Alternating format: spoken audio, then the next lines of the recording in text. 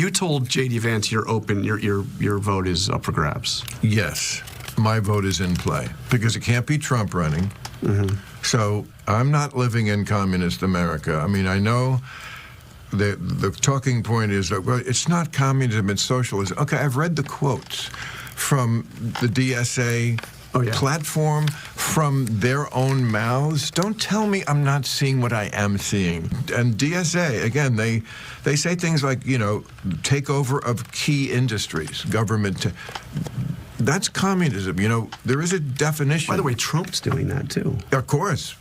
Yes. And to a degree that we haven't seen any other president, Democrat or Republican, do. That's crazy too. He's got a piece of Intel, right? A piece of the AI company. He treats everything like it's a real estate deal. You told J.D. Vance you're open. Hey now, that's a bit different. And Whoa, nice hey whataboutism. Yeah. Yes, look at that. Bill Maher saying he will vote Republican over the DSA, even over the Socialists of America. Look at that. Do you like the sliding in of the also Trump is communist? The guy who's always railing against the communists. I think the government buying a 10% stake in Intel is not taking over Intel in any way, shape, or form. I mean, I don't agree with it, but I don't think I would agree it's different than communism. I don't agree with the action though.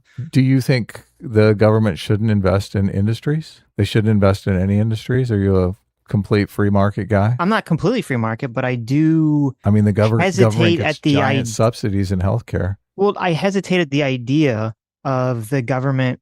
I mean, there's a reasonable argument for it, but I hesitate at the idea the government is going to be like either one of the largest stakeholders or maybe the largest sole stakeholder in a private company that's going to be so vital to making chips and stuff in the future. Do you really want the government to have power over a company like that? Maybe you're like, oh, that's fine now, but what if we have President AOC in the future, President Ramamdani? The situation, though, is not taking a controlling stake. The socialists want to take a controlling stake, okay? Trump giving money to Intel because he wants Intel chips to be produced in America and he wants to be part of the reshoring process. To frame, obviously, a lot of people on the left talk about the government spending massive amounts of money on NASA and all of the technology to come out of that. So it wasn't a waste of money to invest in to make those kind of investments in America. So buying stock in an independent American company, I don't think you can frame as socialism, especially if it's just a 10% stake. Now, if he was taking a 51% stake, I'd say, okay, well, we're getting closer to socialism. Okay. So let's pull back for a second here. All right. I understand that the interviewer asking Bill Maher the question huge whataboutism is doing a whataboutism, okay, to throw shade at Trump. Okay, yeah, I understand he's a socialist too. He's a communist too. Okay, I get that. that's stupid, right? And especially, Bill Maher's point was like, well, Trump isn't even going to be in the election next time, right? So it's even more like kind of further removed than a normal whataboutism. That's all fine. I also don't like the idea of the concept of the government saying we're going to own a 10% stake in a company like Intel. Generally, you have something where like there's contracts where the government's paying a company for something, or if you really want to do this, like if the government's like, okay, well, we think this is like a key industry and it's like very important to build them up, like you can pay them to do stuff, or that company can pay you back, right? I don't like the idea of the government, the U.S. government owning this 10% stake in a company, for indefinitely, essentially. I'm not sure I like the idea about that whatsoever. And then you also have the problem of like, okay, so the government's going to start propping up Intel. Like, what if Intel just sucks and they can never get their shit together? So now we're kind of like saddled with this albatross that we keep trying to prop up forever because it's on, we own like the country owns a 10% stake in it. I agree. I mean, I'm only pointing out the fact that a lot of people will make that argument, and then at the same time, they'll be saying we need to give more money to healthcare. We need to do more healthcare subsidies, which are direct subsidies to the hospitals and healthcare insurers. Mm-hmm. So it's like they'll prop up those industries in the same exact way, but as soon as we prop up a manufacturing industry, they're going to say, "Oh no, that's socialism." It's like just be consistent. If you want the government to be completely hands off on the market, then be hands off. Yeah, no. Well, I mean, giving subsidies is not owning a 10% share of a company. That's going to have a different, that has a very different outcome to that, right? There's a difference between the government paying a company to do something or to lower prices versus like, no, the government has some sort of like massive share of the company. It's only different if you have a controlling stake in the company. If the government is just like any other shareholder, they're an investment, and that investment was good because they got into Intel at when it was under $40 a share. It's like $100 a share now. If someone owns 10% of a company, okay, and let's say it's not the controlling share, right? But we'll say it's 10%, still a shit ton of a company, and that person says, "Hey, company, I don't really like the direction you're going. I'm going to sell all my stock. I'm just going to flood the market with your stock." Right? It's going to have that's going to have a profound effect on the company. The company's going to want to keep that person happy. And then you put on top of that, well, that person that owns 10% is actually the government, which regulates and has massive control over the company already. So I'm a little hesitant with the idea. Okay. And it's interesting because it used to be that the Republicans and the right in America was also incredibly hesitant over ideas like that too. This was, they always complained about picking winners and losers, with Obama and Solyndra and all this other stuff. And this is kind of like the ultimate version of picking a winner. Do you think that the government should have bailed out the auto industry? When? When the 2008 collapse happened. The auto industry? They gave a bunch of money to the auto industry because the auto industry would have collapsed without government intervention. Yeah, maybe. I don't have a problem with that. If they pay it back, which they did. Intel was in a similar situation, and they wanted to reshore. They didn't want to lose Intel as an American company. They wanted to make sure chips were manufactured in the United States. So it is more similar to the auto industry than. I mean, we don't. They're not just taking a stake because they're like, we want to control Intel. No. I understand that, but I could be mistaken. But with the auto industry or the banks and these other things that we like bailed out, right? Yeah. I don't believe the U.S. government owned some massive stake of these companies indefinitely. I think once they paid off whatever the loan was with interest, we're like, okay, you're a private company. This is America. You're a private company. I'm not sure the structure of the auto industry thing, but I mean, you would argue if they just gave them money, and I mean, taking a share in the company would be a better investment. It'd be closer to a sovereign wealth fund because that money the value would go up tremendously. But anyway, look, we're getting completely sidetracked. We are getting completely sidetracked. Immediately. Whether or not you're for or against it, I just want you to maintain some, not you specifically, but people in general, I want to maintain some sort of consistency here, because a lot of people will be in favor of like the government doing things, right? They're broadly in favor of that. And then they'll completely wag their finger at Trump for doing the thing with Intel. So, which may or may not be great for the country. It depends. Like Intel is a turnaround story. So maybe Intel crashes and burns and that investment goes to zero because and we totally end up losing to China and they can't actually reshore anything. Thank you, JMac. JMac, our surrogate father, gave us 50 gift memberships. Look at that. Yeah.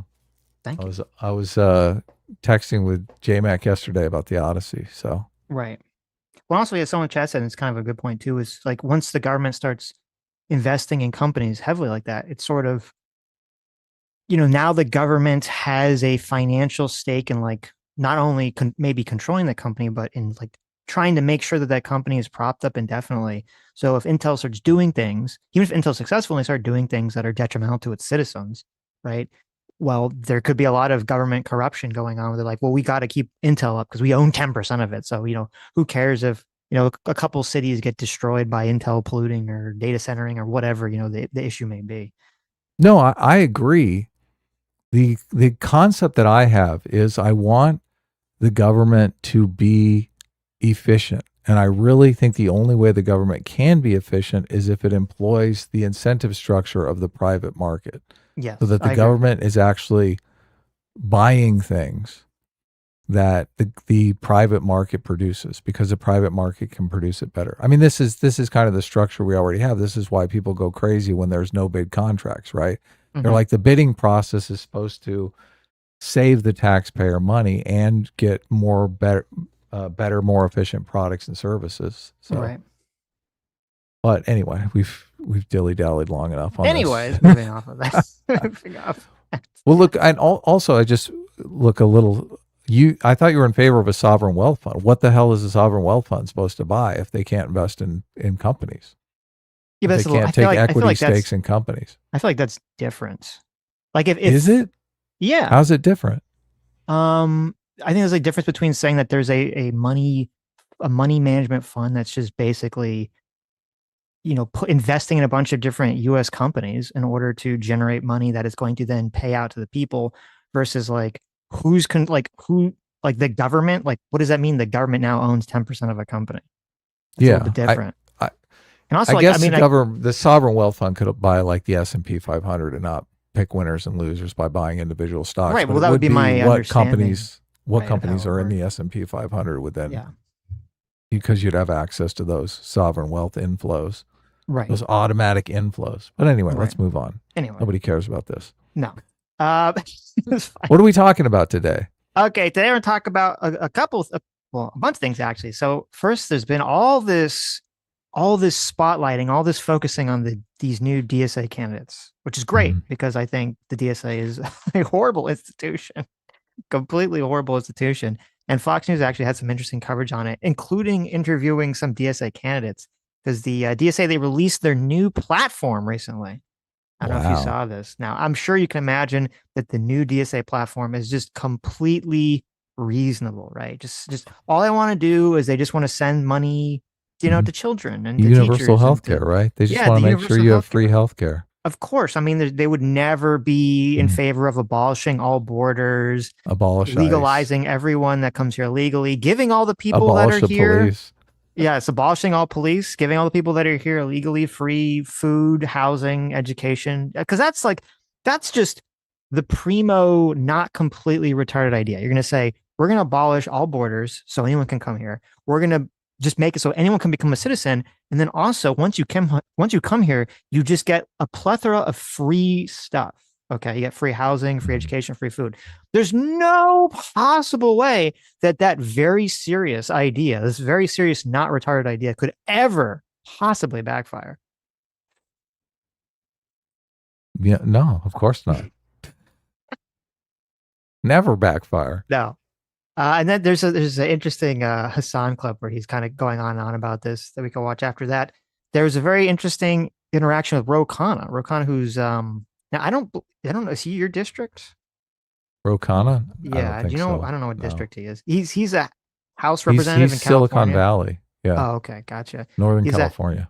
He's a House representative in California, and he was in Israel, and he was detained at some point, and we'll kind of go over what the facts of that case were. And he's been kind of like, he's an interesting guy because he's been a long time Democrat in the House. And he hasn't really, until recently, hasn't been like a person that the very far left Hassans of the world and the ultra progressives and the socialists have really liked. But he kind of sees where the wind is going, or at least he thinks he sees where the wind is going. And so he's jumped he's trying to jump on much of the anti-Israel train as a Democrat can without being labeled as like a Hassan terrorist supporter. So he's trying to walk this line. And a lot of people, Hassan, Jank, a lot of these people have been very happy about this, and Ryan Graham have been very happy about this. They've been praising Ro Khanna about this. But the very interesting thing is Ro Khanna goes on some, Drop Site News, which is Ryan Graham's publication, and he's on it with Ryan Graham and this other guy who's, much more further left. And it really is just like this perfect example of how you can never do enough for the extreme people in the movement. You have this extreme lefty on who's talking to Ro Khanna, and the entire conversation is just like him attacking Ro Khanna for not being extreme enough and saying like, how dare you not support, he's basically saying, he's not saying directly, but he's basically saying, how dare you not allow and support Hamas's ability to murder Israeli military citizens. God. It's like the craziest fucking, it's so crazy to me It's like you have this sitting representative comes on your show and you're like, oh, he's kind of like moving the direction we want to do. Or maybe, Dropsite News and Ryan Grimm is making inroads here. He's getting further connections. And then this other guy who runs Dropsite News is like, no, you're not a terrorist supporter enough. What the fuck are you doing, Rokada? How dare you? Wow. It's amazing. It's amazing. Wow. He's getting it from both sides too because of his Israel stunt. Oh, yes. What's the thing? This thing too. Yeah, you get it from both sides. So you have no allies. And then I believe you said, so are we having a guest or having a couple guests joining us at some point today? Yes. Yeah, we are. PF. Say who those people are. You, I don't know. PF Young. PF Young coming on to explain. He's going to tell us why we're crypto white nationalists. Yes, we were labeled crypto white nationalists, not by him, by But to be fair, he was labeled one too. But I think he has a better understanding of the players here. FD, your boy FD Signifier, my favorite, favorite YouTuber, who hates me but loves you to death. So, So I don't know how you got lumped into the crypto white nationalists. He was talking to this other socialist guy, and that other socialist guy labeled both us and PF Young as crypto white nationalists. So. Well, to be fair to FD, FD didn't defend us, but he didn't dogpile on top either. I mean, he didn't come out and go, "Oh yeah, of course they're crypto white nationalists." The guy was trying to advocate to FD Signifier that this is a way he should conceptualize us. Well, this guy was mad that FD Signifier would talk to us or PF Young, essentially, is what he's mad about. So, yes. Talk to you. I don't think FD cares about talking to me. So right. He seems to really like you though. You say this like it's like this is such a mark against your character. A mark? No, I don't look. I don't mean it like that. But you get chat now. I think it's funny. Hear it in his voice. I think it's hilarious. This guy I fucking hate. This guy I think's a piece of shit. Well, he likes you, so obviously there's something wrong. Look, I don't hate anyone. Okay, I don't hate FD Signifier. Oh, we know you hate plenty of people. Come on. I think FD Signifier is racist, but I mean, we live in a culture where black people are allowed to be racist. So of course, he's got the black privilege. Yes, there's interesting. Maybe we'll see what our time is, because we do want to talk about the Odyssey. Yes, which we didn't talk about at all. I talked more to JMac about the Odyssey than I talked to you about it. So, but I am curious. Yeah, no, Sitch, we haven't talked about it at all. Hated it. He rooted for the dog kickers. So that's the only thing I remember him saying. He's like, "God damn, those dog kickers were cool." Well, I will say I will say this before we get into this, just a little teaser for the Odyssey, okay? Is there is a marketing campaign that happens with these movies. And I'm like I'm pretty confident this is what was going on with the Odyssey, where certain people will be cast in order to generate controversy. Yes. To piss off the quote, finger quotes, right people that Hollywood wants to piss off, so that other people can feel like they're doing some sort of moral service by supporting the movie, right? Okay, interesting. I think that's part of what was going on, obviously, with the Helen of Troy casting. But I will say, and it's unfortunate because it sort of worked on me to some extent, is that all the controversy about it motivated me more to want to see it. Now, part of that's because, like, we're going to talk about it on stream, because I'll be honest, like, I didn't really have a strong desire to see. I had no desire to see it. This is exactly what happened to me. The reviews, I listened to a bunch of reviews, and the people were not really talking about the story. They were talking about the costumes. And I was like, well, I'm not going to see the movie for the costumes. I'm going to see the movie for the story. Right. So, and since people weren't really diving into the story, I was like, okay, well, I got to go see this movie just to, and look, I didn't flip for IMAX or any of that stuff. Well, all the IMAX were sold out here, so I couldn't see it on IMAX anyway. And, I thought I was going to get a 3-hour feminist lecture. So I was like, I was really not, I was like, I am seeing this movie so you don't have to attitude. Right. And then I liked it. I mean, I would recommend, well, look, I would recommend it if you don't. If you can't get over the casting, if you're going to look at Lupita as Helen of Troy and just it's going to destroy the entire movie for you, you're going to get like veins in your neck and stuff like that. Obviously, don't go see it. And there are some people who are not seeing it on principle alone because of the woke casting. Like if you're in that camp, look, you're not obligated to see it at all. But I actually enjoyed it, so don't like crap on the people who did go see it and do like it. So okay, interesting. Yeah, we haven't talked about it all. I have mixed feelings about it, so I'll be curious to hear your take on it when we get there. Yeah, you seem, yeah. I don't actually know if you liked it or didn't like it. Well, I said I've mixed feelings about it. Okay. So stay tuned to find out if Sitch gives it a recommend or not. Right. So, who knows? We'll see. We'll find out. But yeah, the controversy drove me to the theater. It was a meh. It was funny too because all the actors, like, I'm not interested in any of these actors. Like, I don't like any of these actors. You don't like none of these actors. Damon. I was thinking, what movie has Matt Damon been in that I actually liked? Nothing. We Bought a Zoo. Yeah, exactly. We Bought a Zoo. No. Yeah, no. I mean, I like Saving Private Ryan, but he's not really in it that much. So you didn't like? I mean, Good Will Hunting. It's a good movie, right? Good Will Hunting was okay, but it wasn't like Matt Damon makes Good Will Hunting a good movie. And all the movies he starred in, I'm like the Jason Bourne thing, never really into. So yes, that's going to be controversial. I know a lot of people love Jason Bourne. I've never been a big Jason Bourne fan. If you love Jason Bourne, I mean, hey, you'll be happy to know that Jason Bourne makes an appearance in the Odyssey, much to my surprise. But I was going to send a link out too. There was a guy on Twitter that I think watches the show. I'm spacing on his name right now, but I was going to send him a link too. We'll talk about it and then we'll send him a link. He seems to know a lot about Homer. Seems to be a Homer expert. I asked him some questions because there's a scene in the movie that I thought was a ripoff from Futurama. But it turns out Futurama was ripping off Homer, which you would think that if Matt Groening did Futurama, right? I would believe Homer ripped Simpsons, off. I would believe Homer ripped off. And Futurama. obviously Simpsons, the main character in Simpsons is named Homer. That's true. So oh my God! Look at this. How did I never connect this before? Okay, I'm coming for you, Candace. I want your job. It all makes sense, right? Yeah. Interesting. Okay.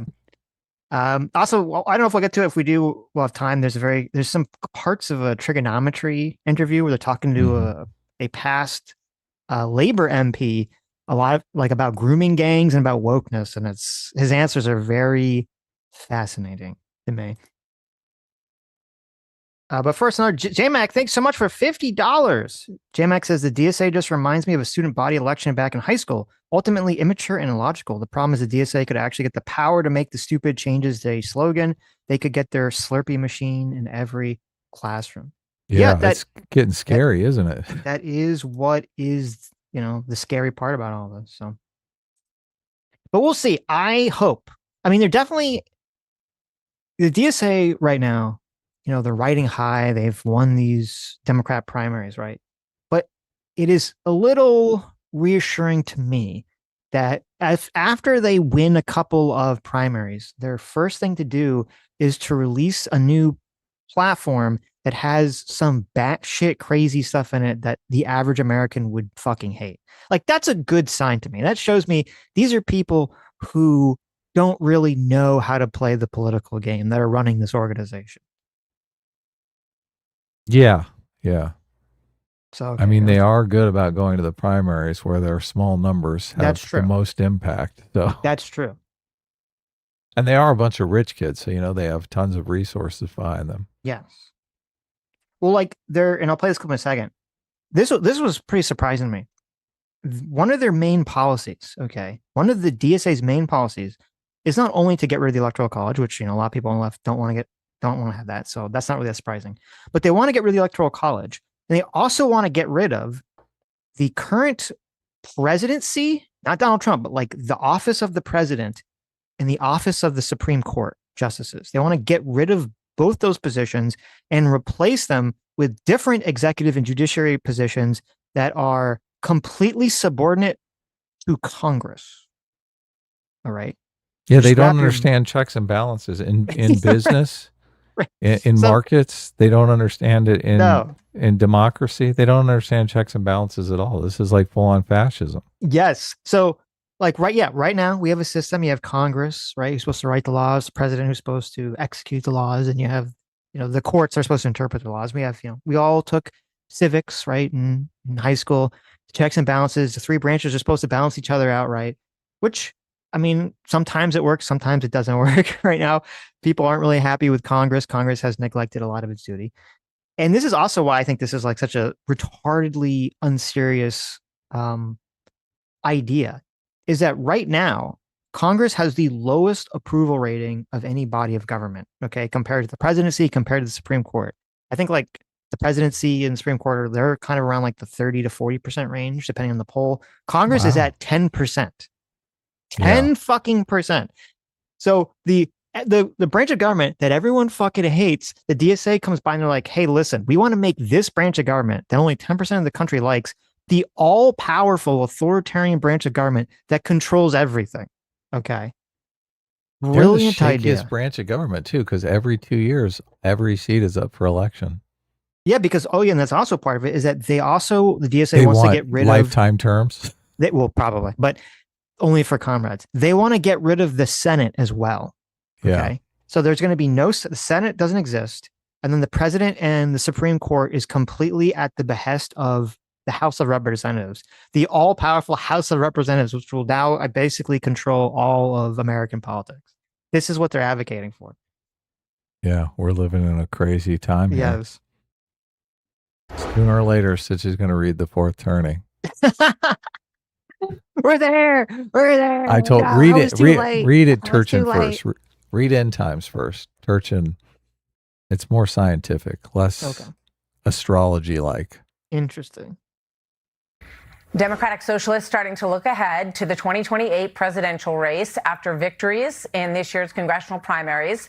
Their agenda includes getting rid of the United States Senate, letting Congress choose an executive and judiciary to replace the president and the Supreme Court, amnesty for all immigrants, ending deportations, defunding the Department of War, a wealth tax, and passing a Green New Deal, among others issues there that you see up on the board. So with that, we bring in Gustavo Cordillo, co-chair of the New York City Democratic Socialists of America. Thank you for joining us. My God. Obviously, this is a really hot topic right now. Thanks for inviting us. Thank you for being here.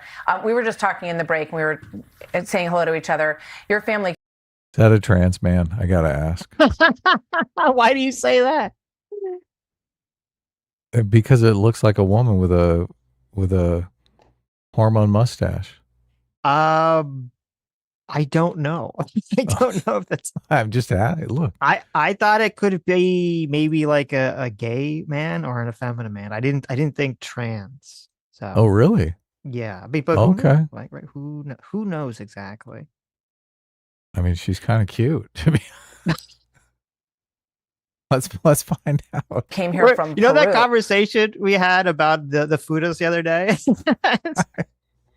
Yeah, you're like, oh, that guy looks kind of cute. Must be a woman. Obviously, I'm kidding.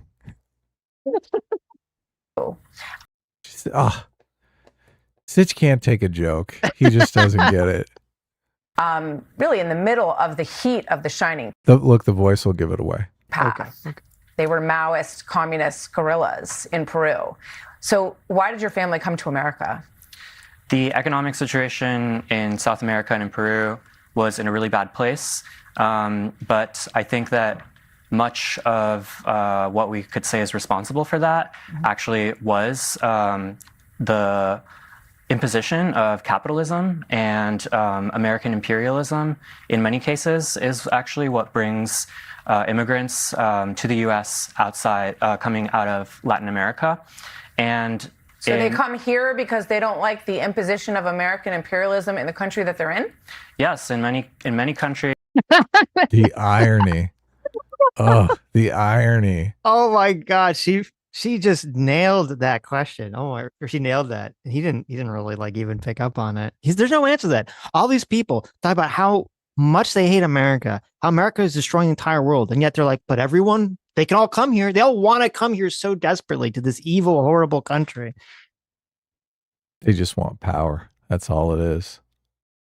You know how we all know people like this? There's a person, maybe in your friend group or your family who, whenever there's like a problem, right? Like, oh, you have this issue or you haven't done this.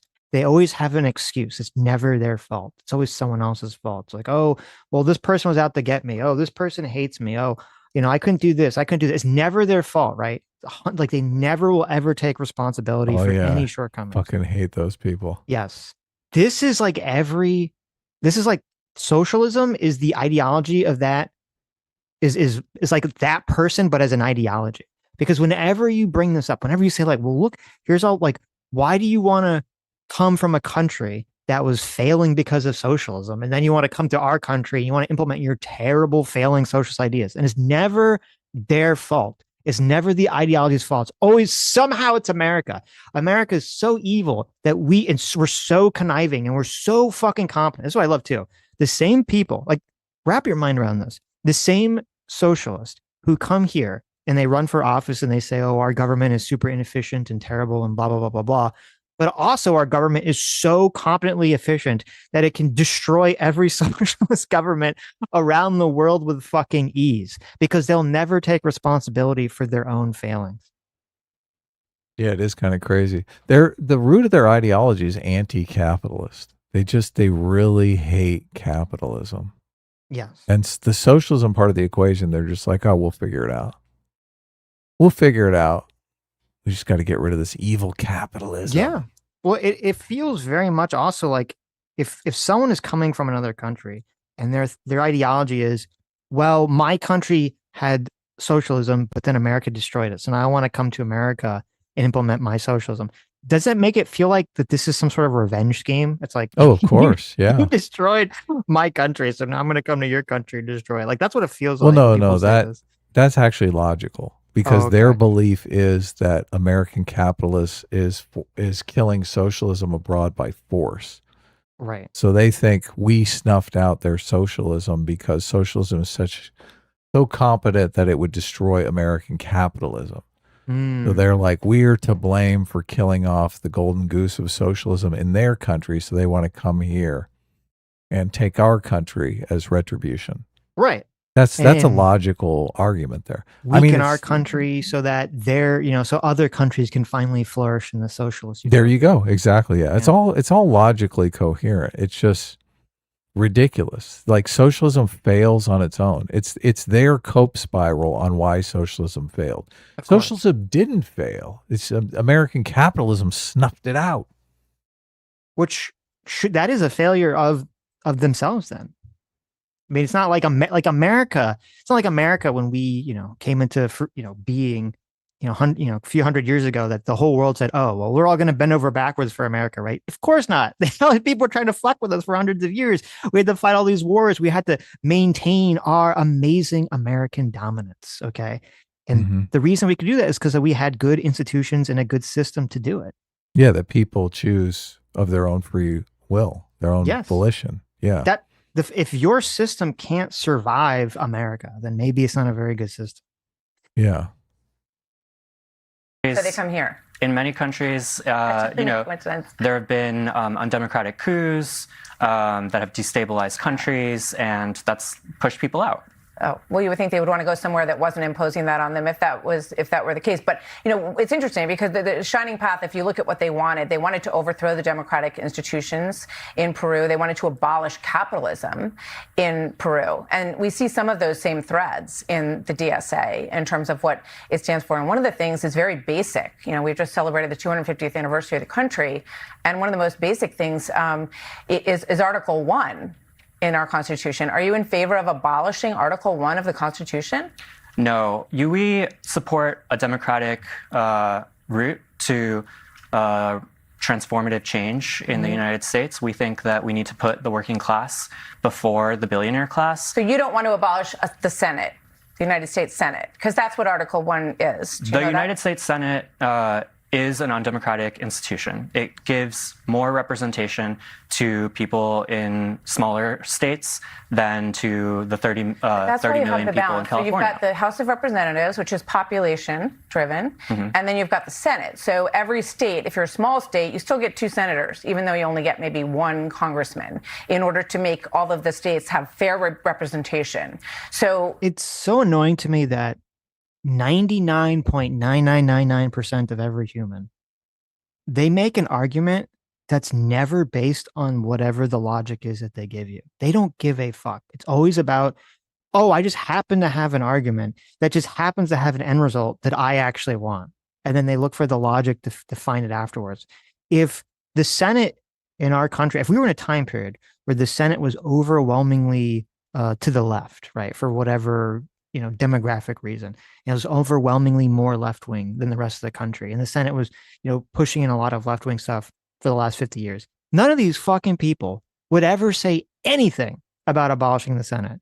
They'd be like, we have to give the Senate more power, we should abolish the House of Representatives. Like, they don't care. None of these people care about any sort of it's undemocratic. They do not care one iota about that. It's just because they're like, this institution is not actually generating the result that I want, so it should be eliminated. That's all they care about. It's so annoying.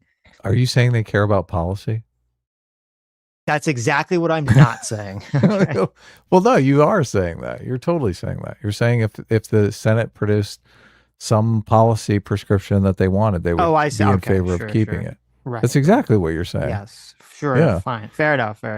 So they are interested in policy. But look, I'm not sure. Look, I'm not sure that that's the case, because I do think this is really being driven by a power game.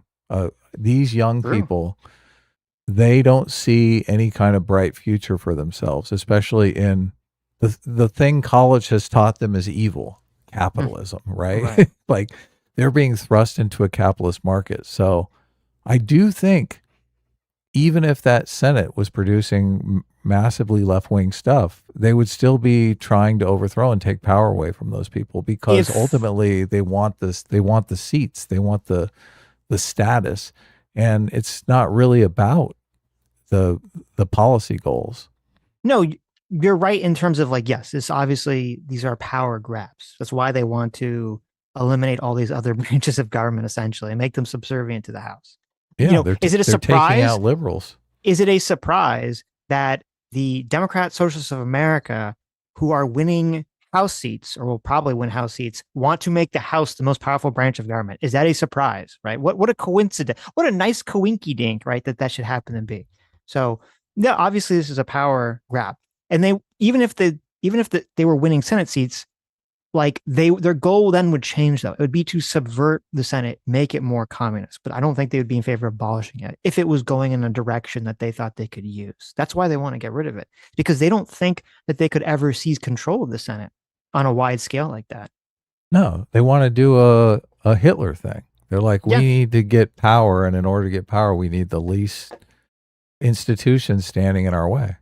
Yeah, but also that they see it like, they're looking at America and they go, okay, they know that half the country will never vote for socialism and hate socialism.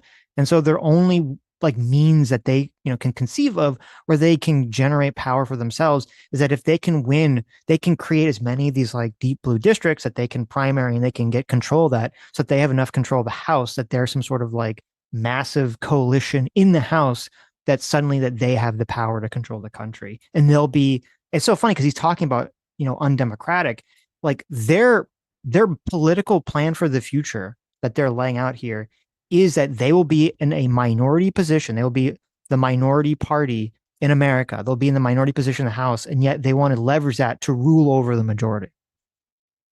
Exactly. Yeah. It's a total power play. They're never going to abolish the Senate, though. That's crazy. No, I mean, it's a stupid idea. Obviously, it's a retarded idea.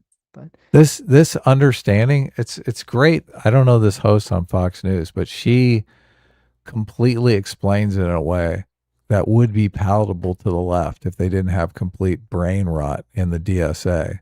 Mm-hmm. Because the 2 senator thing puts a floor on how much representation a state could get. If you didn't have the Senate, then you could literally have like one representative only, right? Mm-hmm. But with the Senate, every state has at least 3 representatives. Right. You get like 2 senators and a congressman. Obviously, you can, like, I think California has close to 90 Congress people. Right. So California is huge. Here, let me look it up. Well, and also it's funny because she's like, so you want to abolish, Article 1 of the Constitution? And he says, no. And then she's like, but you do. And then he's like, well, we want to, but we want to do it legally. It's like, that's not what she asked her. She said, do you want to get rid of it? And he said no first. Like, well, we do. We just want to do it legally, guys. We'll totally do it legally. I mean, because we have to, because right now we don't have the ability or power to do it, with force. California has 52 representatives out of 435, I believe, Wow. is the total. Yeah, so that's a pretty large share. Well, you see why they want to give the House all this power? Yeah, of course. You say, I'm just confused. When you ask normal Americans if Congress and the Senate and our political system is working for them, most people are very unhappy with the political system and they say it's not working for them. When we think about the 250th... So let's give them more power. The system that we think sucks, let's make them even more powerful. Genius! All of this has to do with Trump. It really does. When they're like, I have to look at Trump's face every day. Of course the system's not working for me. Mm-hmm. We live in a fascist America where ICE is a bunch of white supremacists running around cracking heads. The political system's not working for me. Right. It's this completely batshit narrative that's been pumped up by the media that's driving all these people insane.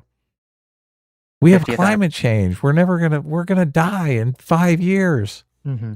That 5 years keeps getting moved out. Right.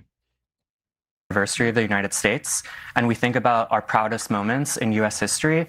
I think of times like when ordinary people rose up and they changed the Constitution to abolish slavery, to give women the right to vote. Everyone's proud of that. And that's a nationwide pride in the country. But back in those moments, those were considered radical movements because those people dared to say we need transformative change in the United States. Right. Look at this. He's saying that the people who freed the slaves were the liberals, the liberal Republicans. Well, listen, when I think of abolishing the Senate and making the president and the Supreme Court completely subservient to a single house of our government, I think of freeing the slaves. That really, those seem like very comparable things. You're talking about enslaving the entire nation. Exactly. It's like reverse. Yeah, it's like reverse freeing the slaves. Well, we struggle to become a more perfect union, but I just want to ask you again, do you want to abolish the United States Senate? Because you said you approve of Article 1, but then you said you didn't think the Senate works. We think that the Senate should be reformed, that we should have a more democratic government system, but that's a long-term change that we're seeking. And in the short term, we're focused on issues like affordability, like freezing the rent, which we've just done in New York, like creating a universal childcare system, which we're also taking steps toward doing, like fixing our energy grid. In 2023 here in New York, we passed the Build Public Renewables Act, which would create publicly owned renewable energy to have a more reliable, cheaper, cleaner energy grid. These are our immediate term demands where we do have a long-term horizon where we do want to democratize our government. Face alone, could this guy win an election? I mean, he looks like he's either going to deliver a pizza and then get a blowjob in a porn movie, or that he's touching kids inappropriately. So probably not. Yeah. I don't think so.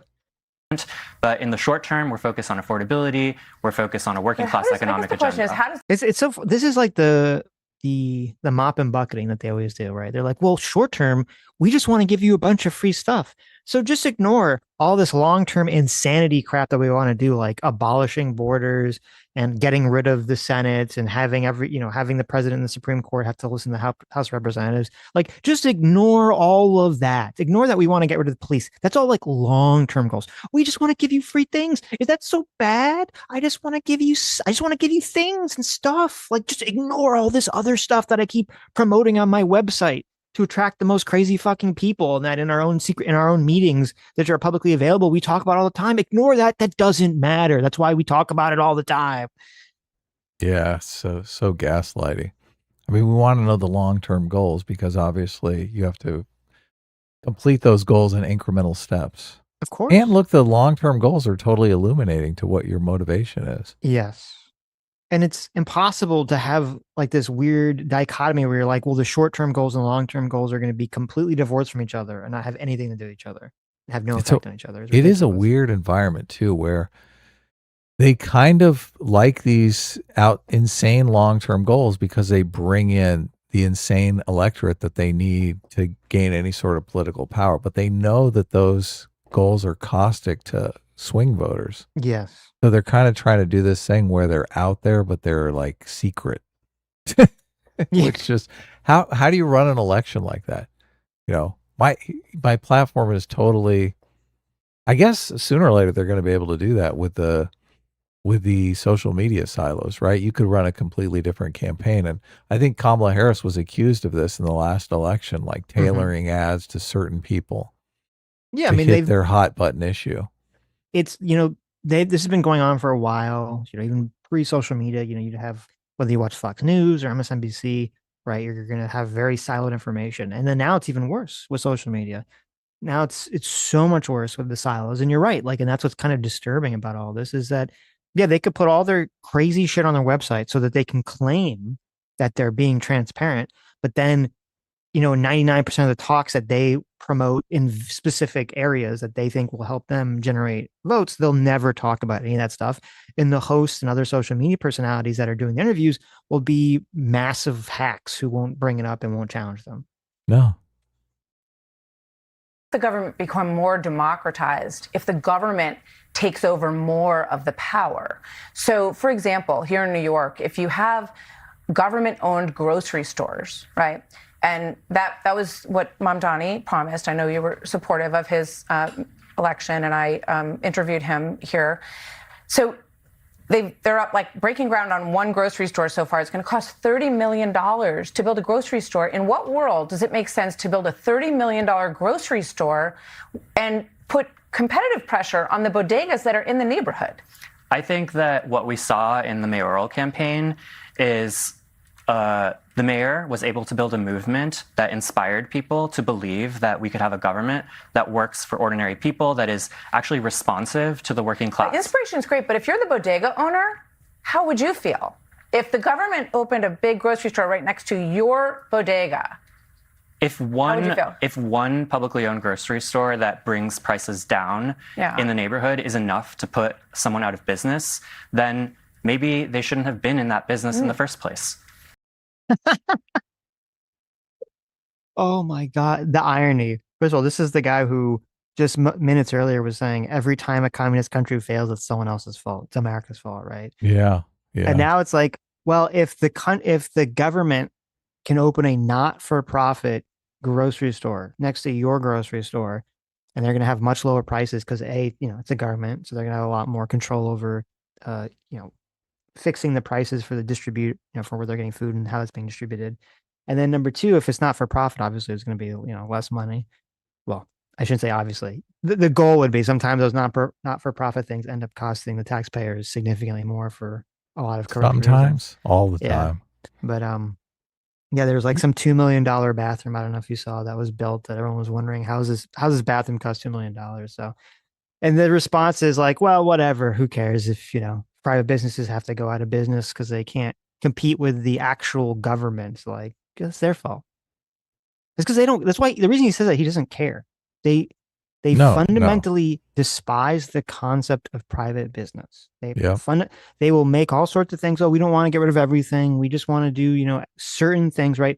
That's all just pushing the Overton window and open and more open and more open and more open. They despise the concept of individual people starting businesses. They hate it with all of their heart and soul. They believe profit is theft. Yes. So they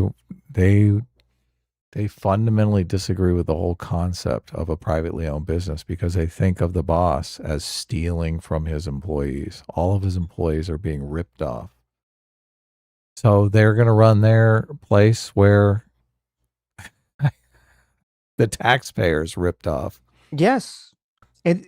That's why that conversation we watched, this was years ago, that we watched, this was when Ethan was still doing his podcast with Hassan, was so illuminating.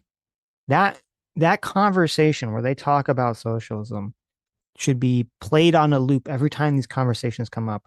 Where Ethan Klein, by no means some sort of massive, intellectual debate genius, Lord bro, right? Ethan Klein asks Hassan a very simple question. He says, okay, under your system, Hassan, under your social system, how do I hire a person to do a job? How do I hire a janitor? And Hassan couldn't answer the most basic fundamental question of how business should be organized. He couldn't answer how you can hire a person to do a simple job under his economic system. And that's it's just, these people are fundamentally retarded. They're fundamentally unserious, retarded babies that just want, their platform is just free ice cream and rainbows for lunch every day. 5-year-old kid just saying a bunch of nonsense. That's what this is. You have to bring the janitor in as a part owner of the business, which is just completely ridiculous. Their system is so onerous. It makes every single hiring decision a literal fucking marriage for life. It's like there's no way to enter into relationships a little bit at a time. This kind of feeling out period that you get with employers. It completely does away with that because you can't do it. You can't do it. You got to bring them in as a partner in the business. Yes. It completely disincentivizes hiring employees. How are we supposed to exist in a country where businesses that do exist are disincentivized to hire a person? Okay. Oh, yeah. If you start some co-op restaurant, with your 5 friends, okay, or let's just say there's 5 of you, and because of the rules, we live in this socialist utopia, all the 5 people that work at the restaurant and start the restaurant all have to have equal shares, okay? And if you hire anyone else, guess what? That 5% cut that you have now is going to become a 6% or a 6 party split, right? Yeah. So you're going to take a massive pay cut by hiring a janitor, right? If you're like, well, our restaurant's doing very well, we need to have another cook, or maybe we need to have another server. Well, guess what? Everyone's you're going like, to take a no. massive pay cut if you do that. Like, you're like, why the fuck would we do? Why would we be creating an economic system which is telling businesses you should not hire people? You shouldn't give people jobs because it directly takes out of your paycheck. Plus, the friction increases the more people you have because everyone has a veto right. Yeah, now they have controlling decisions. Like, why should if you and your 5 friends start a company, or let's say a restaurant, and you've been managing it for a year and it's doing well, and then you hire a 6th person because you need an extra cook, right? Why the fuck should that person who just jumped on board get equal pay and equal say in running this restaurant? How's that fair? This is the part that is the total post hoc reasoning, because they have this intuition that if the boss makes money off of your labor, he's stealing money from you. So it's like they have to develop a system that gets around that, so that there's no boss that's taking a cut of your paycheck. I know.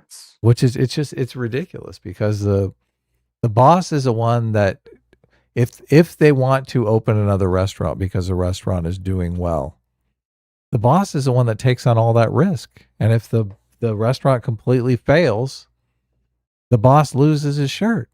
So yeah, I mean, and might not even, we say it's like the owner, right? Because often the manager isn't the owner. I mean, sometimes, depending on, it can sometimes it's the same thing. Yeah, in a lot of cases. Right. So, but no, yeah, I mean, 100%. And under their system, there's almost no incentive to ever expand. No, like if you have a restaurant and it does well, how are you going to expand to own a second restaurant? Does that mean that, like, if you have 5 people that work at your second location, I mean, does that now suddenly mean that you have to split it 10 ways between both locations? Why would you ever take that risk? That means that now the store has to make more than 100% of what your store is making now for you to even make money doing that. Yeah. It's ridiculous. And that's why Hassan couldn't answer this basic question to fucking Ethan Klein of all people, of like, well, why would a person hire anyone in this economy you're suggesting? It makes absolutely no fucking sense. And then the idea that the government is going to start all these private businesses. Well, that's why they have to rely on the laughable. government. They create a system that's so inefficient and so stupid that they need a big brother to come in and force businesses to even exist in the first place. Yeah. So bad. Interesting. Let's play, let's look at the big picture for a second here, and play this from Marco Rubio, because his family came from Cuba. You were talking about your family coming from Peru. And he wants nothing of any socialist, democratic socialist, whatever you want to call it, communist presence in the United States. And he may be running against one of your candidates potentially in 2028. So let's take a look. I'm sure his parents were the rich people in Peru, because it's always the rich people that get out, right? Right. One of the criticisms you sometimes hear of communism, for example, is that it sounds good in theory, but it never works in practice. That's actually not true. Communism does not sound good in theory. The world it envisions for all of us is small, flat, gray, leveled of all exception, drained of all that is good and noble in the human soul. What's your response to that, Gustavo? I would say that we are looking to, when we look at, to take inspiration from governments abroad, we're looking at countries like Norway, Sweden, Always Norway. Cities like Vienna that have actually created affordable housing for all under socialist governments. All of them have very active capitalism happening in those countries, though. They have big technology investments, very big companies that do well. We are still operating in capitalism. Yeah. We're trying to pass transformative reforms to create an economy that will work for the working class. And we've seen that happen already in history in Sweden and in Norway. And yet, in those countries, a very large portion of the economy is publicly owned. That's a system that we want to bring, for example, to the electricity system here in the United States. Mm-hmm. We think it would be better if the government had a bigger role in operating the grid, and actually most voters agree with that. 25% of the energy generation here in New York is publicly owned. Yeah. It's the most affordable energy. Well, Here's the question you ask these people when because they always do this. They always bring up, oh, we just want to be like the Nordic countries. Okay. Mm-hmm. The follow-up question you ask is, oh, okay. So if America, models itself after some Nordic country, right? Well, that means that's far enough, right? You don't want to go further than that. You don't want to abolish all the borders because the Nordic countries don't do that. You don't want to abolish the police because the Nordic countries don't want to do that. You don't want to get rid of all private businesses because the Nordic countries don't want to do that, right? Like, obviously, if you just want to be like the Nordic countries, you just want to go as far as they do, right? If obviously you don't want to go any further than they do, right? And then obviously, you bring up all the policies that they're pushing that's 10 times more extreme than anything going on in any Nordic country. Always been a New York Power Authority. In fact, my grandfather served on the New York Power Authority many years ago. And so there is a public role, I think, for that. But then you look at like these wind farm projects that were so, completely unaffordable. And they basically had to scrap all of these wind farms because they couldn't afford to build them. And also because they didn't go through the environmental process to prove that they weren't going to damage the ocean.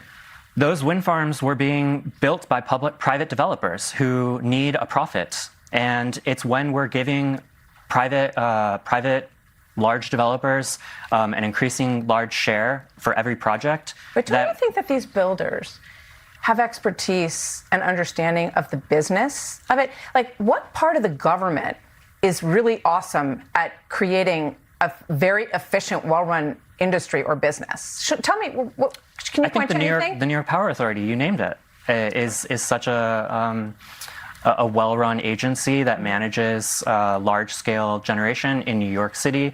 Our water is municipally run. Mm. It's some of the best water in the country. Well, those things have been in place for decades, as I just pointed out. But, the question of whether or not you want a larger role for the government is one of the big questions here. Let's take a look at the homeless encampment that has just sprung up. I nailed it with the profit thing. You could tell. Mm-hmm. He's just completely against the profit. Well, it's annoying, too, because, we do exist in an economic situation right now where there is, I think it's far too unbalanced. I think the average worker doesn't have really a lot of power to push for and to get a wage that would probably be fair or comparable for most people in most industries. I think that's true. But that situation, we've been able to fix that situation in America's past, right? Post-World War II boom that everyone points to. And there's ways to fix that situation without going, well, we have to go full fucking socialist. We have to go full commie, where there is no such thing as ownership anymore.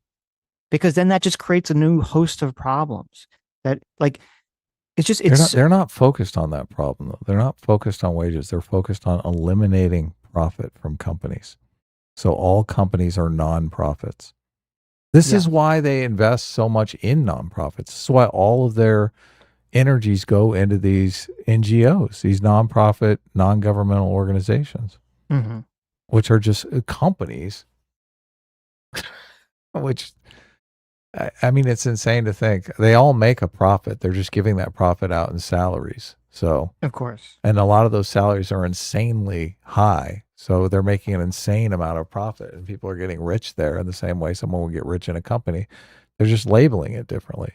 Yes. I looked up Norway's sovereign wealth fund too, and it's $2 trillion. I'm sure most of that $2 trillion is in the American stock market. So yes. I like the idea that we're going to get rid of capitalism. Like, all that wealth is being created by the profit motive. People buy stocks because of the profit motive. People invest in companies because of the profit motive. What happens to the stock market in this situation where everything is a government organization? There's no place anyone can invest. No. The investment, it's so frustrating because the socialists fundamentally, on the most basic level, do not understand anything at all about human nature or economics whatsoever, or our economy. Yes. Well, yes, obviously, but I'm saying, like, they have no understanding of human nature. They have no understanding of human psychology. And this whole idea that's like, okay, humans are, for the most part, short-term thinking, asshole animals who are lazy and selfish. Risk avoidant. Yeah. Yeah. Risk averse. Yeah. Yes. And so in order to kind of get us, the human animal, to do a bunch of like awesome things, like generate societies and build cities and make electricity and do all this awesome shit that we're kind of doing right now, you have to have a system that incentivizes to do it. Because listen, most people, I'm one of those people, okay? A lot of people would be like, hey, if the government's going to give me, infinite money and infinite resources, and everyone's the same level, right? So I don't really have to compete in any sort of status hierarchy. Well, I'm going to sit around all day playing video games and jacking off, right? And so it's like the overwhelming majority of the fucking population, if you just say, well, there's no need to do fucking anything, okay? And these people, they just have no understanding of this whatsoever. I mean, I think they do understand it. That's what they want. They want that for themselves, essentially, and they want that for everyone else, but they're going to kind of like cover that up on some sort of unconscious level because they don't really want to admit that yes, people need to be incentivized to do things. And this is part of why our system works so well, is that people that are very motivated are incentivized to be able to compete. And those people are able to create jobs and systems that provide, or create businesses that provide jobs and other systems for other people. Now, yes, does that mean that it should be completely unregulated and that those people should just be able to like fucking run roughshod and control everything? Obviously fucking not. I saw a whole video that was completely insane about how Amazon does all this like seemingly illegal shit to basically price control so many prices across the country.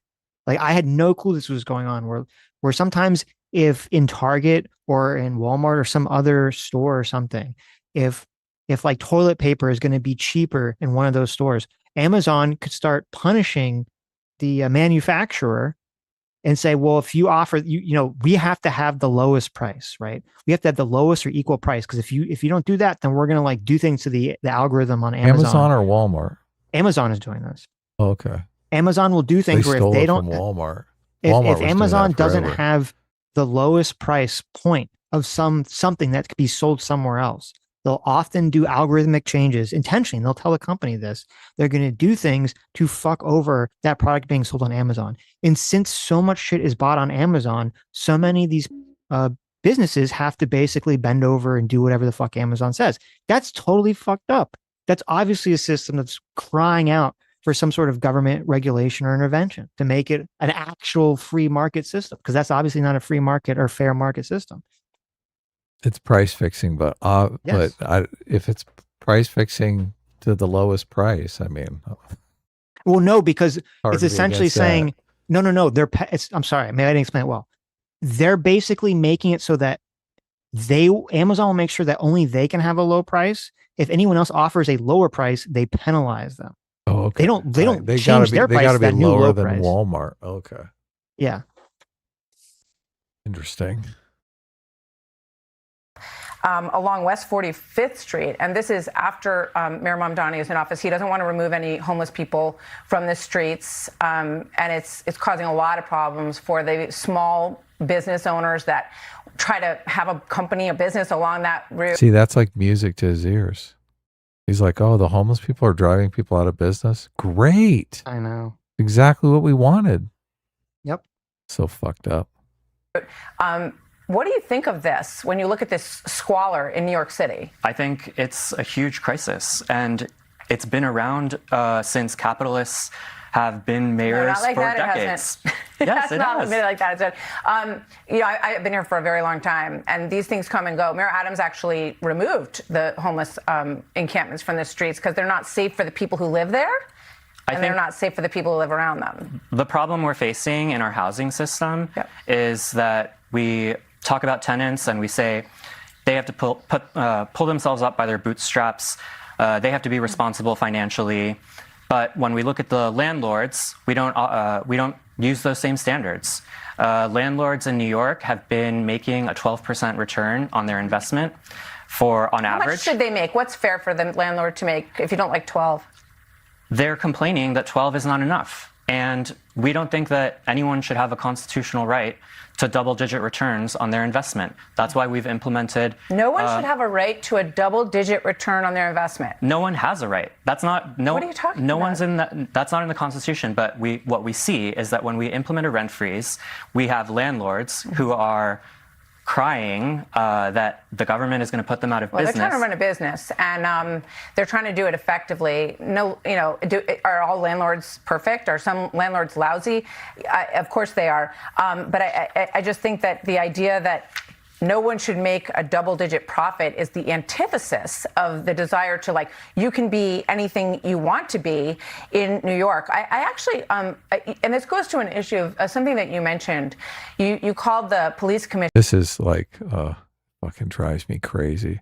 Mm-hmm. Because as a business owner, you're trying to get as fat profit margins as possible so that you can accumulate resources so that you can develop some new business, some new product or service. So if they cap profits at 12%, you're never going to accumulate enough capital to do something else that could be bigger and bolder, right? Mm-hmm. So they fundamentally don't, they just don't get it. They don't get it. A lot of them are degrowthers. They don't want the economy to grow. They don't want technology to grow. They want just everyone to go live in the woods and farm. So, and I'm not that personality type at all. No, it's true. The last 4 minutes is kind of boring. Okay. We can stop. Yeah. Okay. This knucklehead. Pig. Who's this asshole?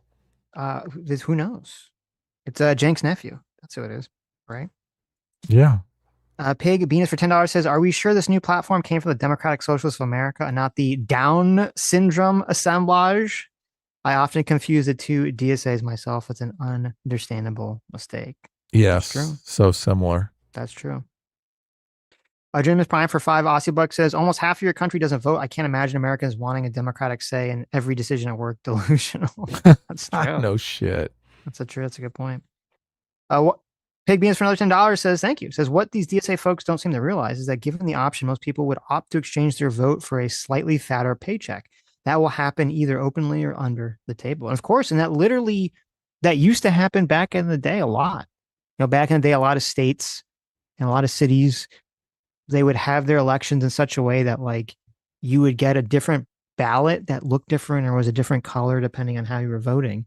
And it made it very easy for people to buy votes because you're 100% right. A lot of people are like, oh, I don't care, whatever. Just, you know, I will willingly take, you know, you give me the $10 now and I'll vote for however you want. I mean, we saw there was that video. I don't know if it was Project Veritas or someone else did, where they were kind of doing that already with a lot of the homeless people in California, where they'll just get them, you know, to vote for shit for money. This is the natural formation of power too, because in a business, the people want to make as much money as possible for their time. So they kind of sniff out who makes the best business decisions that maximizes the amount of money that they make. And they're like, look, I don't really want to make the decisions. My decisions suck. We want that guy to make the decisions because I take home more pay. And then you've got exactly the same structure. Yeah. Yeah. They would even say, well, he deserves a little bit more because, you know, he makes the good decisions and we all make more money. So now he's even making more money. You're like, oh my God, he's the fucking boss. Holy shit. I know. So fucking stupid. So stupid. All capitalism is the path of least resistance. It really is. Mm-hmm. They act like it has to be forced on everybody. No, it doesn't. No. People naturally trade. Adam Godbot, thanks so much for the 47 months, says, quote, reasonable socialist is an oxymoron. That is true. Yeah, of course. Righteous Indifference for $5 says, if a country were to seize the assets of a company America owns stocks in, can that be considered an act of war as attacking American property?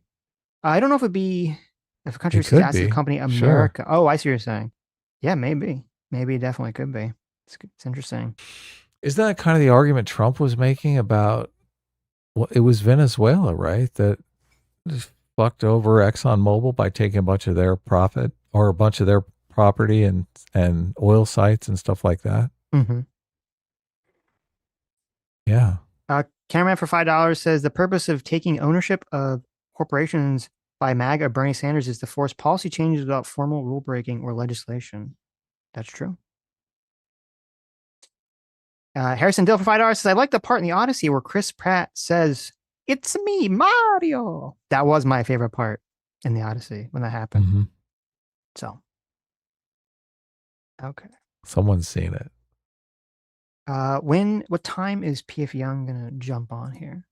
3, he said. Okay. 3 my time, so an hour from now, or 45 minutes rather. Gotcha. Okay, so we'll watch some of this. This is not a game. Everybody needs to understand these crazy little mini Mamdanis who are popping up all around the country. They are a danger to you and your family. This is not a game. If they yeah, it's devastating. These mini Mamdanis, dude. Let 1,000 Zorons bloom, baby. I told you when I said what I said at the New York City DSA Slate rally, when I said, by the time we're done with this, we are going to make Zoran Kwame Mamdani seem unremarkable. This is what I meant. And we're getting there slowly but surely, and we're going to keep pushing, okay? Will Kane. Part of that unremarkableness is that at the end of the day, Zoran is not extreme enough for these people either. He's too moderate as well. So that's why they want to keep pushing the Overton window. It's like, we got to keep expanding it. He's not crazy enough. Zoran Mamdani doesn't at least openly support the Houthis like Hassan. He's not going to openly support Hamas like Hassan. So they got to keep pushing the bar. They have to push it further and further. DSA wants total, radical, and fundamental change. By the way, at this point, if you ever miss out on like a DSA roll call, you know, any sort of convention, any sort of like Zoom call that they're putting out there, you can just tune into Fox News the next day because they'll summarize it for you. It's pretty awesome. I know that like they're probably doing this because they want to portray the Democratic Party as radicals. Look at these radicals in the DSA. But I think that there is going to be an unintentional positive feedback loop that they create while they're trying to negatively polarize people against the DSA. I don't know. As socialism takes root. I mean, that's the question. How much of the electorate is radical and ready to show up to vote? Obviously, Hassan is betting big on most of the electorate are these radicals. I mean, my concern is right now, most people are not radical at all. Mm-hmm. But their kids are radical. The majority of kids are radical, and that's what's disturbing. And it's like, part of the reason that we're where we are today is because there was this huge swath of kids that were radicalized in the 60s. And a lot of those people wormed their way into the institutions, and they just kind of, burrowed for a while. And all the shit that we're going through now is because of all those people in the 60s, passing this shit on. And it's like, so we're in the situation where either these kids are going to grow up and they're going to become the new political class, and then we're going to be having this conversation for the next 10 to fucking 20 years, where now suddenly the socialist and the fascist are going to actually be, having competitive fucking races now. And we're going to live in the fucking worst timeline. I just can't imagine those radicalized kids whose parents haven't voted in 20 years, and all of a sudden mail-in ballots start showing up at their house, that they're not filling out those ballots and sending them in. Of course they are. Yeah. Yeah. California started mailing ballots out to everyone who's a eligible voter, whether or not they voted in the last fucking 20 years. All those are showing up at these kids' houses. Yeah. You don't think they can forge their parents' signature? No. Of course they can. It's impossible. The corruption is so baked into the system. Yeah. Fucking stupid. Now, in the Democrat Party, are voters taking to socialism? We may not have an answer yet, but we are getting a pretty clear. Well, I don't know. Maybe putting this image side by side is probably part of the reason why young people are taking to socialism, because this is the only thing that our productive output moves in the direction of. Picture of what democratic socialists have in mind for America. Total, fundamental, radical change to pretty much every area of government. The DSA. I mean, why are they showing that picture at the same time? I don't know. Yeah, that's a good question. Of some bombing. I don't know. Some taking out some terrorists. Underscoring that plan for upheaval in a new platform just released. Let's walk through it together. We have it up on the wall. It's no less radical than starting with replacing the president and the Supreme Court of the United States. But we're just now getting started, because the DSA would also abolish the United States Senate, expand the House of Representatives, and move to ranked choice voting, the likes of which you see in California. California? Huh? See, this is where like Fox News just totally is horribly incompetent. Okay. They're like, look at the scary things that the DSA is doing. They're like, they don't kind of like explain a little bit deeper. Oh, they want to make the president and Supreme Court subservient to the Congress. Okay. Which completely destroys the balance of power in this country, right? They don't focus on that. They don't really explain it. They just kind of throw it out there. And then they go, oh, and they want to do ranked choice voting. Really? That's the big scary thing? You think you're going to put rank, like what? Don't even bring it. Who gives a fuck about ranked? What? That shouldn't even be on the board. They want to get rid of fucking borders. They want to get rid of the fucking police. These are things that should be, you put up on your fucking board, Fox News. Why do you even give Hassan and these stupid retards the ammunition where you can list off 10 horrible things and then they can skip 9 of the horrible things and then focus on the one thing that's like, oh, well, that's actually like a reasonable policy, or a policy that doesn't really sound scary to 90%. Yeah, I'm in favor of expanding the House of Representatives. Yeah. Like they capped it at 435 by amendment, but it should be 20. There should be 20,000 members if it was actually a portion. Well, I don't know if I agree with that. You always say that. You always say that as if it's impossible to have an organization that has 20,000 members. Mm-hmm. But it's not impossible. Okay. Not remotely impossible.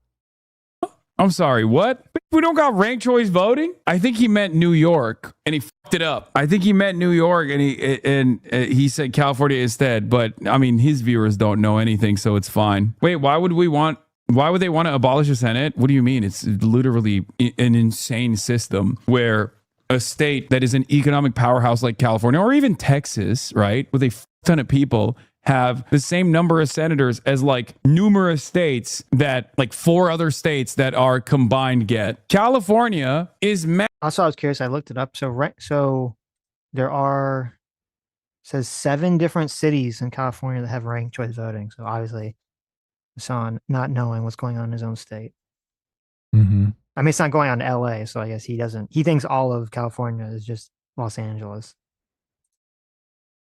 Massive. California has a lot of economic power California gets the same number of senators as Wyoming, North Dakota, South Dakota. Here, I'll use a word that Republicans understand is DEI for small states. The Senate is DEI for small states, oftentimes red states. Still working to transform America, the DSA proposes, like many Democrats. It's interesting. It's an interesting way to kind of like phrase it. The Senate is DEI for small states, because you'd say, wait a minute. You're in favor of DEI, right? Like, I thought, Hassan, you were in favor of that. So shouldn't you be in favor of that? Like, if the Senate is protecting the minority, because you said, it's protecting, small states, right? It's protecting the minority from being taken advantage of the majority. If that's what it's in favor, if that's what it's doing, then shouldn't you be in favor of it? That's what you're in favor of, all these other, protecting minorities. And this goes back to what I said. No, these people don't care. It's not about like, well, I have some sort of logically consistent position. It's whatever the outcome is that's being generated. If the Senate was generating very far left outcomes, then they would be supporting it, and they'd be saying, it's very important that we protect, the minority of people in the country from being attacked by the majority. That's why the Senate's very important. Yeah.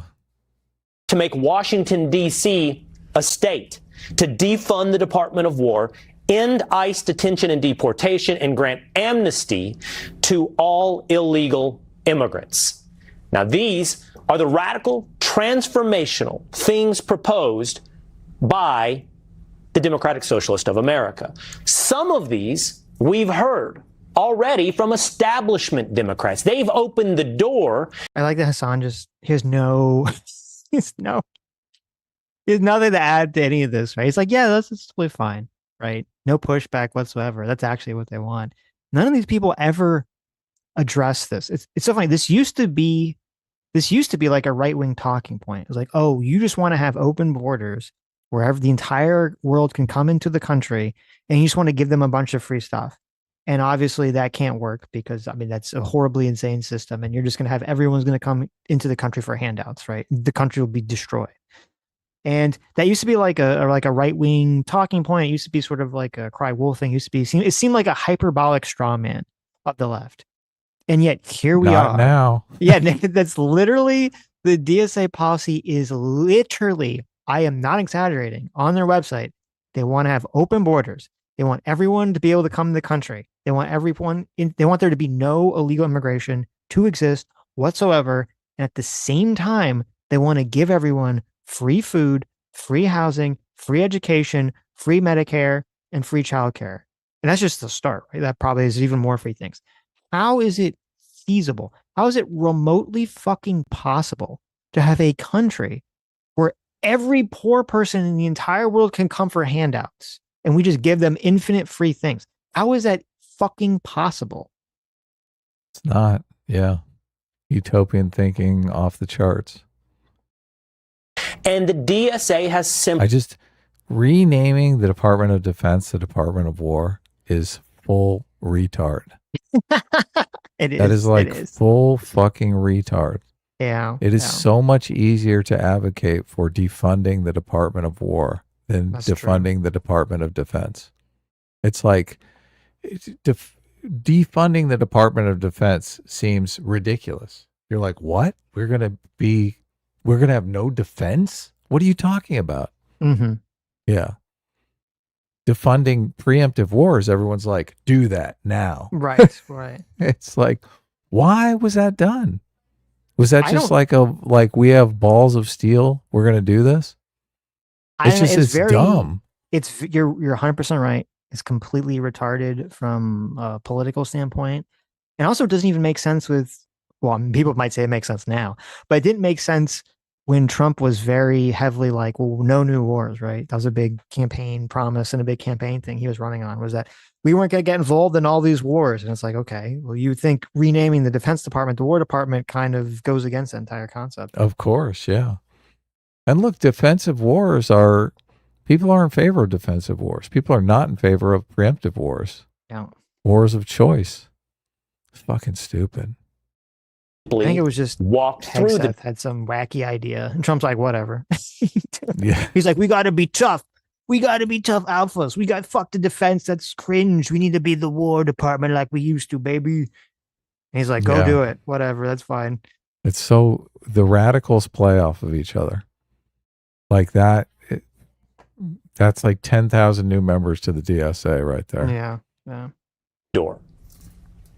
Would you like to abolish the Senate? That's part of our platform, and we don't think that's. When did Megamind join Fox News? Holy shit. You're so mean. I can't help it. Listen, just because he's got some Yakubian energy at him, okay? Holy shit. A nice Yakubian gentleman, all right? And the DSA has simply walked through the door. Would you like to abolish the Senate? Here he is. Just so you guys can get a look at it. Would you like to abolish the Senate? I, Megamind, ask you now. Yes.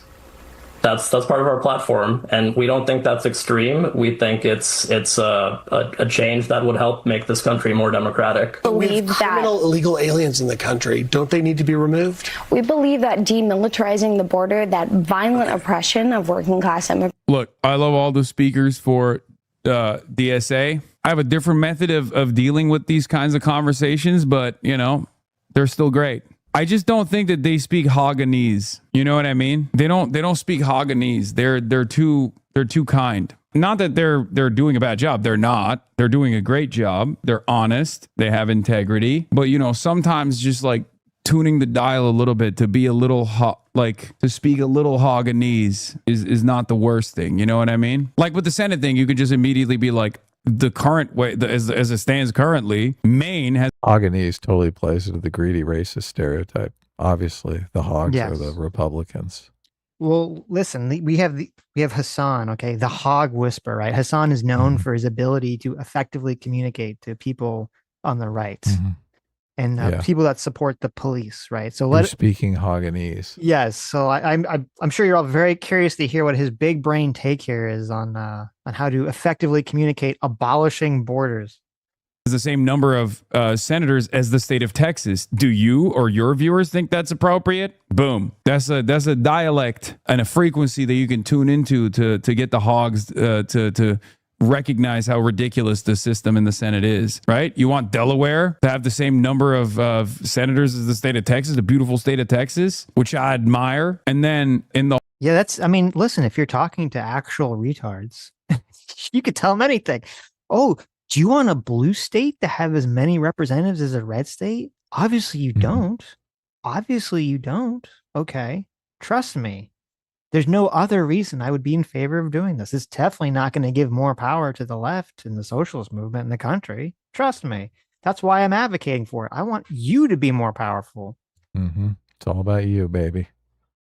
The whole, like, what do you think about deportation stuff is just like to simply say, like, look, if someone has done a crime, documented or undocumented, if they've done a crime, if they've harmed people on U.S. soil, I think they should be punished to the full extent of the law. They shouldn't get a free ticket home. What are we doing? And that's currently the way it works regardless. And in most circumstances, it's not actually criminals that are getting this violent. So his Haganese Jedi mind trick here, okay, the DSA mind trick here, in order to excuse no deportations, if someone says, well, what about a person that commits a crime? He says, well, they should go to jail. And you go, okay, well, I mean, first of all, that does happen anyway. If you're in the country illegally, then you steal something or you attack somebody or whatever, you're going to go to jail. And then once your sentence has run out, then you get deported back to your country. Right? We're kind of forgetting that step, Hassan. He's like, well, no. Then once the criminal who came to your country illegally and then does the crime, a more egregious illegal act, well, they serve their time, so they get to stay in your country and maybe commit more crimes, right? Why the fuck not? No, let's not do that. Let's build their country for what they eat while they're here in prison. You don't think that's Haganese? You don't think that's effective propaganda to right-wingers to say, listen, yeah, they go to jail, but then once they get out of jail, they get to just roam your country again. Commit more crime. Yeah. Deportation. It's your neighbors. It's your gardener. It's the barback. It's people that are just working on U.S. soil that are waiting to fill out their paperwork, and the government's just like refusing to do it for them. Well, there's your part two of your Haganese. You say, well, sure, they'll go to jail, but they won't get deported. And then you change the subject to a completely different question that was not actually asked of you. right? That's the classic way in which to do the propaganda. Makes sense. Also, I remember a time when figurehead that many of your viewers will remember and admire gave mass amnesty to every migrant on U.S. soil.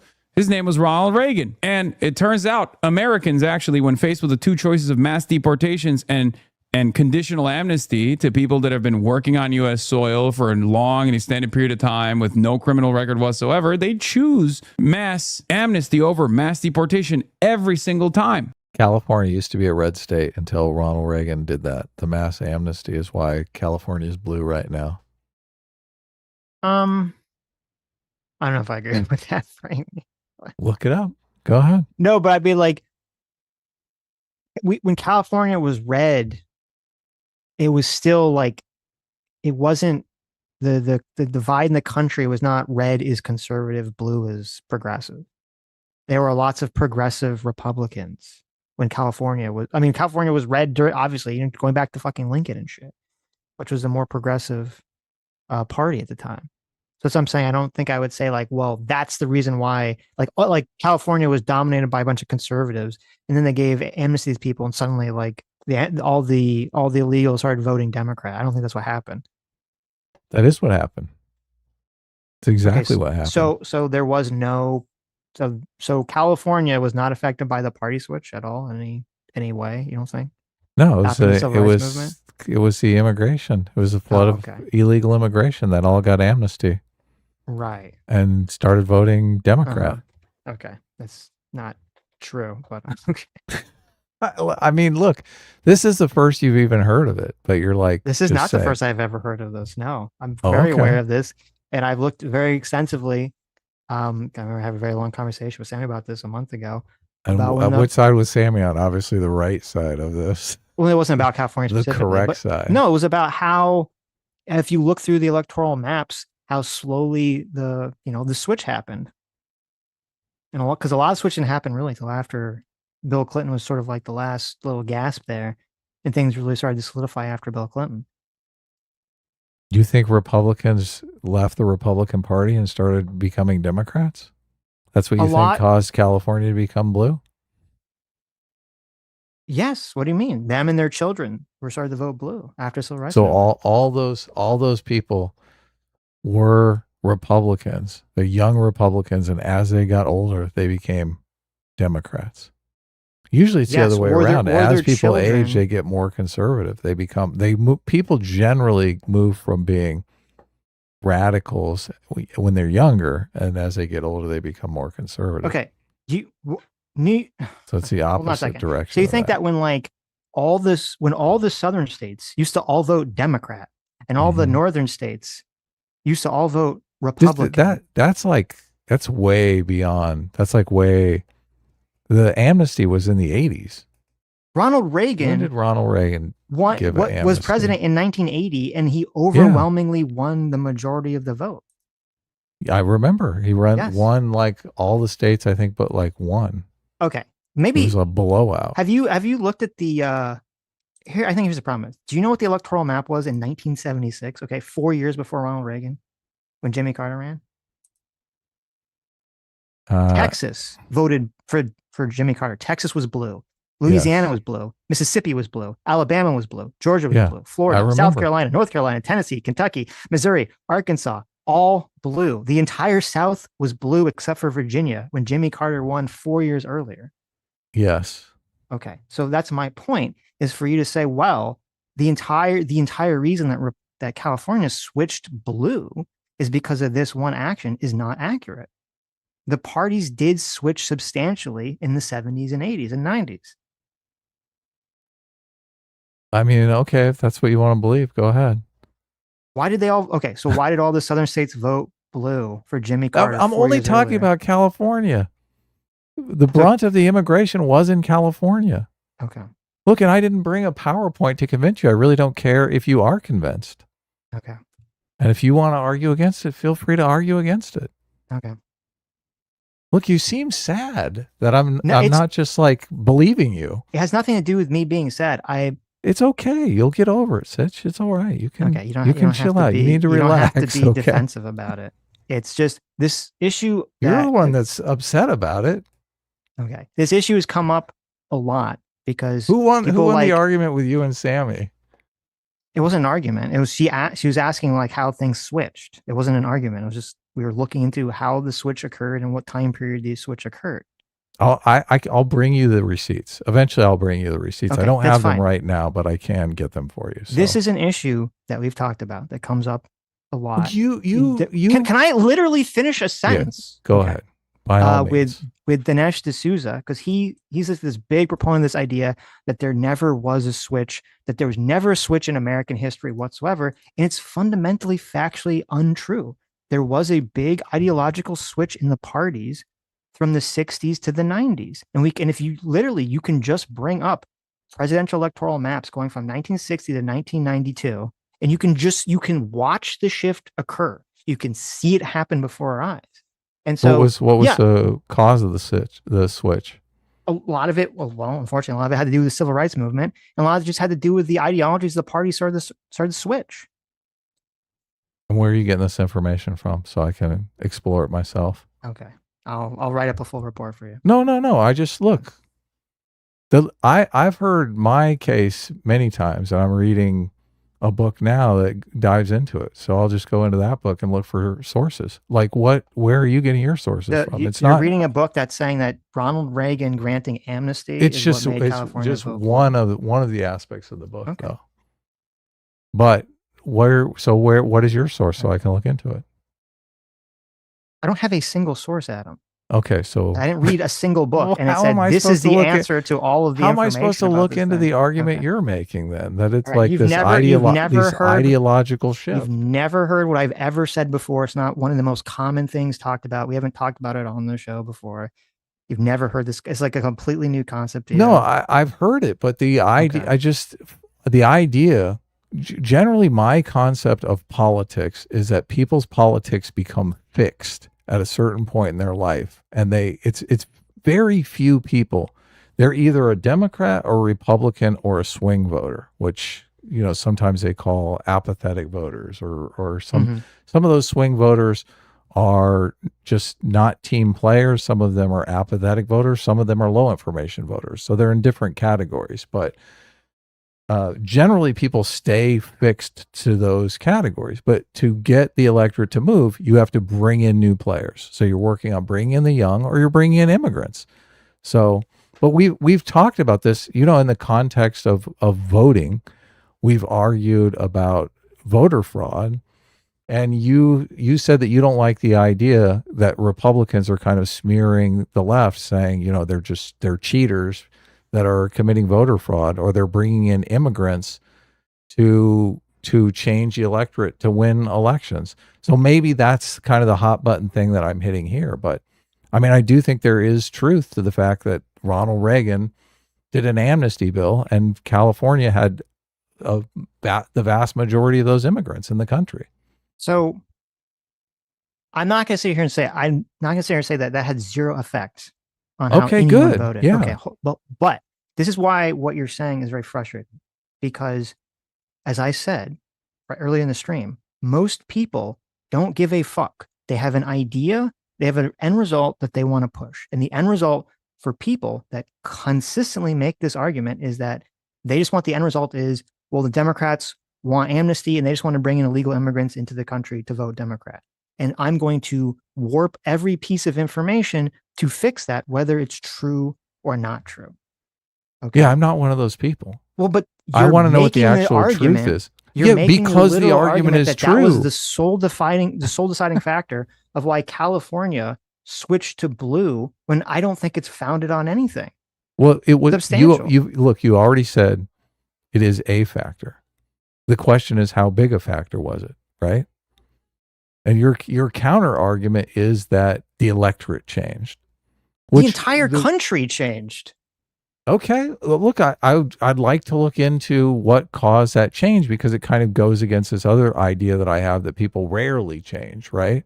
Mm-hmm. People do. There is evidence that people do get more conservative as they grow older, but they tend to vote on the same party that they do if they're in the party if they're in the opt-in party situation, if their politics have been fixed when they're in their 20s, they're going to vote Democrat for their entire life, or they're going to vote Republican for their entire life.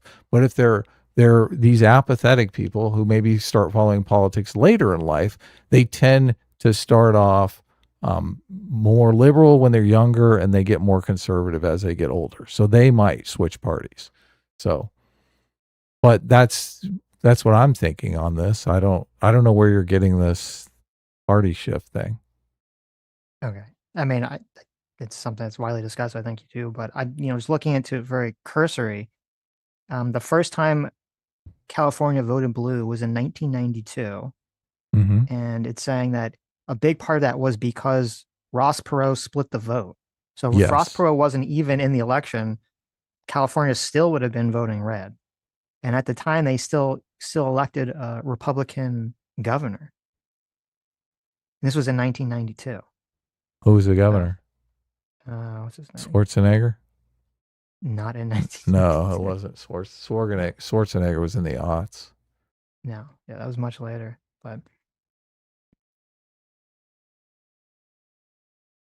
Well, that's okay. It's if whatever the truth is. Wilson was elected in 1994 as he's Republican governor in California.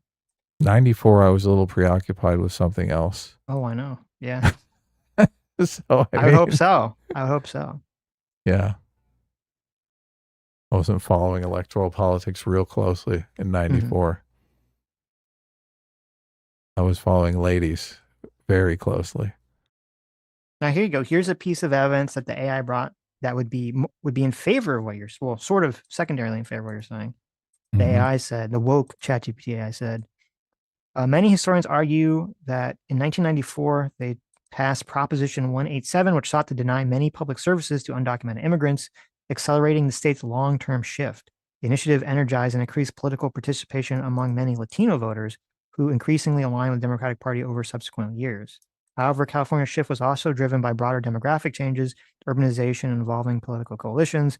So Proposition 187 is generally viewed as an important factor rather than a sole cause.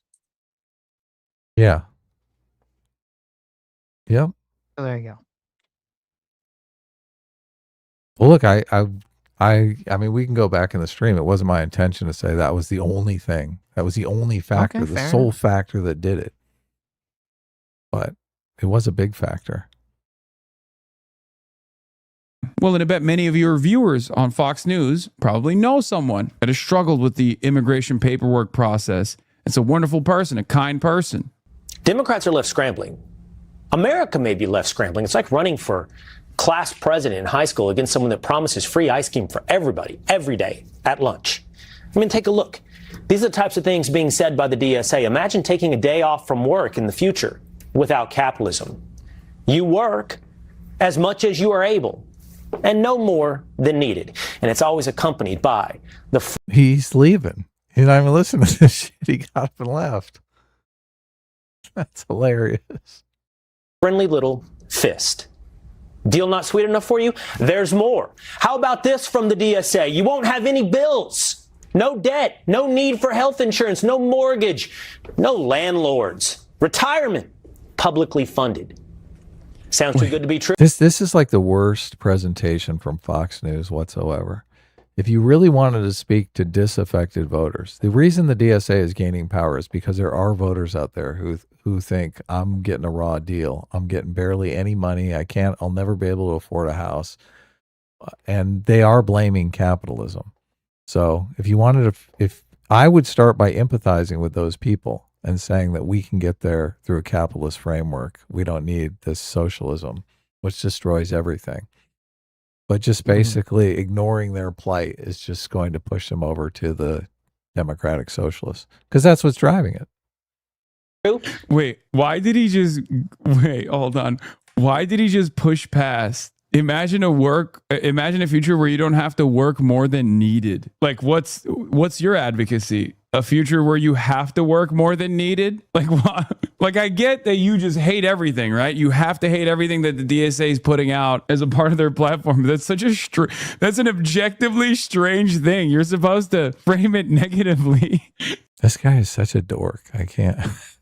Like, well, it doesn't mean anything. That statement doesn't mean anything. Imagine a world where you don't have to work more than needed. What the fuck does that mean? How do you quantify that? yeah. Are we going to listen to his speech, the one that I sent you? Because that speech is just so cringe. Oh my God. Yes. He's obviously reading off a teleprompter or a piece of paper or something. And he's doing a fucking terrible job of it. I'm like, okay, well, this guy's no orator. You're talking about the one where he's dressed like Mao? Yeah, exactly. Yeah, no. And then actually that speech is perfectly lines up with something he says in this video. Oh, okay. That'd be like the perfect, thing to play right after. He's just revealing what the positions are and then being like, well, look at how crazy this is. Public pensions? Who? What? No, you should work till you die. Duh. I guess if the audience is like 65-year-old pensioners, so they probably think, yeah, these goddamn teens and youths, they don't want to work no more. Like I certainly did back in my day. I shook my boss's hand extra hard, slapped the secretary in the ass extra hard, and I got a promotion for that ass slap. That's right. And then I got a pension and a gold Rolex by the time I graduated. By the time I retired, it was so good. No landlord. That's the thing too, like he'll pretend that he's like, oh, listen, guys, I know things are so much better for the white middle class and the white working class back in the day, right? He'll give this talking point when he's in a specific environment, when he's trying to be more moderate, trying to convince people. And then as soon as he's in his own audience, where they all fucking hate white working class people. Fuck the white working class. They specifically hate white working class people from, the past era, right? Those people they're all just Southern racist, sexist pigs.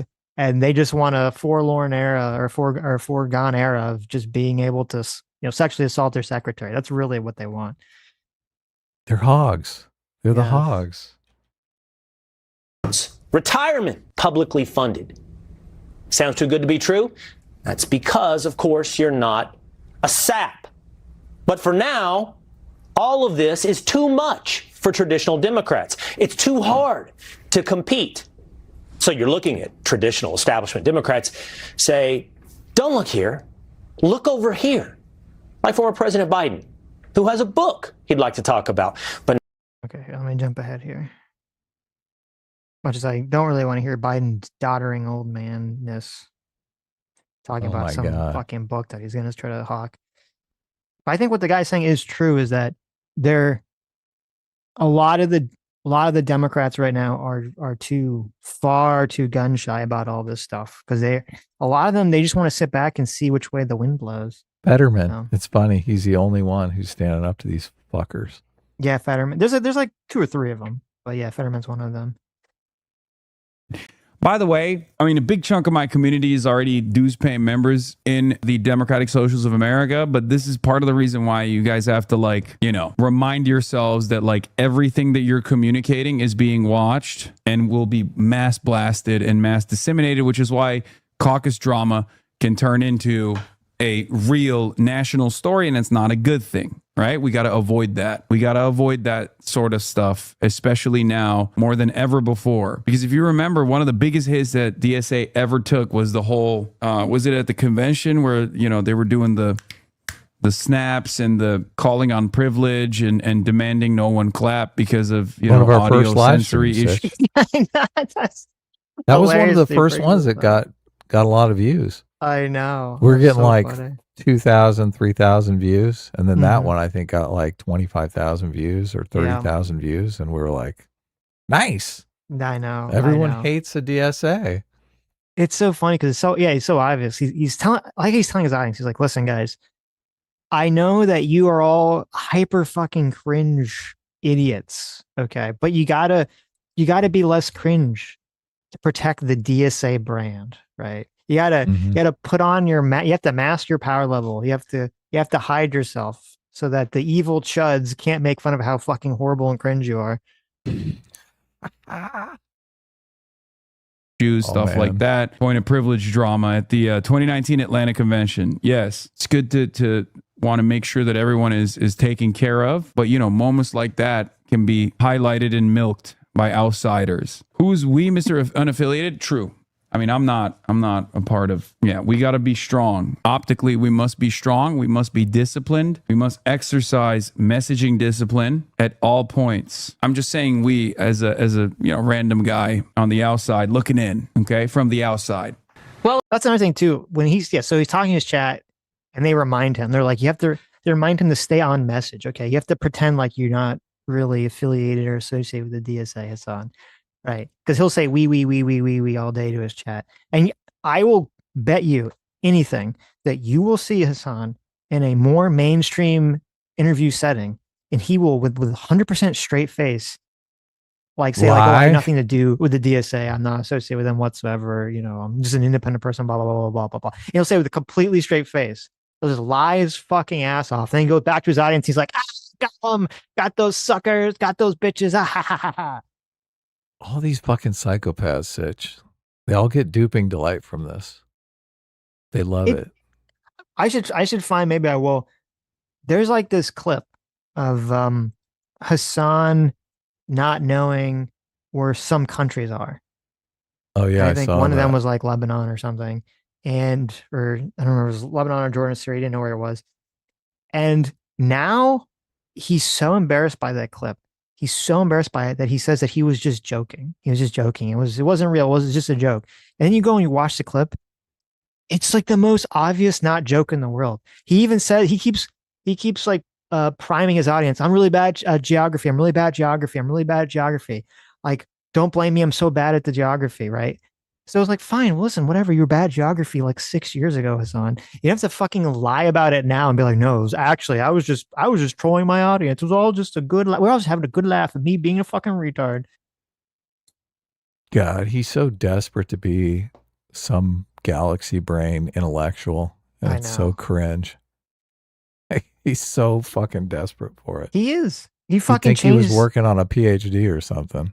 He changed his entire wardrobe because Shu made a comment in her video about it, and it just fucking completely mind melted him. It did. It did. How insane is that? A single person who you don't even like, okay, that you probably despise. I think Hassan probably despises you. Makes a single comment about your wardrobe, and it's so like Pokemon super effective against you that you change your entire wardrobe because of this one comment. That's crazy. What was the comment? She said he just making fun of the fact he dresses like or something. Yeah, something like that. Yeah, just like you're 30 and you look like you were a Hot Topic. Right. It's just like, it's so funny. Yeah. Well, it's pushing extreme policies such as abolishing the U.S. Senate, amnesty for all immigrants, no matter how they get here, deportations and more, reparations and more. Do away with one, keep the other. And they're suggesting replacing the presidency and the U.S. Supreme Court. We could call it the head honcho of whatever, like it's like we might not have a president, but what we should have is an executive that's actually chosen democratically and is accountable to the representatives of the people. Here we say very clear. I don't think people know what the word democratically means. They're like, did you know that our president's not chosen democratically at all, Adam? I mean, kind of. Look, I'm in favor of democracy. So just because these fucking idiots don't understand democracy, right? I'd argue I'm more in favor of democracy than them. They've been subverting elections. Yes. Look, I think they're planning on subverting the Graham-Plattner election now. It's like Kamala Harris wasn't enough for them. Now they're going to pick somebody. The elites are going to pick somebody for that Senate seat. Mm-hmm. So yeah, good luck. They don't understand how democratic incentives actually work, right? Yeah. Just like they don't understand how capitalist incentives work. They're fucking retards.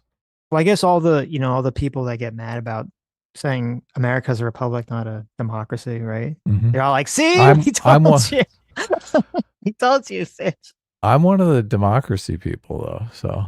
No, I know, but I'm just saying, like, because they make this argument, it's a very dishonest argument that the only thing that's truly democratic is when it's like when it's direct one person Direct one vote, democracy, yeah. direct democracy. I for don't everything, believe in right? direct democracy. No, it's just well, it's not even true. Obviously, America's a Dose makes the representative medicine. Yeah, America's a representative democracy. That's the term. Okay, it's a completely acceptable term. They just want to redefine. They're doing like the constant thing that they always do. They want to redefine terms and language in a very dishonest way. The way that we elect a president, even if you don't like the Electoral College, it is still a democratic process. Yeah, totally. Well, and I mean, yeah, no. Really like abolish ICE. We have a feminism section that is transliberatory and also socialist feminist. I think it. Oh, that should really get the swing voters going away from the DSA. This is great. It's so funny too, because all these people, they always try to pretend like they're not woke anymore. Or you have I know. It's funny, you see Emma Vigeland there is at the top of the little screen there. I wish Crystal Ball was here, because she's always the one that tries to make it. She makes this insane argument that like, well, actually, it was the moderate Democrat left that created wokeness. It wasn't the far left. They're not the people that push wokeness. That's always the insane argument that she makes. Wokeness didn't go anywhere. The media just temporarily stopped focusing on it. But it's alive and well. Like I said, people's politics generally are fixed in their 20s, and they don't change their entire lives. So you think Emma Vigeland is gonna live a life of not being woke in 10 years or 5 years? Or fuck no. She's gonna be 80 and she's gonna be woke as fuck. Trans and all of her grandkids. Let me read what this says here. It says socialist feminism fights for queer liberation. Queer liberation. Okay. It's all just a fucking cult, man. Yeah. Well, the problem too is that they always use this language, because for them, what queer liberation, like you hear that and you might think, oh, well, they just want to make sure that like gay people are not discriminated against. That's not what that means. Queer liberation means this idea that there is an oppressive, heteronormative, straight society that pushes gender roles and sex roles onto people.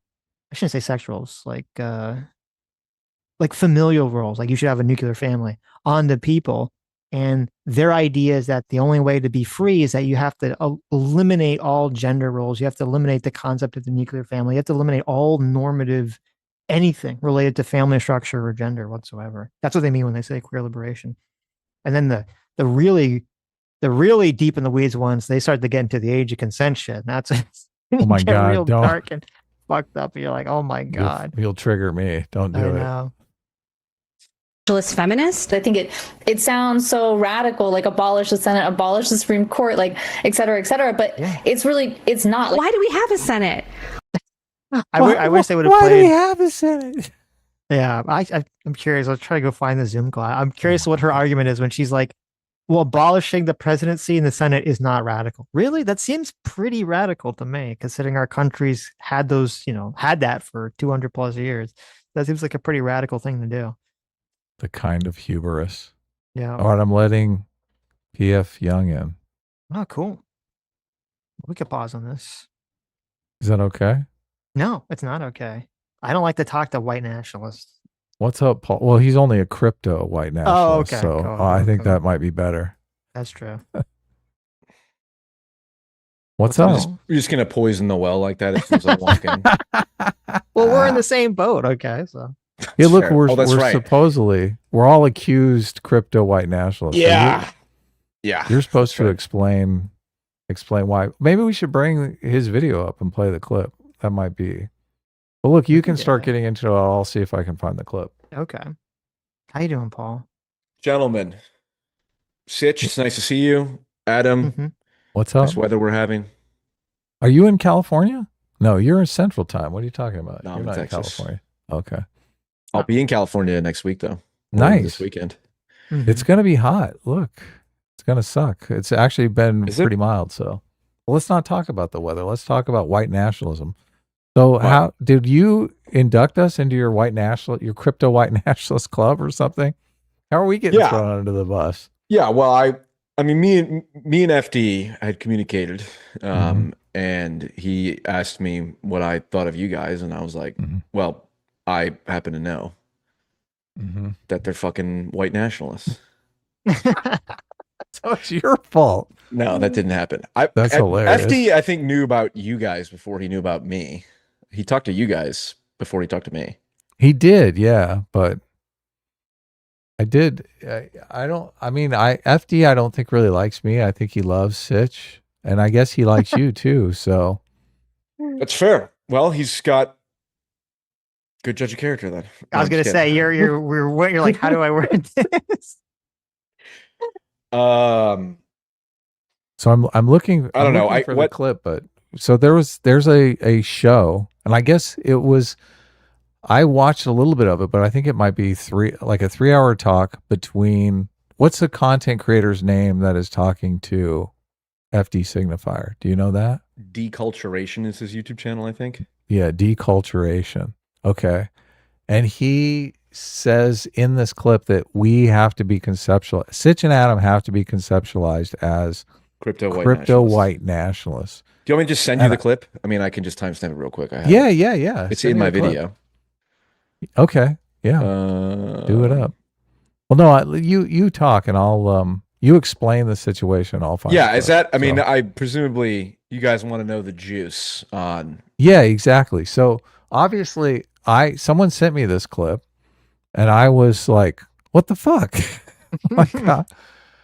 I'm not a white nationalist at all.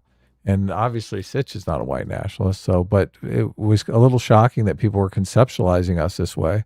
And FD, I mean, he didn't really fight against it, but he didn't dogpile us either, which I thought was good. He didn't jump in and go, "Oh yeah, of course they're crypto white nationalists." It seemed like he was fighting a little bit against that designation. Yeah, which is why I like FD. I sent you the timestamps. I got it finally. Cool. So I'll put it in the watch together and send you a watch together link. Nice. So you, I'm assuming, watched the entire podcast between him and the other guy. Maybe you didn't. I don't know. Maybe I shouldn't say that. Yeah, probably most of it. Okay, so I figured I'm not going to watch this fucking thing. I'm just going to invite PF on to summarize it for us. Fair. So we can get the context of how we're actually crypto white nationalists. Well, the whole thing wasn't about you guys being crypto white nationalists. It was a broader conversation about engaging with white people. I mean, just if you play the clip, I think it'll provide. What is the timestamp? I didn't send it to you. It's 109 on my video. Sitch, can you send him a link to the watch together? It's fine. I mean, I just tell me what it's on. Okay, you've seen it already. Yeah. Okay, here we go. That should not exist inside you. I know we're wrapping up. My apologies. You said when you called him your muse that you had seen a lot of his videos. Yeah. Most of his popular videos are having conversations, because he doesn't do debates really, right? With Andrew Wilson, who is the most prominent, Christian nationalist. Skipped all them shits. I'm serious. So white people is what I'm saying. Huh? You're too gracious to white people, that especially those pretending to be centrists. Mm-hmm. We have to recognize PF, John, the same way Adam and Sitch, as crypto white nationalists, right? And treat them as such. Because the same way that we cannot normalize liberal Zionism, the Democratic Party has led us straight into fascism. Hold on, I want to. Okay. So there's a clip. He does get one thing right. He does call us Adam and Sitch. So I was going to say that's the worst part. Okay, the worst thing he said. But I didn't like FD nodding along. Well, he's sitting there nodding along. I don't blame him at all. I nod along when I'm talking to people who are super far right that I don't agree with, but I'm who are full of shit. Yeah. Yeah, it's kind of like, let's move the conversation along. Yeah, I mean, that guy's obviously very far left. So everyone who's, I don't know, believes in the nation state of the United States is he's obviously a literal fascist. Sure. But this is why I like FD. This is why I call FD my brother from another mother. Okay? Yeah. Which is literally true. He's literally my brother from another mother. Because it's clear he's willing to push back against that type of stuff. I like people who are on the far left and on the far right who push back against the furthest far right and furthest far left. And I make the point in that video too. It's the same thing with like Nick Fuentes. Like Nick Fuentes and FD are doing similar things where they're looking at their own craze and be like, yo, you guys are way too fucking. So what does he mean by crypto? Like, I know what a white nationalist is, but like, is crypto what does that mean? Does that mean secret? Yeah, I think so. Meaning like I'm, because I say like I'm sympathetic to Christian nationalism or something like that. And they say, well, you can't separate Christian nationalism from I'm white an nationalism. atheist, so why am I getting lumped in here? I'm like, I'm not sympathetic to Christian nationalism. You've invited one on your show, Adam. You are You're Christian. platforming me. You're a Christian nationalist? No, I'm okay. I'm sympathetic to Christian nationalism because actually, ironically, well, because we're super removed then. But I mean, look, I'm an atheist. People are always giving me a hard time about it. So no, you're Jordan Peterson's #1 defender. You can't be an atheist after that. Calling me because I thought Jordan Peterson was doing a good job of teaching the atheists that there was some value to religion, that it wasn't all just nonsense. It could be thrown away indiscriminately, that religion gives a lot of structure to people's lives, but and at the same time, it doesn't mean that it's true. Wait, so okay, well, hold on. So we can talk about a million different things. What do you guys want to talk about here? Because we can talk about, I actually would love to talk about religion. I want to get to the bottom of this crypto white nationalist. I don't think there's much at the bottom of it. I mean, it's a very progressive, anti-colonial, like all nation states, all modern nation states are colonial projects, white colonial. What's wrong with colonialism? Oppression and abuse of the millions of indigenous people, which is that part's true. Right. Of course, it's not only bad because like electrification and modernization came with it. But I don't know. I mean, I to be fair, I've got two monitors. I had the podcast up while playing Legion Tower Defense 2, so I wasn't like I don't know deculturation's whole worldview. Oh, okay. But it's a very is he a piece of shit? It's like if we invited him on, would he be a giant piece of shit? I would never. I don't talk shit. I like him. I respect people. Who Deculturation. Yeah. Oh yeah, dude. Are you kidding me? Oh, okay. Do you not respect strength? Dude, I respect strength. You understand that there's a lot of piece of shits online that they're like completely bad faith. They don't want to have any sort of like sensible dialogue with you. They just want to yell and call you a crypto white nationalist. Wait, cue Elton John. You're telling me for the first time there's pieces of shit on the internet? No, exactly. Oh my God. Well, that's why I'm asking, is this guy a piece of shit or is he not a piece of shit? I would not. I don't use that language. I don't know. I don't use that language. He's racist okay. with white people, Is he like a bad faith grifter? Is that better? I don't know. It doesn't seem like he has a big. So it doesn't seem like he has a big channel or anything. So. He's racist towards white people, and I believe he said he doesn't have white people on his stream for a reason. I was gonna say we should invite him on, but I mean, maybe he'll come. He can come on our stream. How about that? We invite non-white people on our stream. All right, you should. Yeah, I already asked. I already reached out to him. Questions. Yeah, he commented on the video, and he said I quoted him out of context because I said he says at one point Bernie Sanders is as Zionist as you get, and FD goes, I don't know about as Zionist as you get, and the point that deculturation was making, well, he's Zionist as you get because Zionism ultimately believes in a European Jewish state in the land of Palestine. Yes. So so long as you affirm that, you are all equally Zionist. That would be his point. And I think that's just on the face of it nonsense, because if you're using the same word to describe the political orientation of Bernie Sanders and Randy Fine, or Bernie Sanders and Ben Shapiro, or Bernie Sanders and Itamar Ben-Gvir. Yeah, or Ben-Gvir, that's his name. Yeah. Your favorite guy. Yes. Who Destiny recently called a subhuman demon. Oh, nice. And I was like, whoa. Stealing your talking points. I said, buy me dinner first. Yeah, exactly. What do you think of that language?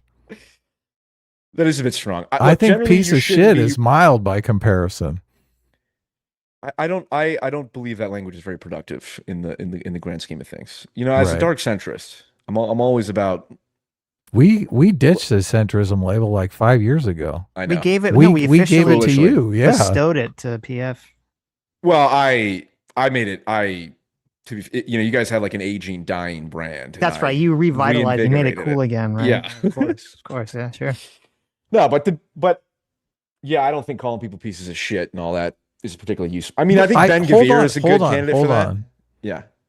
I wasn't calling him a piece of shit. I was inquiring if he was, I guess, honest would be the kind of thing that I was inquiring. Is this guy a piece of shit? I mean, I suppose so. I suppose you could inquire about that. Did he accept your offer? He called us crypto white nationalists. It's within my right to call him a piece of shit. Anybody that calls me a crypto white nationalist when they know nothing about me is a piece of shit. Okay, but by definition. See, this is hold on. Why chalk up to maliciousness what you can chalk up to ignorance? Yes, it's more fun that way. It's fair. And he's not dumb. I wouldn't say he's dumb. I mean, he has a pathological left-wing racist worldview. I don't know anything about him. So why wouldn't you not have sympathy for someone like that rather than anger towards them? Is it bad that I have very little sympathy for stupid people? It's not good. You probably should have more sympathy. That's my biggest character failing. That I particularly am against that because I, grew up. My only even if it was redeeming, my only remotely redeeming quality was I was intelligent. I was not good at sports. I wasn't cool. And I got really resentful of everyone who was, you're not as interested in politics as I am. So you must not be important or cool or something like that, or you don't matter. And that's a very bitter, resentful mindset to have. And so I'm perhaps oversensitive to seeing that in other people. But well, wait, I mean this guy's not dumb for sure. I would think not being interested in politics makes you smarter, not stupider. It's true. Politics is miserable. That's the blue pill. That's the blue pill, or that's the it's the little the high IQ curve side of the meme. midwit. Okay. Yeah. The midwit is the interesting. Exactly. We're midwits here. Forget about this shit. Okay. That's fair. I smell some midwittery here every now and then. Exactly. No, but look. Here's what I want you and your audience to take away. Okay, FD signifier is S tier dark centrist. Okay, he'll never admit it. This is nor should true. he. That's bullshit. FD signifier and Nick Fuentes are the vanguards, are the two balancing forces that bring dark centrism into balance. This is an insane take, and it's glorious. And does FD appreciate being the counter? Like you're saying he's like the equivalent to Nick Fuentes. Does he appreciate? Well, I mean, FD is very far left. Yeah, but and he's sympathetic to people who are extreme. I mean, literally say I don't bring white people on my stream, which is, I mean, that's the equivalent of someone saying I don't bring Jews on my stream or something like that. So it's like, all right, like FD is willing to talk to someone like that, but he doesn't believe in that himself. In many ways, he undermines that worldview through his actions. Sure. And then someone like Nick Fuentes does that with the extreme right wing people who claim that Catholicism and Christianity are Jewish psyops. And well, he's like, no, you actually need to embody Christianity. I mean, I remember our conversations with FD. Again, also too, and just one qualification. Yeah. I know FD personally. I don't know Nick Fuentes personally, so I'm much more sympathetic to the. I'm saying this more. I am saying this partially to be provocative, but it's a similar. My point is, I do. There's something about when you think of like, oh, this person's super far left. It's like, yeah, but if they're willing to push back against people that are even more far left, that's at minimum that's interesting, and it says something that should be explored more rather than just putting them in one category. Sitch took me to a racist restaurant once, so I did. I think he might be a crypto. I did. You went to a racist restaurant? No, we're not getting. That's so stupid. We're not getting that retarded story. Okay. This is a joke. No, but what you're saying about Nick Fuentes, I don't agree with this at all. Like, yeah, he'll push back on the concept of like that, Christianity is the Jewish psyop because he's very Catholic or whatever. But I mean, he's a person who fundamentally believes that white people are, have some sort of genetic superiority and that non-white people can't create functioning first world countries on a genetic level. I mean, to me, that's not a person who's like really pushing back on extremism. Yeah, totally. Okay, wait. Say this. He believes white people are inherently superior. Okay, he believes that white people can only white people can create first world democratic countries. Democratic capitalist countries. Yes. That black people are genetically incapable of doing that.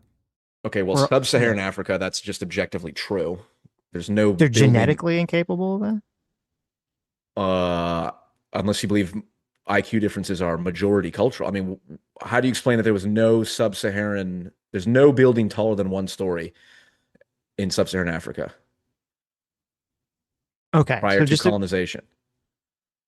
Well, because if I mean, want to go through like all what guns, germs, and steel and everything, it'd be like, yeah, I mean, well, that's basically the gist of it too. Why is it that the Europeans ended up where they were and other countries didn't end up where they were? I mean, I don't think it's because they're genetically inferior. Okay. Okay. All right. Hold on. See, this is the problem with Nick Fuentes. I'm done defending Nick Fuentes. Okay. You brought it up. I'm just saying. Well, he says things that are true. That's just objectively. Okay. I mean, Hassan says things that are true. Yeah, 100%. Yeah, 100%. Right. So what specific claim that Nick Fuentes made that you are disputing? What I just said, that white people have something genetic quality in them that makes them capable of creating, yeah, okay, that's demented. Well, first, really, because has he said that? He's like, he would deny that the Chinese Empire was a thing or the Aztec Empire was a thing. Well, it was, I don't know if you saw, it was a few years ago when he was, remember he got in trouble because he had one of his, I forget what they were called, one of his like PAC speeches outside of the Republican PAC. It was on Rumble, and then Rumble had to take it down. And he was kind of going on about how, only white Europeans can create, quote, white European countries, and the other people, all they do is like fuck everything up, blah, blah, blah, blah, blah. Yeah, that's right. Yeah, fine. Okay. That, if we want to pull up clips or something like that, that's fine. The broader point of, hold on, there are genetic differences between people, and that actually, and that changes what kind of cultures can be created. That is objectively true. But then to say that the first world societies are only for white people or only can be maintained by a white majority, I don't believe that. That's bullshit. But the claim that there are genetic differences in people that are real, I mean, you guys wouldn't dispute obviously that. We're not, neither of us are blank slaters. There's obviously genetic differences in people, and that's kind of the genetic differences and they can be in relatively person significant. Is going to have a huge impact on, not just their IQ, but also, their behavior, all sorts of things, right? Are they more, their personality type, all these things. But as, you as being a big Jordan Peterson fan, no, he always would say that the differences within groups are far greater than the differences between groups. And so, like, when you look at, like Japanese people and Chinese people are like very close genetically, right? But their cultures are very different. Like, so I don't think that is their DNA that made Japanese people have, their culture the way it is, and Chinese people. Yeah. I always make the argument against the white identitarians that because they love talking about genetics. Show me a study or give me some piece of evidence that shows that we can identify genetic predispositions to certain ideas. Right. That does not exist. Now, there are, of course, genetic predispositions to IQ, or even like, I think it's perfectly plausible, and probably is the case, that you can get average population differences in personality and temperament. Like, I think it's plausible. This is my theory, hypothesis rather, untested. I think autism occurs in German genetics at higher rates than other things. Hence German engineering. Interesting. Okay. I think it's a perfectly plausible hypothesis. Is it true? No, I don't know, but I think it'd be So the idea that you can have like average population differences between genetic populations that would then affect the cultural productions they produce, that's true. That's true from a historical level. But I am of the belief that if you take, or at least I am of the belief that the evidence suggests that if you take a person of Chinese, black, whatever, like a baby, and raise them in a particular cultural context, they will absorb the ideology, the beliefs of that cultural context. Right. Yeah. That's so if Nick Fuentes has evidence to suggest that's not true. Yes. Okay. Well, Nick Fuentes says all kinds of. Okay. That was my only point why I but do you agree? Yeah. Okay. But characterize him as like pushing back the extremists on the right. That doesn't. No, he absolutely. I mean, he's does that. popular. I think he's done more to popularize white identitarianism and the Jewish question stuff than really anyone else. Well, maybe now Candace, but before Candace. Okay. That in and of itself is not. Hold on. We're talking about pushing back against the extreme right. The extreme right are people who believe. Should we just talk about the Jewish question and anti-Semitism? We can. Let's talk about it. Okay. Let's forget Nick. fuck Nick Fuentes, socially stunted after he was canceled by Ben Shapiro. I don't care about Nick Fuentes. Let's just talk about he's broken containment. Let's just address the issues at hand. Anti-Semitism. I believe the definition of anti-Semitism is very straightforward. People always say it's the hate that's always changing. It's this, and that. It seems very straightforward to me. It's the definition that anti-Semites themselves use. And that is, if someone has Jewish genetics, they are the enemy of my lineage or whatever. That's anti-Semitism. Can we agree that that's anti-Semitism? Is saying, for example, I think Judaism's a shitty religion. Is that anti-Semitism? It could be, but it might not necessarily. Necessarily. So hold on. So let's do necessarily, because I would say it's necessarily the case that anyone who says someone who has Jewish genes is the political enemy, or whatever you want to say, my enemy. That would definitely, yes. That is always and necessarily anti-Semitic. Yes. This is not a question. Are there other beliefs or statements that we could define as always and necessarily anti-Semitic? Because the reason I don't like it could be is because you say it with racism. Yeah. No. But I say it could be because, like, obviously someone could be like, oh, well, you know, I've like researched all the religions and I've done some sort of analysis, and I think that the Jewish religion sucks for, you know, some reason that has nothing or all to of do. them, or they just all of them. Right, or they think of course, right? And people say it's about Christianity or Islam or all sorts of shit. Yeah. Right. They say these religions suck, and they're not like bigoted against people on some sort of genetic level. So that's why I'm saying not necessarily. But I mean, to me, generally, I understand what you're saying. I generally think of, you know, any of the isms as basically just you're making a bunch of assumptions about a person based on their skin color, their religion or whatever, right? But I'm fine, I guess, adapting or using your definition. Well, what about anti-Semitism? Yeah, what other definition would even be good or useful? Although those are the same. Well, with as I said, generally, I think it's basically judging people on some basis before you know anything about them. And then I would even kind of expand anti-Semitism usually has a lot of like conspiracy theories, more so than other isms, about like there's some sort of controlling element to destroy society from within that's going on. Yes. Specifically with anti-Semitism. See, the problem with those is those are all empirical questions. So if you say I don't know, like anti-colonialism, I have to think of an example. But if you say like racism,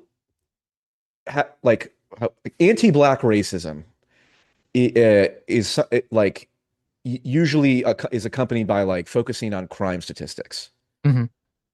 It's like, that's true, but that's a terrible definition of, we shouldn't even include that in the thing, because if we can say, look, a reasonable, good faith, honest person can talk about like black crime statistics or race and IQ and not be racist, then talking about race and IQ or black crime statistics should be jettisoned entirely from our definition of racism. No, again, I mean, I don't know if it's so simplistic. You can talk about crime statistics, and you can talk about crime statistics in terms of race. You can talk about IQ score. You can talk about all these things, and you can do it in a way that's not racist. Okay, and you fine. can do it with no racist intention. But oftentimes people do with racist intention. Fine, so you but just the have problem, to make a that's distinction. fair. But the problem with the "but often" statement is then it just, I know it makes it difficult. This to is have a like, woke talking point to say, because anytime someone is trying to do it in a non-racist way, they'll say, well, yes, I agree that you can do it in a non-racist way, but Glenn Loury is also a Trump supporter, so clearly he's racist.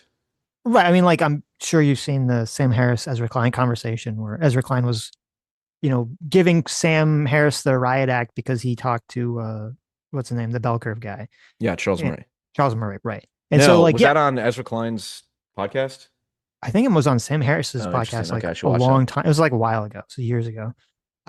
So no, like, I understand all that stuff. But like, obviously me and Adam are not going to have this position that like, oh, you can't talk about certain issues because other bad actors might use it for bad purposes. Like, that's never been a position that I've held.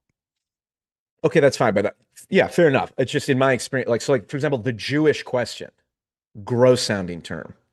Right. Almost everyone associates with Hitler. Do you agree that you can, that people can talk about the Jewish question and not be that actually engaging in the Jewish question and saying terms like world Jewry, that people can do that and not be anti-Semitic, and that does happen. It's possible. Hold on. It's okay, possible. Very woke of you. Very woke of you. I mean, it's possible someone could talk about race and IQ, but like, my God, why would any normal person want to talk about like race and IQ? Well, no, I'm just thinking like based on my experience. Based on my experience, when I hear people that talk about world Jewry or the Jewish question, they're always like very okay. So okay, I'm not familiar. As I said, it's possible. This is my point. This is the classic woke talking point. In my experience, anyone who talks about black crime statistics or race and IQ is a white supremacist. That could even be true for them, and I would say that actually is the truth. Most people, if you encounter your average person and they bring up like race and IQ. They're probably a racist. They're probably a white nationalist or something like that. That's a fine heuristic. But if someone is in the business of, let's actually discuss the truth here, to say that, well, I know we're talking about this topic, but in my experience, people who talk about this topic are racist. That's literally identical to what woke people do to Glenn Lowry when he brings up race and IQ or something like that. Well, well, first of all, I don't think that's fair, because as you said, most people, even in your own example, you agree. Most people that do talk about this shit are vehemently racist or are racist to some effect. That's why they're talking like about race and IQ. Yeah. So it's like, okay, so I don't know if you want to throw a number on that, but if like 80 to 95% of the people talking about it have this nefarious purpose, now I agree, you shouldn't automatically assume like that the person is racist just because they're talking about it, and I don't do that. But it is objectively true that the majority of people that talk about it are racist or are doing it for a racist intention. That closes off people's ability to debate that topic, though, against the people who are always talking about it, because I feel like we're often drug into those debates, and just because we're going to argue the other side, then we're in this camp of we were talking about race and IQ, so therefore we're racists. It's a fucking terrible situation to be in. Right. So if people are talking about the Jewish question or the Holocaust, I mean, I did a Substack on, actually, it was originally a YouTube video, and then it got taken down, on steel manning and destroying Holocaust denial. It's like the very ability. Have you seen that one by any chance? No. Am I making your point in saying that, Paul? Yeah, you are. Yes, exactly. Okay. Yeah. And so the point is like, okay, is this a roundabout way for that you want to talk about the Jewish question without me calling you a Nazi? You could talk about the Jewish question, Paul. Okay. Well, I will trust that you're not a Nazi, Paul. All right. Yeah, but this is my point. That even the implications or to bring it up or whatnot. And look, hold on. Let me offer charity. Obviously, and I lean into it. I know full well what I'm doing when I say the Jewish question. Of course. Because I've been on the receiving end of that. Of I'm listening to someone and they say JQ or Jewish question. And I go, ugh. They're trying to see if you're cool or not. Well, it's just like, what the fuck? They're testing the waters there. And there's a difference between like someone who's like an actual Nazi who's bringing that up, but then someone who I'm like, wait, hold on. I like what you have to say, but then you say this word Jewish question. Now I'm like, what the fuck? And for me, the more practical example is world Jewry. I mean, you couldn't in a lab be like, what's a more like skinhead sounding term than world Jewry? Okay, it's like, literally, there's a yearly State of World Jewry address that the World Zionist Congress puts on, or someone. We covered the Nick Fuentes talk with Piers Morgan. Exactly. So we definitely dipped into this. When did the World you understand Jewry? Do you know when that talk was founded? Is this like a NAACP situation where they have this name from 70 years ago and they never changed it? Well, the term Jewry has been like if you look at Christopher Hitchens talking about Israel, he uses the word Jewry was like standard parlance. Yeah, maybe in like in some time in the past. Right nowadays, it's like so colored people used to be standard parlance. Okay, you said it. Now it's the atrocious thing. And now if you walk around talking about colored people are like, "Whoa, what's happening here?" Right? Okay, but this FD is not, FD signifier. Listen to this. Hold on. It said the magic word. This is sorry. It's not that's not true. It's got nothing to do with world Jewry because. Well, I guess everything NAA. No, because the.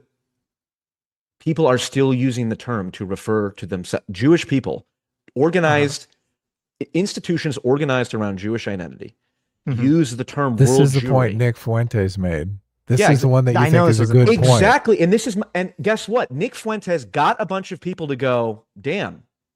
That's actually, now I'm much more likely to listen to Nick Fuentes because he made this point and actually had a leg up on Piers Morgan. And my perspective is, why are we handing that to Nick Fuentes? Okay. Why are we giving Nick Fuentes the edgy it's like, no. People who actually have the correct take on that, people will dispute that's fine. I do have the correct take on this. I do have the dark centrist, radical, the true Christian love take on this.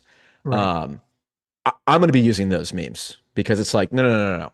I'm not going to let Nick Fuentes, because he's edgy and can say world Jewry, then get people to buy into his ideology that I think is garbage. I want them to buy into my ideology, which is the correct one. I mean, I've it's always, a tactical question here. Okay, there was a couple of things. I've always agreed with your broader point about like it's bad to allow only the extremists to talk about certain issues because then they're gonna control the narrative. I've always agreed with that. Right. But in terms of this, like, and I agree, like in some situations, it's kind of like, Nick, same thing with Trump, like, people attack like every little thing he does, and maybe it's not politically effective, blah, blah, blah, blah, blah. Like go after like the big things and ignore some of the small things. Fair enough. Yeah. But just to, I mean, I don't really care about this Jewry thing, but just to kind of give my short take on this, as a Jew, I will say that, yeah, there you go. You're talking to a secret Jew this whole time. No, as a Jew, I don't think I've ever heard another Jew in my entire life use the term Jewry to ever describe anything. So it's just, again, maybe I'm woke for using my lived experiences, but as a Jew, I've never heard another Jew use that term. So it is outside my wheelhouse of expectations. That's fine. I mean, that's why when I hear it, I go, I've only heard one group of people ever use that term. So maybe that's wrong of me to think that. That is wrong of you to think because the State of World Jewry address has been around for years. Right, but if that's coming, so the fact that it's you like the didn't know NAACP, though. How is that not the same thing? Because well, hold on. I guess it kind of is. That's my point. This is okay. They are kind of similar. Okay, but that's my point. You agree that the next time you have a chat with FD, call him a colored person and see how he responds. Yeah. That's how you can test it. So to be honest, this is crossing the line. Yeah. You can say, how are things going with the colored Hold on. Actually, people? to your point, Sitch, let me look up how long has the State of World Jewry address been going on? Because then use the defense that you're just mirroring the NAACP the way they. I think it might be from it says like the World Jewish Congress from 1936. I don't know if that's been running. This says since 1980. It's 46th year. Okay. So for 46 years, there's been a 92nd Street Y in Manhattan event called the State of World Jewry. Because the one group uses it, I guess. No, that's okay, right? The NAACP argument. Well, no. It's not that it's okay. It's that but hold on. It's no. Flawless victory. The point is that using that term, the point is this is the trick. This is how. Yes. This is the tactical reason one might deploy the word world Jewry. Mm-hmm. Okay. It's because it's so obviously a gross sounding term. And yet by deploying it and then immediately pointing out Barry Weiss and all these people have been using it, it gets people to go, actually, it is kind of weird that my immediate reaction was that's a gross term when it's like the standard parlance that it's been used for a while. It makes you go like, that is kind of weird. It's not why is that? You need to slightly rephrase. It's not the standard parlance because it's not. It is a term that you're saying that Jews themselves have used, but it's not standard by any means.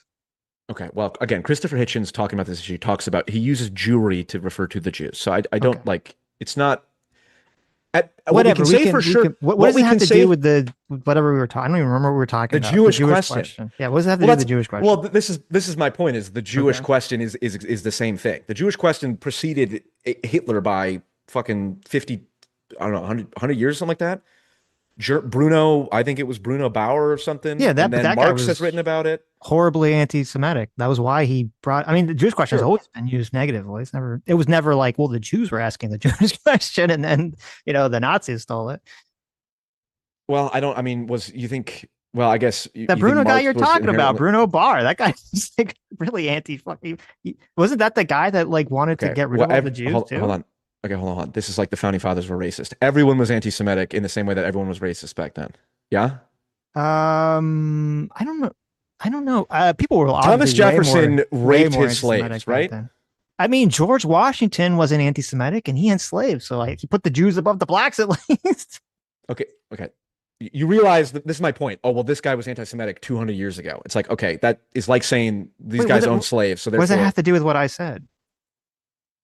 I said that the term "the Jewish question" was always used negatively from the beginning. It's inception. So what you're saying doesn't really have anything to do with that point. Well,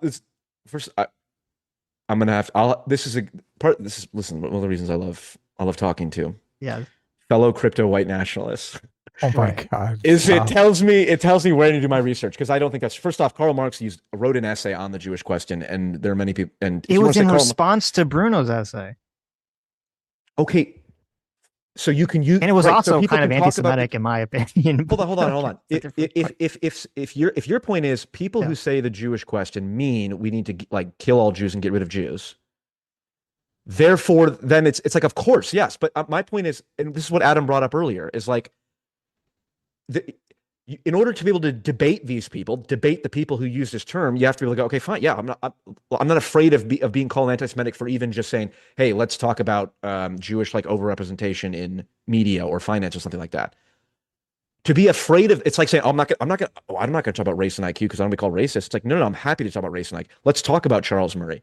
By the way, let's talk about the point where he says specifically the cultural component is big. So let's talk about race and IQ. Let's talk about race and IQ differences between black and white people in order to make the point that it is not a fundamentally genetic difference between white and black people. So we're going to enter in this gross debate because we believe in truth to serve a higher end. And that's my point is, that's what when I lean into the Jewish question a lot, that's the point. We need to be able to talk about these things. We lean into there it is, boys. Clip it. Well, of course. Listen, I know. I don't know. And you guys know I'm right. You know I'm right, and you're kind of like, but I have to like signal a little bit. You're right when you lean into the Jewish question. What? You're right when you address debates. You're right when you. I think you should. So when the race and IQ question comes up, if you cower away and say, "Oh, anyone who even attempts to enter that debate is racist," you're a woke lefty. Okay, well, and if someone brings up the Jewish question or whatever, who are you talking to? Well, apparently that's never been my position. You can talk about whatever the fuck you want. Sitch loves to debate the GQ. Listen. The GQ. No, but wait, these are different. Hold on, these are different points. Okay, I already said I agree 100%. Especially people are making claims, especially those claims are becoming prominent, whether it be race IQ or the Jewish question or Jewish representation in media. Like those are all things that I agree with you. They should be talked about and addressed, because if you don't, then only the Nick Fuenteses, only those people talk about it. And obviously they're going to give a very nefarious explanation for it. I agree with all that. Okay. I'm just disagreeing with you on the terminology here, because it sounds like a kind of defund the police argument. Because if the Jewish question as a phrase has been used to mean something very specifically for hundreds of years, let alone obviously right now on the internet, it means specifically the concept of like the Jews controlling society for nefarious reasons. I just like, that's just what it means. And that's how people interpret it. Let's do this. Again, this is you. I'm not here to win a debate. I'm here to learn. And debate is the process. Defund the police means something. Okay. From the river to the sea. Here, Wikipedia. The Jewish question. The Jewish question is an ongoing debate in the 19th, 20th, and 21st century that pertains to the appropriate status and treatment of Jews. The debate, which is similar to other national questions, dealt with the civil, legal, national, and political status of Jews as a minority within society, particularly in Europe during 18th, 19th, 20th, and 21st century. And the question is, click where it says contemporary use, and you can read that sentence. Okay, fine. I'm sure Wikipedia says you guys are crypto white nationalists and contemporary. You brought up Wikipedia. I'm just saying. No, but hold on. The Jewish, what it's saying, the Jewish question, the national is another form of a national question, which is, what is the proper way to treat a diaspora minority in a otherwise like in a foreign country? And there are other national questions. Thomas Sowell has wrote about this with I don't know who it is exactly, but it's like the Ethiopians in Zimbabwe or something like that. Basically, there was a parallel scenario where there was one diaspora population in Africa that basically fulfilled a similar role that the Jews did in Europe, and they faced a similar kind of persecution. And so that's the Jewish question. That's the national question. And it's like, hold on. It is perfectly reasonable to be like, yo, if someone's genetics, or if Israel exists and it's saying we're the Jewish state and we speak on behalf of, and we are the, without us, all Jews are put at risk and all in danger. Sure. Right. And then there are people in the United States that are like, I view Israel as my fundamental homeland because I'm Jewish at the end of the day. And even though I'm born in America, I do care more about Israel.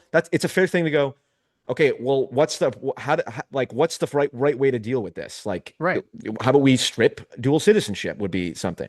Sure. And that's perfectly fair. Now, of course, the obvious fucking cancer is the answer to the Jewish question is the final solution. It's killing people and all that stuff, which again, my point, the simple point I'm making, and it's one that I will continue to make and be absolutely vindicated in, as I have been for many years on many things I've said. I'm nodding, but you can't see. That's fair. It's like race and IQ. It's like, well, Paul, because and this is a fair impulse and one I won't blame anyone for having, and probably is the impulse you should have, is like, if people who want to talk about the race and IQ question, like, okay, let's just say the answer to the race, we get to the race and IQ question. Turns out there are genetic differences between black and white people. Like, man, like the obvious conclusion of that is what? That we like segregate black or something like that. Like, it's perfectly reasonable to think that, man, if we pose this question that has been posed in the past, that the answer is going to be bad. And it's like, that's why you just have to believe, you have to approach things with truth and love. And it sounds fucking pathetic, but it's like, that's what, there's a good Bertrand Russell clip on things, and the entire corpus of Jordan Peterson would back this up in my opinion. But anyway, so really what I'm doing is I would rather have you two talking about the Jewish question than Nick Fuentes. Okay. So I'm easing you guys into it so that you guys cannot feel guilty because someone said, oh, well, you guys are racist or anti-Semitic because you brought this up. It's like, well, if you talk about race and IQ. Well, Sitch is Jewish, so he has the immunity idol. That's like but if you know Sitch, you could be a self-hating Jew. I've been told that people who don't, get on board with everyone who is critical of Israel's anti-Semitic train might be a little bit self-hating. So right. No, I understand your point, and I agree with I think it's very weird if there's Jewish people or any people in America who they view not America as like their primary home. And they're like, well, then you get into the weird, like, okay, you have this weird dual loyalty, or maybe even a secondary loyalty to America. Do I really want people like that to be citizens of my country? No, right. So I agree with all that stuff. But I think that the way that you're talking the most about, anti-Semitic thing you've ever said, probably. I know, probably. No.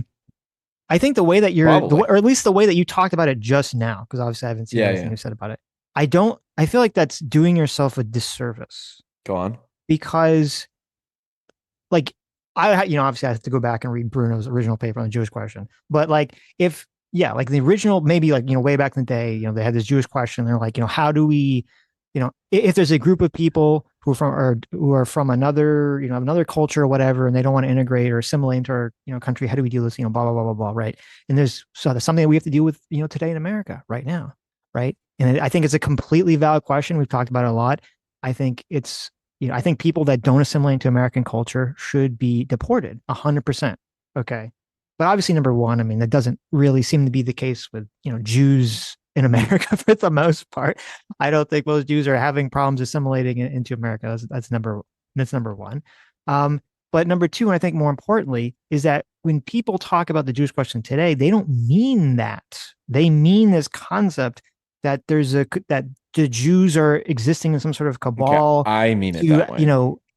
Exists in a shadowy room somewhere to control Americas and control the goy and put the goy slop and do all the, bring in all the illegal immigrants because, the Jews think it's easier to control them than white people, et cetera, et cetera, et cetera, et cetera. So when you use when you use that phrase and then you kind of totally change not change the definition, but use a different definition, I think it's confusing the argument a lot more, and it's making it more confusing to your audience what you're talking about exactly. Yeah, that's fair. I'm 100% sympathetic to that because that's exactly what people who would say, Paul, it's kind of weird that you talk about race and IQ. That's a weird thing to do. Because most people who talk about race and IQ are racist. No. I'm making a very specific argument, which is, okay, how when people say like from the river to the sea, and there's like this big debate about what that term meant? Sure, yeah.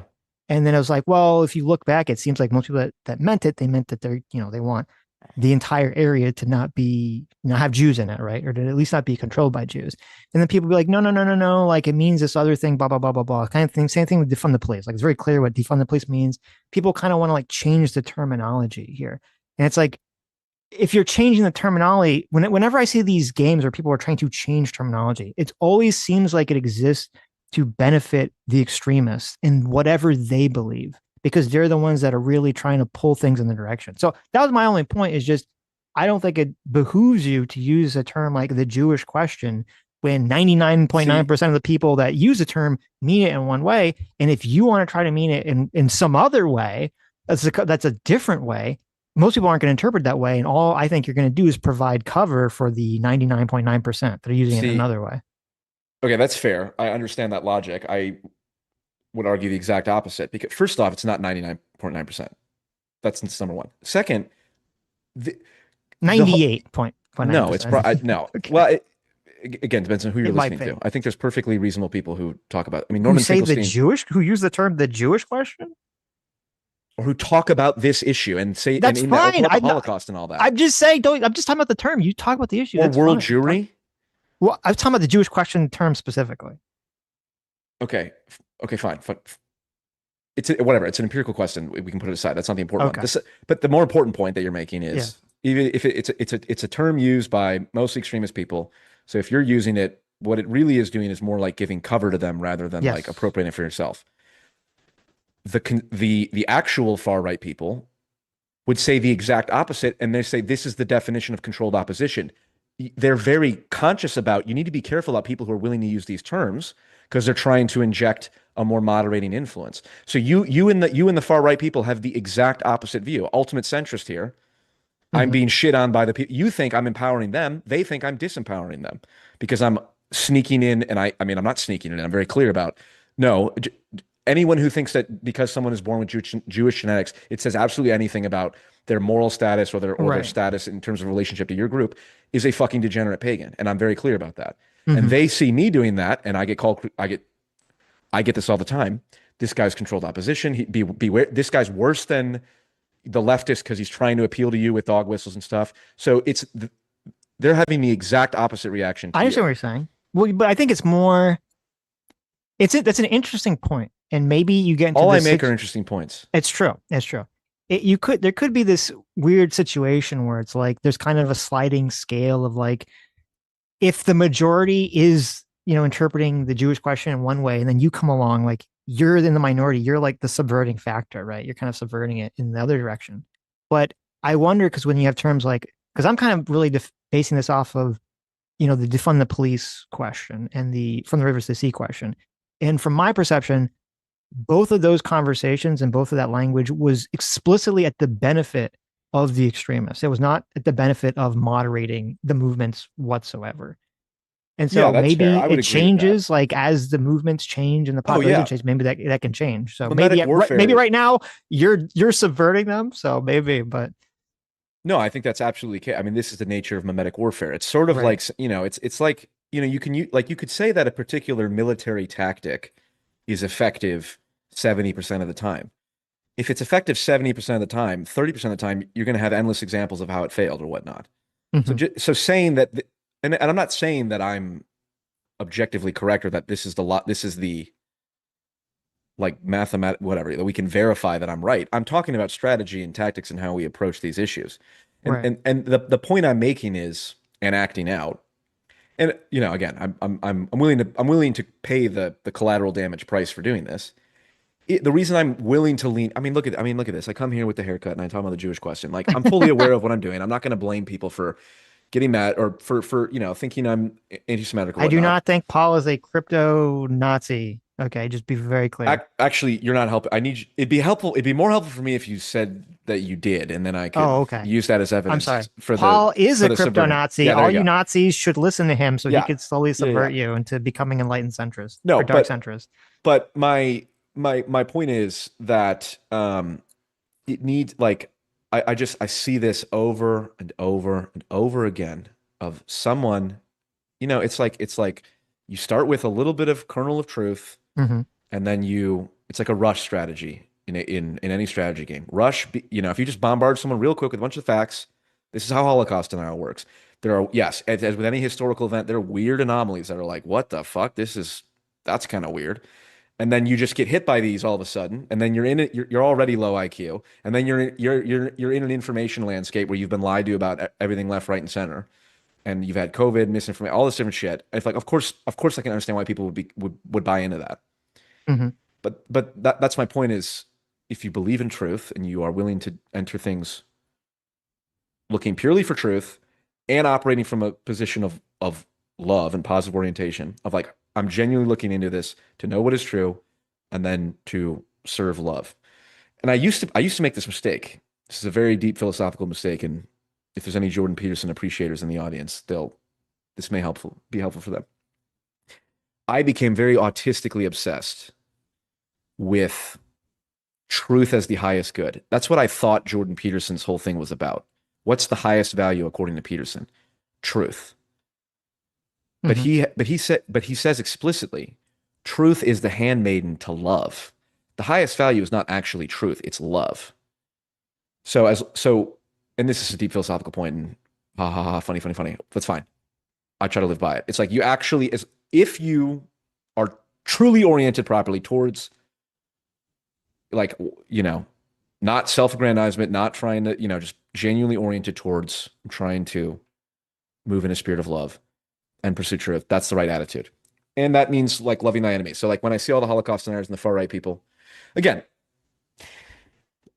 I don't know why I come on these shows and try to blow my cover like this. I should just start wearing the armband, because there's no point. I mean, no one believes me anyway. So, the only thing I'll add is I have 5 years of videos clearly outlining my views. So yeah, that's partly why I'm also willing to lean into a lot more. Sure. Well, what is the Jewish question? Well, no, I mean, yeah. Where's the point? What are you trying to like? What is the actual, like, we're having like a meta conversation. I know. Well, but it's a me more tactics question, which is what I'm interested in, of how do you go about talking about things. So what is the actual thing? Like, what is the concept here? What happens if you have an American who is Jewish and who thinks, well, I was raised Jewish and I'm religiously Jewish, and I do believe Israel is like more important to me and my identity than the United States, but I'm an American citizen. That's bad. That's bad. Okay. Yeah. That's bad. Of course. Should we now, why is that bad, would you say? Well, first of all, I mean, if a person it's weird to me that a person would have such a connection to a country, especially if they've never even fucking been there. They don't live there, right? They share my religion, as opposed to the country that you've been born and raised and lived in. Like, I don't know. To me, it feels very like betrayal. It feels very traitorous. All right. Whoa, Jesus, Sitch. We don't have to use that language. Holy traitorous. We can talk about the Jewish question, but let's not talk about traitorism, right? Holy shit. If you're American, you should love America. And if you don't, you should get out of the country. Love it or leave it, baby. Okay, so hold on. If you're American, you should love this country first, or you should get out? Yes. So you're telling Jews they should get out of the country? If there are Jewish people who feel like a stronger affinity to Israel, yes, than America, they should probably live in Israel. Yeah, I think that's true of everyone. If you have a stronger affinity to any country, why are you living in America? You should live in that country. Jesus. Why is that? But I don't think that's an unusual take. That's literally what like Nick Fuentes would say. No. But the difference is Nick Fuentes and all those people believe that, well, they probably believe two things. They probably believe that the people intentionally are living in America to subvert America, right? Not just because they're, lazy, like a lot of lazy retards just live wherever the fuck they live. They're never going to move. And they're LARPing about some identity that maybe they don't really feel that strongly about or something. That's number one. Or they think that this is some sort of inherent thing, because they're really big into like this inherent genetic group organizing structure.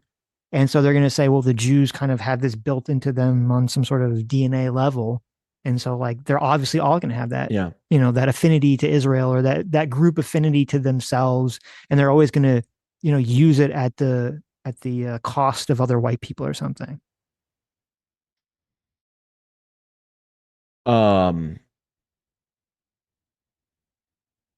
Yeah. Okay. But that's I was just pulling your leg, accusing you of anti-Semitism. No, I know. I'm just disloyal. It's good that disloyal Jews should get out of the it's country. good that I explained it. Sitch, disloyal Jews should get out of the country. That's fair. Okay, well, I guess we're on the same page. That's all. So that's really. I mean, I think the same thing. There's a lot of people who, I think it's weird when someone has like their parents or their grandparents were from some South American country, and they're like, "Oh, this country is superior." Whatever, the South American country is superior to America. I'm like, well, just go live there then. Like, why? People waving Mexican flags in a protest against ICE in America. Crazy. Yes, totally fucking crazy. Right. Yes. Yeah, and so I guess. And a lot of that is, and I'd be curious, I don't know how many Jewish people feel this way, but I think a lot of the people who feel that way feel that way because we have lost in America this very strong cultural pressure to Americanize everyone and say that America is this amazing country. And if you come to America, you should really love it and you should respect it. And we've lost, unfortunately, because of the left, we've kind of lost that pressure. And so a lot of people, a lot of people need that. They need a group identity. Maybe I don't because I'm just an enlightened individualist, but a lot of people need that group identity. And if they can't get it from America, they're going to get it from somewhere, right? Adam, what do you think? Should disloyal Jews get out of this country? Like Sitch said? Yeah, definitely. I think if they're Israel first, they should go live in Israel. I think dual citizenship should be illegal.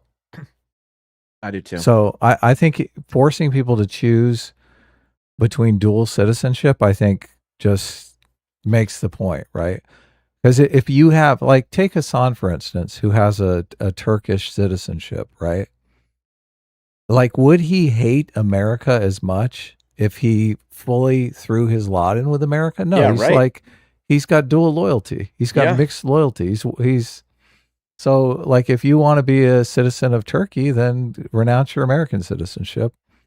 And also, because it would force him, all these people that hate America, if Hassan had to choose between America and Turkey and he chose America, oh my God, that messaging says it all right there. Like, wow, you hate America so much, and why'd you pick America over your country of origin? So, but this dual citizenship doesn't force him to make any of those decisions. And so I think dual citizenship should go bye-bye. I don't know what it would take, though. I don't know if the State Department could just do it or if it needs to be an act of Congress. So it's interesting. I should look into it. Hey, what do you think a goy slave is? Goy slave? Yeah. It's what I am. What? No, it's what Sitch is. Sitch is a goy slave. No, Sitch is not a goy. Sitch is Jewish. Goy is non-Jewish. Yeah, but he's my slave, and I'm a goy, so he's a goy slave.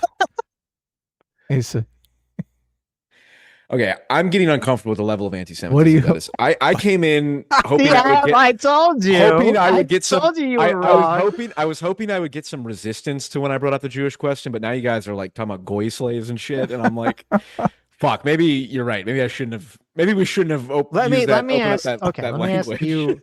Because so much. Look, Jews are goy slaves. Don't let anyone tell you otherwise. All right. Yeah, exactly. We're the ones who wear the pants in this country. Yes.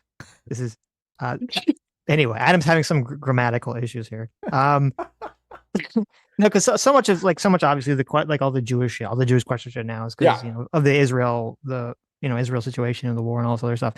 So where are you at currently? Is Israel doing a genocide? Like what's going on right now? Oh, tomato. I don't know. I just think that my concern with the Jewish question is not. Just don't frame it like that. Like, why don't you just say? Why don't you just say called Adam? lobby? You just called Sitch your goy slave. Look, okay. I'm not going to take. Don't give me optics lessons. Don't give me optics lessons. Obviously, we're joking. We've established. Look, the Jewish inherent in the Jewish question implies that there is a problem to be solved. We talked about this. There is you guys just talked about it. What happens when you have people who seem to have loyalty to a different nationality or that's not country? the Jewish question. But anyway, that is not the Jewish question. That is how it plays out now. Okay, fine, whatever. Words mean different things at different times. Fine. Yes. What did you ask me? I asked you where you at in terms of Israel. Yes, doing the genocide. I mean, it's bad, and they're killing people, and I think we should cut off aid to Israel. That's what I think. I think the settlers are degenerates. I think we should force Israel into an ultimatum and say, kick out your settlers, or we cut off aid to Israel. So, but is that the main contention? Just like if they stop the settlers, you'd be like, okay, that's fine. That would be. I can only speak about what I, as an American voting in an American election, would want to vote for my country. As far as what Israel should do, it's like, I mean, I don't know. I guess the reason I'm asking you is that I'm curious because whenever I hear the retard lefties, who you're not one of, which is why I'm asking you, whenever I hear them cry about the situation, ceaselessly complain about Israel, I never hear any of them give anything that sounds remotely like a practical solution to what they think Israel should do that would be realistic and would actually provide safety and security for both Israelis and Palestinians. So I was just curious if you have a magical practical. So I don't even know what your take is on any of this. No, I think we've talked about this a long time ago. I think I only know one piece of the puzzle, but I know this is part of it for sure. The piece of the puzzle that is non-negotiable is that you have to have some level of justice merited out on both sides. Meaning, if we can acknowledge that both Israel and Hamas, forget whether it's the frequency that's the same, but both the IDF, let's say, and Hamas, or the Israeli government and Hamas, have both done at least some level of absolute immoral behavior, murdering children, killing people, whatever, which is certainly the case. You can say Hamas did it more, and you can say IDF did it more, whatever, but both have done it. Then at minimum, you need to have a situation where you go tie up the leader of Hamas and you tie up Ben-Gvir, and you both put him in the same prison cell so that both sides at least feel some sense psychologically that some level of justice has been meted out. If the Ben-Gvir type people do not pay a price, the conflict will never end, unless Palestinians are wiped out. Now, again, talking about truth and love, the brutal reality could be the case that the only way that this ends is that one side gets just totally destroyed outright. We live in a brutal world where that is a possibility. And so my point is, okay, well, so given that, it's like, well, which side do you want it to be? It's like, well, that's just such a disgusting question. That's just a weird. You can say you want sadistic, the Jews to win. It's fine. No, it's a weird sadistic masturbatory thing to be like, well, which side could I wipe? It's like, it's fucking gross. So the only real moral question at hand is, what do I, as someone who's not ensconced in that blood feud, what can I do? And I would say I would have my government stop fucking treating one of the sides like a fucking religious, theocratic, end times prophecy fulfilling country, which is how many of our politicians view it. That would be number one. Then it would be stop giving blank checks to support the settlers. And the settlers are, in my opinion, the single most proactively antagonistic thing going on that could be stopped, that's not like reactive to anything else. The settlers aren't taking over the land. I mean, they use the justification of security because everything's security, of course. But the reason the settlers are taking over the West Bank is because they think it was granted to them by God. How do the anti-Zionists not have some sort of end of time professorial message as well? Because they're saying Israel this thing isn't over until Israel no longer exists. Yeah, right. Those people are demented. The Zionist entity needs to be erased entirely. It's like, okay, well, but the argument is, let's just wipe one of these sides out and we'll get to the argument is that Israel is the one that's willing to accept a two-state solution, and Palestine is not willing to accept a two-state solution. That's a constant argument. So I mean, yeah, well, that makes me take Israel's side, because if there's someone that's saying, look, there's a peaceful solution here, and there's another side that's saying there's not a peaceful solution, then you're forced to play the not a peaceful solution game. And where does that game end? It ends in ethnic cleansing. It ends in expanding our state until the safety zone is complete. That's where it ends. They're the ones that chose the not a peaceful solution option. Yes, people make this argument over and over again. Yes, all the people around the world want to cry about it. But look, they chose the option. Okay, well, when people start carpet bombing, when Turkey starts carpet bombing Israel, and they voted for Ben Gvir or whoever the far right minister is, that's the excuse. You honestly think that's going to happen? Look, I think Turkey. No, I don't think Turkey and Israel will go to open. I mean, I don't know. I wouldn't rule it out. They fucking literally say Turkey is the next Iran. The Palestinian people are like political pawns for all of these countries because they like the fact that they like the internals, the internal dissent that it forms in the United States. Like they're like, if we have an opportunity to make half of Americans hate the other half of Americans, we're going to take it. But in reality, they would just as soon see Israel carpet bomb Gaza and just be done with it. Like they don't. Why did Egypt build a giant wall and is preventing the refugees from coming into Egypt if they care so much about the Palestinian people? They don't. They don't give a fuck about those I don't think. people. Yeah, I'm not saying that. I think the statement that the Palestinians are absolute political pawns that's 100% true. Yeah. Yeah, totally. Jihadists. And Totally Iranian, true. And yeah, that's 100% true. So I don't like. Who chose this end of times game? Well, the end of time stuff is on both sides, and it's more. The end of time stuff is in America. It's supporting Israel. The theological apocalyptic people are all pro-Israel because they got to bring the third temple and usher in the Messiah, or in the Christians think it's the Antichrist. That's the creepy, degenerate, theocratic nonsense that would a two-state solution stand in the way of that? I don't know. What do you think? Well, what is fair enough? What should happen to the Palestinians? You asking me? Well, both of you. I don't know. I mean, people say Israel. No one is offering Israel a practical solution. It's like, okay, well, what should be happening? I think Israel's going to do the one-state solution. I think they're just going to expand the borders until they've taken care of all of these rogue, beyond state elements. But they'd still be a Jewish state. That's not a one-state solution. That's Greater Israel. Yeah. Well, would they have? Yeah, but I guess would they have to give those people citizenship? They wouldn't have to. They probably. Are they going to kick all those people out? Like, what's going to happen? I guess the people. Well, and I guess the other thing too is when you say Israel, so you could say there's Hamas, then there's Palestine, and then there's Israel, and then there's Yahutzvah Atzvak, or whatever the fuck, and I can't say the Jewish Power Party. Mm-hmm. Benny Morris, this is now 4 years ago, I think, on Coleman Hughes' podcast. He said it. It sticks in my head. It's the thing that is most relevant, in my opinion, long term. He said to Coleman very clearly, Benny Morris, the far right in Israel is simply having more and more kids than the secular Israelis who are not having kids. And over time, the government is every possible, he didn't say this part, but given that, he said that the government is going to become more and more right-wing over time. So all of the we have zero reason to believe as of right now that Israel will not get more and more and more Ben Gvir-ish.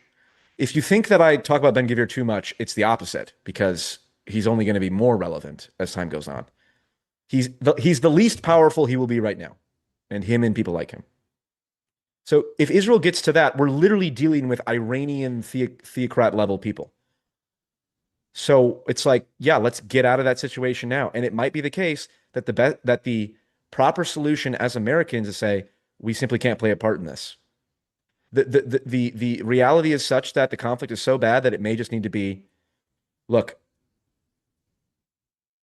you guys just have to go to war with each other. Or if the superpowers are taken out of this, maybe Israel will moderate because it's realized, oh shit, we can't just carpet bomb. We actually do have to sue for peace. So I don't know. Why can't they carpet bomb? They could if they want to. Look, I think obviously we're involved in some kind of pressure campaign against that. Well,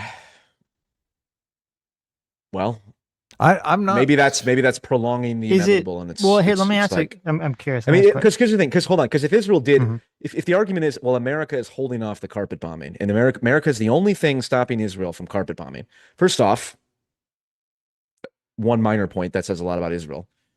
in the current government. But again, if Israel started? I mean, you would get, and if the United States withdrew support and said we're just out of this entirely, and Israel goes, didn't they just have a vote on denying them Iron Dome? I think that's the pressure right there.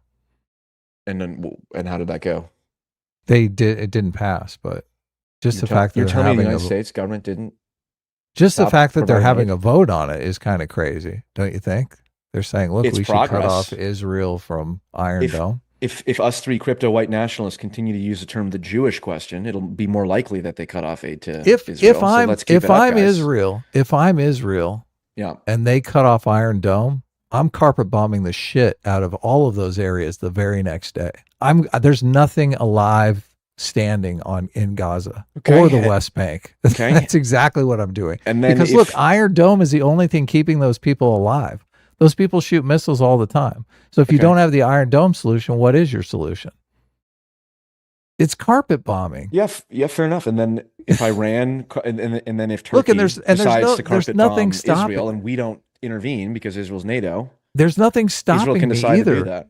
There's nothing stopping me from carpet bombing either, because the only reason I'm not carpet bombing is because I need this technology from the Americans. Not true. First off, if Israel tomorrow just carpet bombed Gaza, the outrage from the international community. Who cares about the outrage? Egypt, Turkey. Well, that's right, because America's going to Israel does not care about America's whinging about what Israel's doing. Okay. Hold on. If America cut off aid tomorrow, let's say America said, hypothetically, Trump just woke up, and it's conceivable theoretically with Trump. Fuck Netanyahu and fuck the country of Israel. We're all military obligations are off. We're gone tomorrow.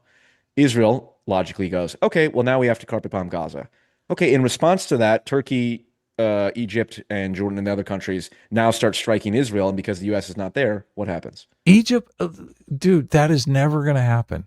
Egypt, Turkey, those countries, they want peace in the Middle East. That's never going to happen. Iran, you don't think a conflict between Iran and Turkey is plausible? All these countries signed up on the Abraham Accords. In Israel? All these countries signed up on the Abraham Accords, man. They thought we were moving into a different phase in October. Like a lot of people, weren't they saying the reason October the 7th happened was because Hamas was worried about losing power because the Abraham Accords were going to happen, everything was going to be stabilized economically, and they were going to be shit out of luck. It's like Iran is the last country. If you're talking about Iran bombing, okay, Iran is like the last radical standing. But look, I don't know. Maybe they nuke Tehran if their back is against the wall. No, they probably do. Yeah, look, this thing could get wild. All we have to do is keep sending the Iron Dome. Yeah, no, that's fair. I think if Israel right now, if Israel's not a Jewish supremacist theocracy, then if Israel was given the option, hey, we will give you the Iron Dome missiles. All you have to do is start arresting the settlers in the West Bank and pulling them out like you did in Gaza. You think they go, no, we'd rather lose the Iron Dome than that. Give the Israelis the ultimatum. I think the long-term goal is to take over Gaza, take over the West Bank. Of course. I do think Judea and Samaria. But solely for security reasons, okay? Right. Solely for security reasons. It's like the creationist scientist who's like, what is 6,000 years old. I've only arrived at that for scientific reasons. Excuse me, Paul. Was October 7th a security event? Is there an October 7th security event, or was that just something we should turn the other cheek on? No, that's not the right question at all. It's why were the settlers there to begin with? Why do they view that as their land? For security reasons? They call it Judea and Samaria for security reasons. What do you mean? The people who want that land want it because they think it's their religious right, not because of security reasons. That's a secondary argument they use. Because both people, the settlers, the Palestinian people and the Israel people both want the land, but the Israel people want it for security reasons, and the Palestinian people want it for the settlers, religious reasons. Okay, I see what you're saying. There's the people that they're sending in are religious zealots. Yeah. Right. Okay. So the government wants it for security reasons, but they're sending in people who are religious zealots who think it's their birthright. No. Which seems like the thing you would do if you wanted to take over the area for political reasons. Obviously, you're going to send your zealots in. Okay, the Israeli government's not one thing. It's deeply divided. So you say the Israeli government's sending these in. It's like, well, would it be better to more complex than say? that. Would it be better to say the majority of people in Israel who turn the other way and basically allow settlers to do what they're doing are probably more concerned with the security reason That's as opposed to the religious that's the point reason? that I'm making. Yeah. So Yeah, of course. Yes, fine. Okay. I think that was that's what But you if were saying. okay, but this is but then okay. Yeah, I'm less concerned about the debates about Israel because they just endlessly auger in on the same fundamental question, which is Look, it's a security question. we never It's a talk about security this question. shit at all. This has not come up for like 3 years. I'm not particularly interested in the geopolitical situation in Israel. That's not why I'm concerned about the issue. I'm concerned because I see people talking about the Jews constantly and in a very gross, disgusting, like well, they're look, the you're enemy a crypto type way. white nationalist. It's a We crowd. are The crypto circle. white nationalists. And actually, no, me and Adam are crypto white it's your nationalists. Sitch is our orbit. boy slave. There you go. That's funny. Oh my God. Nice callback. That was That's good. fair. That Listen, was good. Listen, nobody loves riffing with you guys more than I do, okay? Mhm. That's fair. Look, I pontificate on things I'm not knowledgeable about all the time. The Israeli geopolitical situation, I have basic opinions on. I see where the argument constantly gets stuck because, you know, the security reason thing, it's like, well, if they were really interested in security, they would do things that pursue long-term peace, and taking the land is not in the long-term peace, so blah, blah, blah, blah, blah. It just goes on and on and on and on. Why do you think so many people on the left are so obsessed with this Because issue, though? brown people are getting killed by white-looking people. Okay. Yeah, I agree. That is the correct answer. Yeah. I only give the correct answer. Not always, but most of the time. Yeah. So it's like a philosophical thing. The post-war That's why they're consensus interested. idea. They don't really give a fuck about any of the people involved. It's something that they can say, look, Well, my philosophy is correct, that all white people are racist and all brown people are saints. I think reflexive empathy is a real thing. So they do care about them. But if all they do is go around saying free Palestine instead of saying Google Ben Gvir, they're not actually changing anyone's mind because they think America is also a colonial nation. They think America is bad for the same reason Israel's bad. So it's like, well, why would we even try to convince crypto white nationalists such as these three that maybe, you know, we should stop supporting Israel? It's like, well, okay. I think there is I got a contingent. Hold on. I got 10 minutes. Okay, that's cool. I do think there is a contingent that it does. I mean, they do not like the fact that young people are dying in Gaza that are collateral damage. Young people are dying that are basically innocent people caught up in this war. And I mean, I can empathize with that. I just, like Sitch said, you got, like, what are the solutions? I realize there's like nothing but bad options here, but somebody sooner or later has to pick one of those bad options. Yeah, this is what I told Richard Hanania when he was like, look, the Palestinians just have to basically all get cleansed or killed. And I was like, okay, well, if I'm supposed to entertain that as a moral option, then, like, what are my grounds? Well, Hitler was saying we should get rid of the Jews and just kill them. And, you know, he originally didn't want to kill them. That's what Destiny told me. He's, you know, the final solution was final for a reason. He originally wanted to cleanse them, just like Israel's doing it. So it's like, okay, so now my whole sense of morality now doesn't apply to these anymore. And it's like, you know, I can only operate from what is the proper thing to do as an American. Well, you have to at the very least kill all of the combatants. Like, you have to kill all of the. Do you have to Hamas kill all the combatants. settlers? Do you have to kill all the Ben Gvir Jewish Power Party people? I mean, those people will stop. They're going to stop making waves as soon as the security is fixed. What? No, they won't. Their motivation is not security; it's religious. But I guess they're controlled by the state, though. The problem is that Hamas is not controlled by the state. Well, the question is, the demographics eventually will cause them to be the control of the state, as Benny Morris points out. Well, Sitch, what do you want to say? Well, no. So the issue with Hamas is that, like, for example, and this is why I always think, like, when I hear like the lefties talk about this is retarded.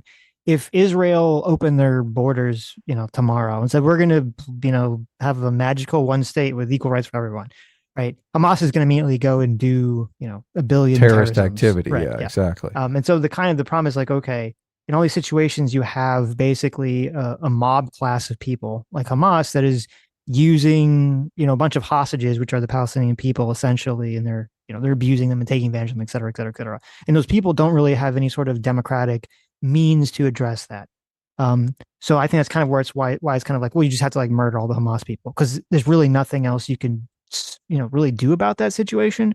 Where with the crazy people in the Israeli government, like they could be voted out of office. They could be incarcerated. They could go to there's all jail. They kinds could be of voted out options. of office. It is a democracy. Now, if we have a situation where all the Hamas people go away and all the crazy people, outbreed all the same people in Israel and they all start controlling the government, then we'll have a different conversation, right? But at the moment, it still is a democracy, and they still have like some form of government that can hold those people to accountability, at least in theory. That's fair. So, I guess Thanks for coming on, Paul. Well, this was an interesting conversation. I got 8 minutes. If you okay. guys, Let's see. There's some super chats. So. Is there a final topic? Well, there's some super chats addressed to you. Yeah, let's do the super chats. All right, let's do it. Chachi McSwag for $50. Thank you so much for the $50, Chachi. Says, Paul, this is illiterate. You are all stick for Israel, no carrot. If America kills the Iron Dome, Israel will destroy Gaza. You talk about the response of Turkey and Iran as if they are there is a good faith actor here. They would already have attacked. Yeah. What? Who would have already attacked? Turkey I'm not and sure. Iran? I'm not sure about Turkey, but Iran. Turkey would have already yeah. attacked Israel. Iran would have attacked. Turkey's in like a gray area, I think. Well, Turkey is the new Iran, according to Naftali Benefit. I don't know who that is. Do you think if Iran had suitcase nukes, do you think they would try to smuggle it into Israel and have someone blow it up? Yeah. Okay. Okay, good. I'm glad. Are you kidding me? You have a sensible worldview. Okay. I'm like not 100% convinced on that, but I know that's the prevailing narrative. So look at that. You're more hawkish on this than Adam is. All right. What else? What other questions? Valve and Gopher Jar says, on that note, when is Paul moving to Palestine? Are you have dual citizenship? Whoa! That's Crypto white nationalists over here. We don't do that. Okay. They are. Never mind. Go ahead. Paul C. Dillinger for 49 months. Thanks so much. Says, if you want to talk about the Jewish lobby, just talk about it. The term JQ implies that Jews are the problem to be solved, which is obviously anti-Semitic. No, dual loyalty is the problem that needs to be solved, and that's not anti-Semitic. And some Jews do have dual loyalty, as we all. Just say that. I think that's a better term, man. I mean, I know people will still attack you for it, but it's much better than the Jewish question. Well, for you guys, but for the Nick Fuentes fans. For Eddie. Oh, okay. I gotcha. That's how you bait him in. Right. You bait. We need a final solution on the dual citizenship solution. There you go. Or dual citizenship. I think the final question. solution for dual citizenship is make it illegal. Yeah, I agree. Yes. There was an Israeli settler who came on my stream who told me that he voted in via mail voting because he's an American citizen as well. Now, did I verify that? No.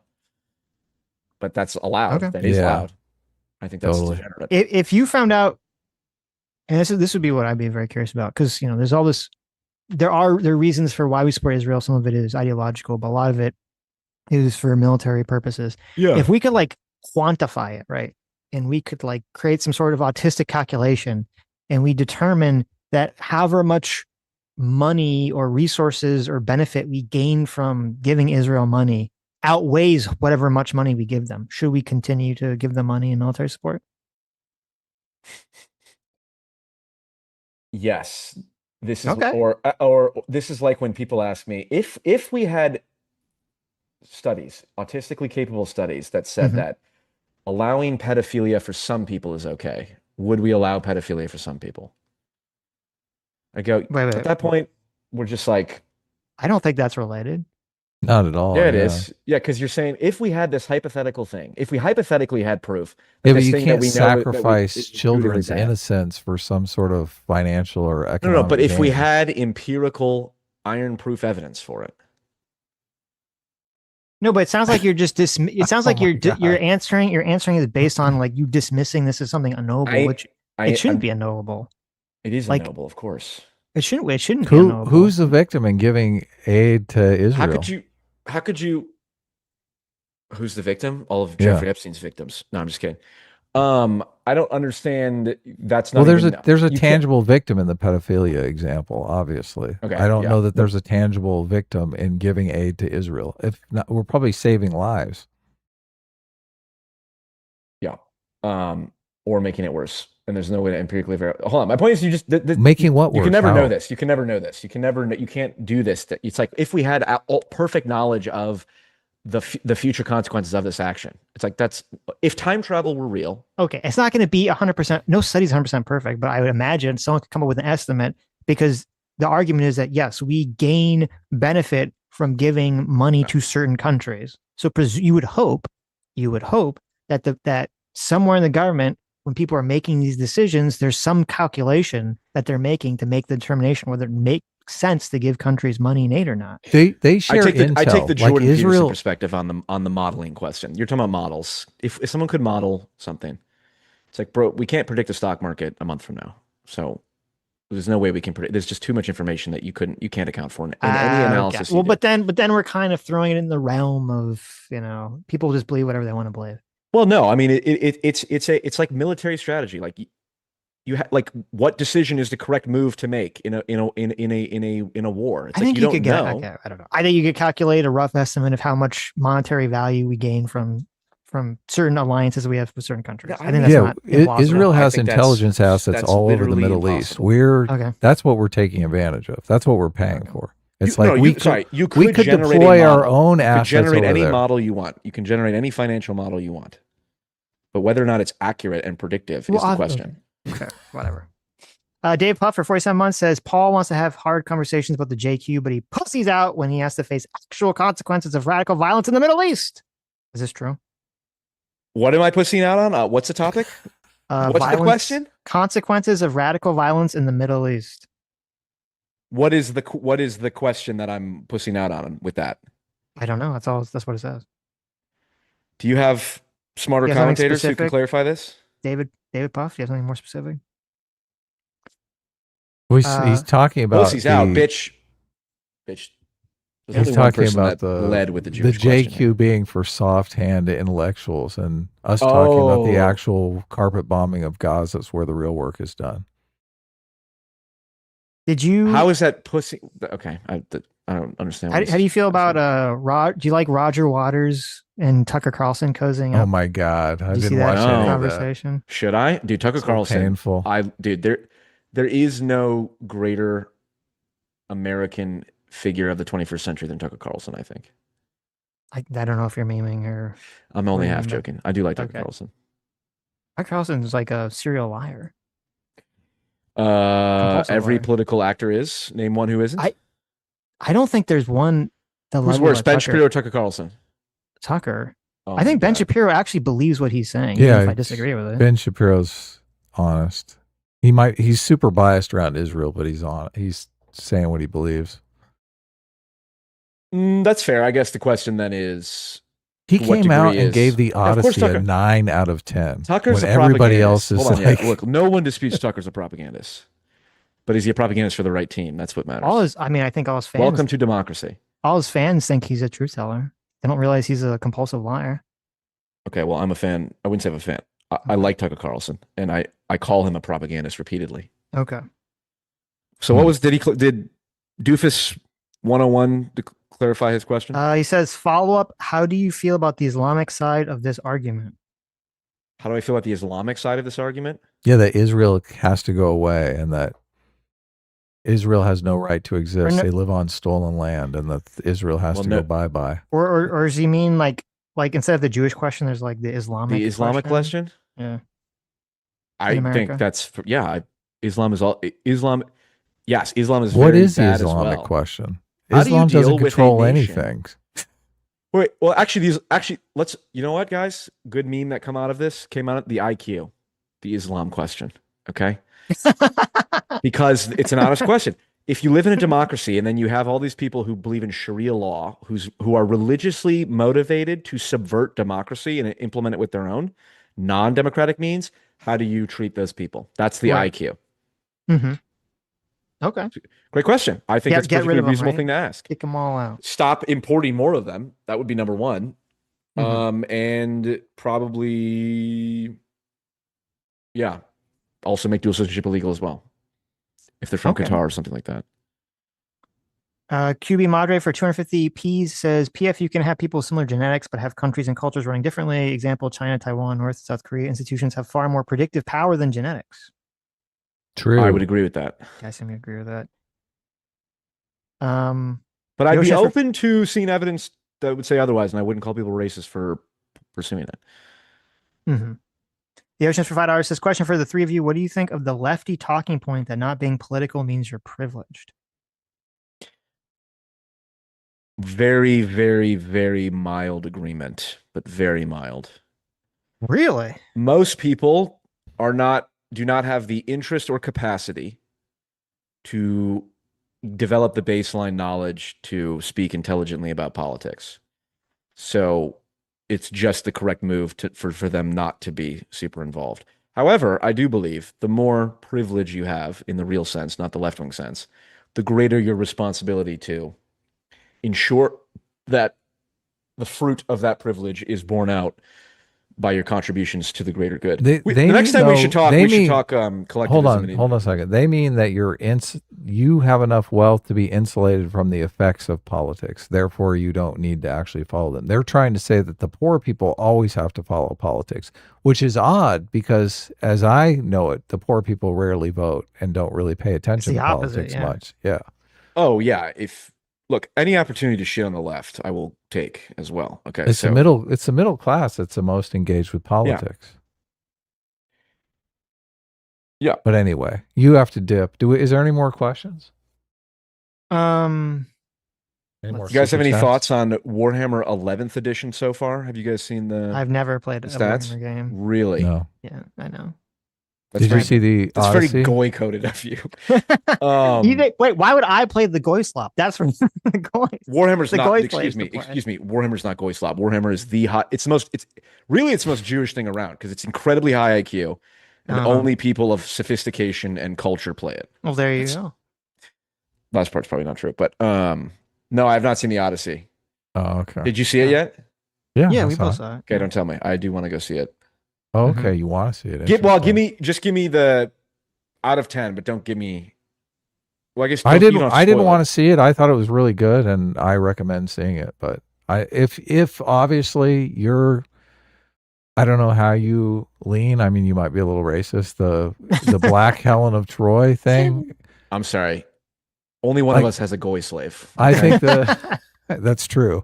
I think I think the Black Helen of Troy can ruin the movie for some people who are like, oh my God, this is completely a finger in my face.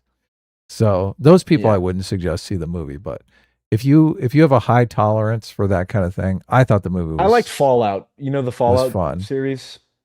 That's pretty wokish, and overall it was pretty good because then you'll be fine. They did a lot of fan service. Yeah. I have a feeling my wife and I both rolled our eyes at the Black Helen of Troy, but we made it through. That's fair. Yeah. Peugeot said it was good. Red Letter who Media else? Who did? Red Letter Media, Mr. Plinkett. I don't know who that is. They gave it a recommend? They did, yeah. Okay. They liked it a lot. The only person Ben Shapiro gave it a 9 out of 10, and everyone on Twitter is like fucking pissed at him. The only person that I trust that didn't like it is Jester Bell. Okay, female Frodo Baggins. Do you guys know who that is? Yes, I watched a little bit of her video, and I got to admit, a little disappointed. So I think she has a little bit of a bias. I think because she was like really shitting on the trailer ahead of time. Yeah, people lock themselves in. So, look, I always make the comment that it's not influencers, it's influenced. Because people get a feel for what their audience wants to hear, and they start catering to that. And look, we have 30. I put up a poll. Did you see the Odyssey? Yes, no. I will never see that crap. And 31% is I'll never see that crap. So there is a lot of people out there that want people to shit on the Odyssey. And I would love to shit on the Odyssey. It's just too bad. It's a good movie. So I can't really shit on it. So, but look, I saw a lot of people. I was not really gonna see it, but then I started watching videos, and no one was talking about the story. They were shitting on the casting, which you can shit on. They were shitting on the costumes, which you can shit on. I don't know about you. I go to movies for the story. The story is what I'm interested in. Yeah. So. Yeah. Yeah. Let me read you one last super chat. Serial Fiction, our resident white nationalist for $4 says, FD crypto or out in the open, uncloseted. He's pretty out about it, I think. Oh, nice. All right. FD may think you guys are crypto white nationalists, but rest assured, all white nationalists think all three of you are cucks, not crypto cucks, super really real cucks. I like you guys anyways. Well, thank you, Cerebral Friction. And he also says, very satisfied that PF Young's point about the historical use of the Jewish question originating as a genuine question came directly from my comment on his last video. He really is unwittingly a crypto white nationalist. Rubs hands. Wow. Holy shit. Did you crib his comment? Is that what happened here? You pretend like you didn't know who he was? Wow.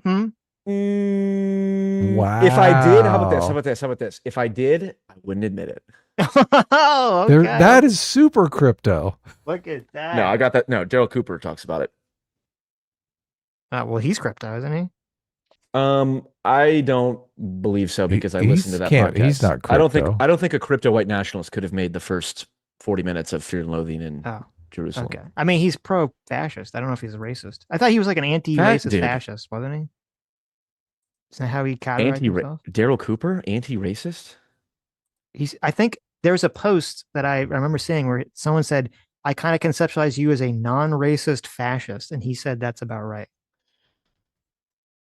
Okay. Well, if someone I should calls say anti-racist, you're right. Okay. Yeah, non-racist. I'm just so over labels, to be honest. That's the ultimate thing. I literally don't care about anything. I care about people's beliefs on positions.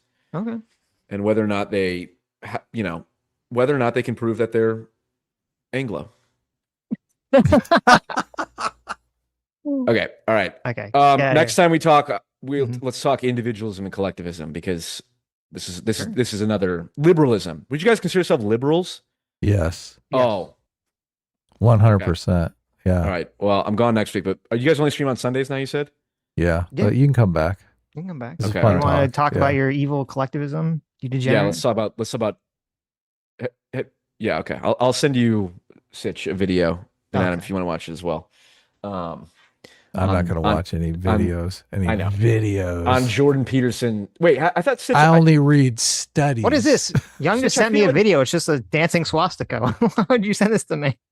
Yo, we're crypto. Keep it. This is. Okay. Don't tell everybody. Oh, sorry, I forgot. I did one called Jordan Peterson: The End of Classical Liberalism, where I'm basically using Jordan Peterson's words to undermine liberalism, and there might be more agreement. I do think we're a little too individualistic in some regards. Okay, all right, fair enough. Be some agreement. Well, we'll figure something out. Yeah, I'm sure we can talk more about the Jews at that point too. So it's good. No way. All right, appreciate it, guys. Thank you. All right, take care. Peace. Always a good conversation. That was fun. Always fun when we talk to Paul. Very spicy. Yes, of course.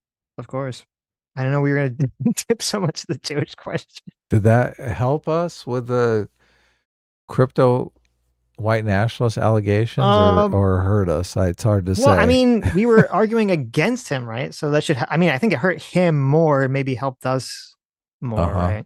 I mean, maybe probably not against that deculturalization guy because he probably just doesn't like white people or something, but. Yeah. Fat Brown Buffalo, thanks so much for the $20, says, how is it possible? Have you never heard of, quote, tax the rich? I'm told Elon Musk alone could eliminate poverty in Africa. If he just paid his fair share of taxes. That is true. I have heard that. Yes. I've heard that.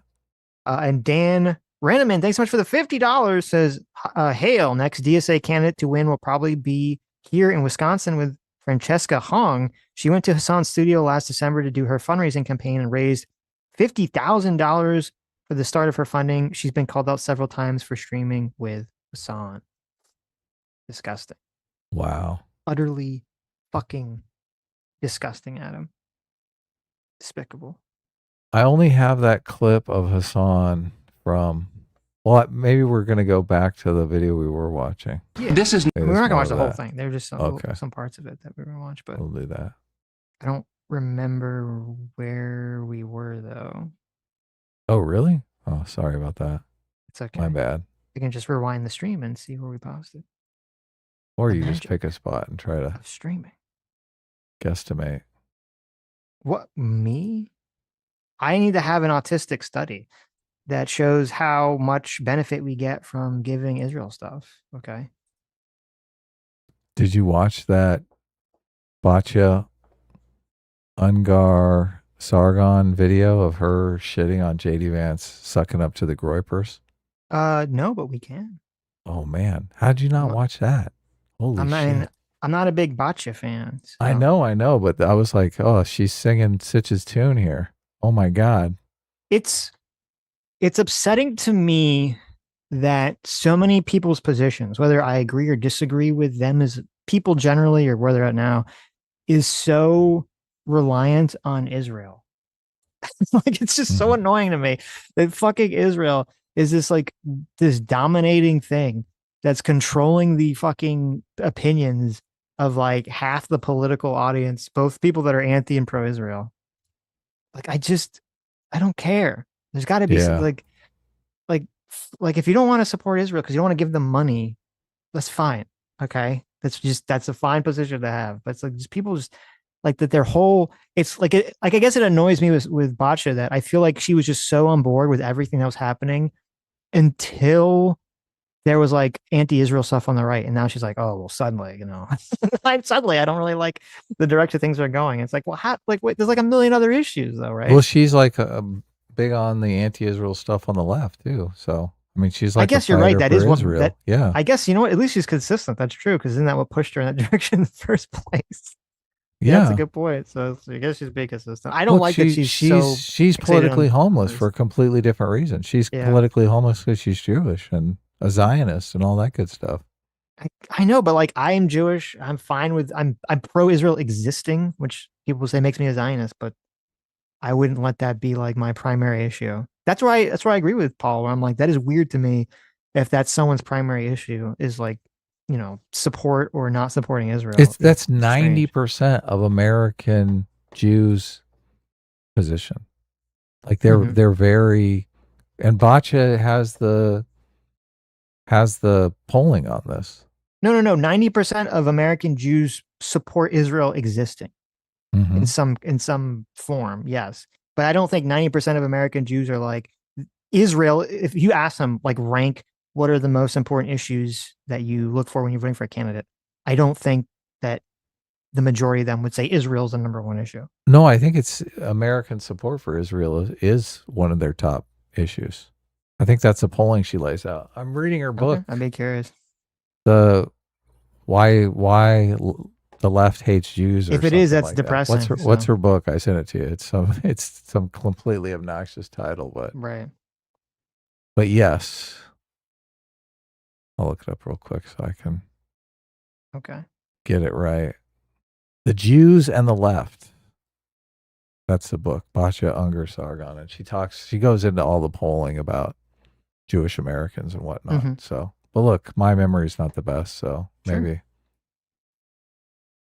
it's pretty high though. I know there's a 90% of Jewish people something or other. 90% of Jewish people probably support Israel existing.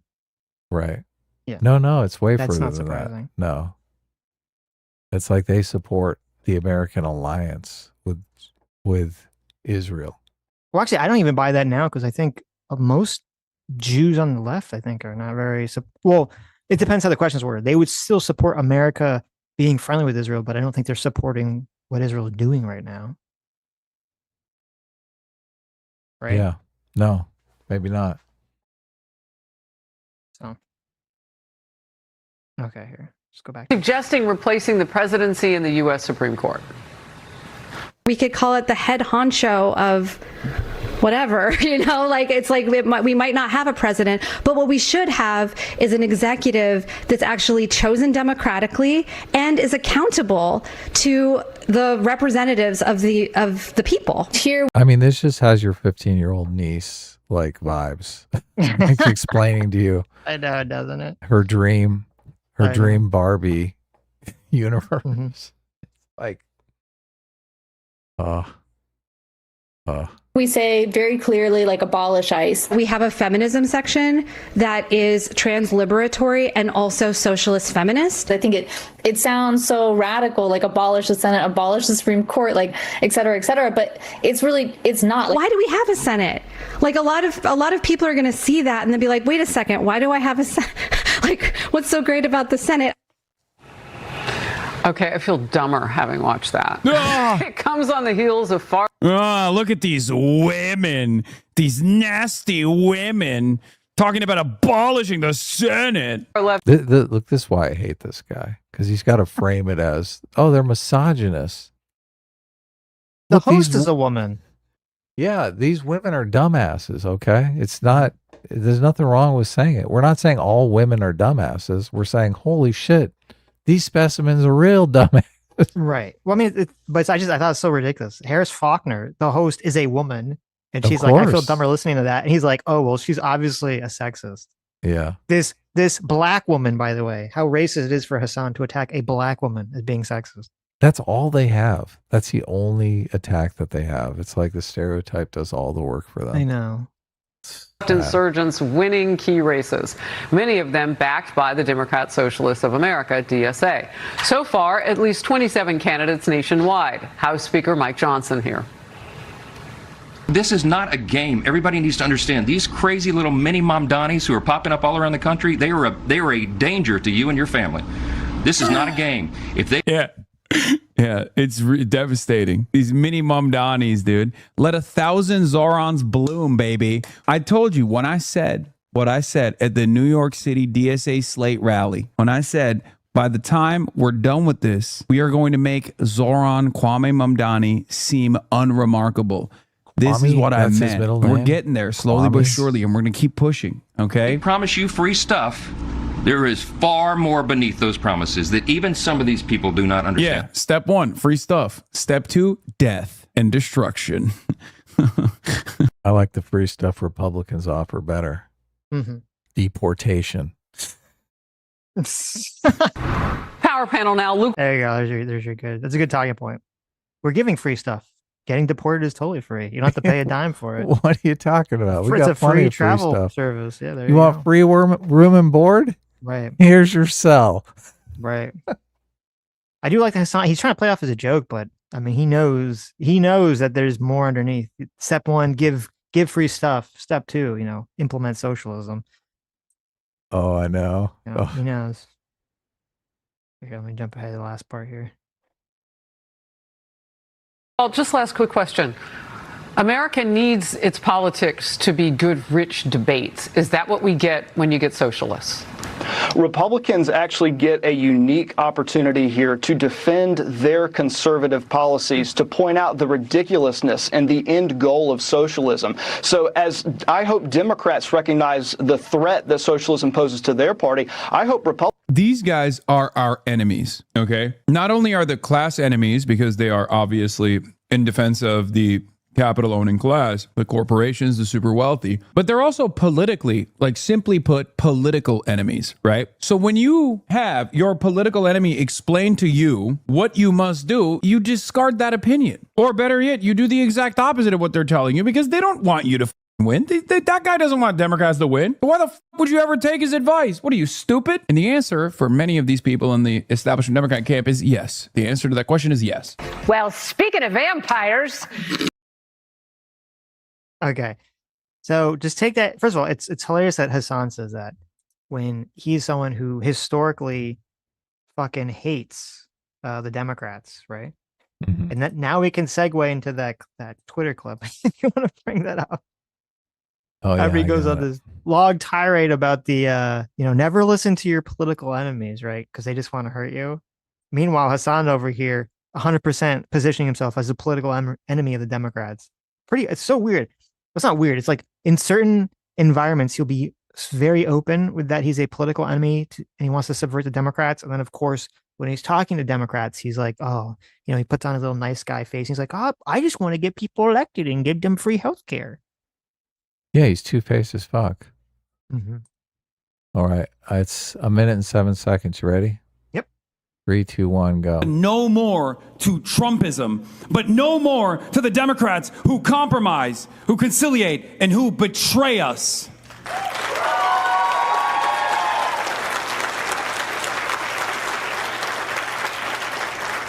No more to the fascist reactionaries, but no more to the Democrats who will collaborate and cooperate with the fascists, who will fund ICE, who will fund Israel, who will help poison the planet, who will stiff workers and help bosses. We don't need those Democrats anymore. In fact, we have a message. We are coming. We are unbossed. We're unbought. We're unbowed. And we will become undeniable. Thank you.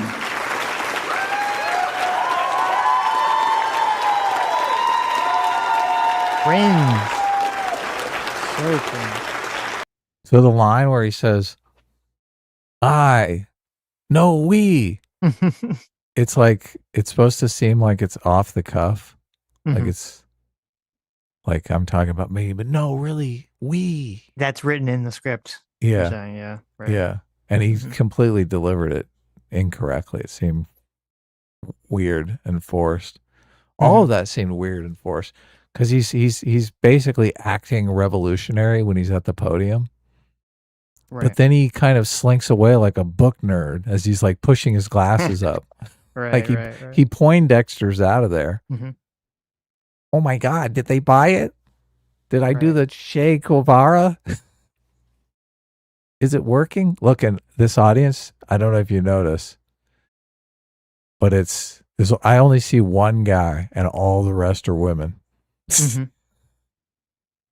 That's true. That's a good point. Oh my God. Oh, the socialist fangirls. Yeah, I know. You know, it's interesting. I'd be curious to look at the Botch's book because I was kind of curious about like, you know, if I could find polling data on like what the how it's important. All kind. She lives and dies by the polling data. Oh my God. Well, yeah, I was curious like how important, you know, this is to Jews, right? American Jews. You're like, oh my God, they're gonna disown me. And well, first of all, I see this someone. I can't find the exact number yet, but I saw someone was brought up a good point in this post I was reading that the majority of Jews still overwhelmingly vote Democrat, which if Israel was their primary issue, they would not vote Democrat because Democrats are a lot more against Israel than Republicans are by a wide margin politically. The book is super interesting because she goes through the entire history of Judaism in America. And she's basically making the argument that Judaism and Americanism are completely intertwined because America was the first place where Jewish people actually felt like they had equal rights. So, and it was more than just on paper. It was actually like they exercised the courts and voted. I mean, you have to be a little careful completely. Though, obviously, she's doing this for her own reasons, right? I love when you say stuff like that. It's like, well, I mean, it's true. Watch out! Like she's saying, a little trickster. Well, no, watch out, Adam. She might be.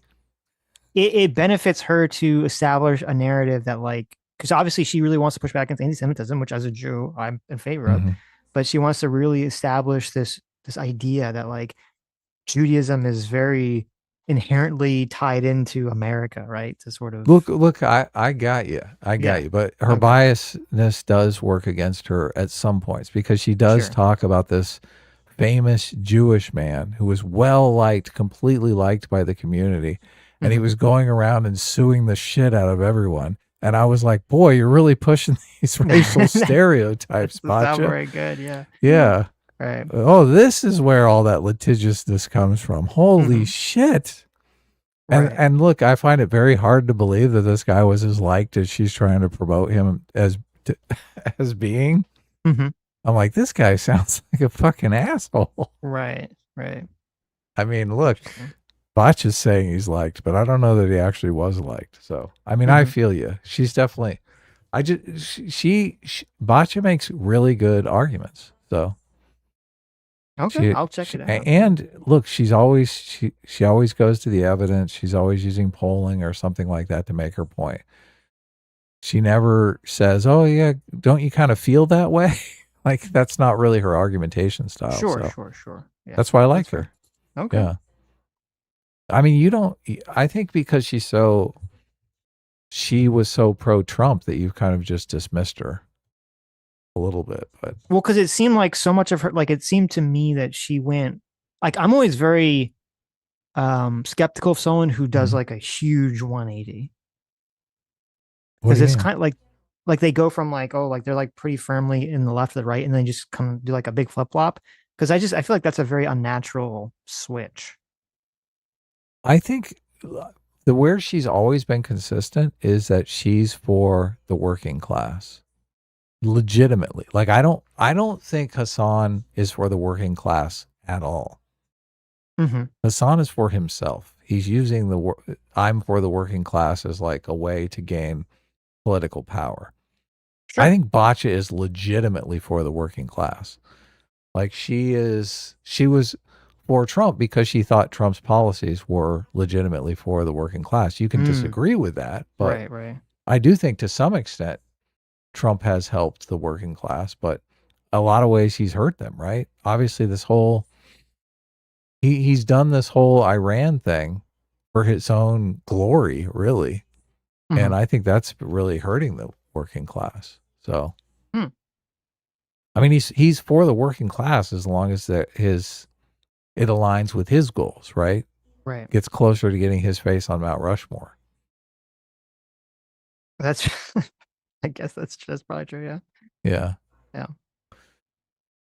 Anyway, I backed it up a little. Let's listen to the thing. Oh, I guess we don't have to watch together. I want to hear that line one more time. Democrats anymore. Hold on. In fact, we have a message. Oh my God. He even flubs it. When he goes, no, he points to himself instead of like pointing to the crowd. Right. He should point to himself. I could see him in the mirror, like acting this out ahead of time. And he's like, I'm going to go, when I say I'm going to point to myself. And he's going to go, no, and he's going to point at the crowd. But he was too Poindexter to remember his big move, his big political move. Mm-hmm. God, I hope this guy gets on. Oh, I guess, no, he can run for president. Hassan, yeah, sadly, scarily. I mean, I think he's too lazy to run for president. So that's the saving grace, right? I just think there's going to be a oops moment for him sometime. I don't see the dog. He's already done. What do you mean? Thing. He's done so many oops moments already. The dog shocking. He'll never get past the dog shocking thing. Yeah. Is it still, when you type in Hassan Piker, does it come up shocks his dog? Is that still the first thing? Hassan. I hope so. No, I do too. Hassan. Dog. Hassan and when I do it, and I look at the because it has like the saved results. It says the first one's Hassan Piker. The second one is Hassan Minhaj, the comedian. The third one is Hassan Piker net worth, and then the fourth one is Hassan Piker dog. Yeah. So it's still fourth result there. It fluctuates. Okay, let me see. Oh yeah, I forgot. I got to open an incognito tab here. I know, that's what I was going to do. Okay. Nope. So if I do an incognito, Hassan Piker dog is the third result. Yeah. Which is funny because his second result is net worth, which is also not a that's also not a positive. That's great. Right. So the first two results, and it's interesting. The third result or the fourth result is wife.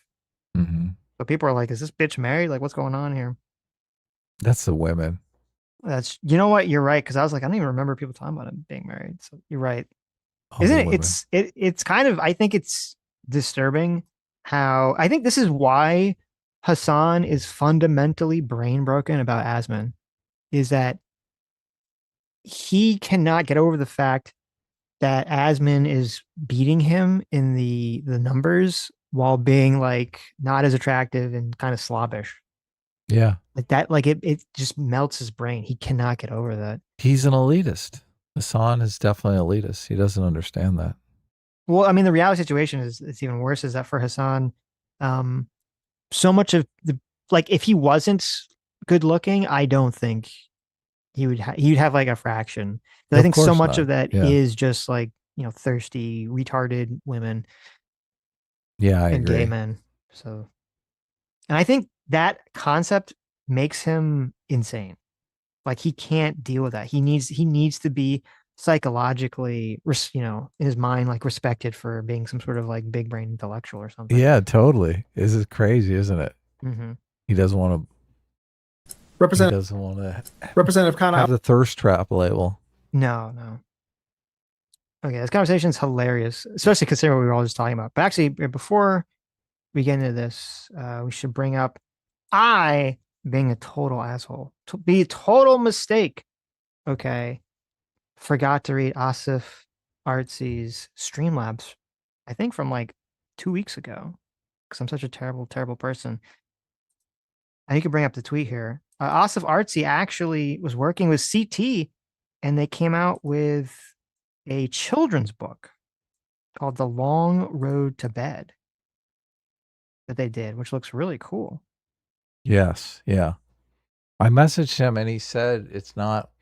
You can't buy it yet. He's working on that. So yeah.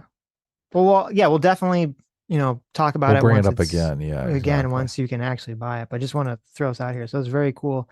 Asif Artsy working with CT to make this kids book. That's awesome. And Asif Artsy $5 says, since you didn't read my previous Streamlabs, read this one twice. Well, there you go. I will actually here. Let me read your original one. Asif Artsy for $5 says, hi, my new book is out. The Long Road to Bed with drawings by CT. DM'd you the drawings. Well, there you go. We'll check this out. And yes, we'll make sure that once you can get it, we'll put a link somewhere and we'll push it. We'll hawk it. You guys should support it. Especially if you have kids, you want to read. Been a long time fan of the show. Always send artwork in and stuff like that. True. So this is super cool. CT was a long time mod for us. So yes. Yeah, no, we always want to show our support. Of course. Especially in the art realm. I support your local artists, right? Yeah. Look at these.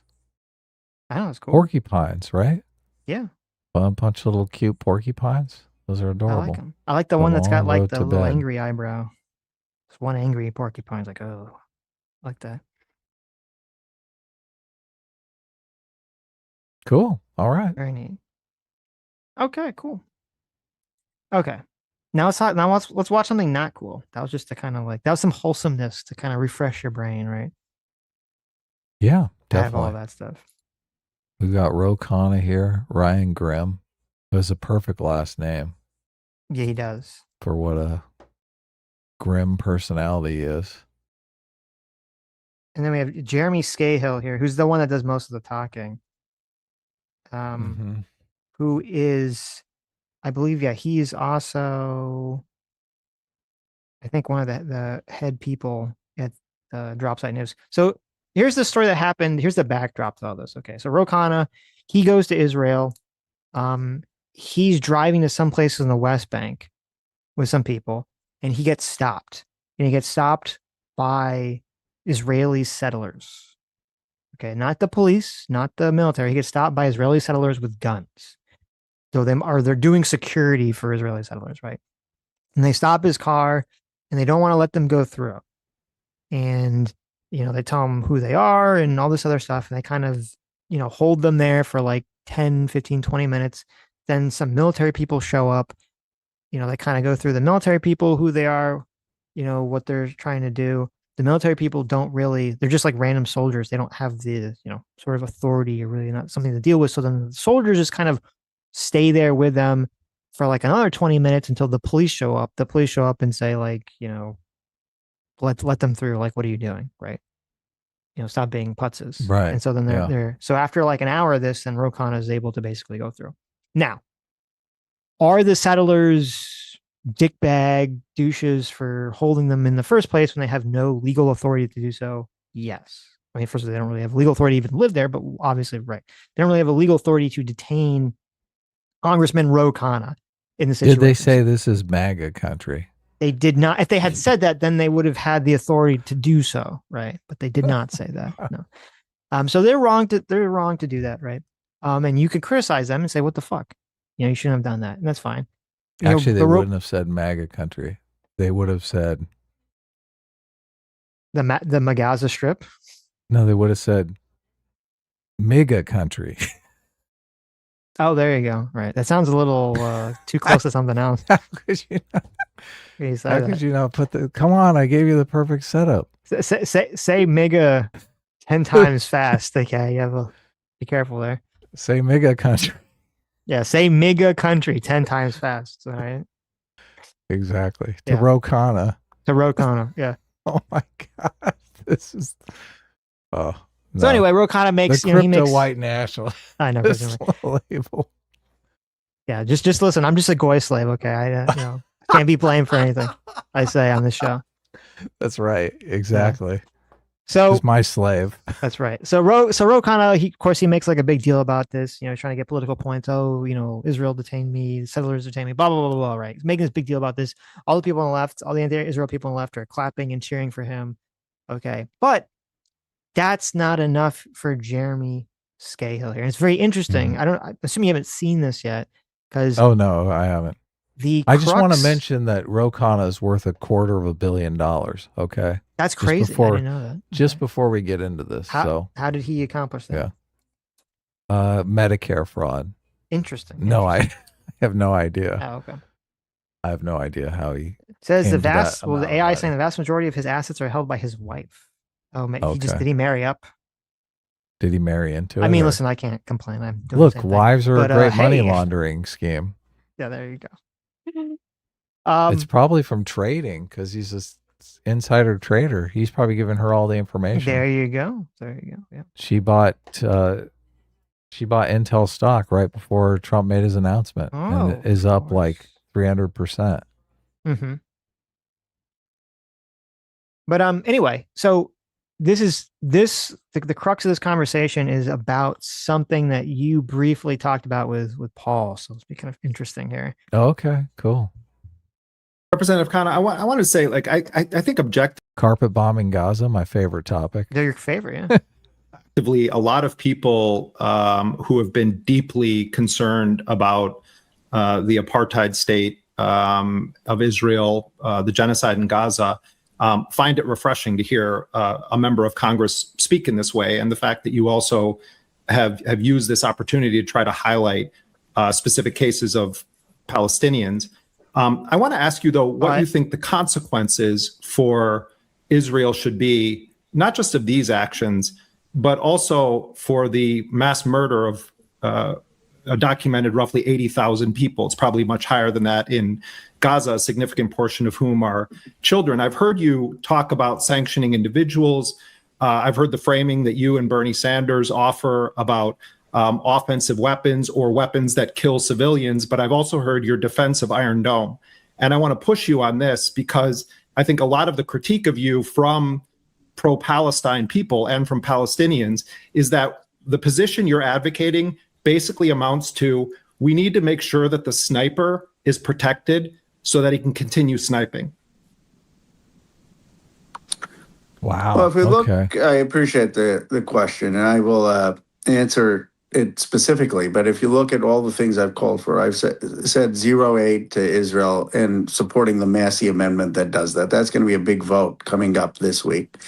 I've said no military sales to Israel that are used to kill civilians. I've said no military integration and led the fight to repeal Section 224 and 219, which is Netanyahu's end run, where they would just co-produce the military. I've said we should call it apartheid and recognize the genocide. So these are on a scale of 1 to 10, it's like going from 1 to 7 or 8. And the debate is, okay, 9 or 10. Do I, an arms embargo completely, which I have not supported, would say Israel can't even get or produce from anyone defensive, the Iron Dome. And I guess my view is, anyone should be able to protect civilian life, but that's not America supporting it. I do think, though, that there is something that the next administration could do within the first 100 days. Instead of just saying, okay, we're going to talk abstractly about this long peace process, demand the arrest of Yunnan Levy and extremist settlers within 100 days. Demand the destruction of every outpost within 100 days. Demand the destruction of illegal settlements within 100 days. Demand a justice for Palestinians and Palestinian people so that they stop getting terrorized within 100 days. That doesn't have to be some dialogue. That needs to be a directive from the American administration saying Israel must do this. And we need to be... I have no idea what's going on the ground there. So obviously the people who are obsessed with this issue, who are pro-Palestinian, they have this idea that the Israeli soldiers are committing horrible atrocities like every day.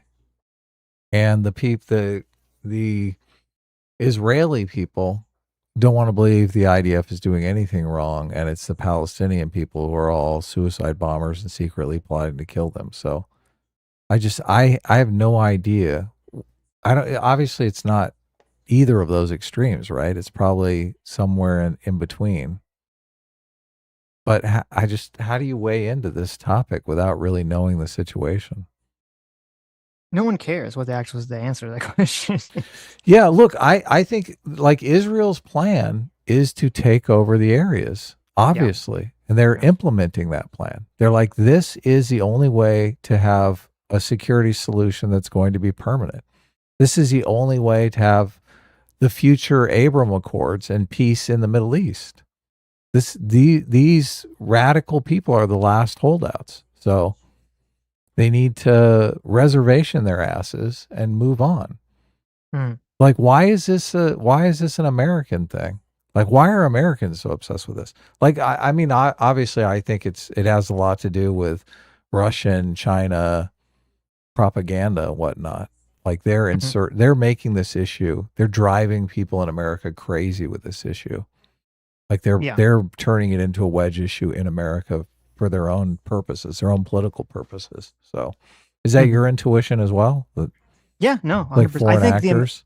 I think when we look back, you know, in this time period, we're gonna realize that the historic amount of foreign psyops going on social media is just insane. Astronomical. Yeah, totally insane. There's so much of this nonsense. It's just third world accounts pushing, or Russia and China pushing a bunch of bullshit down people's throats on social media.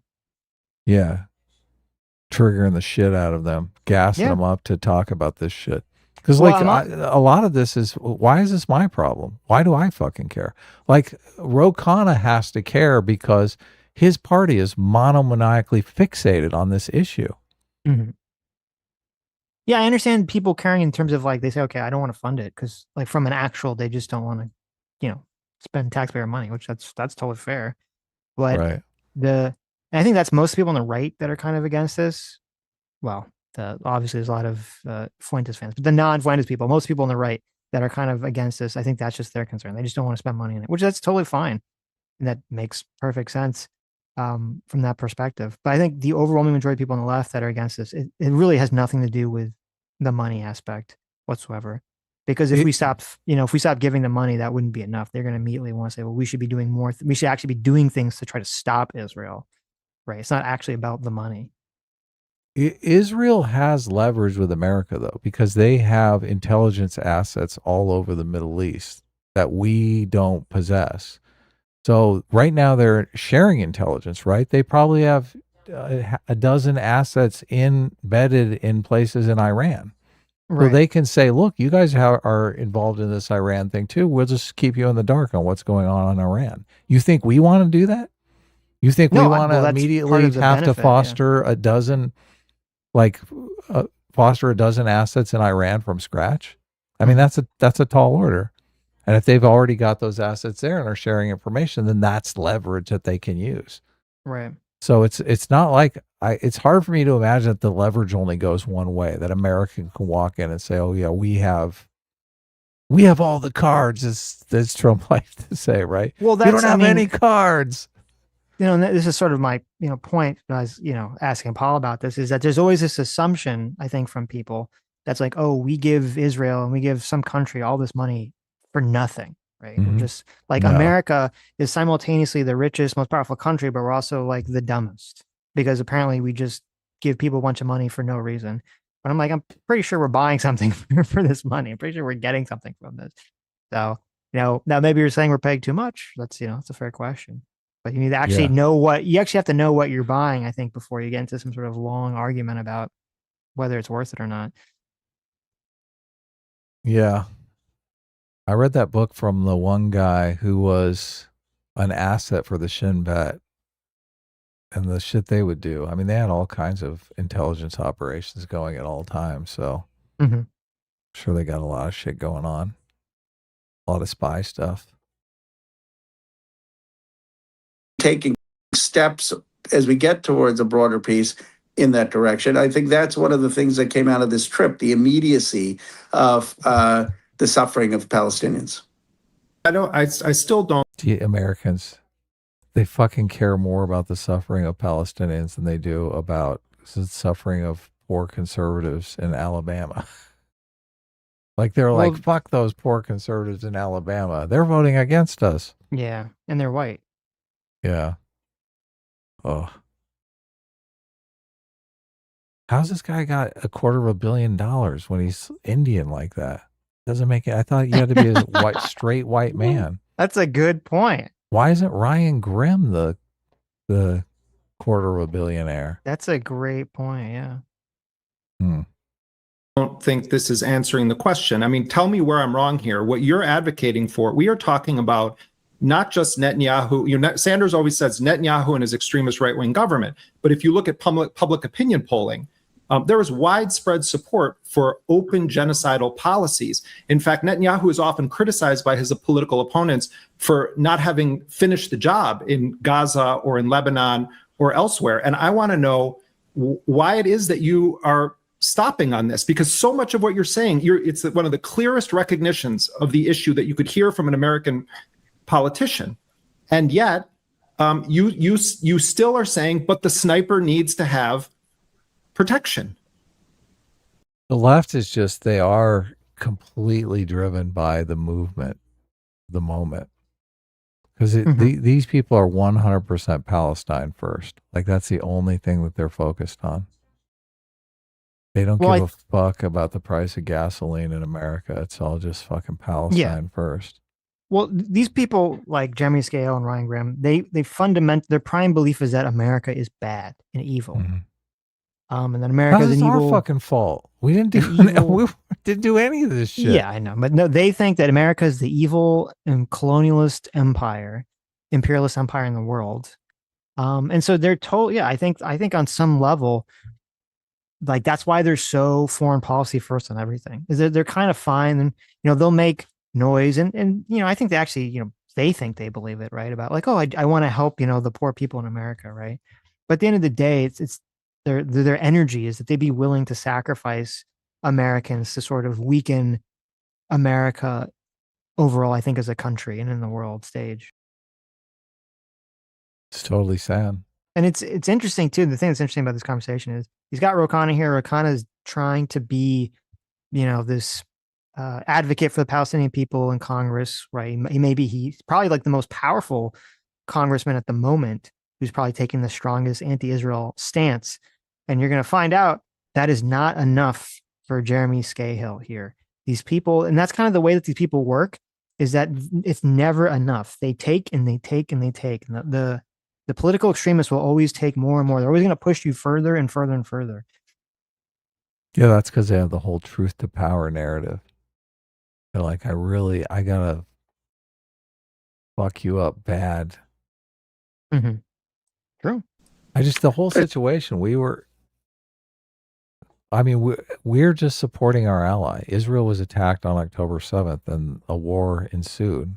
I mean, how are we responsible for this? We weren't involved with Hamas. We aren't Israel. We are involved with the response. I just why is this why is this on us? Well, he's going to make an argument that's really stupid. Oh, okay. Shot the sniper. It's saying that that we're not, just so there's no ambiguity on my position, which is also the position of Sanders or AOC or others, as I understand it. It is that we have zero military aid to Israel, that we have no military sales that are used to kill military weapons that are used to be killing civilians. So that's the drop. I would argue no Iron drop. Dome is used to kill. I would argue Iron Dome is used to kill civilians because it allows the Israelis to have this American backing to operate with impunity by openly saying that I support this military technology for Israel. What you're saying is that when Israel attacks other countries who have a right to fight back, that my position is that that sniper, I wish he wasn't doing the sniping, but that sniper has a right to have the United States defending their sniping. But I don't think that you're exactly right. That argument is completely dumb because, like I said before, when Paul was here, if you're in a position where they can actually shoot and hit you, what are you more inclined to do? Wipe them Fucking out. annihilate them. Yes, exactly. You carpet bomb the shit out of them. You annihilate every square inch of land, and then you move in with the bulldozers. Of course. This is political possession, political ideological possession really lowers your IQ points by about 20, 30 points. Yeah, totally. Because it is the most, and Ro Khanna is a total pussy. Because I think he knows this, but he doesn't bring it up because, I don't know, he's just a pussy and he thinks it'll look bad. It is will totally look bad. They'll spin it. Oh, look, he's in favor of that. That's what they'll say. Yeah. It is the most basic, obvious, logical, baby brain thing to understand. Okay. Every person understands this on a deeply intuitive level because it's so obvious. This is not some big brain take.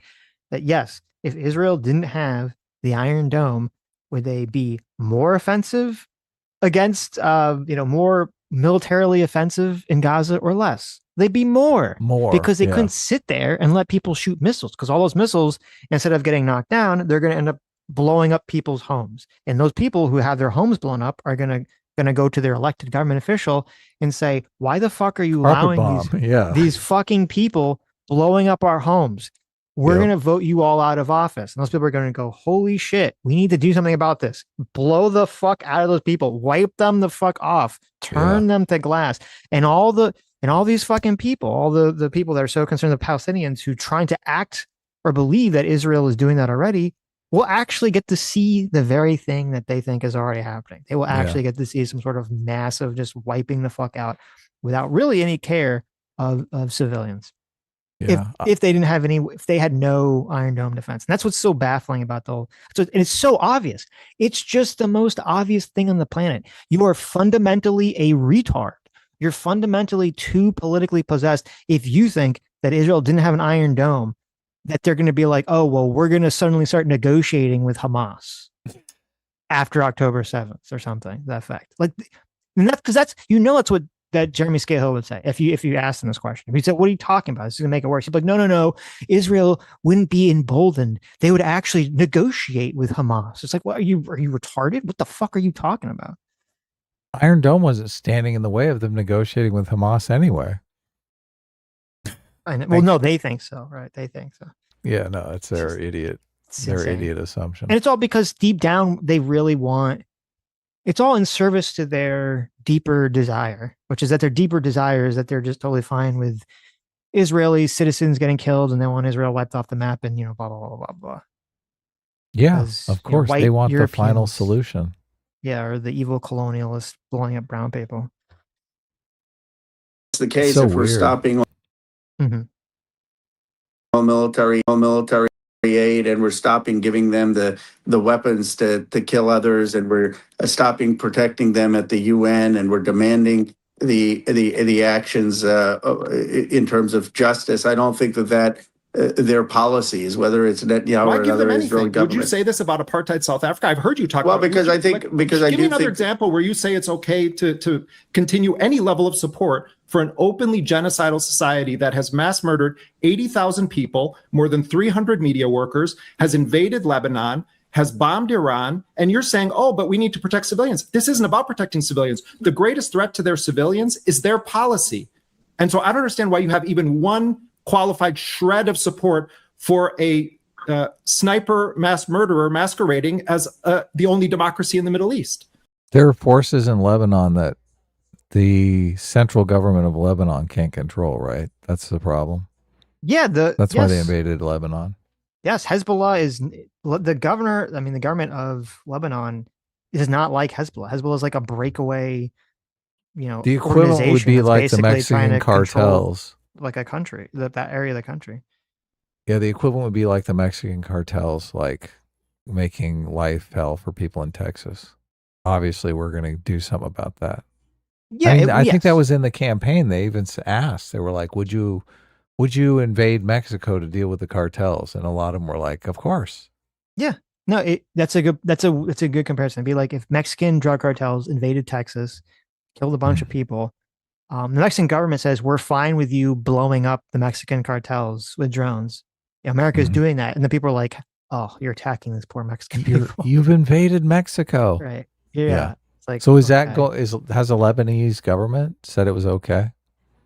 To some capacity. I don't know where they're at now. They kind of wax and wane with this stuff. But okay. I know in the they're going to wax and wane past, according to popular opinion, obviously. Right. But yeah. So, but look, a lot of these people are arguing that the forces that they're attacking are freedom fighters from Lebanon that are assisting the Palestinian people. So they don't even perceive them as like terrorists. Right. Well, but I'm not saying that the United States should be supporting the funding for Iron Dome, just so we're clear. I'm saying that we shouldn't be restricting Israel from being able to get the Iron Dome or be able to develop the Iron Dome technology. Well, I stop there. Everything else you're saying makes so much sense. Why do you stop there? It feels to me like you're trying to have it both ways on this issue. So you can say, well, I actually support, defending the Israeli civilians. You're not defending Israeli civilians with that policy. You're defending the sniper's ability to keep killing because it won't face the ultimate accountability, which is a total embargo on all support for an apartheid state. Yeah, I don't think you have to put at risk. You would agree, there are innocent civilians in Israel, right? Including 20% being Arab Israelis. I mean, I just don't think that you have to put their lives at risk to achieve the ends of stopping the apartheid, stopping the occupation. Israel puts their lives at risk by waging genocidal wars with the support of a significant portion of its population, and by enabling them by saying, well, the sniper still needs to have his cover, or I stop at this thing. What you're saying is that the accountability then doesn't lie on American policy toward Israel. It's sort of something abstract. Well, Israeli civilians could die. Israeli civilians are dying in these attacks because of the apartheid. Yeah. Translation: they get what they deserve. Yeah.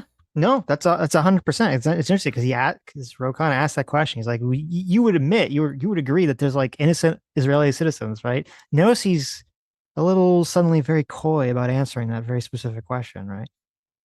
He answered it. He answered they get what they deserve, basically. Yes. Yeah.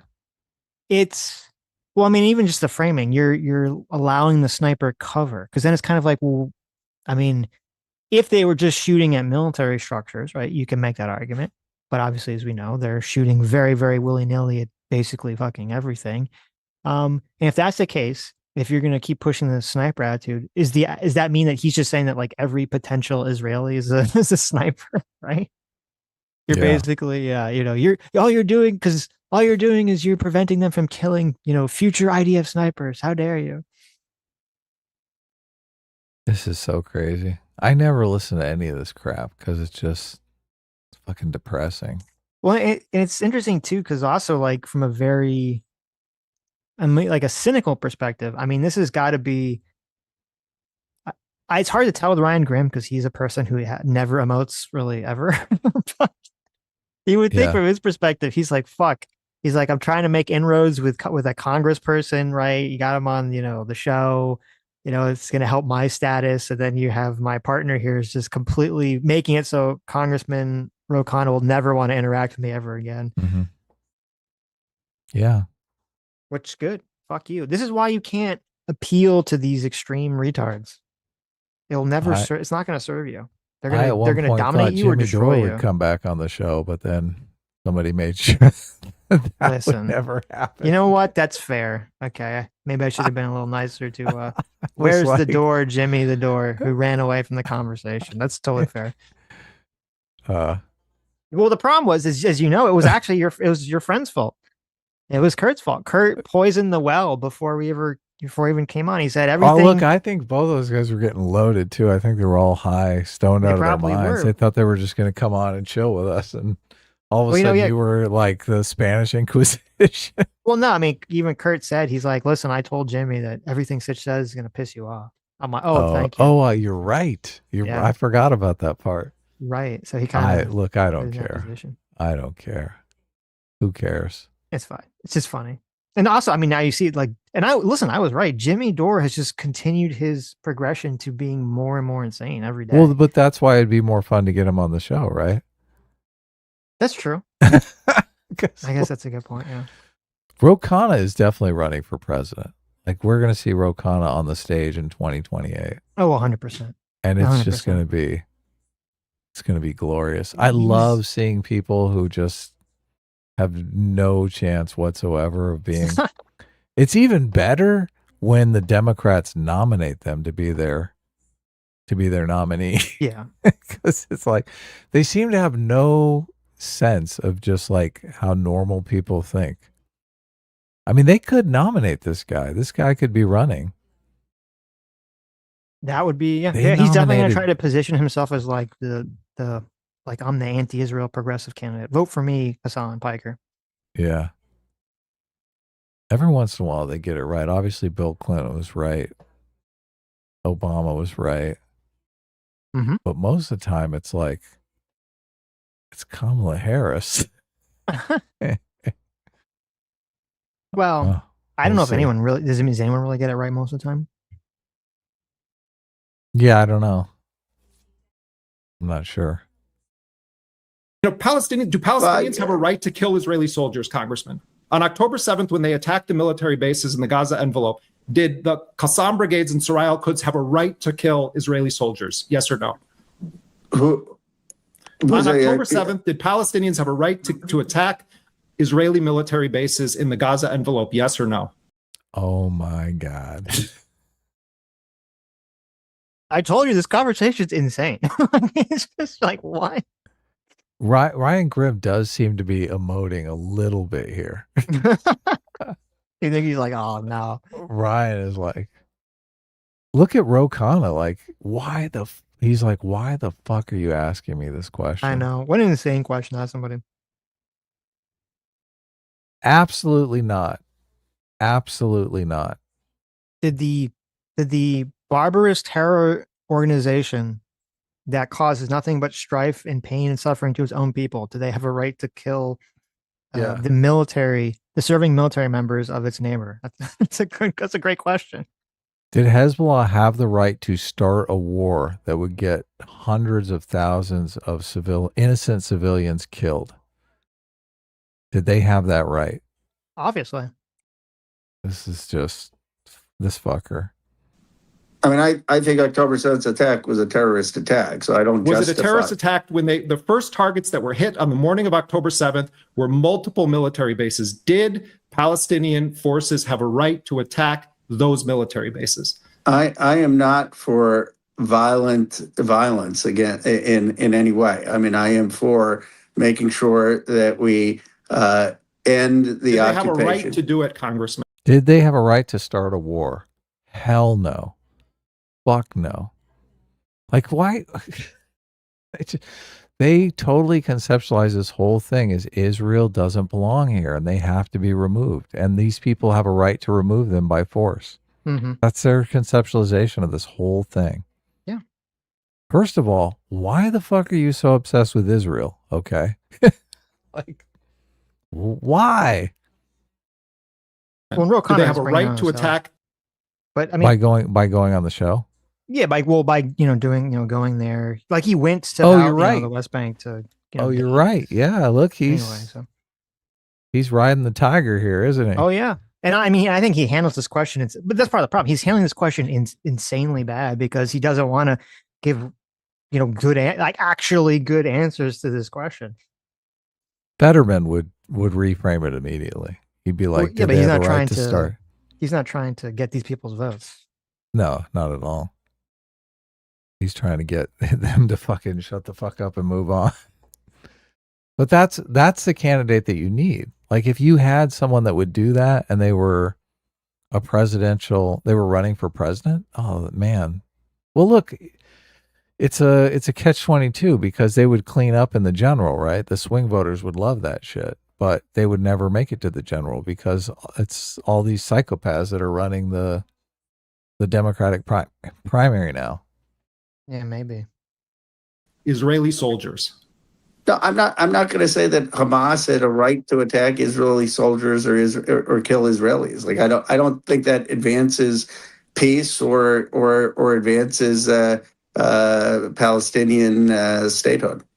Does Israel have a right to drop a single bomb on Gaza in response to October 7th?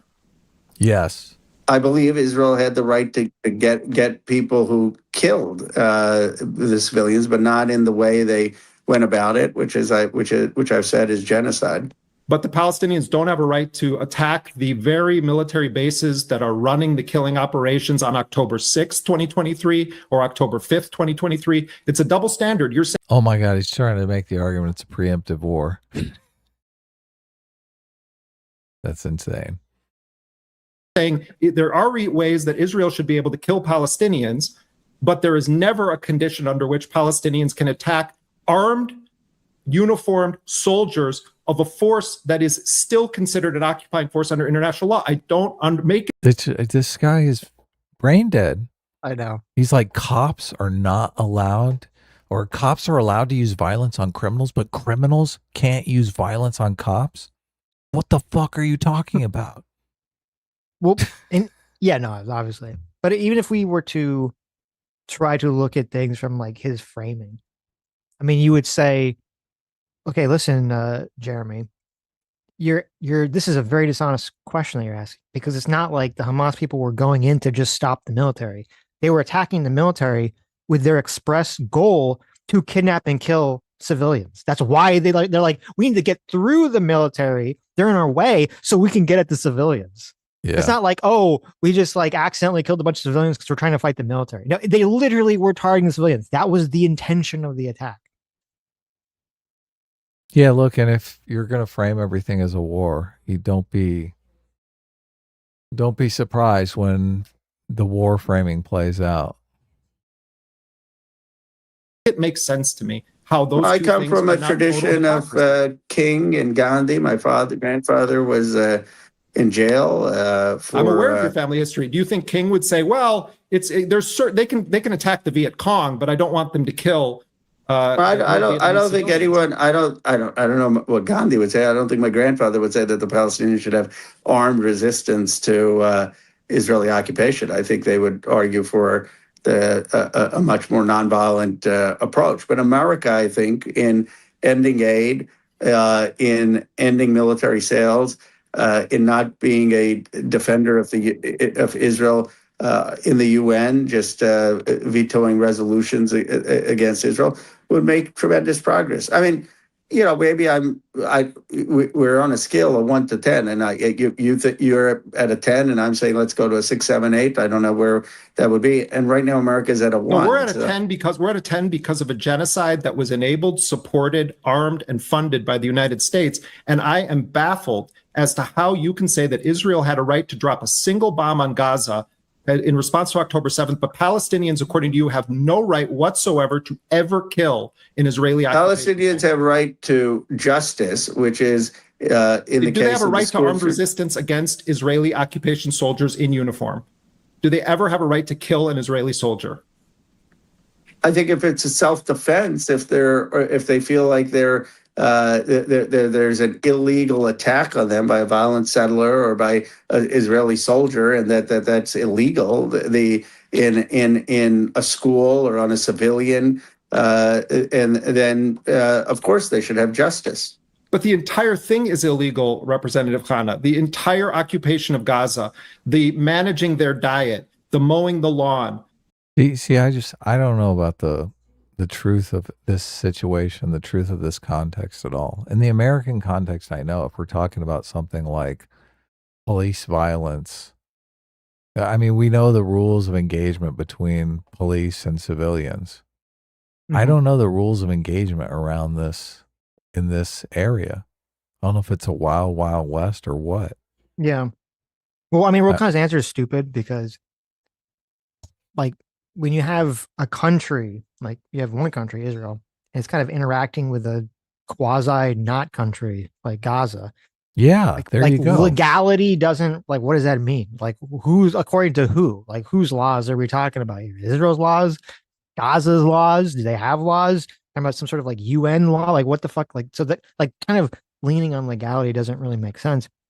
And I mean, this is why, you know, like I would answer the question. I say, like, you keep saying do they have the right to, which is kind of like a stupid question. It's not really do they have a right to. It's a question of like, should they? Because that's really what he's asking. Should they do that? And the answer is no. No, of course they shouldn't. Yeah. And this is what Rokan should have leaned on. Is, I mean, and I think he would if he was being more honest, is he would say, and he has like the perfect angle. You know, he talks about his grandfather being some sort of peaceful protester, resistance, right? With Martin Luther King or Gandhi or what the fuck he's talking about.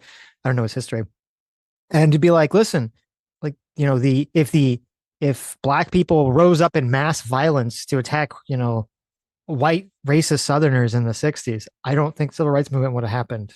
Okay. If the Indians, you know, just did mass violence where they're like, we're going to just start suicide bombing the Brits and then start like kidnapping and raping, you know, en masse British civilians, I'm not sure, you know, they would have got the country, you know, independently the same capacity that they did, you know, through the peaceful thing. And that's sort of the whole point. That's what's so retarded about Jeremy's position here is he's a person who he hates Israel more than he loves the Palestinians. This is like a very important distinction. He hates Israelis more than he loves Palestinians. And because of that, he's basically willing to advocate for things that will increase Palestinian suffering and death if he thinks it will give Israel a black eye. Because that's what he's suggesting. Yeah. He's like, yeah, these people will just fucking get fucking wiped out and murdered, but at least they'll give Israel a black eye and that'll make me feel good about it because fuck Israel. Yeah, that's why I reframed it as should you take an action that's going to start a war that is going to ultimately harm civilians. Of course. Because then you're forcing him to take on the ramifications of his policy objective. It's so sick. I do think October 7th was like the last straw though. Like October 7th was the realization for a lot of people in Israel that the two-state solution is never going to happen. And we need to take care of this the old-fashioned way, like the medieval way. We need to take care of this. We need to make it physically impossible for them to do anything like this again. So, look, and I don't really know what's going on in over there in the situation, but I think like they're moving towards Gaza. My intuition is they're moving towards Gaza being part of Israel. I don't know how they're going to integrate the people who are non-violent survivors of whatever the war is over there. But there's this whole idea of a two-state solution seems dead to me. What about you? No, I think I have the exact same feeling. Yeah. The constant killing of them, the perspective of many Palestinians is it's even weirder too, because a lot of these people, a lot of these activists, they have this idea that Israel is going to go away. I'm like, what? Yeah, what the fuck are you talking about? No. Like Israel's going to expand its borders long before it goes away. It's weird too, because we're witnessing in real time. Like obviously America was 50 states when both of us were born. There was a time when America was like spreading out, right? America's getting bigger and bigger and bigger. I'm glad you said that because it made me realize something very interesting. This is what everyone should do if you have a conversation with someone like Jeremy Scale. You should ask them, okay, what is it going to look like? Like, I want you to map this out for me. say that, you know, America stops giving money to Israel and supporting Israel, right? And says Israel bad. Like, I want you to play out for me like the next 5 to 10 years. What do you think that's going to look like? Right. Mm-hmm. And make them actually go through the step-by-step process to see how absurd that their logic and reasoning is gonna be. Because you're right. And then you could question, you say, like, wait a minute. Like, so if America stops supporting Israel, okay, and they run out of Iron Dome missiles, which, I mean, first of all, I don't think they would. I think they would just start making agreements with like China.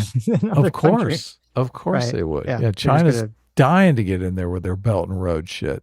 Right. Yeah, they're just gonna, you know, they're just gonna make buddy with China and shit. But, you know, assuming even that doesn't happen, just hypothetically, you know, granted them, like, okay, so what's it gonna look like? Because it's gonna look exactly like what you're saying. Israel's just gonna start wiping them out with much more brutality, much quicker, because they're gonna feel a much stronger existential need to wipe all these people out.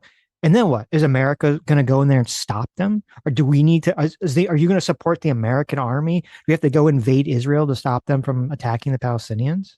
Yeah. You think Americans are going to support? You think you've basically, after you've basically, you know, gone on and on and on and on and used this idea of like, well, we need to just stop supporting Israel because we need to, you know, focus on issues at home and we shouldn't be funding foreign wars. You're going to turn around and then convince the same people, oh, we need to be invested in some sort of foreign war against our former ally. You think that's going to happen? You think there's any fucking world or reality where that's going to fucking potentially happen? Right. And these people are going to they're going to have a complete fucking meltdown because they have no actual logical, sensible worldview that they've actually plotted out for where this all goes. Yeah. Yeah. They're living in a fucking dream world.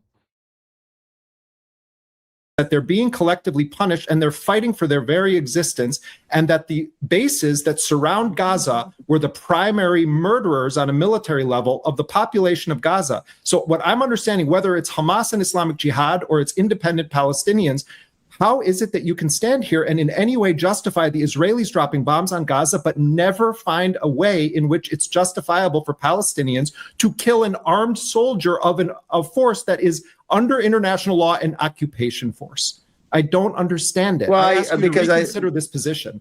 Well, I will look at it, but I don't think that the solution in that area is to encourage but you're afraid of being violent... called pro-Hamas. That's what this boils down to. Because I bet if we were talking off the record privately, and I said this to you, you would acknowledge that people around the world have a right to resistance by all means necessary. I've always been... So now he's calling him a liar. He's like, you're just a fucking liar. You're just a fucking liar. Oh my God. I love this. And how does that resistance play out though? I know. And Ro Khanna, though, he's like a total cuck in this conversation, honestly. Like you let this guy call you a liar to your fucking face. You let this guy shell over you. He's just like, whatever. He shrugs it. He's like, oh yeah. I'm told, and he talks at the end of this about how he still like wants to work with people like Jeremy Scale here. God, so pathetic.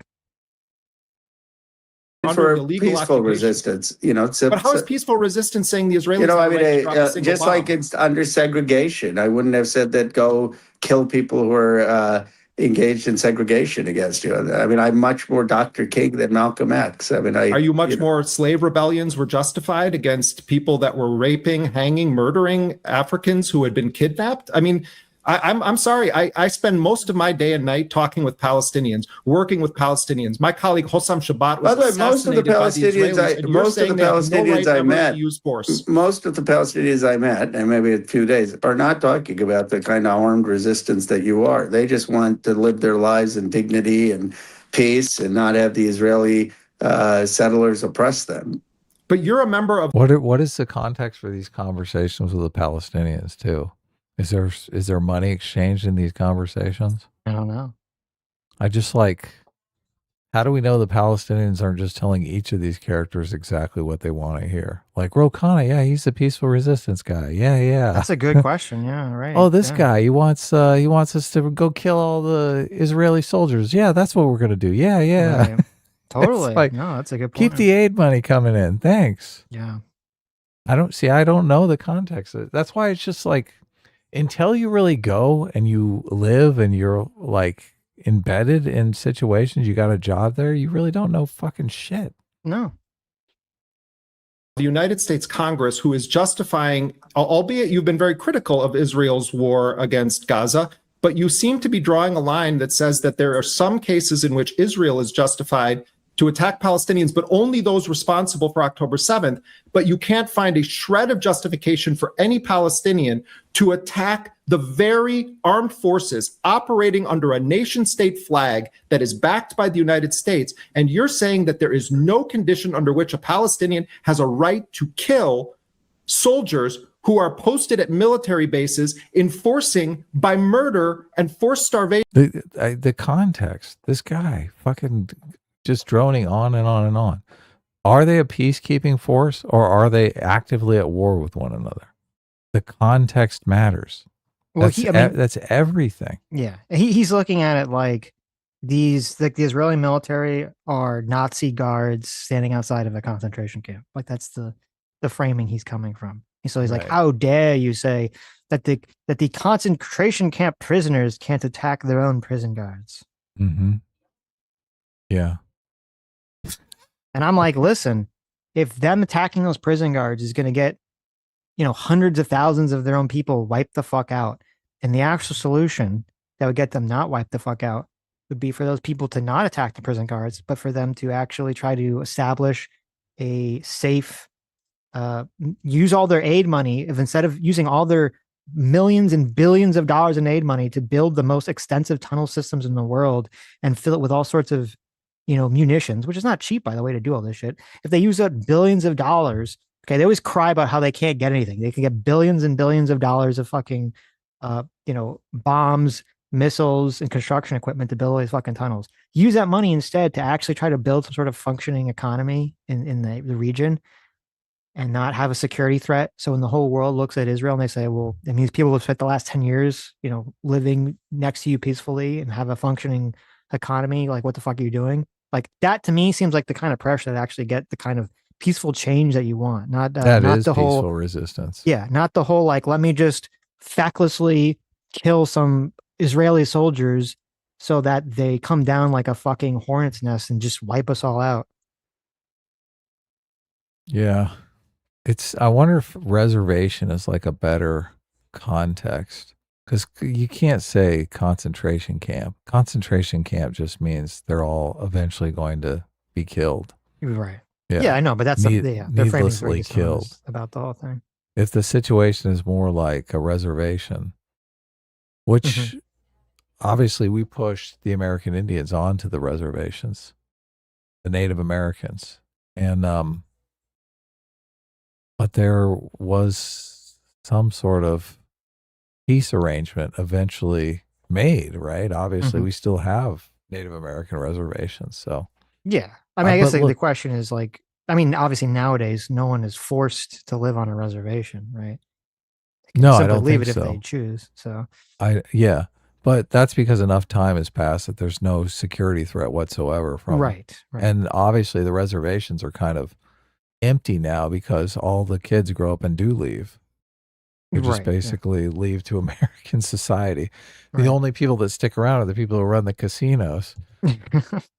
So but that was a situation to kind of embed the Native American society within the American society and have this kind of peaceful transition. I'm trying to think of a way that happens in the Gaza scenario, but labeling it a concentration camp, like if the reservations were called concentration camps, I'm not sure it would work out the way it has worked out, right?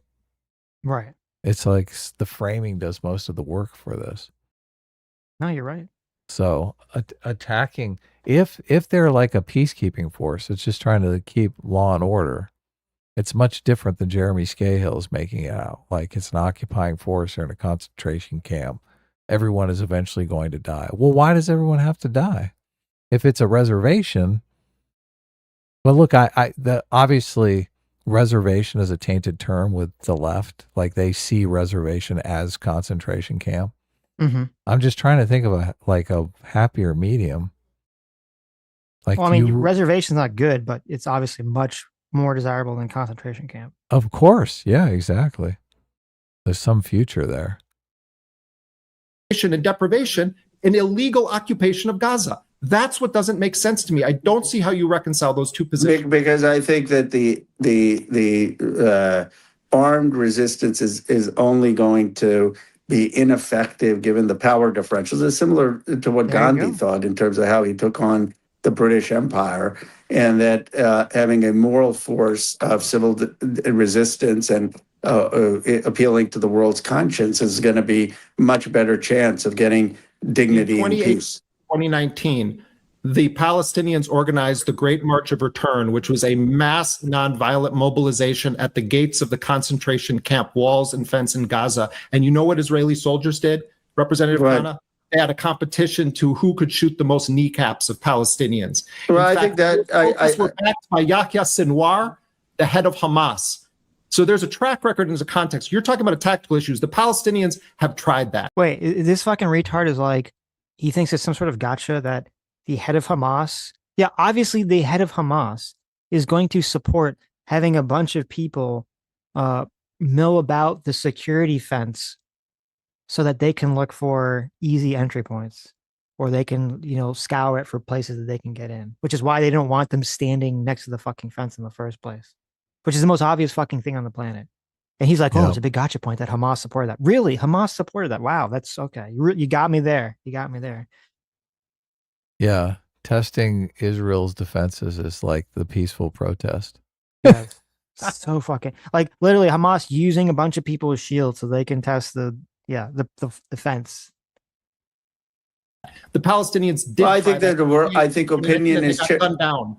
I think opinion is shifting now in America, where those kind of approaches would get a better reception in the United States. Masa, what do you think? We talked a bit about this because I remember that you asked something along the lines of if Hamas was, the governing, if there was a state and Hamas was, the governing body, would we be okay with that? And I responded and said, Hamas has been very, very vocal. That it's been from the beginning, Hamas would not exist if there wasn't an occupation. The second the occupation ceases to exist is the second that the need to resist ceases to exist, right? So I see what you're saying. What is the occupation they're talking about? Because didn't Israel pull out of Gaza? Well, they mean first of all, they could mean anything beyond, right? Anything beyond Gaza. But they could either mean like just the fact that they're occupying land that they want in Israel, or they could mean the fact that Israel tries to regulate what can actually go into Gaza.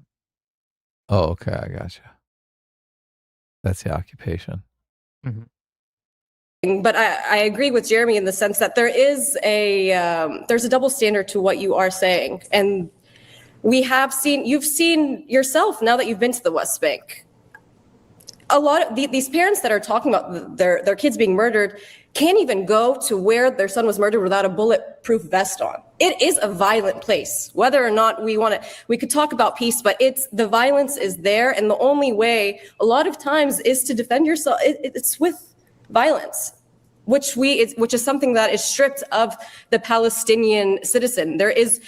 I could be in my house and I could have 50 settlers. I talked to an American citizen in Deir Dawan. 50 settlers came to her house, and the Israeli police said, "Why didn't you defend yourself?" And she said, I would be the one that gets shot if I defended myself. So there are a lot of cases where, as much as we want to be, romantic about the situation, we have the Second Amendment here in the States, where, a lot of people would say this is the safest place in the world. Sometimes their only way to defend yourself is with, armed resistance. So I don't know. We talked about this, and I do appreciate that you were listening to people, because you had these conversations on the ground. But how much more do you want to listen to this? And we can stop here. So. Super depressing. I mean, it's just like, it is a fucked up situation. It is. I empathize with the innocent people who are locked in this war because, it's a kind of prisoner's dilemma. I'm sure there are plenty of people who would like to practice peaceful resistance. I'm sure there's plenty of people who just are fucking pissed because things were going fine in Gaza and everyone got fucked up by this whole That's why October it's just, 7th thing. it's so disgusting that so many of the problems, so many of like the situations going on now globally are a group of morally Radicals. Yeah. evil people who are basically mobsters, gangsters. They're just a cartel. You know, some of them are ideologically motivated by religion. Some of them are just purely for actual money, like the drug cartels. But they're just groups. They all operate the same way. It's just a cartel of power that uses its own citizens as hostages. That's what's going on in Gaza. That's what's going on in Yep. Iran. That's what's going on all over the world. Yep. Palestinian cartel. And it's just, and you're right. Like I don't have an answer to that problem. No one because does. it's horrible. It's like it's really fucking horrifying. It's a wicked, hard problem. Yeah. But I just like, I can't stand these people who pound the table and are like, the solution is so easy. You just cut off all aid to Israel. No, I know. It's, you know, there was I got in a Twitter exchange with Glenn Greenwald the other day. Did you really? Wow. Yeah, I because he saw was you tweeted at him, but he responded. Yeah, he responded, and he didn't ratio me, bitch. Get fucked. Oh wow, really? He tried, but didn't. No, because like he was promoting, you know, because Iran started blowing up shit in Kuwait. Okay, because Iran has this idea where they're like, if America attacks us or we don't get what we want, we're not just going to start attacking ships. We're not going to just start attacking, you know, American military bases. We're going to start attacking infrastructure in neighboring countries, right? And so that's what they were doing. They were attacking water and power plants in Kuwait. Okay, and they said this very specifically. They said because Trump has been threatening to attack Iran's infrastructure. Didn't he finally hit a bridge? They did. I think he did on Friday. Bridges. They bombed a bridge. Yes, and so Iran has said, if you attack our infrastructure, we're going to attack not American infrastructure, Kuwait's infrastructure, but we're going to attack like our neighbor's infrastructure. Okay. And Glenn Greenwald had kind of like a post about this, and he was kind of like showing like a bunch of people in some airport who were kind of like all rushing to leave the country, kind of had like, you know, bragging about it and stuff in Kuwait. And I said, notice how these attacks prove Iran is objectively morally evil and America is objectively morally superior, and Iran knows it. Iran's response to getting attacked by the US is to attack their neighbors who did not attack them directly. Iran's attack says to the world, quote, hey, if you attack Iran, we will intentionally attack innocent people and hold our neighbors hostage to try to get you to stop because we know you care about that sort of thing. Aha. Notice how the America bad crowd just shrugs at these actions, pretends like Iran is not objectively morally evil, and will do nothing more than a cursory hand-wave dismissive, yeah, sure, I don't support it, before spending the next 200 plus hours railing about how evil America is. Yeah. Okay. So that was my comment. To which Glenn gave a very interesting response that I admit I did not anticipate. Okay. I guess I didn't know how far the Overton window has shifted, because normally what I said, that would be the normal America bad lefty reaction. It's like, oh, yeah, sure, it's bad that they do that, right? But he doesn't even do that, which is fascinating. He says, in response, yeah, Iran threw all the names of the world's countries into a hat and then randomly started attacking whichever one they arbitrarily pulled out. That's how they got Kuwait, Jordan, and Bahrain. Just bad luck for those countries. Okay. So if you don't understand what he's saying is those countries fucking asked for it and are not innocent countries, because how dare they work with America? How dare they not support Iran? Okay. That's what his answer just said. That's what his answer was. And I said that. I said, interesting response. Here, Glenn admits he thinks non-combatant countries deserve to have innocent people and infrastructure attacked. I guess the same goes for all the global shipping in the world going through the strait too, which of course he didn't respond to that. That's the thing, these people. It's so despicable. It's so disgusting. Okay.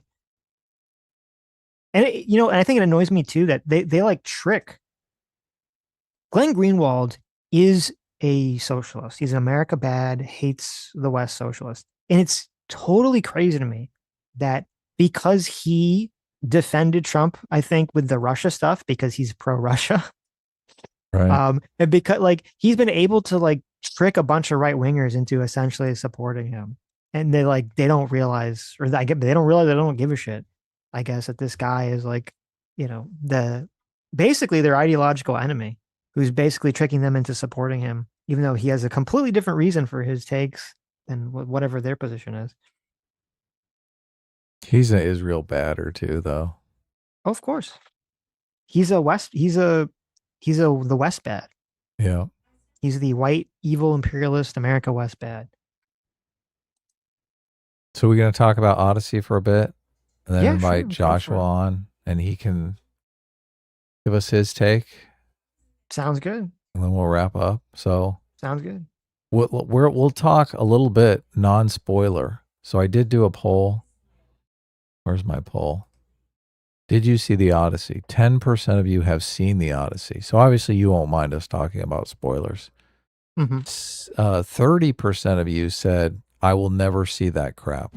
So obviously you don't care about spoilers. Right. So, but 60% of you said no, which could mean no and you don't care about spoilers, or no and you do care about spoilers. So we'll try to talk without spoilers for a bit, and then we'll give a spoiler warning for the 60% of you who do want to see it. Yeah. And to be even on this, there's only like a handful of like things that are even spoilers that are, because obviously I assume most people know the story or have a general vague notion of the story of the Odyssey, right? That is a good place to start, because obviously I was forced to read the Odyssey when I was in high school, but that was so long Most ago. people were, yeah. I really only there was one thing in the movie that I was like, oh yeah, I remember this part.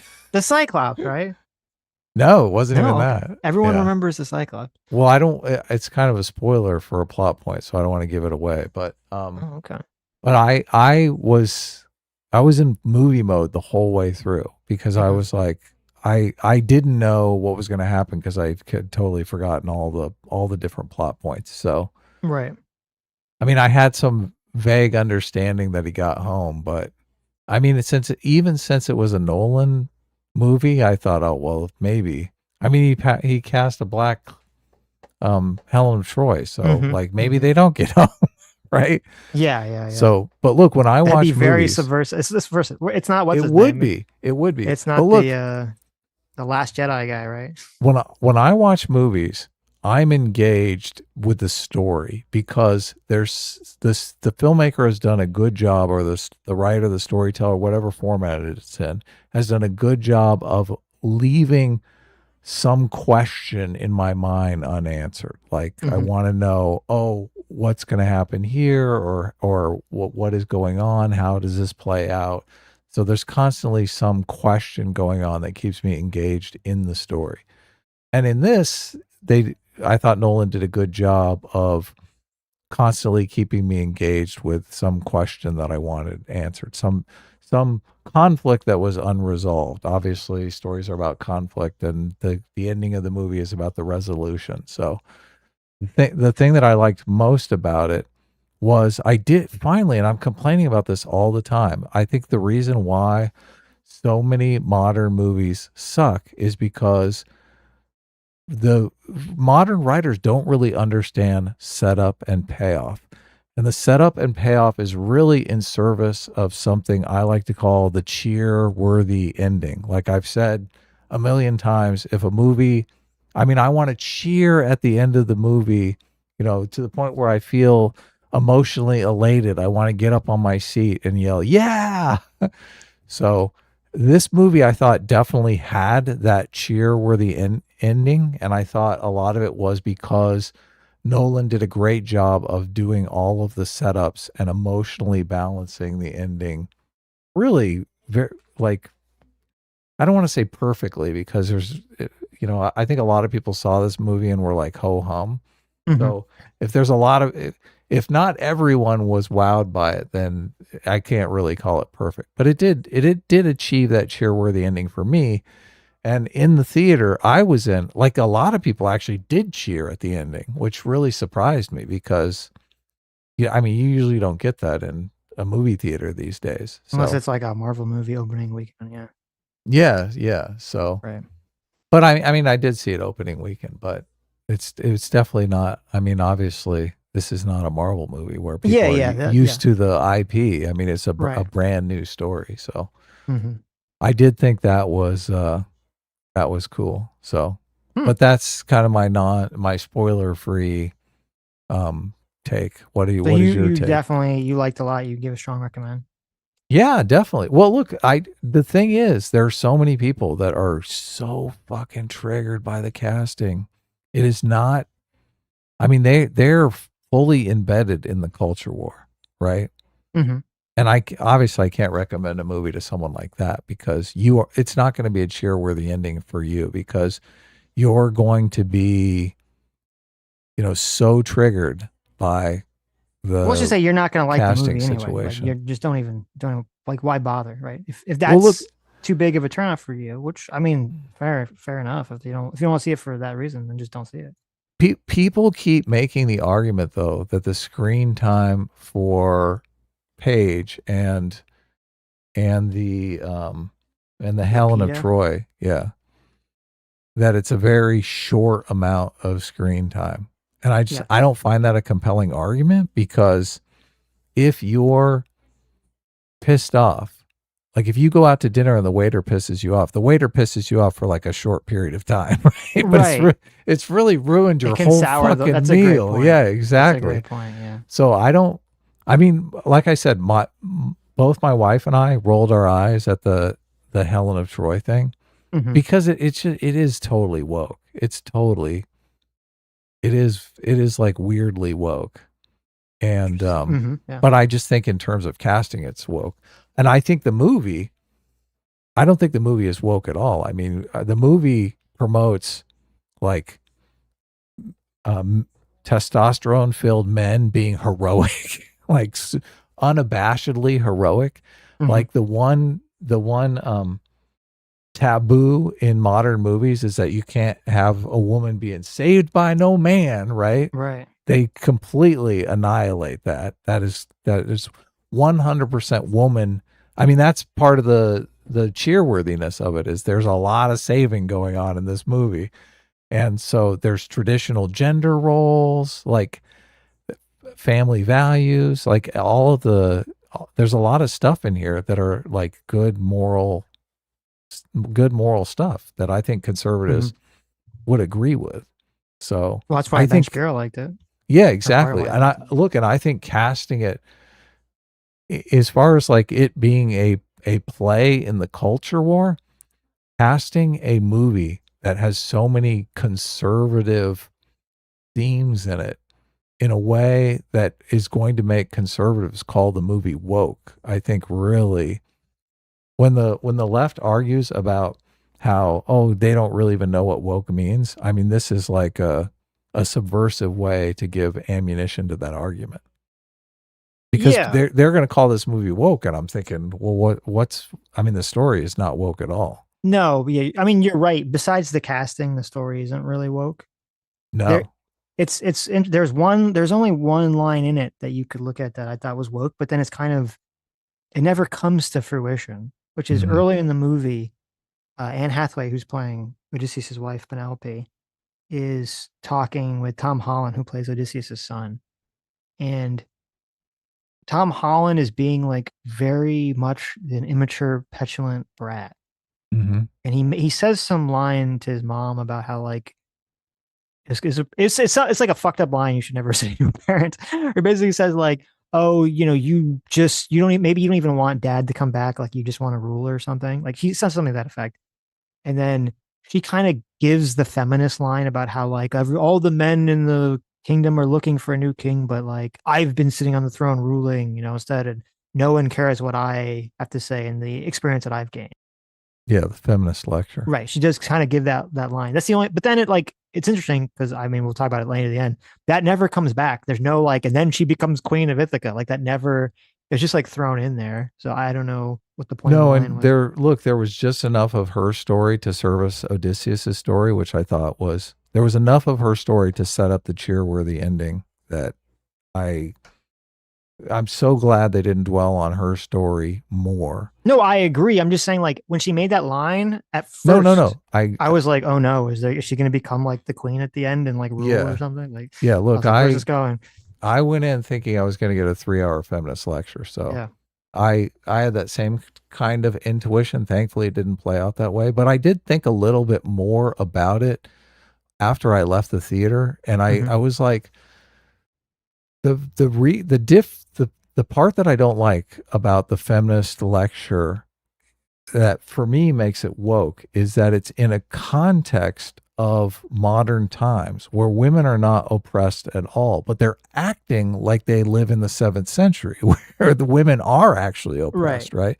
But in the context of this movie, in the context of Game of Thrones, there are these traditional gender roles, but you do see that the women are at a distinct disadvantage because that they cannot turn to violence. They have to really turn to manipulation more than anything. Sure. So in the context of these period pieces, it doesn't strike me as this kind of woke, gripey, the world is set against me because I'm a woman, when it's really not. It's just you kind of living in some conspiratorial dream world. Yeah. That's true. I guess the only thing I'd say in response to that is a lot of times like people will, I don't think this movie did this, but I think sometimes they'll make movies that do take place in an older time period, and it's like they'll have those issues, and like people are supposed to project it like as if it's relevant onto today. modern times. Yeah. Well, it's a tough line to walk, and look, House of the Dragon. Like, if you want that, there's 3 seasons of House of the Dragon. Okay, I mean it's well-worn territory here. Yes. In House of the Dragon. It only comes up once. Like I don't know why they even threw it in there, because it really has nothing to do with the rest of the movie. No, not at all. It never comes up again. No, but just to talk about the casting first before I talk about whether I actually like the movie or not. The casting, I mean, it is annoying because I do believe that a lot of the casting decisions were made 100% for cynical woke reasons, including casting Lupita as Helen. I think that might not be the case, but go ahead. Well, no, but I understand, and I'm going to talk about this. I understand what they were trying to go for with her that wasn't woke, and I'll get back to that. But I do think that at least the studio, who knows, maybe Nolan has different ideas, but the studio's perspective with casting her, with casting Zendaya, with casting Travis Scott, which I thought was even more weirder than like maybe some of the other guys. No one really talked about that. Or the guy, I don't know the actor's name. There's like one of the main guys, like the number 2 in command of Odysseus's crew, was like, I think Indian or something. Yeah, I think the actor's name's Patel, and he's the guy that says, "We're Greeks from Ithaca." I was like, what? You couldn't get that one line from an actual Greek? Right. Yeah. Well, there was like no Greek people in the movie or something. But, and I think I watched Nerdrotic and Critical Drinker on Pierce Morgan. And I think it was Nerdrotic. And he made a good point about this. And it's funny. It's the literal point that I made in the very first YouTube video, back when I made videos, I ever did, which was that it's not like when people get mad about the casting decisions, it's not because they go, like some people, but most of the time it's not because like, oh, how dare a black person be in the role. It's that it's a reflection of Hollywood or one side pushing a culture war issue, because that's why they're doing the casting that way. Like, we're coming off the heels of Moana, which historically, did poorly, but like Disney made this huge deal about how like, oh my God, we have to make sure that everyone in Moana has to be of like authentic descent of the Hawaiian people or whatever, right? They all have to be like the right exact ethnic breakdown. And then it was the same thing with like the shitty Netflix Avatar. Oh, everyone that's in this movie has to be some flavor of Asian. We have to make sure that everyone's the right Asian person or the right disabled person or whatever.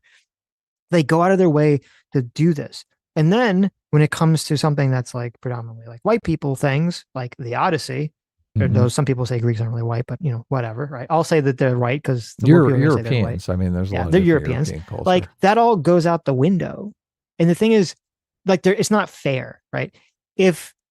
So my argument is basically, if the woke side didn't have this stranglehold on Hollywood, and it didn't exist, and you could and we lived in sort of like a more colorblind environment, whereas like you just hire the best actor or actress for the job, then yeah, I don't care if they get a black person to be Helena Troy or Travis Scott or any of these other people doing this stuff. Because it's like, well, like, and I don't care if the guy says he's Greek when he's obviously not Greek. If we live in this environment where it's sort of like, well, this is just sort of a colorblind environment, we're just hiring the best people, but we don't. And so since we don't live in that environment, it seems very politically motivated. And I think that's what bothers people. That's what triggers people. And I'm completely sympathetic to that because it bothers me too.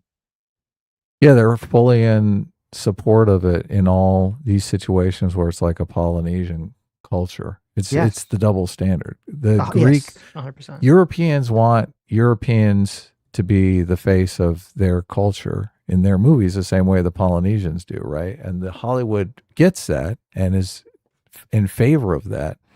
When it's certain cultures and when it's other cultures, they're like, they give you the middle finger. So it's really this double standard. And the certain cultures are always European cultures, right? It's European cultures that we can completely do whatever we want with. Yes, of course. Yeah. I get that. And look, there are a lot of people who are desirous of what the Polynesians have, right? That they have this cultural appropriation argument with any of the other cultures. So, but I mean, the Moana tanking thing kind of makes the argument that when you're going to do that, when you're going to wall off your thing, from all the other cultures, it's like, why the fuck do I care about a movie about Polynesians? Right. Like, this movie's not for me. I'm not going to go see it. And your movie fucking fails. So, yeah.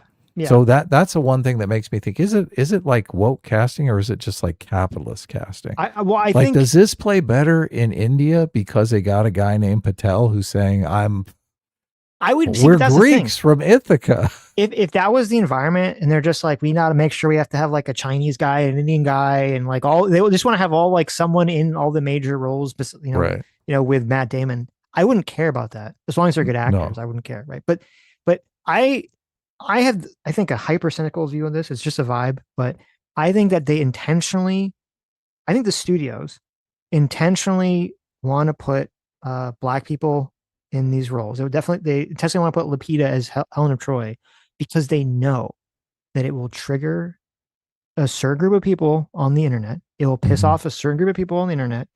And then that will trigger the counter response where all the good, all the quote, good moral lefties who maybe don't give a shit about the Odyssey are going to make sure they go out and see it because they have to fight back against the evil chuds and they have to talk about how awesome the movie is because it's so brave and bold of them to have a black Helen of Troy. So I do think it's a very cynical action that they're doing, and that even the people that on the left are very stupid for supporting this because they're essentially allowing capitalist moneymakers to take advantage of their own retardation to suck money out of their wallets. I think that's what's happening with a lot of these casting decisions. So you think fighting the chuds is kind of a guerrilla marketing campaign for these movies? Yes, they're like, let's get the chuds mad so that we'll then get defended by the anti-chuds who are probably a much larger percentage of the media class. You could be right. So the thing is, though, it's ironic if the cultural appropriation argument, the culturally pure argument on the movie wins out, though. I do think you have smaller movies. People were marching around that Apocalypto movie and talking about, okay, here's a culturally pure movie, but that movie did a tenth of what this movie's going to do. I mean, it was like 100 million that movie made. It was successful, but it's not going to be like a $1 billion movie. I don't think anyone cares. The average moviegoer does not give a fuck about this. If the movie's good, whether it's culturally pure or not. If the movie's good, they'll see it and they'll like it. They just don't care. Like, it's just to generate. I think it's just to generate buzz in the Hollywood class. You could be right.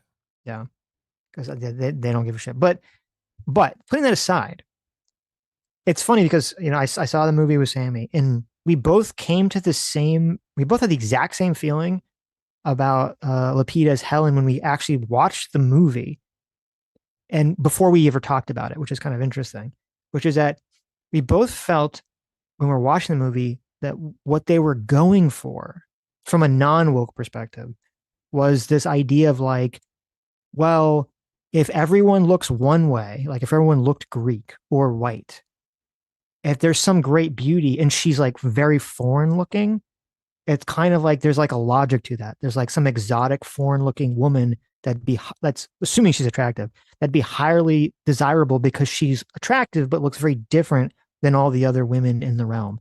And it would make sense for some ruler to be attracted to someone like that, which is what I think they were trying to go for from a non-woke perspective. If I'm going to give Christopher Nolan some, assuming he had non-woke motives, I think that might have been what the thought process was with having a black Helen of Troy in the first place. Yeah. I just, obviously, she's like a mid at best, I think, for me and most people. So I don't think she's that attractive. No, there are plenty of kind black women that I find very attractive. So I agree. She's definitely not in that category. I agree. But I'm going to tell you what Sammy said because she can say it. Okay. She's got, the female immunity aisle. She said, and I agree with her, she said that I was kind of surprised because you see those pictures of her. And I didn't think she looked very attractive when I've seen her or anything else. But the way that they did her makeup and everything in the movie and her hair, I think they did a good job with her face. I think she did. She had a good looking face. She had kind of like the nice facial structure, but she doesn't have big enough boobs. Okay. She was very, very flat. She's flat as a board too. Yeah. She's like middle school boy flat. And they're putting her in these outfits that like really showed up the fact that she has no boobs. Yeah. And I'm just like, that doesn't work for what you're going for. Sammy can say that she's a woman. She's like, oh, they should have given her prosthetic tits. Okay. Yeah. Yes, so I agree with you. It didn't, I don't think it did work, but that was the vibe, I think, of what they were trying to go for. And there's a certain logic to that. I said, I think that would have made more sense if like literally every other person in the movie was white. There's not a single black person in the movie. Every person in that movie is white except for Helen of Troy. And that concept would have made more sense. Yeah, that's a good point. Of like, well, then see, she's like the one person who looks different. So, that's why they kind of think. But she's not even exotic in this cast. No, because there's all these like random black people everywhere. So it doesn't make any sense. Which the Travis Scott thing was weird too, because I didn't know about that. Is Travis Scott plays like a bard? And like, isn't that kind of stereotypical? Look, I don't even know who that guy was, and he was such a small part of the movie. Like, he's not worth losing your mind over. No. But I just thought it was just weird. It's like, of course, they hired the black guy to be like the singer. Forgetting at the movie, like they hired the black rapper to be the singer. I don't know. It's just, I was like, that's a little strange. Is he super popular in the black community? Like, is he going to get black butts into seats? Is that no clue? Like, I don't know. I'm thinking that's going to happen. Like, you think black people want to go out and see the fucking Odyssey? They're like, no, fuck that. But they hear one of their celebrities is in it. They're like, oh yeah, I'll check it out. I think the last casting issue I'll talk about here. Well, casting issue related to like woke shit. Well, actually, I guess it's two. There's Elliot Page and the Zendaya. Elliot Page, I think he just cast Elliot Page because they work together. I think that was it. I don't think it was like a woke thing. The interesting thing about Elliot Page, though, is that Elliot Page is a competent actor, right? Mm-hmm. Page, it was a professional actor and was a good actor, right? Like, you look at Philosophy Tube and House of the Dragon. Philosophy Tube cannot act. Like, that performance was abysmal. And they're really only getting cast in House of the Dragon because they're trans, and it's completely woke casting. So, and that is the perfect example of the DEI thing, right? You've got someone who hasn't earned it, who is only there because they tick a box. But with Paige, I thought Paige did a good job on the acting front, and also has the resume of being a talented actor in the past. And the makeup they did, look, I don't know how much they helped the passing issue, but I thought Paige passed like as a young soldier. I mean, I didn't have an issue with that. Yeah.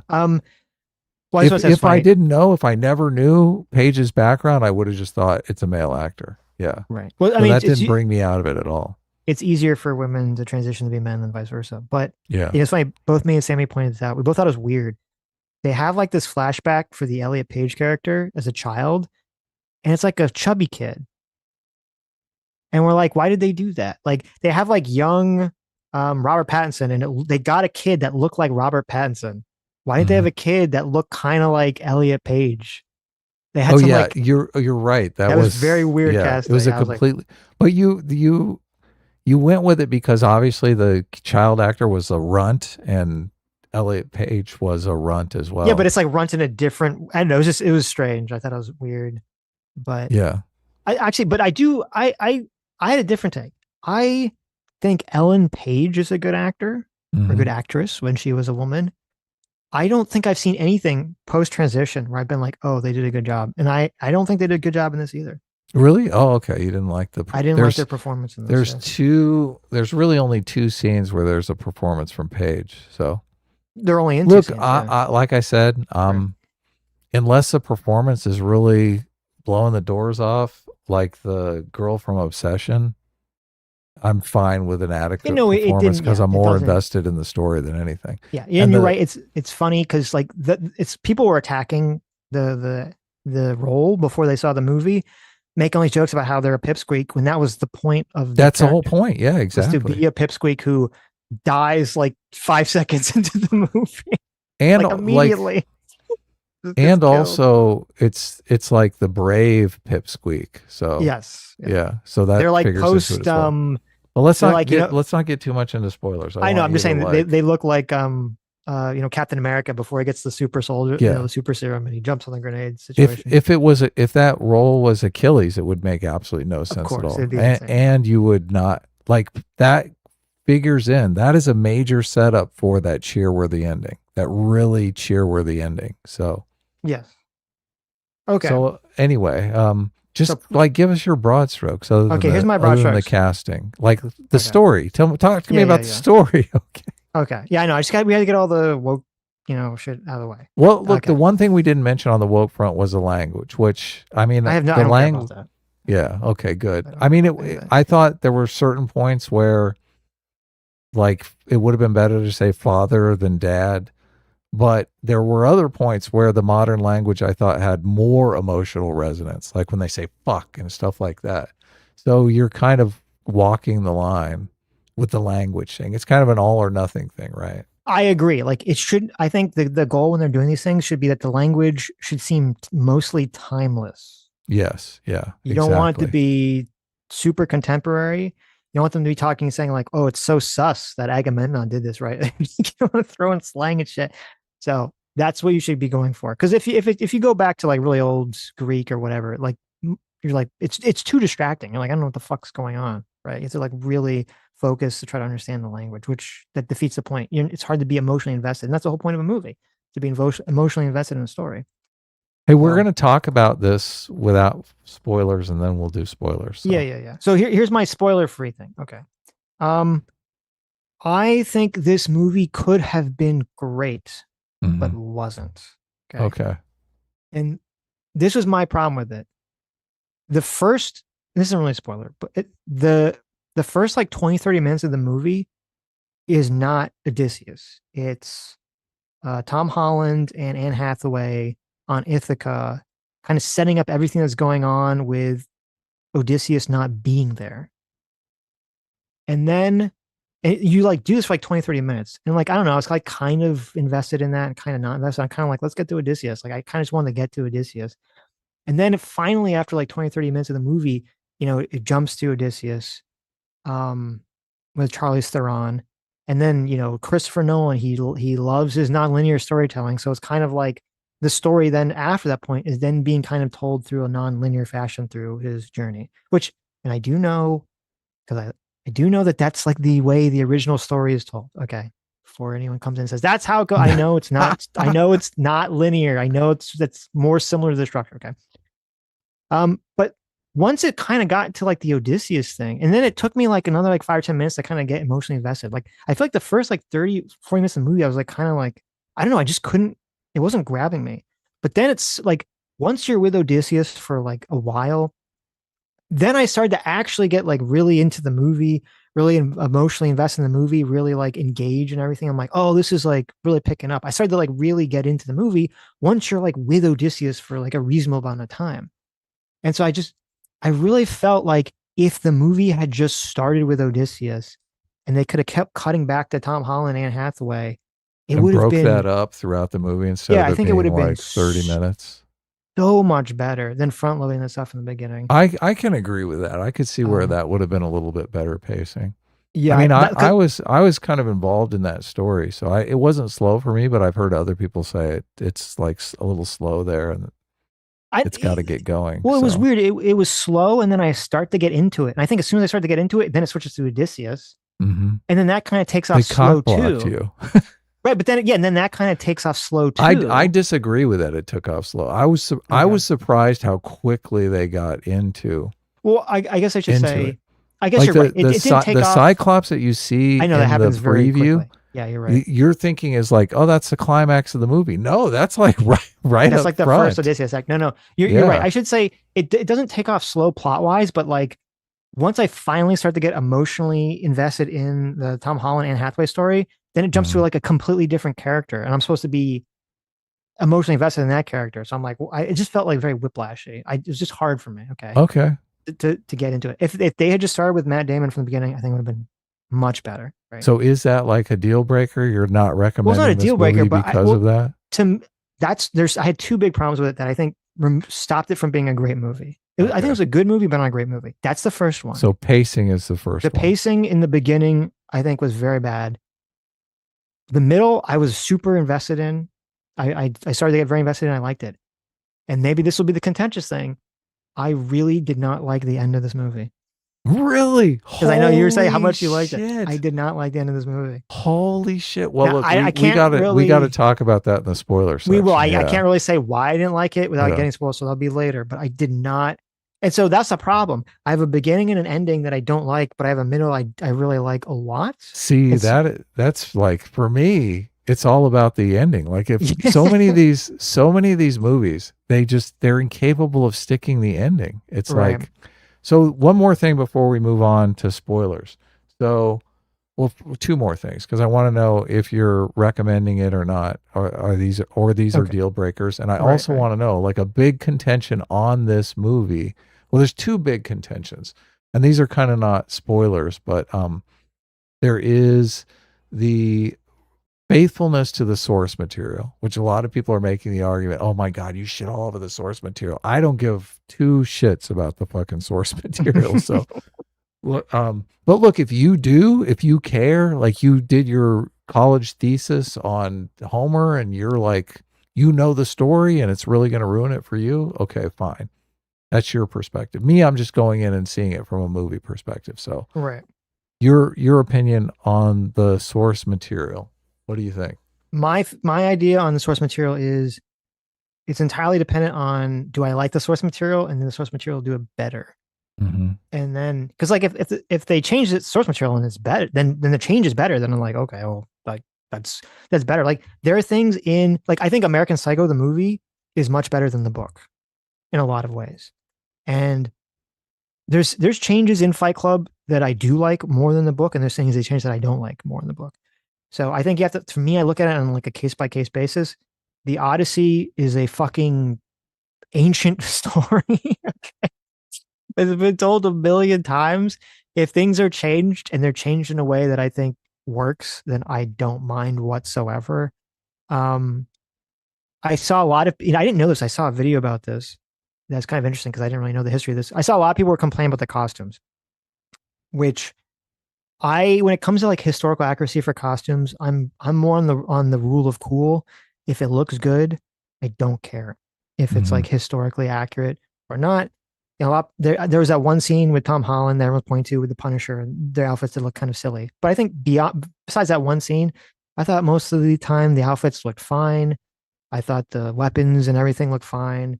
And the thing I was gonna say that I didn't realize, which is kind of interesting, which kind of detracts from this argument, is that apparently the Odyssey, they don't even know if it was like really written by Homer. And they think that a lot of the Odyssey was written by constructed by taking a bunch of different stories and kind of smushing them together over hundreds of years. And part of the reason they think that is that a lot of, in the original story, they're saying like a lot of the historical accuracy of the weapons doesn't even make sense within the original story. Oh, okay. Like there's different people with like different time period weapons that would never coexist at the same time in the Odyssey itself. And so if even the source material is kind of playing fucky wucky with the historical accuracy of the time period, I don't think you have too much room to complain about the historical accuracy now in 2026. Playing as with long as it doesn't historical like accuracy is historical accuracy, is what you're saying. right. So as long as it's not like detracting from, like, obviously if you're some big history buff and you know everything, like maybe that, that'll affect you. I don't know anything about it. So as long as it looks vaguely Greek, my brain goes, that makes sense. You have to give Nolan a lot of credit, I think, for there, like almost everything was a practical set, I think. Nothing looked like a green screen. I don't think anything necessarily was just like a green screen set. It looked like I saw the massive puppet they were using for the Cyclops, and I was like, holy fucking shit. Yeah, they had a lot of practical, fantastic effects in the movie. There was only one effect that I thought was shitty, which was Scylla. I thought they did kind of a poor job with. But all the other creatures and monsters, I think, look great. And I would give Nolan did kind of a genius idea here, which is like to do the magical stuff in sort of a like body horror fashion. I think was a very good like take. Oh on yeah, it. yeah. Because it's different. Like it's something so freaky. Yeah, it's something the Cyclops is way freaky. You're just what the fuck? The Cyclops was like really disturbing. Yes, I liked most of the Cyclops. The Cersei scene was like fucking crazy. That was like one of the most, it's like so disturbing.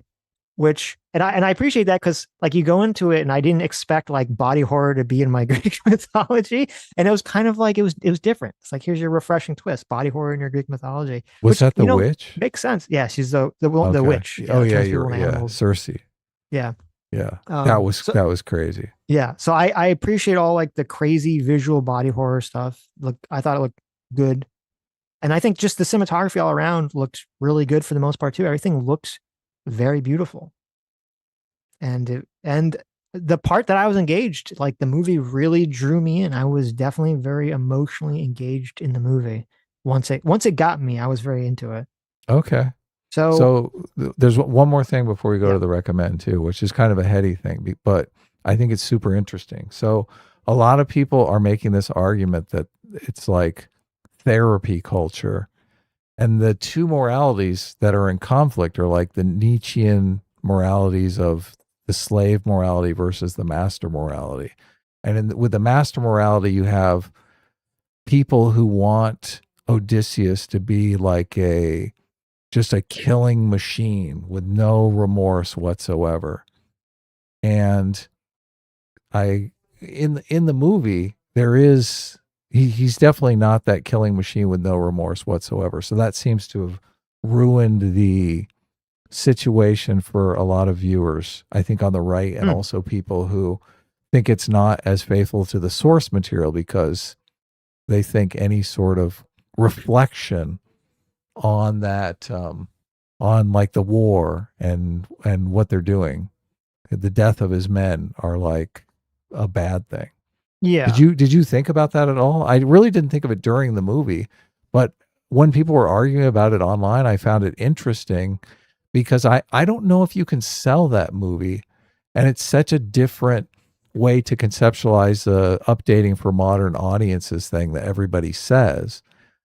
But if Nolan means updating for modern audiences, that we have to have sort of a Christian moral ethic in it, I don't think that's what people understand him to mean when he says something like that, right? Well, it's so my best recollection of the Odyssey, because like I don't remember the fucking book either.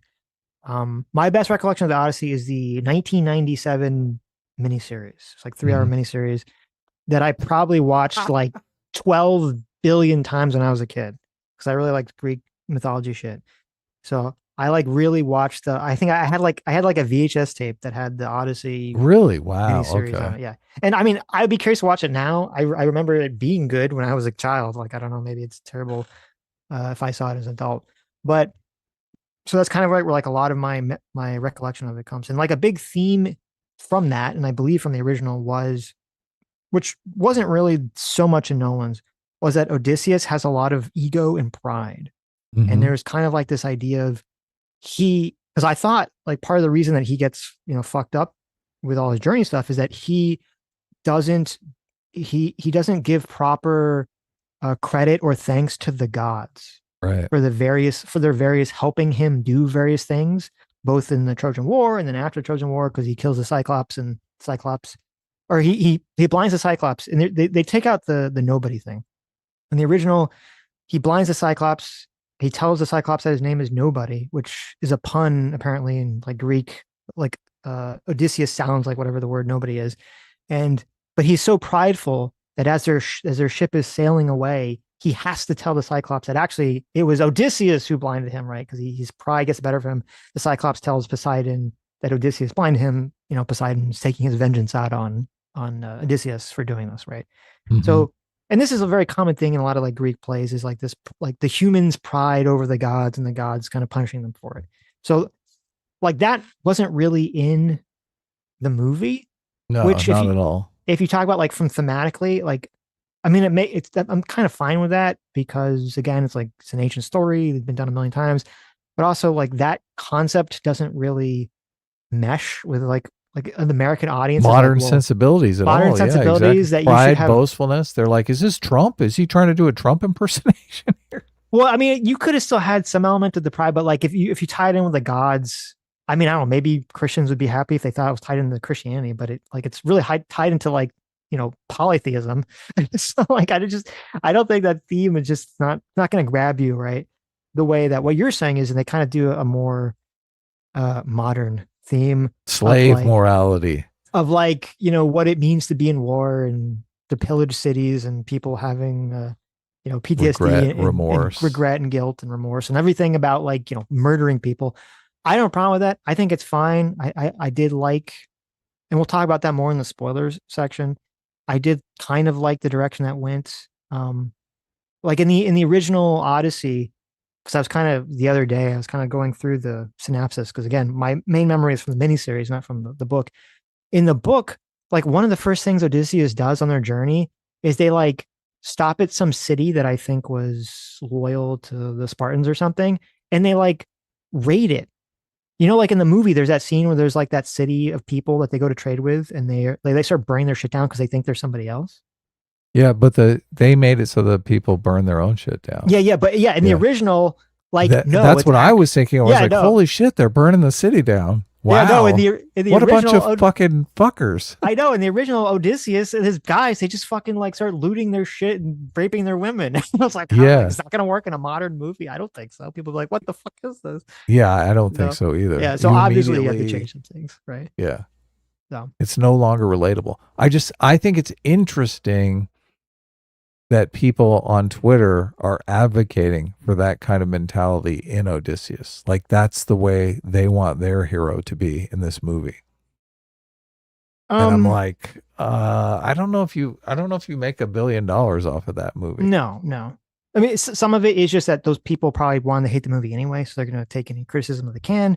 Some of it is, as you were saying, there's like this weird faction of some people on the right who are they're even anti-Christian because they don't like the slave morality mentality idea. They don't think there's enough like manly men, so they kind of like bleeds over into this like weird pseudo religious perspective, and maybe you could project that onto this.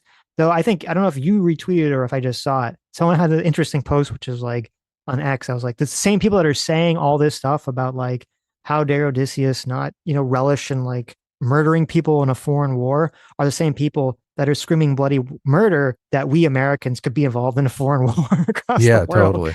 Which is like the ultimate like irony and hypocrisy of the same group of people. Hugely ironic. Yeah. But I mean, it's not like bomber tweet. It's not like Matt Damon comes off as like a very masculine, manly man character. He's not humble. There's no pride or boastfulness in him at all. But I mean, he does not come off. He's not like super egotistical, but he does not come off like some beta male feminist, Disney Plus Marvel show, male character. So no, and he goes full like John Wick, Rambo at the end. So it's a full on action movie. Yeah, 100%. So all right, recommend, and then we'll go to spoilers. If you like the Odyssey, you should probably see it. If you like Greek shit, you should probably see it. Mm-hmm. if the political stuff doesn't bother you, you should probably see it. I think most people would enjoy it. I think the average audience goer would enjoy the movie. Yeah. So you give it a recommend. Look at this, 2 thumbs up. Yeah, I'd probably give it a recommend to most people. Yeah. Yeah. Okay. Dip out if you're gonna see the movie. We've talked about it too much. We're giving you stuff to think about. I might actually see it again because I didn't get to see it on IMAX, and people are showing me. Did you see it on IMAX? No, I did not. Oh, yeah. All the IMAX were sold out when I went. So, but I am curious to see it on IMAX just because there is some really great visuals. And I guess the first thing, well, I don't know. Where do you want to go first with the spoilers? I've talked a lot. I'll let you structure our spoiler discussion. Well, we could just talk about the movie in chronological order, I guess. Sure. Okay. I mean, I guess I already made my complaint about the beginning of the movie and the structure of that. I did have another complaint, which is, and this comes into the end too. I think Tom Holland is a fine actor. Okay. No problem with him as Spider-Man, right? Or anything else I've seen him. And actually, I think he's a fine actor in this movie. I kind of hate the way his character is written in this movie. And it's very strange. His character, Tom Holland's character, Odysseus' son, is written like the dumb, incompetent kind of beta male character that you would expect in one of these, in a woke movie. And that bothers me because I'm like, why is he written that way? And then especially at the end of the movie, when he's supposed to be in charge of everything, I'm like, this kid sucks. I haven't seen this kid do anything remotely competent in the whole movie.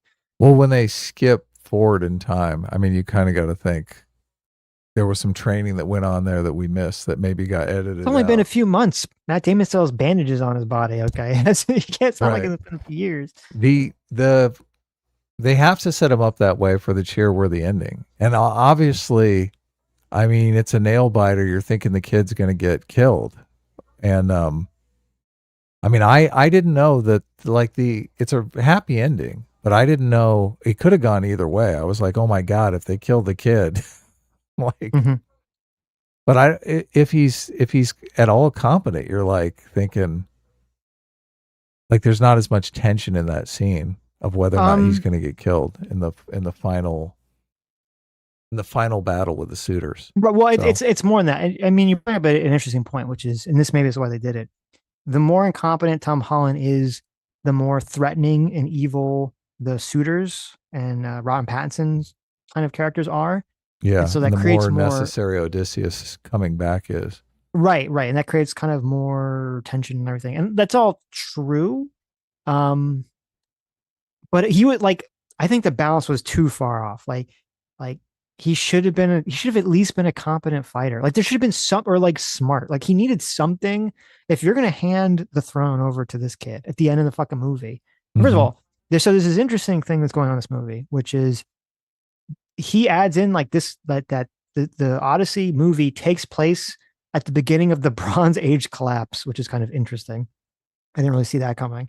And so they're kind of like the whole movie, they're talking about that, like the Bronze Age is collapsing, that there's these men from the sea. If you don't know this, like without getting the whole history of the Bronze Age collapse, basically no one really 100% knows what caused the Bronze Age collapse and why all these great civilizations basically collapsed. And one of the theories is that there was like massive amount of pillaging from people they call men, seamen or men from the sea, were pillaging all these like important countries that were producing bronze and all these other things. And it basically created this massive chain effect supply chain crash, in the whole region and caused everything to fall apart.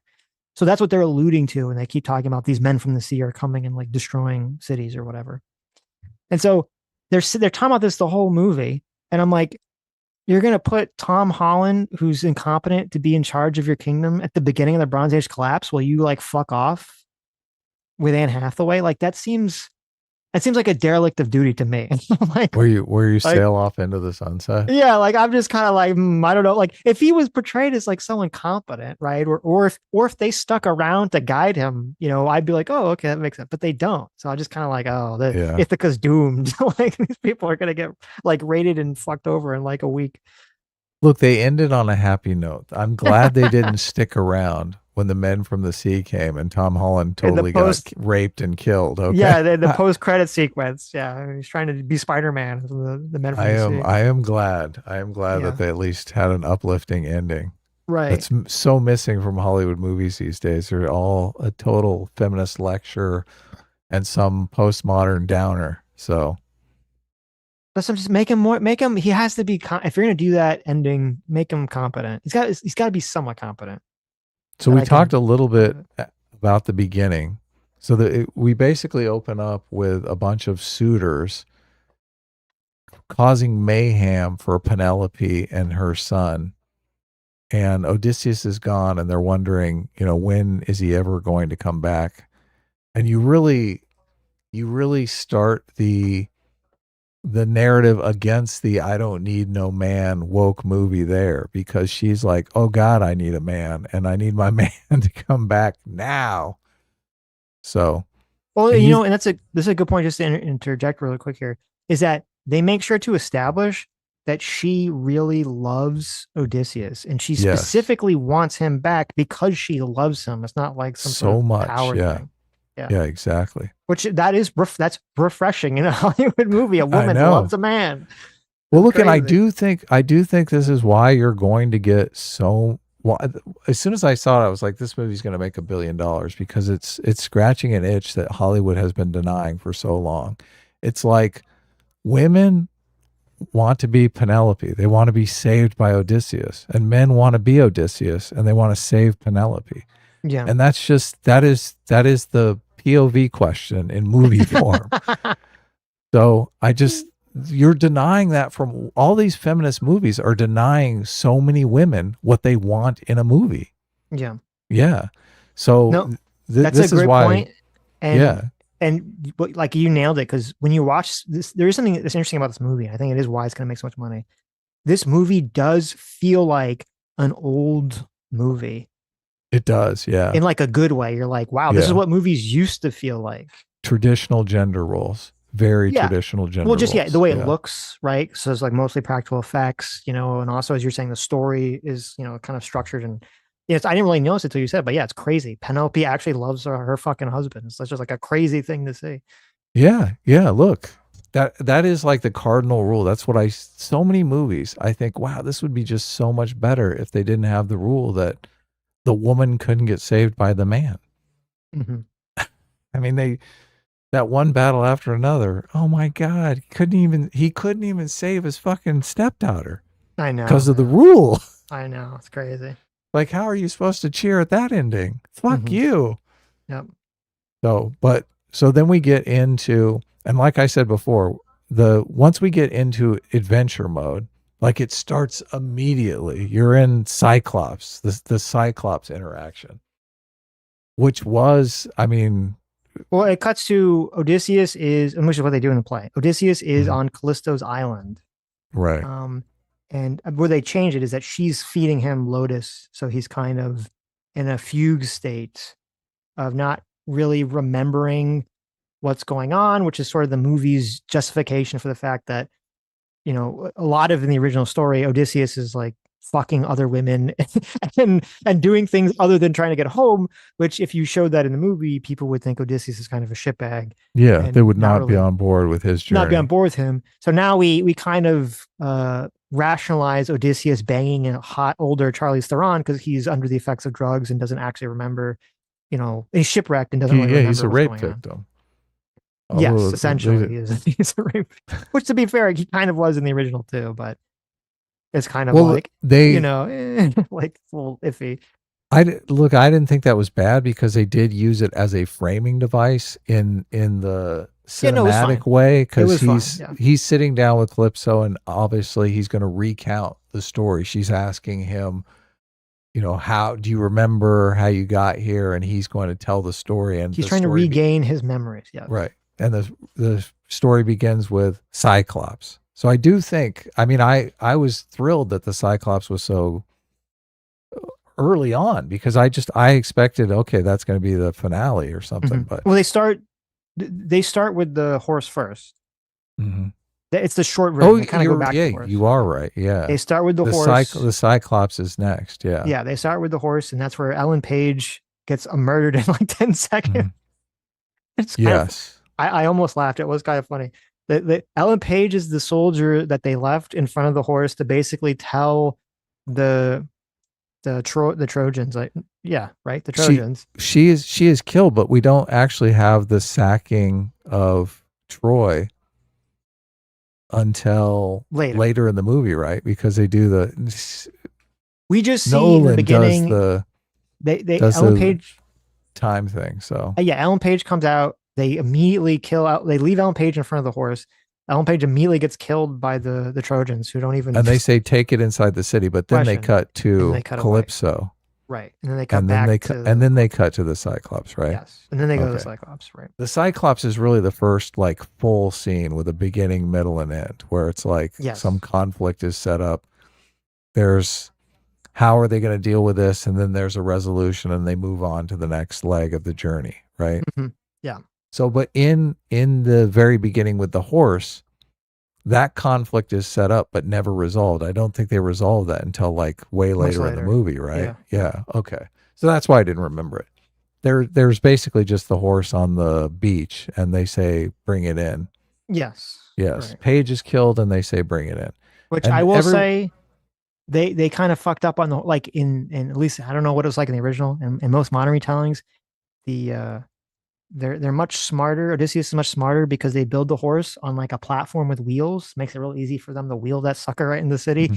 They just like built this shit on the beach. It gets half buried in sand. It's like really making it very difficult for the Trojans to pull in. Maybe it's more realistic, but I just thought that was funny. It's like, making it real hard for these people. So I thought it is interesting, but if it was presented just like, it would seem more like a trap, right? Yeah, if it was just like, we don't care if you bring this in the city or not, like the sea could take it away for all we care. Right. Then it seems more like, okay, well, maybe it's worth saving, right? Process, yeah. No, that makes sense from that level. But I was like, damn, which it's more logical how it got into the city. Sure. Yeah. So it's fair. It's fair. But Paige is there and dies. Paige is like a twerp. And we already know though, because in the very beginning, the slower part, Odysseus is in that part. Look, the back and forth through time is going to make it difficult for me to remember the movie in chronological order. So a big plot point towards the beginning of the movie is the drawing of lots to go to the war in Troy, right? Mm-hmm. So there's the bad guy that's stayed there that Odysseus has tasked with watching after his son. Robert Pattinson, yeah. Robert Pattinson, exactly. So explain the lot drawing situation with him and the twerp. You're right. It's getting confusing in my memory because in the beginning of the movie, they show like a very short part of it. And then later Odysseus is in part of that, right? Yeah. Okay. They show and that the dog is set up. We meet Odysseus's dog when he gets the dog for the first time. It's just there's in the beginning of the movie they have some short flashbacks, and then later in the movie they have a longer version of all these flashbacks, right? So I don't remember where each happens in the movie, but essentially once Agamemnon starts the war and he calls Odysseus to come to war, he has to draw lots to see who will go to war, and then you have Robert Pattinson. You find out later, I think you find out this later in the movie, that Robert Pattinson, who throughout the whole movie, he's kind of doing the false valor thing where he's like, Odysseus, I wanted to join Odysseus in the war. I wanted to go so desperately, but he told me that he wouldn't let me. He told me to stay here. Like this is the excuse he uses. Yeah, he told me to stay here and take care of his son. Yes, to watch and then after of course his son. We find out later that that's a complete lie. That he actually drew a lot to be in the war, but then he's some son of a rich lord person in Ithaca, and he essentially coerces some little kid to take his place in Odysseus. To take his lot. And that turns out to be Sinon. And that turns out to be Elliot Page. Yeah. So Sinon, so it's important that to make him into the bad guy, the setup that he is the ultimate bad guy, is he's this kind of big kid and he's making this fucking twerp go into the war for him. And the twerp is doing it acceptingly. So that's why Sinon is the brave little runt. Yes, exactly. Yeah. Exactly. Yeah. That which, is the separate you know, character. modern sensibilities. This is why Odysseus has so much respect for this kid, even though he's a runt, is because obviously he's brave and he's hanging with them. Yeah, and they basically gave him the suicide role of like, well, you were all going to leave and you stay here with the horse, right? Mhm. You know, and tell them it's like a, you know, it's a gift. Which, by the way, we find out later that Odysseus even lied to Elliot Page, his character. Like they didn't know that they were even in the horse. They thought that was like legit, Yeah. which is kind of interesting.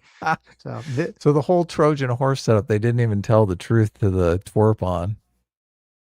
right. So like Yeah. they could totally shit on.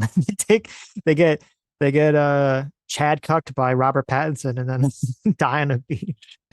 So a great in the fact that there's setup and payoff, there's conflict and resolution. A great part of that is how it's resolved, because later in the journey they actually go to Hades and they talk to a bunch of the dead soldiers. Mhm. So the people that are being killed along the journey they're able to have a conversation with, which I thought was great. Yeah, Obviously that's they in did the a source really material. cool visuals with making. Oh my God, yeah, they really did great. nice, yeah. They did great with that. And I did really like the way they made Agamemnon look. You never really see his face. You just see like the cool, like weird armor he's wearing. It's kinda They did a cool. great job with Agamemnon, yeah. And they did a good thing too that's cool, which is because like originally I think in the source material, because I don't think the Ellen Page character or Elliot Page character exists. It's like Achilles that's there. And Mhm. Achilles basically, I believe, says something along the lines of like, you know, in life I would give up. I like in life I had two paths. I could have lived like forgotten a long life, you know, with a family somewhere, or I could have had like a short, brief life where I'm remembered forever as like this great warrior. Yeah, that's And Achilles. and in life he chose obviously to die and be remembered. But then in the Odyssey, when they see him in the underworld, he's talking about how like that was a terrible fucking decision for him to make and to do that. And they did this interesting thing, which I think was kind of like a way to get that feeling across visually, which is when Agamemnon shows up, like the way to summon the dead is that they have to like have this blood on the floor in this little like bowl. They do a blood sacrifice Yeah, and in like a certain area where a frozen river meets a river on fire. Yeah, there's some special location where you have to have a blood sacrifice and the ghosts show up. But the only way that they can speak is that they have to drink from this blood. And they kind of do this visually thing that's cool, which I think kind of alludes to the Achilles feeling, which is they show up on the beach and Agamemnon pops up. And even though he's dead, they all like start kneeling, Yeah, like totally. instinctively. And then he kneels in front of them because he has to drink the blood. Yeah. And it's like he's been reduced to just drinking out of like this fucking blood water on the ground, just like Elliot Page is, you know, doing, like, which I thought was like a very good visual way to kind of get that same feeling across about how like in death, it doesn't really, you know, their honor doesn't really matter in death. Yeah, it was Or their great. role, I should say. So, but yeah, no, you're right. And then they meet Elliot Page in death and they're very mad about the whole thing. And they're kind of like, you know, you need to make sure when you see Robert Pattinson, you got to give him the little wooden lot that I've been carrying, or that you've been carrying around for like, you know, 20 years, shove it back in his face. See, this is what I mean about the setup and payoff. Like Nolan is just a master of the setup and payoff in a way that most filmmakers don't even fucking think about. Because even like the Agamemnon, the journey begins where Agamemnon is taking all of his men, like the shortest route back to wherever they're going. And Odysseus is like, okay, we're going to go this other route. And, you know, maybe we'll beat them there, but we're going to have an adventure along the way. So all of the men in their minds think Agamemnon made it home. So this is the first time that they're hearing Agamemnon is dead when they see him dead walk up from Hades. So they're like, what the fuck?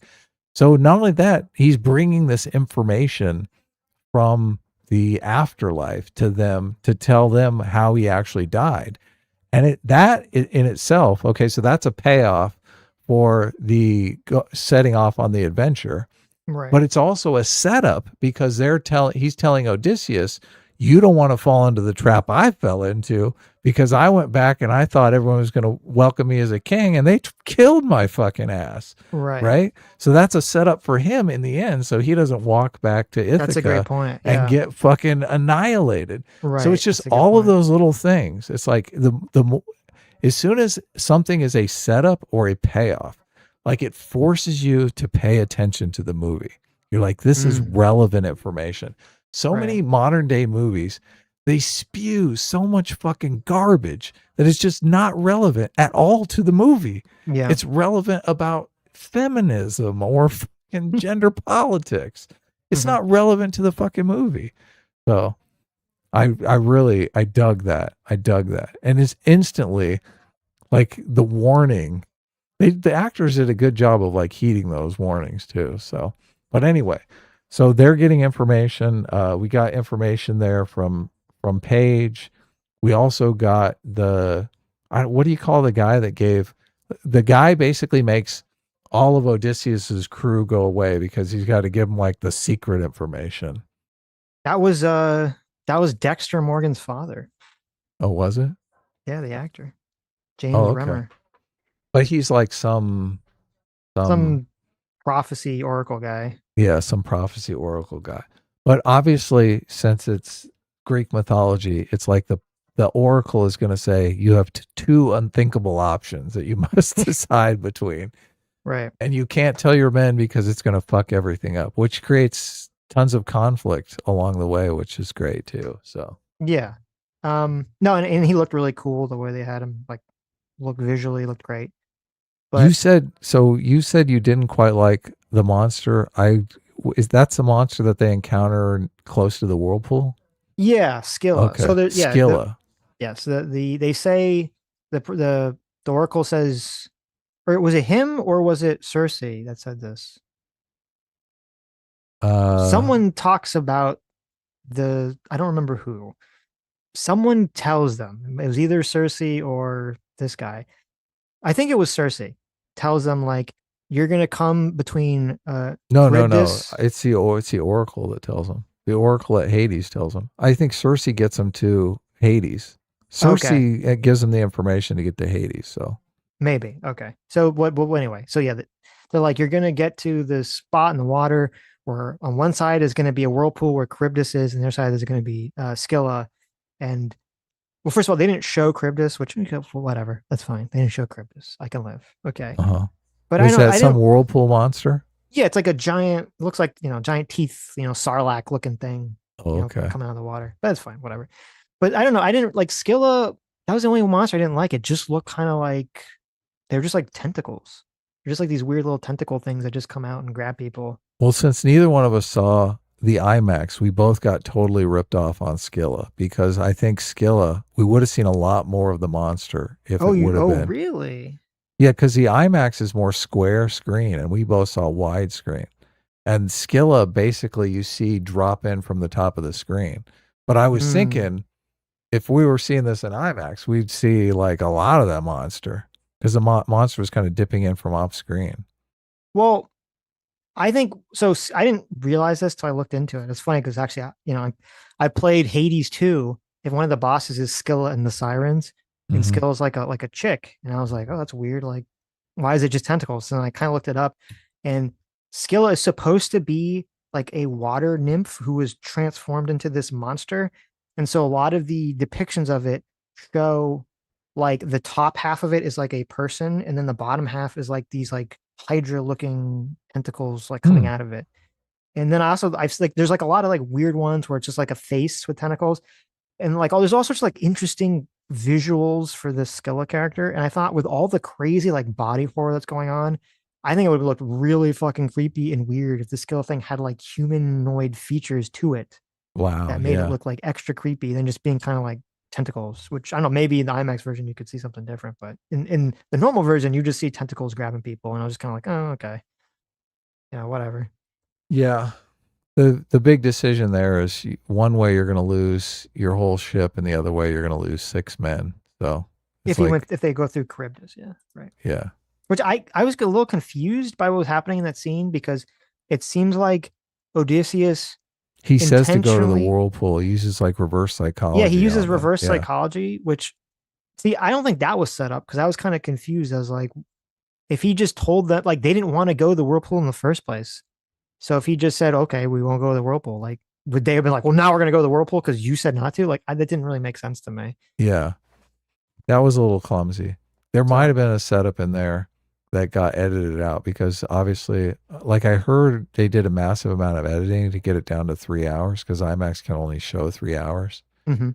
So Yeah, they're starting to get to the point where they're like close to mutinying him. So maybe you're right. There's something where they edited out so he had to use reverse psychology, but I was a little confused as what was going on in that part. right. I did. We'll go back to second because we kind of skipped. I really like the Cyclops. Cyclops looks fantastic. Looks great. Looks beautiful. Creepy as fucking shit. The whole sequence is like really creepy and weird and very well done. With the exception, my only exception is that, like, why is the Cyclops like just going to sleep in front of them, like very unconcerned? I was kind of like, okay, it's very it's like the Cyclops like a retard, I guess.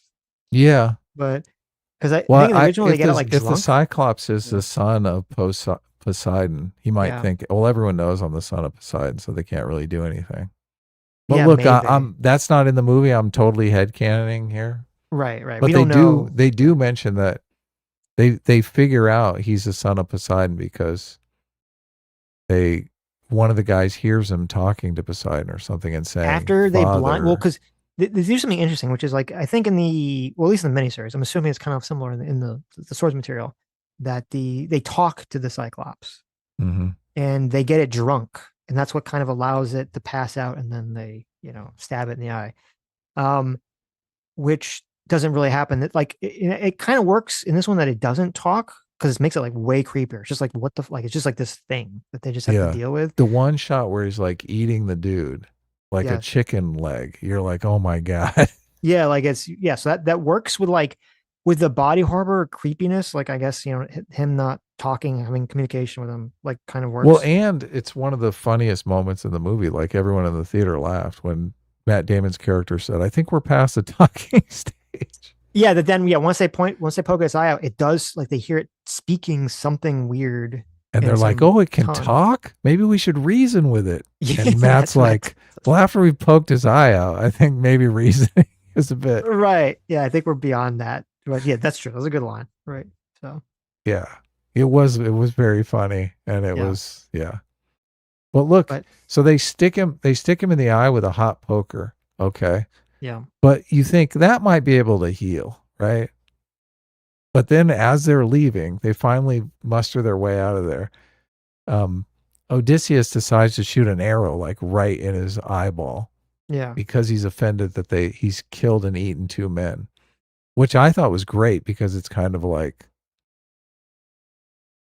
should he have done it? Probably not. But you're there with, okay, well, they did kill 2 of our. It's like a moral I quandary. killed more. He killed like 4 or 6 of them, I think. But No, they only got 2 guys.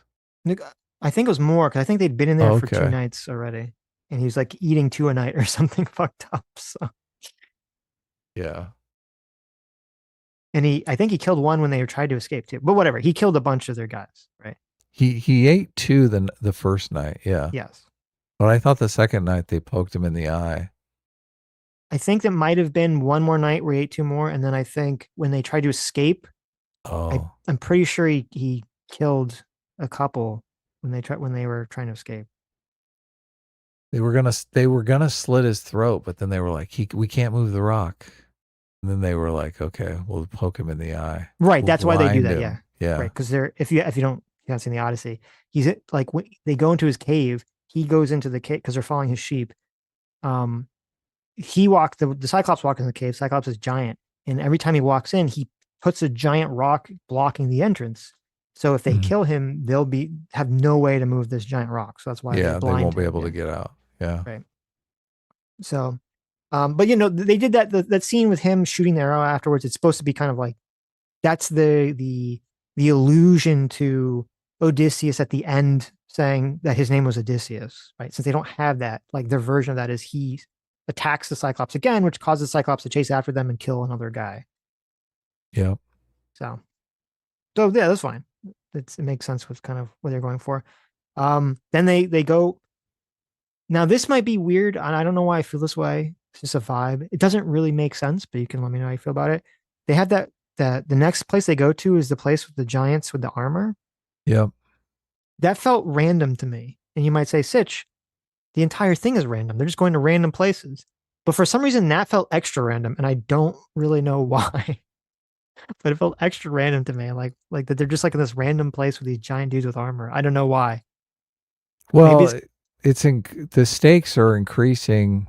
Like the guilt is increasing as more and more men are being killed by Odysseus. Because the setup was Odysseus's idea to go this random way and have this adventure. So yes, in that scene, I mean, they lose like 2 ships worth of dudes. They're like cut 2/3 of their men are gone after that. Yeah, from that one place. Yeah. So it did seem random, but it did seem calculated just to increase the stakes.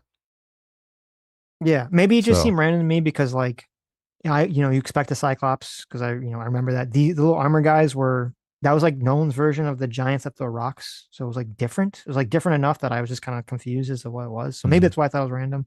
And also I was wondering if they were the sea people, but I mean, they weren't. They were just some random giants. So yeah. And then they hook up with Cersei, which that is was the really, witch. That's the witch. Yeah. Which, in the That original scene was like so weird when they're eating and they're like fucking, oh my God. Yeah, the transformation scene is very, very well done where Cersei turns his men into pigs. Yeah. And then I really liked the reversion scene too. And they did it without they did it without CG, I don't think. It was all like practical makeup effects and everything for the most part. It looked like. And it was really fucking creepy. It was like super creepy. It wasn't just like we eat the food and turn into pig. No, it was like horrifying, like body horror. It had to be like animatronics and stuff. The witch Maybe, kind yeah. of sculpts the men's faces into animals. And you're Oh like, God, yeah. It's like horrible. It's horrifying. So she's like pulling their jaws out and pulling their brows out. And Right, yeah. Oh God. So, but it's probably some sort of animatronics. But Yeah, that was freaky. Yeah, super freaky. Good. I wrote, in the original, Cersei's like hot, and he like fucks Cersei afterwards. But obviously, that they didn't have that. But that's fine. I'm not going to complain about that. Though I only have one complaint about the Cersei thing, and I don't know why they did this. It's very strange. Which is so, his men are separated from Odysseus. And his men go and they find Cersei first. And she's all like freaking out. And they're like, don't freak out. We're not going to like hurt you. We just want to know if you have like food because they're like all starving because they don't have any like rations left. And she's like, oh yeah, I can give you food. But like take all your weapons and armor off and put it outside in the backyard. And they're kind of like, and when they set everything down, you're like, what the fuck, you dumbasses. Right. And then I had the same exact feeling. I'm thinking like, okay, first of all, there's like 12 big guys and this one lady.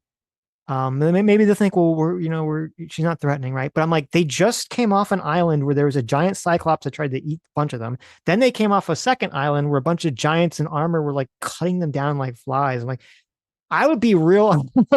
They don't have a lot of luck with islands at this point.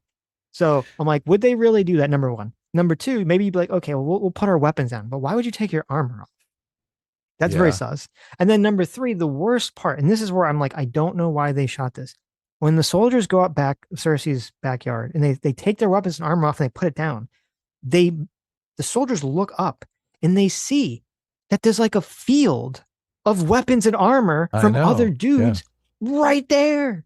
Yeah. Just laying about. They look old because they've been sitting there forever. And I'm like, wait a minute, hold on. No person in reality would ever just look at that, shrug, and then not like question what the fuck is going on. They don't go in and be like, why do you have like 100 pieces of armor in your backyard? What the fuck's going on there? Right? That's like the most sus thing ever.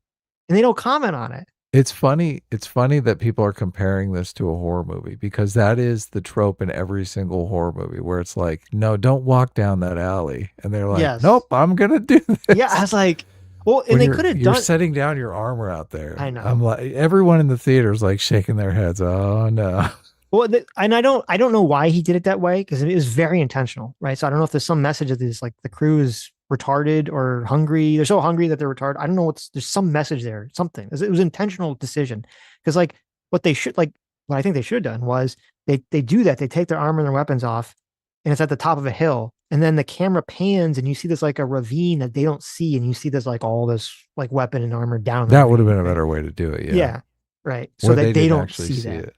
Sure. But I don't know. They don't give a shit. They see it. They don't give a shit. They go and they eat. They get turned into pigs. Right. Here's another point for the anti-wokeness of this movie, because so she is the archetypical man-hating feminist. She is. Yes. Yeah. Yes, But that's she's true. totally the bad guy, and they depict her as the bad guy. So That's true. yeah. And not only that, she doesn't get any of the guys either, which I was like, okay, well, now he's down to just him. And I guess whoever's left at the ship, but no, she turns the guys back from being pigs. So Yeah. they're saved. It was interesting because she's like a radical feminist and she hates men. And that's why she's like, oh, all men are evil, blah, blah, blah, blah. Mhm. But then it was interesting because then they also you find out that she has like this bird in her place that's like her sister or something. Yeah. Or some female family member. And she also transformed her. So she's like they make sure to point out that she's like a piece of shit hypocrite. Well, as they're walking up, there are all these exotic animals too, which are just a huge. This is another reason why you don't take the armor off. Yeah, there's It's always like, lions and there's shit. like a Yeah. tiger and a leopard and a cheetah and a. Do they even know what those lion. are? Like they're fucking Greek. They'd be like, what are these animals that we're looking at? And I don't know what they did to the animals, but they did a good job of like making them look kind of off a little bit. You're like, what the fuck? Is that like a retarded leopard? Yeah, because they're kind of sitting weird and looking a little weird. Yeah, there's something about them looks off. Yeah. So that vignette, all of these are kind of encapsulated vignettes where they're like conflict resolution, move on to the next stage, get enough information to move on to the next stage. So then they moved on to Hades, which we already kind of talked about. I thought Hades was like one of the best scenes. Yeah, it was cool. Yeah, because it was really, I mean, I guess that's another point of interest for the movie, because the movie is kind of structured where it's kind of atheistic, and then as they progress, they're getting more and more into kind of the magical world, right? Well, because by the time we hit Hades, like we're deep into the movie then. I'm glad you brought that up because I was thinking we haven't really talked about Athena at all. Mm-hmm. So Athena is played by Zendaya, right? Which going into the movie, I thought this is terrible casting. Like it makes no sense, right? When you think of Athena, you don't think of Zendaya. You think of like someone who looks kind of like Wonder Woman, right? It's kind Goddess of wisdom is right. Yes, Athena. Yeah, right. You want some sort of statuesque Wonder Woman type character. And you get Zendaya, but there is a twist about why Athena looks like that, which which we'll talk about when I get there, which I like. I still don't think Zendaya was a good choice because I don't think her acting worked at the role. Even in the twist though, I thought, she didn't do the Zendaya face. I thought she did sell it in a way that like nobody's going to give her credit for, obviously. Yeah, that's fair. No, I agree. I agree with that. But I'm just saying we'll talk about when we get to the twist, but I'll just bring it up because we're talking about the atheist thing. There's something interesting. Well, I guess I kind of have to talk about it now. Well, it's like a scientific worldview, right? Like you could look at the Cyclops and think, okay, and this is kind of the nugget, the question that you want answered. Because as I'm watching the movie, I'm thinking, like immediately it comes up that the Cyclops is the son of Poseidon, but we don't see Poseidon, so you don't know if this is just a myth in their heads and that Cyclops is just some kind of monster that has never been discovered. Like you don't, there's nothing to make you think that it was born of like a god and a human being's union. Yes. Like it could just be a natural phenomenon that they're superimposing the belief in gods onto. Well, but as we get closer and closer to Hades, you're kind of thinking, okay, well, yeah, there really are gods and demons and shit in this world. Well, and that's what I was a little worried about forcing the movie because Nolan, he doesn't really like doing like high fantasy stuff. He kind of likes things grounded. And I was like, how do you do the Odyssey? Like I was worried, like you can't really do the Odyssey grounded. So, but you're like, when you first start watching, you're like, okay, maybe these things are like, maybe it's just a monster, like maybe it's like a creature, right? But then, I mean, you have Cersei, she's doing like literal fucking magic. And then you go to Hades, but it's kind of interesting because the only god that we see in the entire movie is Athena. And then you could make an argument that we don't even know if we don't, yeah, exactly. even saw Athena. He could have been a PTSD like hallucination or something, hallucination. But then, like, I think it's kind of pointless to put that doubt in the audience members' minds when you're right. They literally go to the like some place where they speak to the souls of the dead, right? That's not a hallucination. They speak to the literal souls of the dead and get information that they use in the climax of the movie. Right. So if you're speaking to people in the afterlife, I don't think you need to have it like, well, did he actually speak to the gods? Like, I think at that point you can just have like, he was literally speaking to the gods. Like he was like the doubt in your mind about whether this system exists in this world should be kind of put to rest when you're speaking to dead people. Yeah, this was something that people were arguing about on Twitter, that it was basically a secular humanist non-believers movie. And I was like, did you miss the part where they went to Hades and talked to all the dead people? Well, it's because they did the thing with Zendaya where you're like, you don't really know if he was speaking to Athena or not, which I think, I don't think they needed to do that. I think it was fine. Like, I think the twist with her is fine about why she looks the way she looks. But I think they actually I think they should have set that up. Okay. Mm-hmm. The twist is, and I'll go with the end here. The twist is that you find out that the reason Athena looks like Zendaya is that when they were sacking Troy, and just like they're fucking just murdering people left and right, and it's like a horrible scene, and Odysseus kind of walking around in a daze, looking at everyone just getting fucking like murdered, and he doesn't really like what he's saying. Just fair enough. A bunch of his guys are like sacking, I guess, an Athena temple, which seems like a terrible fucking idea. I don't know why they did this. And one of them cuts off the head of the Athena statue, and at the same time they grab some priestess who works at the temple and murder her. And the priestess looks up at him, and it's Zendaya. And so it's kind of like the reason he keeps saying Zendaya is Athena is because it's like it's the guilt of all the people that were like horribly killed in the city kind of following him. And that's why he's like kind of perceiving it, like Athena as this priestess that got wrongfully murdered, which I like that. I think that's cool. That's why she looks like that. I like that twist. But I would have had like a little line in the beginning, a little setup line in the beginning where he asks her why she looks that way or something, and she makes some comment about like humans see the gods how they want or something, right? Mm. So then when you have that reveal at the end, that kind of like, oh, that's why that's why like she said that in the beginning of the movie. This is why seeing good movies a second time is often necessary, because good filmmakers, they pack a lot in there that you can't necessarily get on the first viewing. You get more out of it on the second viewing because you're noticing things you didn't notice on the first viewing. So that section, I was kind of unclear that it played out how you describe it. I thought that it might play out that way, but I thought at the same time that it might just be like an inserted filmed metaphor for the beheading of Athena, because they behead the statue of Athena. Right, they behead the actual statue, rolls down, but that's not really impactful, thematic or film cinematically. So adding the Zendaya, because Zendaya has obviously been in the movie as Athena the whole time, so just adding that in, the beheading is like symbolic of the beheading of the statue.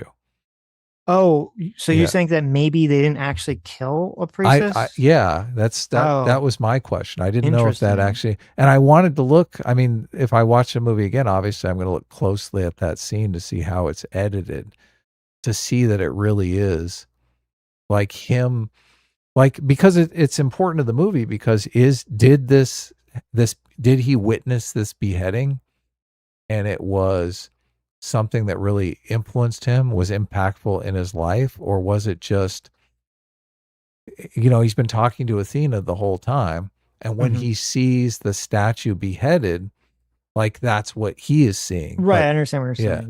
Yeah. I understand. Yeah. I think it was, I think we're supposed to take away that it was a real person because it's like the scene is he's finally made it home. He's talking to Penelope. Oh, and she's there. I know the hand holding scene. Yeah. Yeah. Well, I guess it's before the John Wick scene. So he's made it home, but he's not like Penelope doesn't know that it's Odysseus, right? He's pretending She to be knows like because of the voice. Does she? I don't know. I think she definitely knows because of the voice. Well, maybe. But so he's there. He's kind of dressed up as like a beggar, and he's talking to her through like a wooden screen thing. And he's. I mean, this is where we kind of find out like the whole emotional core of the movie, which is kind of a complaint I have. Even though the scene was very well, where we kind of find out that Matt Damon has been plagued by this like horrible guilt for all the people, not just his own people dying in the war, but then also all the people that were, horribly murdered and raped in the sacking of Troy. Well, and specifically that it was based on this deception of the Trojan horse, that it was based on a lie.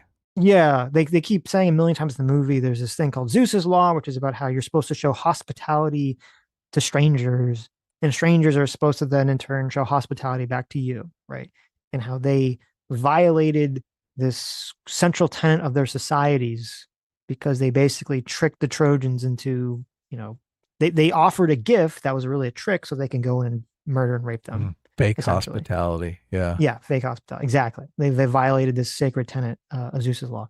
And so when he's kind of going over this and he's like really emotional about the whole sequence, I don't know, to me, it made like on an emotional level, it makes so much more sense if while he's in that emotional state and we, the audience, is that we're supposed to interpret that Zendaya, and the reason that Zendaya very specifically does not look how anyone would picture Athena to look is because it's supposed to look like some random priestess lady that he saw get killed. Like that just makes sense. That makes too much logical and emotional sense to me. So that's why I interpret it that way. Like if I see it again, I'll watch closely. Yeah. Zendaya did when they do that scene where they're queuing up to basically chop her head off. Zendaya's just like, it's so tragic. So she does do a really good job of selling like, oh my God, they're going to kill this girl. She looks so innocent. Yeah. And so terrified. My only complaint with that was, as I said, I think there should have been a line that was like a setup to that. No, like, why do you look like that? And then it's more a commentary on the Zendaya face because I was like, I want to see that screen cap because it seemed like more was going on there than Zendaya face. Yeah, no, you're right. I said she was good in that scene. I'm not gonna say that she wasn't a good. She definitely did very well in that scene in terms of acting. Yeah. I think that my problem with her, even with the twist, is that like I feel like the vibe. I feel like they could have tried to do was for Athena is she doesn't look like Athena. She looks like some tiny little girl, and you're like, why is this like Athena? This little, like it's confusing. But when they talk, they still kind of have like an Athena vibe to them, which makes it like off-putting and strange. So that when you find out why she looks like the way, you're kind of like it makes sense. All right, I got to run to the bathroom real quick, but I'll be right back. Okay. Can you just read it like a super chat or something while I'm gone? You go, and then we'll cover the ending of the movie, and you can tell us why I did not why like it blew for you and why I loved it. Exactly. All right, I'll be right back.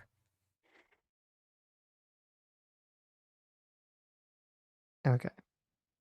Lethal Strain for 19 months. Thanks so much. Says, and New York City has 8 million people. Norway has 5 million people.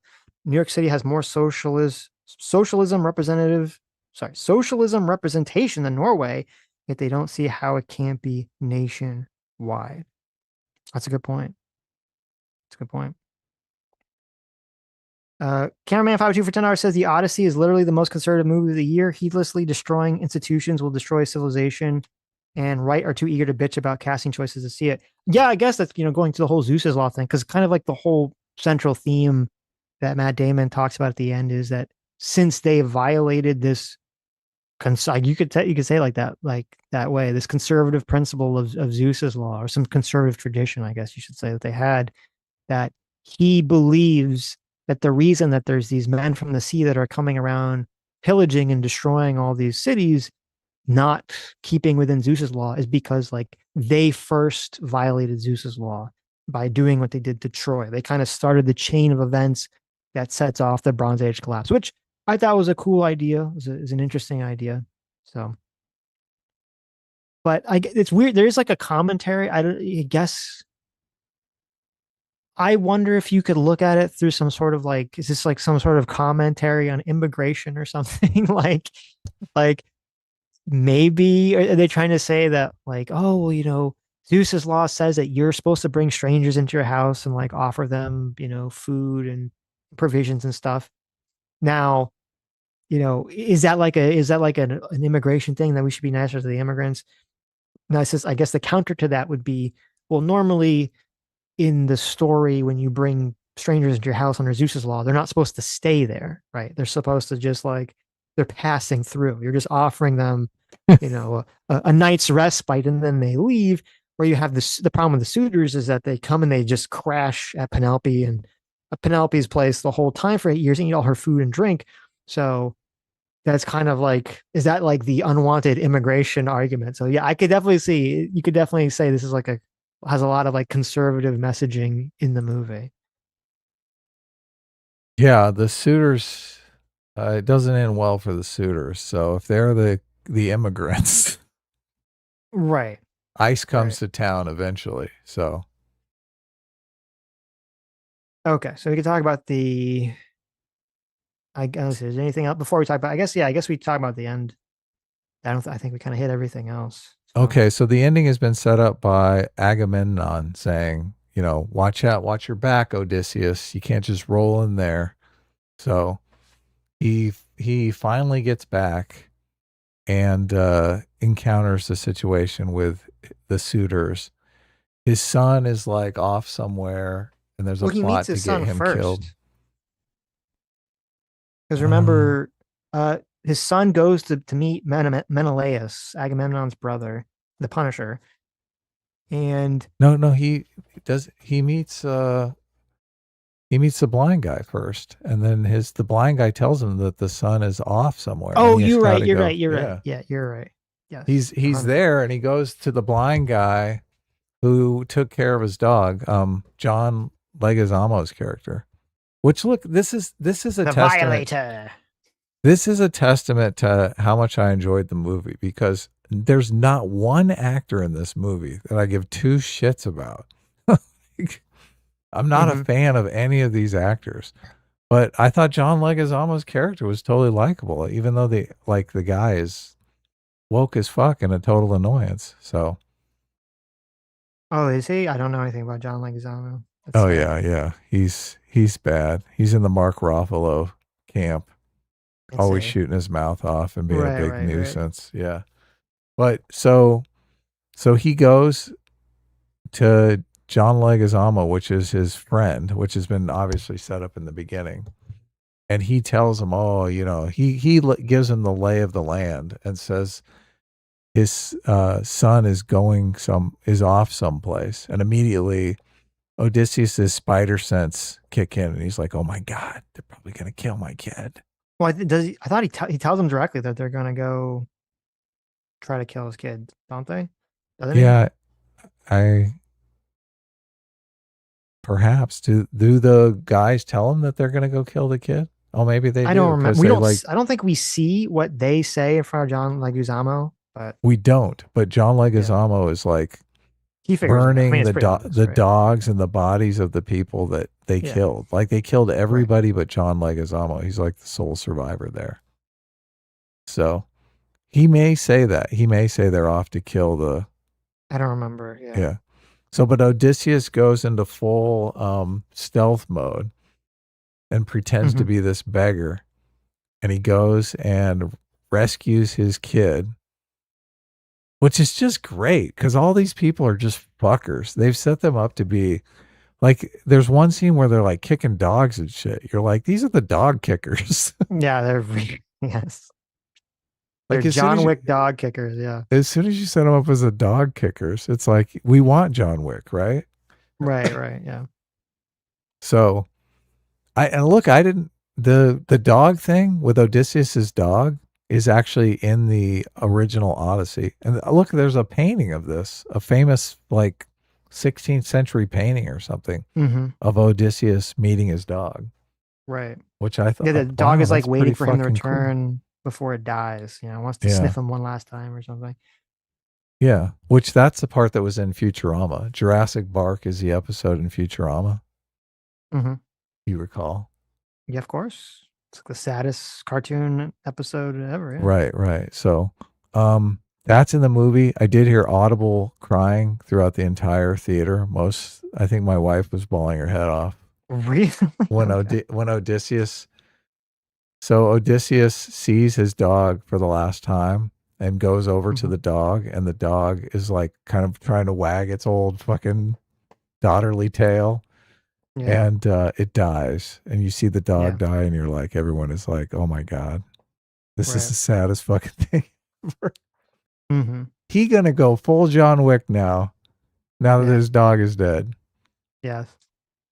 We should speed this up because we're gonna send Joshua the link too, and it's getting late. Okay. so. Okay. Well, yeah, I can go through it quickly, but basically, What did you not So then, like? basically, Odysseus comes back, and he does the little trial where they got all string his bow. They all fail to string his bow. He does it. He reveals that he's Odysseus, and then he becomes. This is where it took me out of the movie. Okay, I liked the ending up until this point. Matt Damon is Odysseus, and Matt Damon, I think he did I think he did a good job as Odysseus.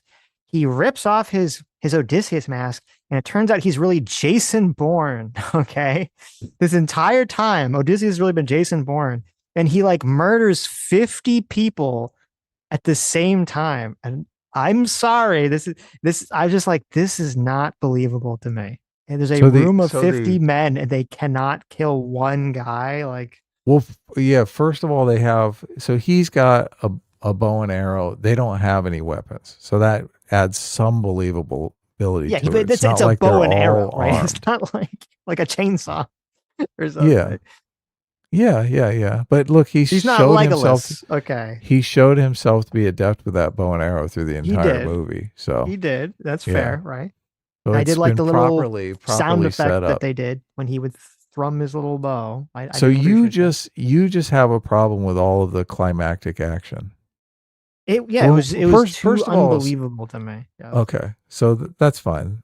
It took me out of the movie. Yes. That's a little nitpicky for me, but That's the, not. I immediately was like, okay, this is so unrealistic. He's like fucking killing everyone here. It's so ridiculous. he goes in. Here's on the story front though. This is why my audience was like audibly cheering, was because you've got this guy Robert Pattinson. He's basically a draft dodger, right? He's a coward, and he sent the twerp Sinon, who we've seen die. Sinon gives in Hades his lot to Odysseus. Actually, I don't think he gives it to him in Hades. He asks him if he still has the lot. Yeah. Yes. So he's been carrying this lot that he's supposed to give back to Robert Pattinson's character. And so as Odysseus is playing the beggar, he goes up to Robert Pattinson's character at the banquet or whatever, and he doesn't know that he's Odysseus, right? But he throws the lot out, and Robert Pattinson's character immediately recognizes it. He's like, oh fuck, like that drama coming back to haunt me. And he completely freaks out. Yeah, he completely freaks out. Yeah. So again, that's like setup and payoff. We've got some sort of emotional resonance.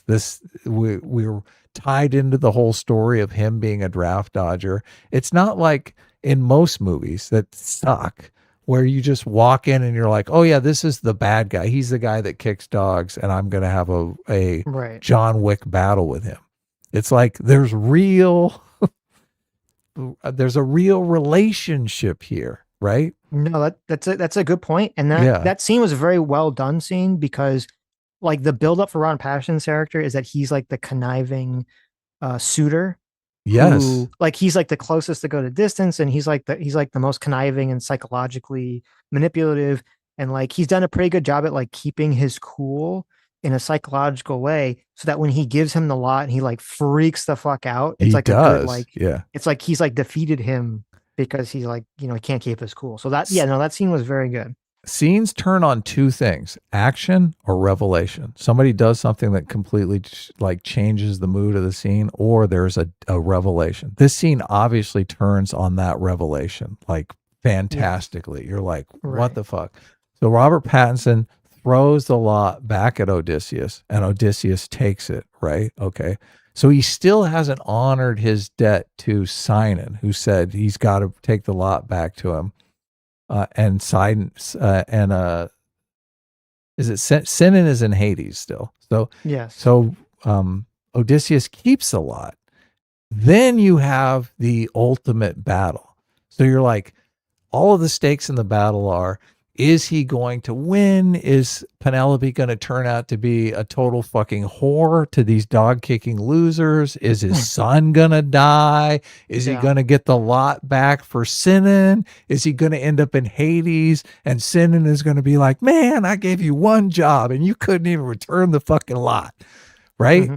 So there's a lot going on in this scene, in addition to the climactic action that Sitch says is like too over the top. So like we always talk about, it's super boring if it's just climactic action, right? Right. If there's no stakes beyond the guy involved in the climactic action dying, there's not really a lot of stakes going. Like there's a lot on the line in this scene. Yeah, no, they do good. There's a lot of stakes here. That's not the issue. It's not boring like at all. Like from that perspective. Okay. Yeah.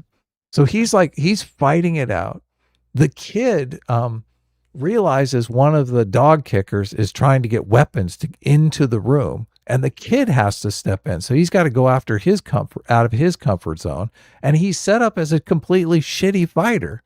So you're like, oh my God, this kid is going to get killed.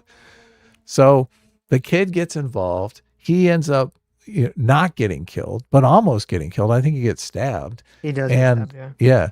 To get weapons, to stop the guy getting weapons, and to get weapons to his dad.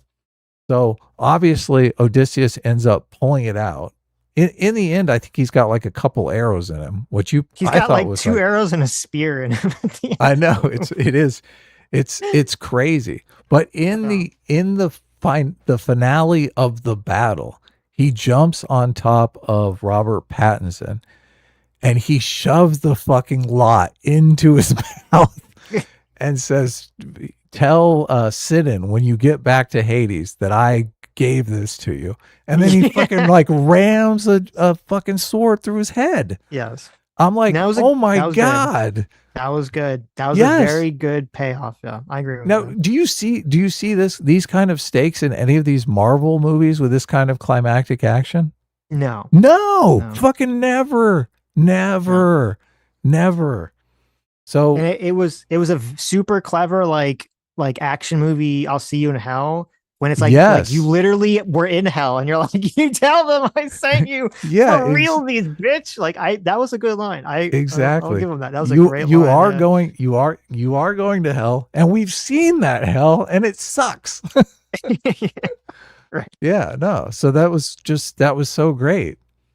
Look, and during, because look, I didn't remember the Odyssey at all, so I thought, yeah, oh my God, the kid's gonna die. Please don't let this be a downer ending. Please don't let this end in like a Game of Thrones where all around the kid's fucking casket. Yeah, well, I mean, you think Odysseus is gonna die? Like he's really fucked. Like they do a fake out because he 100% look like he's gonna die. I know, yeah. They do a total fake out where he's like, it's funny because people are doing. I don't know if you saw the meme. It's like the end of the Batman movie meme where Alfred sees Batman with Anne Hathaway at the end. They did the same thing because you think it's like, because remember that movie ends with Batman flying into the nuke. Oh, you're right. Yeah. And then you're like, oh, Batman is dead. And then it cuts away and he's with Anne Hathaway. They do the literal same thing. Like Matt Damon's dying. They do. It's like, he's like, and then he's dead. And then it cuts away. And it's like, no, he's just with Anne Hathaway. He's fine. But so people in the battle, some people start opting out, which is the wise thing to do. They're like, bow down to the king. He's going to kill us all.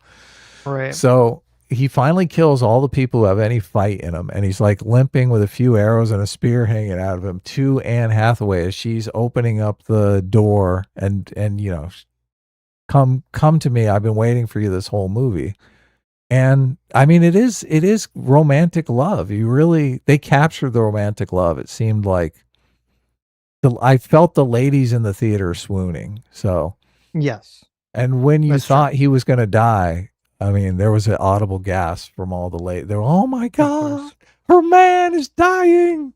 So, but luckily they do cut away.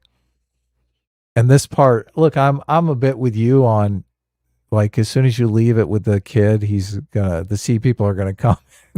Yeah, you don't want to. it's You like, don't want to what's see the happening? scene that takes place after that at all. Right. So yeah, but that's why I said it was a cheer-worthy ending. I got the receipts. I did record the audio because oftentimes I want to listen back to the audio. Mm-hmm. But I didn't listen back to this audio. But there was cheering in the movie theater, so I'm sure it's on the audio. Okay. Yeah. There's something maybe this would have saved it, the ending, in my mind, because like it's just, my problem is just like, as soon as it's like Jason, like one person killing like 50 people, I'm just kind of like, okay, this is like, it just takes me out of the movie because I'm like, this is very realistic. The action up until that point in the movie had been very well. I had one minor quibble before that, but for most part, the action in the movie had been very realistic in terms of like their like people like fighting and dying like in a fight.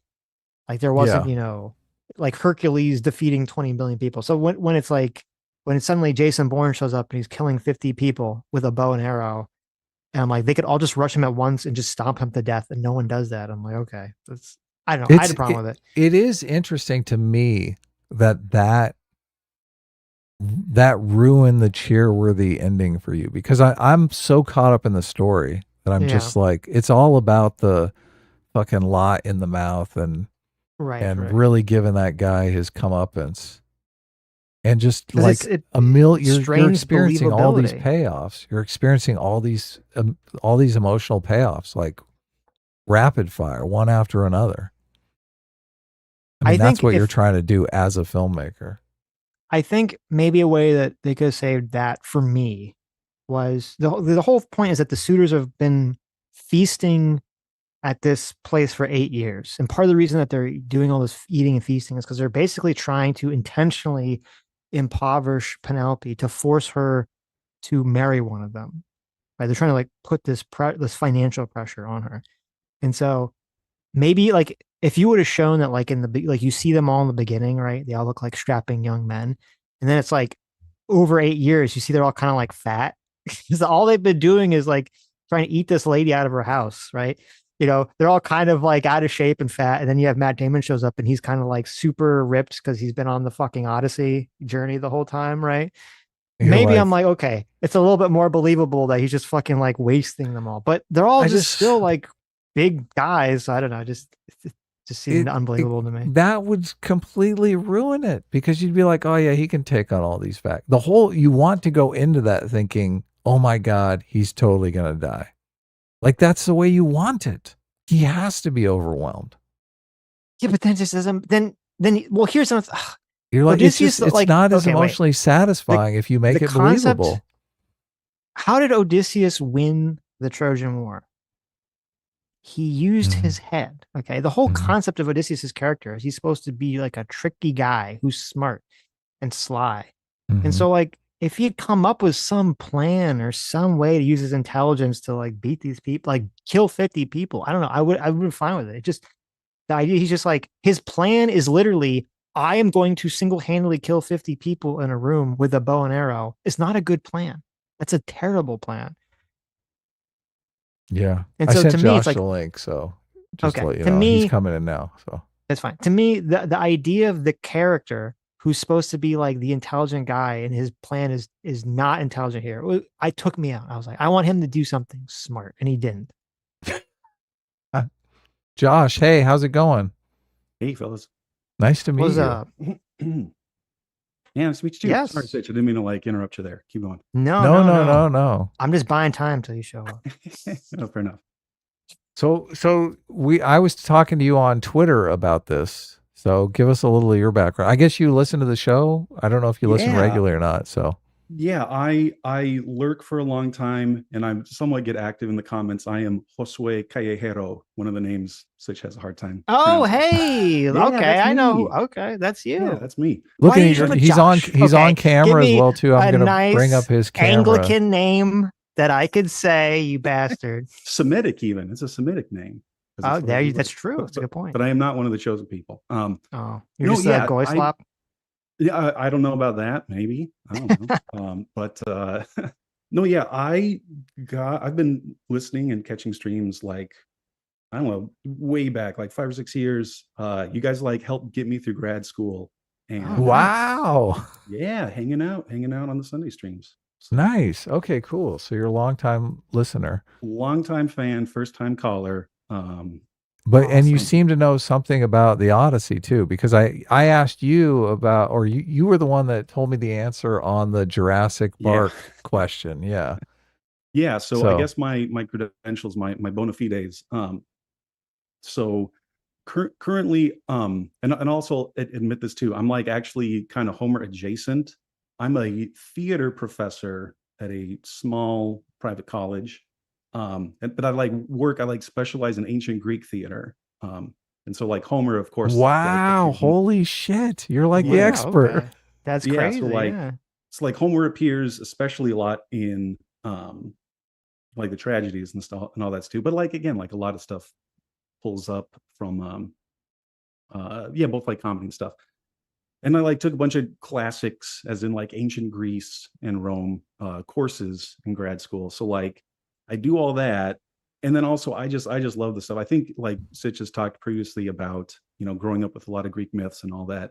Yeah, same. Mhm. Like I think I'm like maybe a couple years older than Sitch, maybe.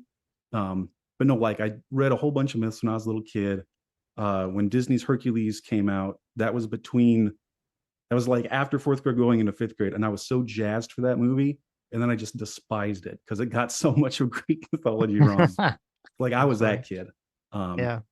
And then like did the thing, started grad school and like focused my study on, like ancient Greek tragedy and comedy. And I just love it. I just love this stuff. So Twitter's been like great for me the last like month, cashing in on all the Nolan Odyssey memes and Yeah, I want to get your perspective I'm on also this. just excited. Yeah, so I was also kind of like listening along, and I think like I think I am picking up a lot of what you guys are putting down here. And yeah, because like here's the thing, like of course, culture war being what culture war is. Yeah, of course, people are gonna like get up in arms about like, it's over here, it's over there. I guess I'm a little more like chill that way. I can understand that like, and I've tweeted this probably like half a dozen times already. Like, adaptations are like never the source material. Like they always speak more to like the current condition, the current culture. Like that's just what it is. And if you can live with and like understand that, then yeah, that's fine. That's great.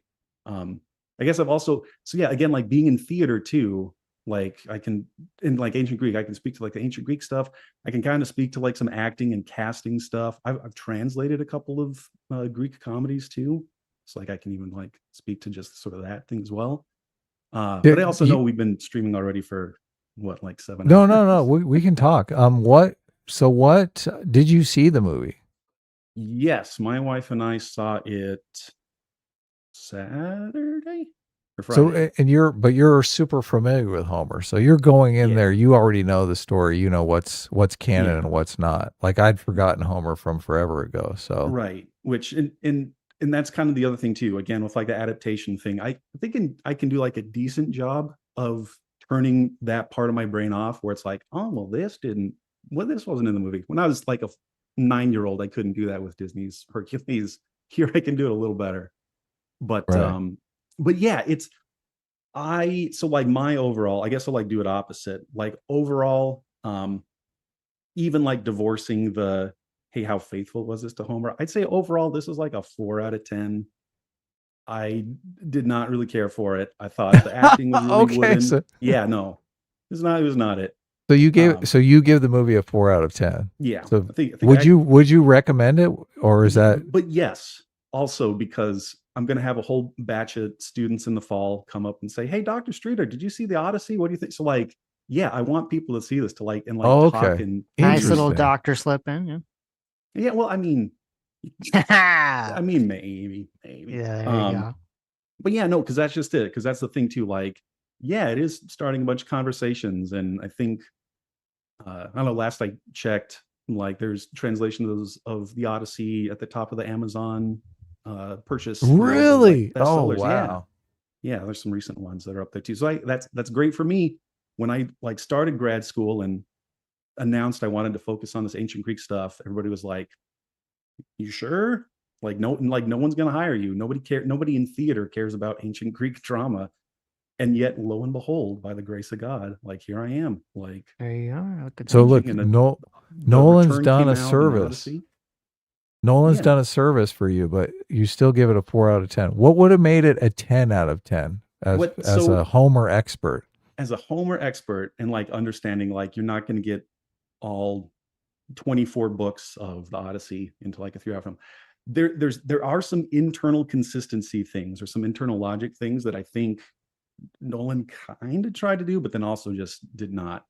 And the chiefest one was being like his take on Zeus's law. So this is this very important Greek concept, xenia, which is like hospitality, but like Nolan only gives the like, again, like the sort of like even Christianized, like, hey, treat others as you want to be treated. Guests, be good to your host because they may be a god in disguise. And like, yeah, but that's only half the equation. And the other half that he doesn't provide is, okay, hosts, be good to your guests, yes, but also guests, be good to your hosts. Like that's the other like super important half of the equation. And I've seen lots of other people talk about this too, like, and what sort of ruins the ending, many things ruin the ending for me as well. But like, the first, 2 hours, here we get this thing like, Zeus's law, and you got to, treat your guests well. And then Odysseus comes home and like slaughters all of his guests. Mm-hmm. And like that speaks to our like primal, vengeance, justice thing. But it goes against the exact message that Christopher Nolan's been beating into our heads, like for the first 2/3 of the movie. Interesting. So it's like a contradiction. It is a contradiction. And with all of these stops on the various islands and places, we get time and again, hey, this is bad guest host. This is bad xenia, or this is good xenia. So like that theme gets repeated over and again. So like when Odysseus goes to the Cyclops, Polyphemus's island, Polyphemus says like, I don't give a shit about Zeus. Like I don't care about Zeus's laws and xenia. And so he's obviously a bad host, and that's why he gets his eye stabbed out. When they go to Circe's island, like she invites them in and like pretends to be a good host, but then she like, does her magic and turns them all into pigs and all that too. So, but we didn't get that. It was just this sort of like madcap. I see a lot of people talk about it being like Monty Python. Hey, we're going to roll up on this island and then something terrible happens and run away, but it's not reinforcing the Zeus's law, xenia stuff. So like that, and like, unless you're like an insider like me, it's probably close enough. You probably get that part. But like for me, it's like, if it had just that little extra like end to, like the polish, like the message, then okay, that would have like bumped it up a point or two on the tempo. Well, I'm just trying to think how you do that climactic ending. I think if he shows up and kills him with kindness in the finale, exactly. I'm just, to make your 10 out of 10 movie, I don't think most people are going to be on board. No, because that's just it. Because despite Nolan's like kind of liberal Christian ethics, Christian morality kind of spin on it, people like the ending because like in spite of that, it's an eye for an eye. Yeah, it's the old world justice. Exactly. Versus like, well, I guess you guys are here, and I mean, marry my wife if you want to. Like that's not Odysseus. Oh my God. Right. So that was one of them. I had a whole kind of thing on this. For being Matt Damon, Jason Bourne, et cetera, that was like the most Looney Tunes fight scene I've ever seen. Like the boat, we get like no physics. And I think that shows up in some of the other like action sequence when the giant stompy giants, I guess, be redundant there, where they're like throwing people through trees. There's no weight to it. When Odysseus is like stringing and shooting his bow, there's no weight to it. Like I saw people like, oh yeah, he's like shooting a Nerf bow at all the guys. There's a part where, so again, like the contest of the bow, he has to string it and then shoot an arrow through 12 axes, and they've kind of like lashed them together. There's a scene where Matt Damon picks up a pair of axes and kind of like whirly gigs them around and was like knocking people in the face, and it's like Three Stooges shit. Like what is this? Oh, okay. Yeah, that was a little Three Stooges. I did think like also that sequence at the end, I don't know, maybe it was just my theater, it was kind of like dark. And there were times where I couldn't really visually tell what was going on. I was like, did he just get stabbed? Like it wasn't clear to me that he even got stabbed until the end when he like walks out and he's got the arrows in his back. Yeah, very, and that was, I think, for a good portion of the movie as well, just very dark. I've also heard lots of criticism about like the sound mixing and stuff as well. Like, yeah, I had a hard time hearing some of the sound mixing. I did think was not great, but I heard that was because Nolan refuses to do ADR to clean up the audio. Yeah, and like maybe especially Yeah. bad given like the IMAX cameras, and they had to like build a little special case for They're it as super well. loud, yeah. Yeah, they're like super. I saw like some little behind the scenes thing, and yeah, those things are flipping loud. They had to make so like that's gotta be special tough. IMAX camera covers to try to make Yeah, it right, better. to like dampen some of that. So like Right. to kind of wind back a little bit, when we get to the Cyclops, and after he after the Cyclops is wounded and all that, I just heard like so like maybe he was like calling out to Poseidon. I couldn't hear, it wasn't clear. But that would have been like a post thing. I just kind of heard just like very low rumbly moany.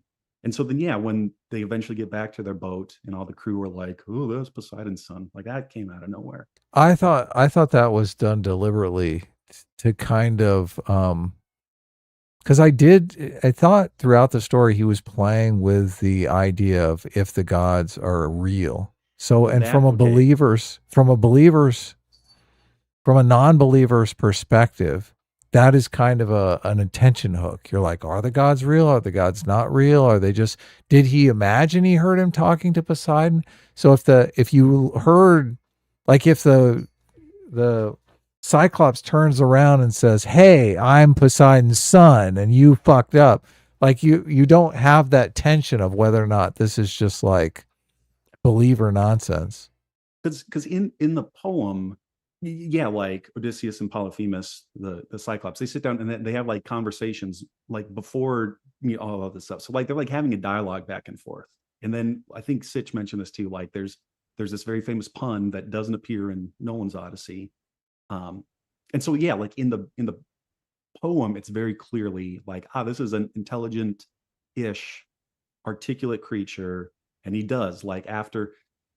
When Odysseus gives the false name of, "Hey, I'm nobody," and then he blinds them, and then Polyphemus is like wailing, and there are other Cyclopses on the island. There's actually like other Cyclopses that live there, and so after he's blinded, Polyphemus is like, "Help me," and all the other guys are like, "Why? What's happening?" And he says, "Nobody's blinded me," and they're like, "Well, if nobody's blinded you, shut the hell up."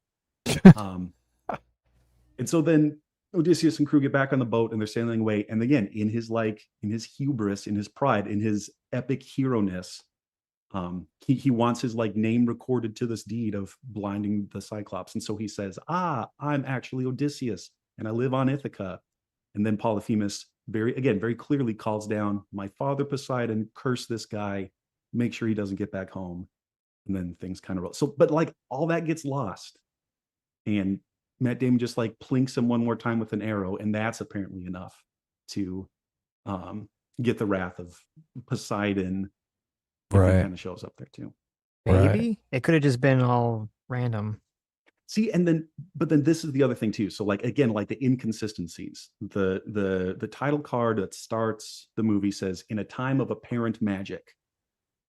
Well, shit or get off the pot, Christopher Nolan. Like, are we in magic, religion, gods exist, or are we not? And I think it's a disservice that he kind of does this, like, oh, well, what is it? Because See, right, that totally worked for me though, because Yeah. like that is a progressive hook throughout the story that kind of drags your attention. Even framing it as apparent magic, you're like, well, is it real magic or are they just like imagining it? Yeah, So then so making it sort of setting it up in this progression where once you get to Hades, you're finally no, the magic is real. It's kind of the or reveal. is it? Or maybe like if Odysseus is haunted by this like PTSD ghost of Athena, maybe the entire crew is having like a mass hallucination. Delusion? Yeah, Yeah, mass like of their like hallucination. collective guilt. Like, because again, like, and I know this is kind of the Nolan thing too. He does like, kind of probing like questions about perception and can you believe this or like what is true? Like that's in a bunch of his like cool, but I think it causes more problems than it coheres the story. See, this is where a second viewing is necessary because I'm wondering if you could view it from the believer's perspective or non-believer's perspective all the way through. Like, is there any information that's passed in Hades that isn't repeated? Because I can't remember if Leguizamo got him up to speed on the Agamemnon stuff, and maybe he never really heard it in Hades. Go No, ahead. no. Well, I think that Nolan was going for that feeling of like, is it real? It's like Inception. Was it a dream? Who knows, right? Yeah, Are exactly. the gods real? Like I 100% like agree that he's going for that feeling, and I do also agree that like at the end, it obviously that doesn't make sense because the not only do they pigs. go to Hades, but I mean Right, the the ghosts pigs, do though. tell him like he is told prophecy information. He's told that they're gonna go find the island with the cows, right? And then they're gonna kill the cows, and they're gonna get they're gonna get smited for it.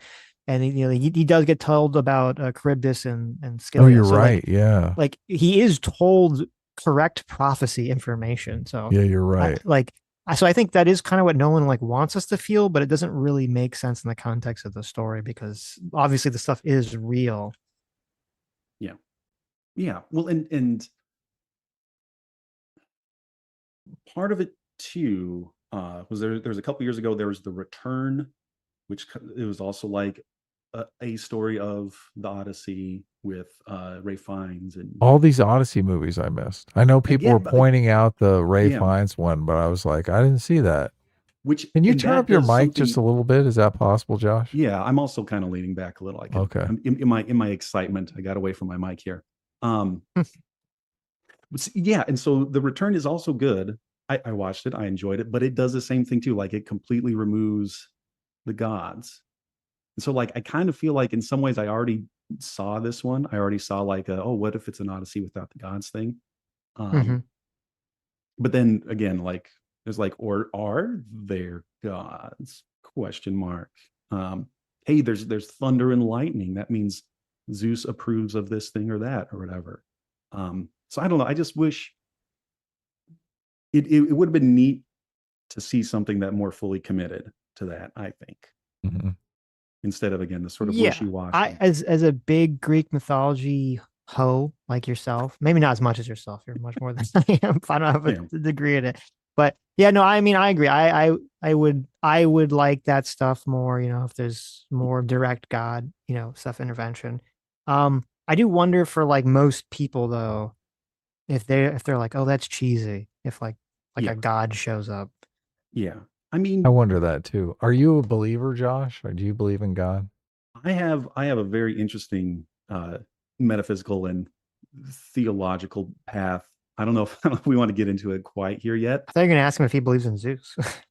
But here's the thing though. I So, wonder like- how much that affects people. Like I have a total atheist perspective. So, and I think the movie is kind of aimed at my perspective. I did see a lot of people on Twitter who were obviously like believers who did have a problem with this from that perspective. So that's the only reason I ask. Yeah. Also, sorry. I think one of my cats is flipping out. So if you hear somebody crying, Oh, there he that's is. okay. It's one of my cats. Right. Quincy. It's okay, buddy. Here's kind of the other thing too. So like,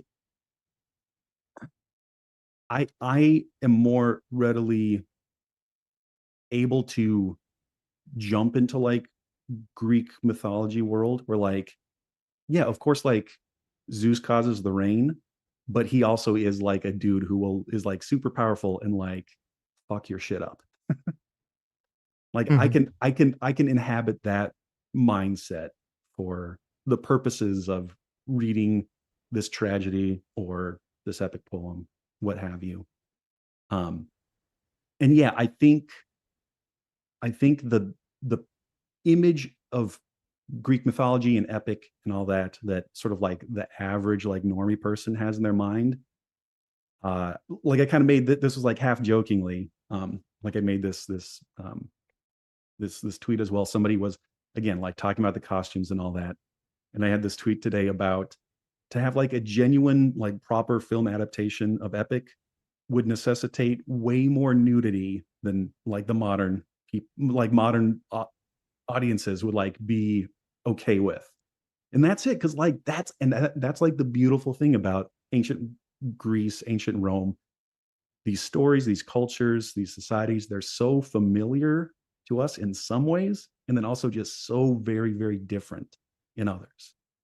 And I'm also kind of interested in like, what if we played up the differences? What if we played up like, oh yeah, here's this thing where like you sacrifice an ox, and like that's just like an everyday thing. It's like an everyday thing, instead of this like, oh spooky, we're in Hades to like talk to the dead. Like no, like those sacrifices, and especially in epic, were like commonplace every day, and like that's part of the appeal. So like if we're gonna like tell a Greek myth, we're gonna tell a Greek epic, then let's do it. Let's like really get after it. I think that'd be cool.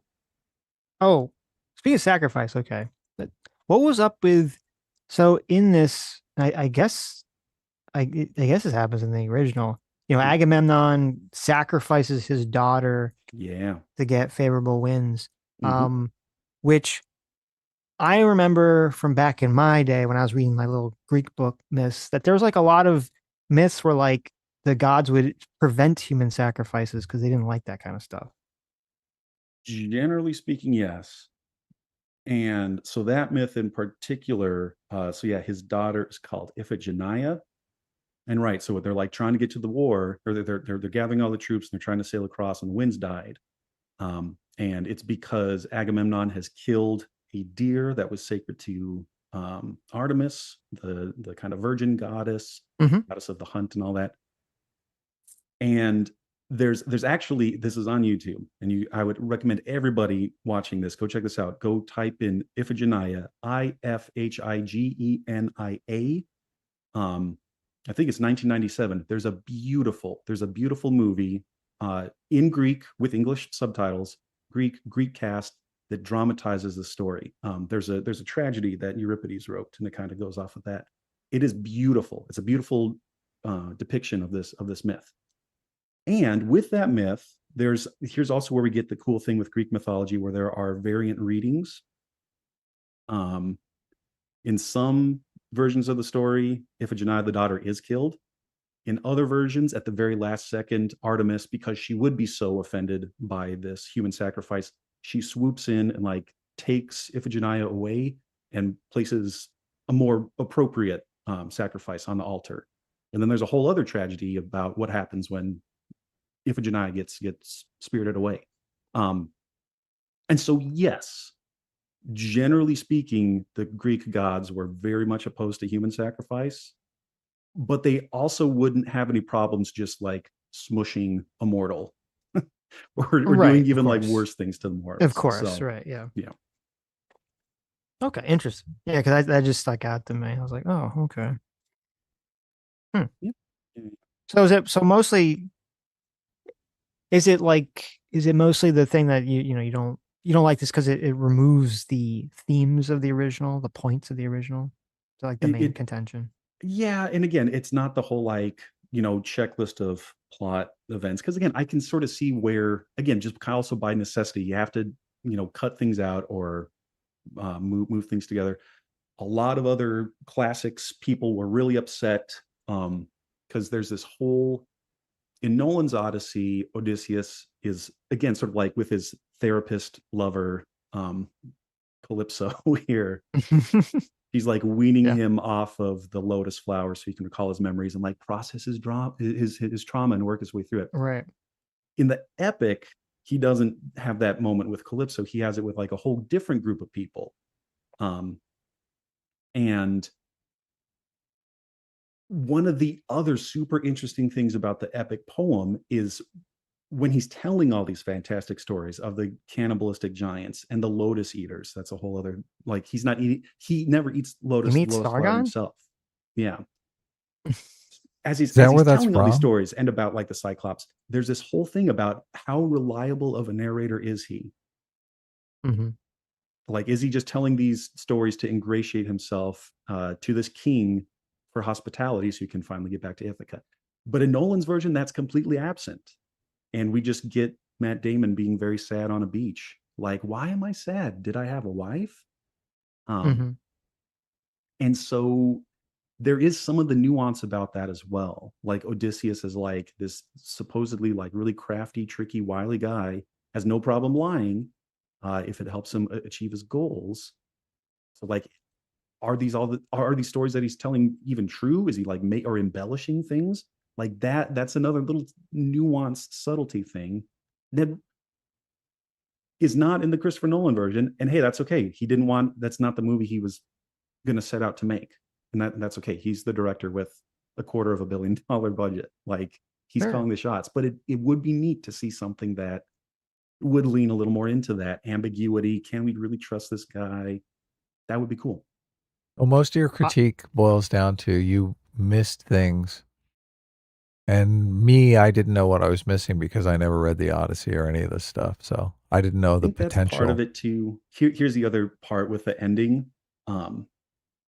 Is you correctly point out, and I fully agree with you, that Telemachus at the end, he's this like unproven prince who's now going to be the king. Right. And he like kills the one servant guy. He kills the one disloyal servant guy, but like, that's not going to be enough. No. And whereas in the poem, it's Odysseus and Telemachus, and then they have two other, it's John Leguizamo's character, and then another guy, another like faithful servant.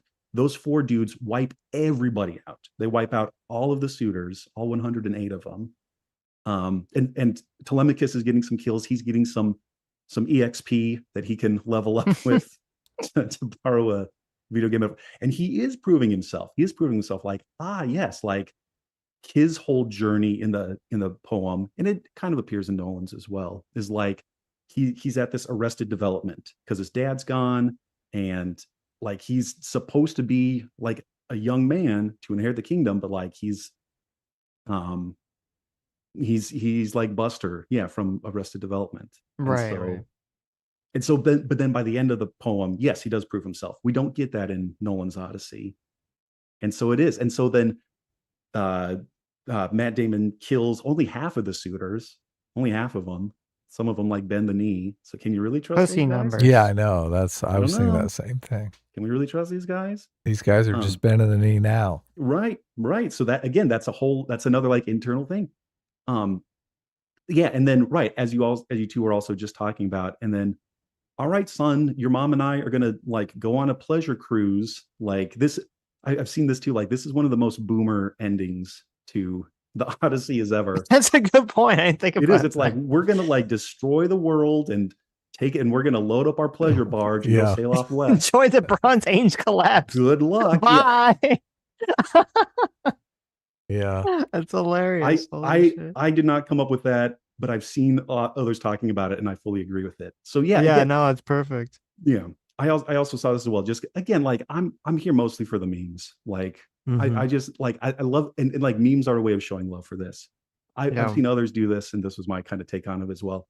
The parallels between Nolan's Odyssey and Nolan's Oppenheimer, in a lot of ways, it's like the same movie. It's like, here's Robert Oppenheimer dealing with like the consequences of his invention and deployment of the atomic bomb. And here's Odysseus dealing with the consequences of the invention and deployment of the horse bomb. Right. Oh, and so I never saw Oppenheimer, so it's interesting. Yeah. And so it is. It's like, it's a very modern kind of, again, like psychologically, he's dealing with all this guilt. Maybe he has PTSD, maybe something like that. I'm like, that's a very modern 21st century post World War II Odysseus. Right. And like, okay, cool. Like if that's what Nolan is exploring, like power to him. I'm but I assuming think- you're waiting with bated breath for Grendel whenever that comes out. Oh my God, yeah, that or what would be a good see? Or actually, no, like there's another epic poem about Jason and the Argonauts, Mhm. and that text is much more aligned to what Nolan is doing. It's like, is Jason really a hero? Like he doesn't do much, and we're kind of like inverting this epic hero on his head. So like, I don't know, maybe we need a new Jason and the Argonauts that really kind of deconstructs what it means to be a hero and have an epic story. I think it's unfortunate that this movie wasn't shot 10 years earlier, because 10 years earlier they could have had Sean Bean be Odysseus, because he was Odysseus in the Troy movie. Well, or even like I think he would have killed it, having Ned Stark as Odysseus, having Boromir as Odysseus. That would have been like, oh, that'd been sick. Amazing. It would have been amazing. And or even like, I mean, it wouldn't have to have, I mean, maybe it would have had to have been 10 years ago, but even like, Troy was 2004, this came out 2006. That's almost 20 years.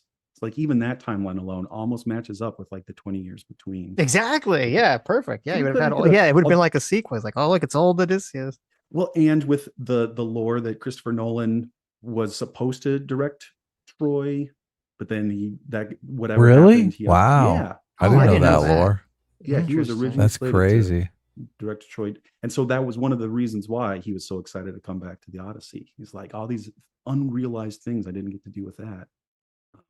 Also, Troy is like, it's funny to see these two movies like put in juxtaposition to each other, because Troy also does like takes a lot of liberties, gets a lot of things wrong.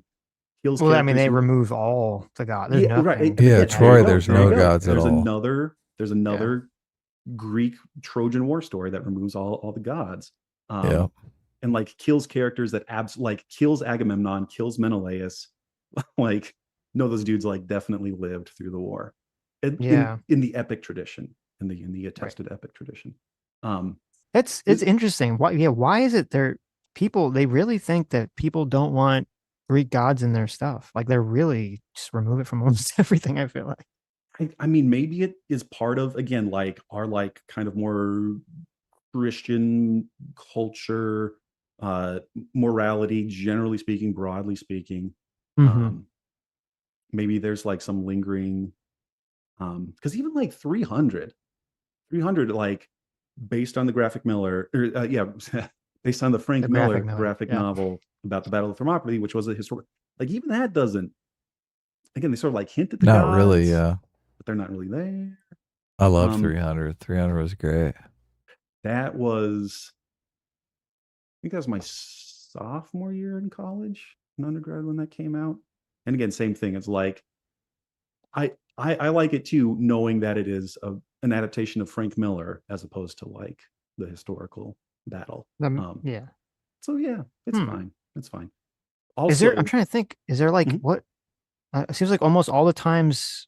Well, I mean, there was like that Wrath of Titans movie, which I thought was like shitty. Yeah, there's a Wrath of Titans. What was the other one? It had like Mickey Rourke, and it was also kind of like a I think that was Perseus. It was like Perseus. Mickey Rourke in like a Greek mythology. Yeah. Should have looked this up. I don't know. But see, it feels like most of the movies where they do, they allow there to be Greek gods. It's like they got to be like kids movies. Yeah, you have to like Percy Jackson or like Hercules or something, right? It's weird. It's weird. Like, I agree with you. I would like a good movie that's got like a good mythological movie that's actually well shot, well acted, that's got the Greek gods in it. It would be a cool thing to see. It would be a cool thing. The movie I was thinking of is Immortals. That was 20. Oh, that movie was like terrible. Okay. Yeah. That has Greek mythology in it. I never saw Immortals. Yeah, it's or that's it. Yeah, it's Theseus and the Minotaur. That's what it is. But no, Sitch, I think you're right too, because like what gets little kids excited about Greek mythology is all the gods and all the magic and stuff. And then maybe that's part of it too. Maybe this idea of like, oh, we have to grow out of that and put the childish things away. But no, I would also love it. I would also love, and I'm maybe only like a quarter, 25% joking about this. I would love to see a Muppets Odyssey. That would That's be awesome. That's a great idea. No, gangbusters. I love that. No, I've That's been thinking awesome. about this for decades. I've been thinking Holy about how I shit. would cast the Muppets Odyssey, because then all the gods and the magic and stuff, there's perhaps a little more willingness to accept all that, because it's Kermit the Frog, getting chased around by Sweetums is Hasn't been a Muppets Odyssey? alas No. Seems That's like that's a brilliant idea. We need seems to like do the that with original AI. Muppet movie was a Holy bit of an shit. odyssey. So You could even have, oh my God, Miss Piggy could be Cersei and she's turning them into pigs. Mhm. It works. It's perfect.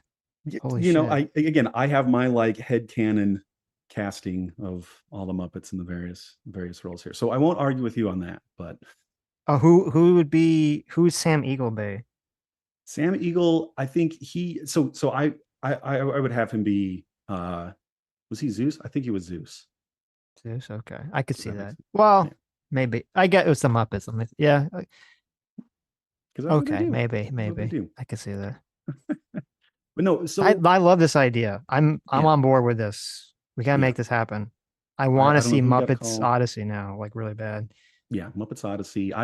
When like the generative AI stuff first came out and was like really crappy, I was trying to do like AI photos of the Muppets Odyssey. It was like concept art, kind of stuff. But One day we'll be there. maybe. 10 years from now, we'll definitely. get it. Yeah. Yeah, maybe. But I don't know. I'm just also trying to rack my brain about like kind of other things. Yeah, Argos the dog, very sad, very very sad. And even more sad, in the poem, Odysseus can't have like really a final moment, because if he goes and like comforts this dying dog that nobody's like really cared about in forever, and it's like blind and mangy and it's lying on a dung heap, if he shows any affection towards his dying dog, that might tip people off, like, oh wait, who is this beggar guy? Why is he suddenly so emotionally invested in the king's Right. And so yeah, the Nolan Odyssey gives him that moment, the return. It's better. We need the moment. Come on. We want the Again, we emotion. moderns do. We moderns need that moment. Of course. But I You want your Us movie to make filthy $1 billion modernites need or that moment. yeah, no, exactly. Because that's just it. It's like Odysseus has to be a lot more naked. He can't pet Argos. Right. There needs to be so I don't much know if more I wanna see that sacrifice. movie. That's like a Yeah. better picture of In Beowulf, they did the naked fighting scene. So I mean, Yeah, it's see, there you go. possible. Yeah, it is possible. Ray Fiennes in The Return shows dong. He is full frontal. So Oh, really? Holy yeah, shit! they almost got there. They almost got there, but then they put it back Wow. in clothes. So Yeah, I could do without the fighting naked thing. I thought they did a good job with the fight scene, but I seem to be the only one. yeah, I mean, Well, me and everyone in my theater, because everyone was like cheering. well, so here's another kind of little tidbit, which again, I like a detail almost nobody would even care about, but for me, it's really interesting. The whole contest of the bow. So Penelope goes and she gets the bow and is like, all right, I'm finally going to marry one of you guys, whoever can, do this. Here you go. She gives the bow and then she goes back up to her bedroom and Athena like casts a sleep spell on her. So Penelope's like absent from the slaying of the suitors. And the first person to actually try the test in the epic, the first person to try to string the bow is actually Telemachus, the sun. And he tries, I forget if it's 3 or 4 times, but he almost gets it. He's like inches away from actually succeeding. And then he looks up at his dad, Odysseus, who's still in disguise. And Odysseus gives him like a quick, like shake of the head, like, no, son. And he like willingly. Wow. Like, okay. yeah. So isn't that fascinating? He's like, too? "Fuck you, daddy." Yeah. It's like, watch. I could totally string this bow. And he almost does. And he would have. The text very clearly says on the 3rd try or the 4th try, he would have succeeded. But Odysseus says, nah, son. Yeah. So that's really interesting. It's also interesting to see the order in which the suitors are killed. Because this movie, The Return, I'm trying to think if like the Armand Assante movie does it. It's been forever since I watched it, so I'd have to look at it again. a lot of movies save Antinous, Robert Pattinson's character, save him for the end, so he can see the destruction before him. And then usually there's this like dialogue. This again, we get the little token shoved in his mouth and then stabbed. Because again, we moderns like that. We like the like, oh, look at him, like he's having to deal with it. In the poem, Antinous is killed first. He's the guy who gets the arrow in the neck, like right away. Yeah, he's like, "Hey, listen, we'll pay you off. Don't kill us." And Odysseus is like, "Fuck no." Yeah, well, and then a second suitor does that. I don't think he appears in the Nolan Odyssey. Eurymachus. He's another kind of like crappy suitor. And after Antinous is killed, this guy says like, "Wait a second, Odysseus. Like this was all his idea. We're gonna be loyal now. Like spare us." And then Odysseus goes like John Wick mode and like kills everybody. I think it works better with the token in the mouth. I mean, that was a kind of a neat detail that Nolan came up here. There wasn't any drawing of lots, so like that's an invention he did. But again, in his version, he made it work. So we get this nice, satisfying moment. That's like the through line. You're a coward. He always wants that little thing that you hold on to, like the top thing, and he wants the little Inception. The little doodad. He's like the little dude. This little doodad is going to make the whole movie right here. Well, there was two doodads. There was the lot, and there was the Athena pin. Yeah, the oh, Athena you're pin right. too. He's up in his game here. He's Double like, look at this. Yeah, there you go. That is another criticism that I've seen with the Nolan Odyssey. Is, too many doodads. Well, no, not too many doodads. You can never go too wrong with doodads. But this is sexless. This is a sexless movie. And I know, yeah. You wanted to watch Matt Damon fuck we needed Cersei more of the and Calypso Callisto? raping. Yeah. Yeah, her raping of him. Yes, absolutely. exactly. Yeah, exactly. that's what I'm talking about. Well, and there's such a big moment too. So like, Eat yes, your he lotus. Now eat I my mean, if lotus. it's Charlize Theron, is it really rape at that point? I mean, come on. Well, and she's a goddess. Yeah, that was weird that they cut that We're out. I was helpless. like, doesn't she make? She makes some line. I don't remember what it was. There's some line in there about like the gods, and I was like, Which again, like the gods don't exist, or do they? Or is she a goddess in the Christopher Nolan one, or is she just this like beachcomber hippie chick? I don't know. Did we lose Sitch? I think we lost. Hooray! I got the thing. no. Where I literally pulled my mic out. It wasn't the okay. internet. Well, thank God. That's Dang hilarious. The No, internet yeah. seems the to be legendary fixed, Sitch bad hopefully. internet. No. I think, I mean, it's been, you just ruined it because I didn't want to say anything, but I mean, I haven't had a problem in like 2 weeks. So I will was like, like, holy sacrifice shit. 100 oxen to get pray the- that you get better Wi-Fi. of or course, internet or of whatever. course. I think it's finally fixed, but Okay, good. But also, yeah, going back to the sexlessness, because like, yes, not only does Odysseus hook up with Circe and with Calypso, but after he's killed the suitors, there's still some tension about like, does Penelope actually recognize him, or is she still testing him as her husband? Mhm. And they have this whole thing where in the poem, Odysseus carved their marriage bed. There's like a living tree that is growing out of the palace foundation, and he like chopped it down and kind of like shaped that into their marriage bed. And like nobody knows about it. Nobody knows about the secret thing, because like the bedroom's a very, very secret, special place in ancient Greek myth. And Penelope tests him. She says, "Hey, let's move the marriage bed, husband, now that you're back." And he gets pissed. He's like, "What do you mean move the marriage bed? I carved this out of this living tree." And so that's, instead of the Athena pin, it's the olive tree marriage bed. That's how they write. And then of course they It's a different consummate. doodad. Yeah, it's a rooted doodad. Yeah. Which actually, tokens of recognition are like a very important thing in lots of Greek literature. But that's me like getting too nerdy. Realistically though, Yeah. if the dude sits down and you start having a conversation with him, you're going to recognize that person's voice. There's no way in reality that they have that conversation they have without her recognizing, okay, that's Odysseus. It is an ongoing question in scholarship. When does Penelope realize it's him? Because also Athena gives him like Athena gives Odysseus like a special magic to disguise him. To disguise his voice then. Oh, interesting. Yeah, his voice and his appearance, that is portrayed, I think, pretty well in the Armand Assante miniseries. So like there's that part of it.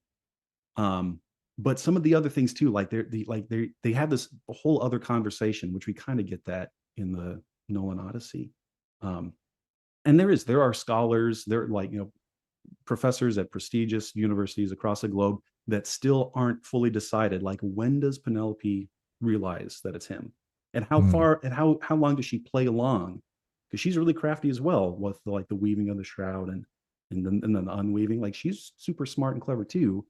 So is this like their foreplay? Are they like, like trying to like figure out like, hey, wife, is it actually me? Or hey, husband, is it actually you? So in the Nolan movie, when Odysseus comes up with all the arrows and the spears, Penelope should say, I still don't think it's you. Yeah, it's like, I mean, how about another test? I'm not sure that would work. I think you got the emotional. I don't know.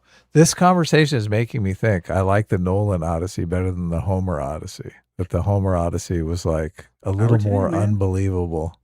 Yeah, no power to you. Again, like, so long as people are engaging with these stories in one fashion or another. And again, like I mentioned, there's translations at the top of the Amazon bestseller lists now. So definitely go check those out.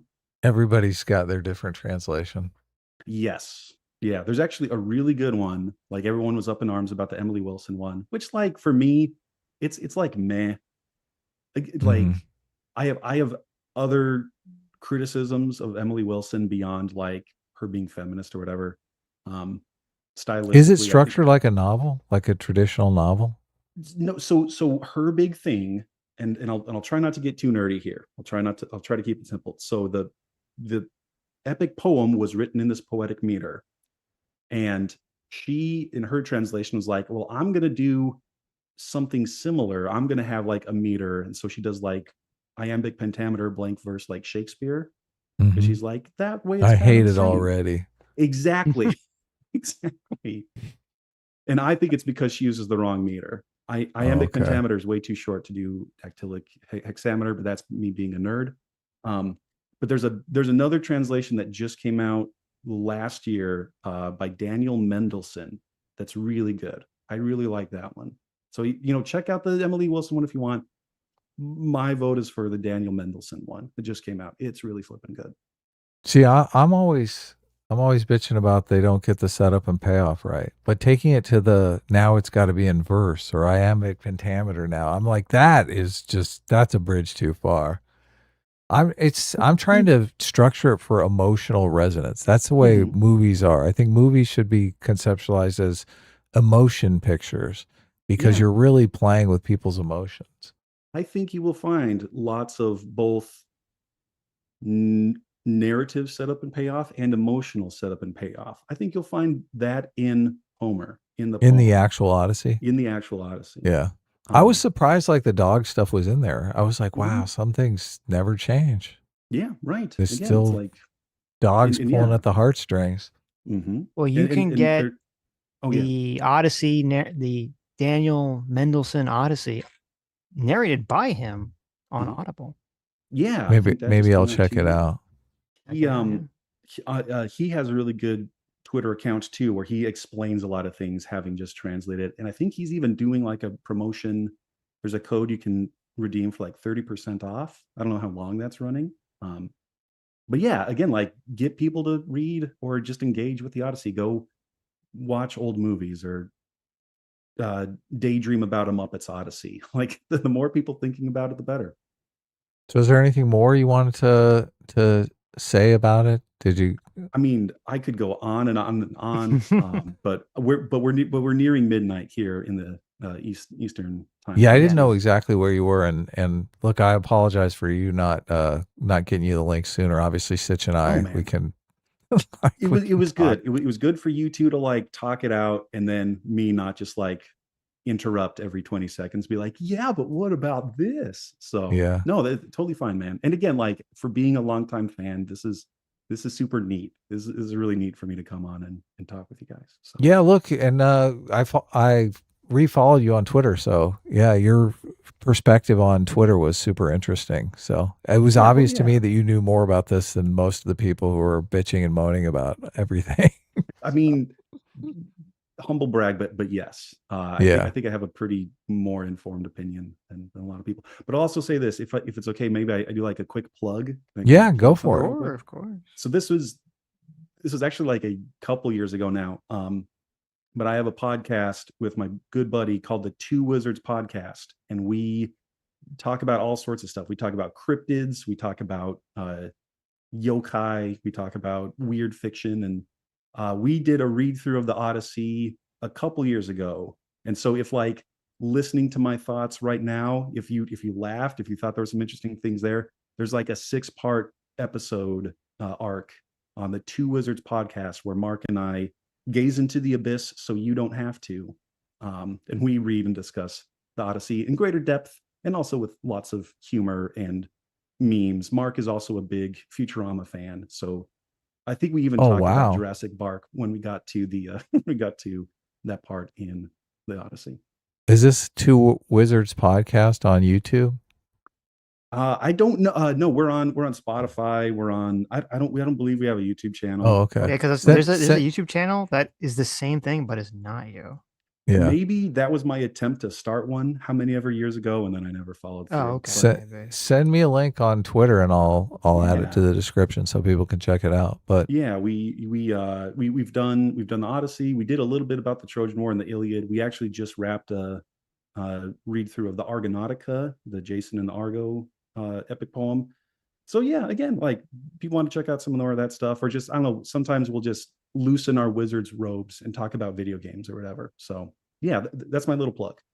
Yeah, sure. Okay, I put the link in the chat too. I found it. Hey, there you go. Thanks. To Spotify. Oh, you found it. Nice. I'll put it in the description as well. Yeah, it's funny. I asked ChatGPT while you were talking how it would cast the Muppet Odyssey movie. Oh boy, here we go.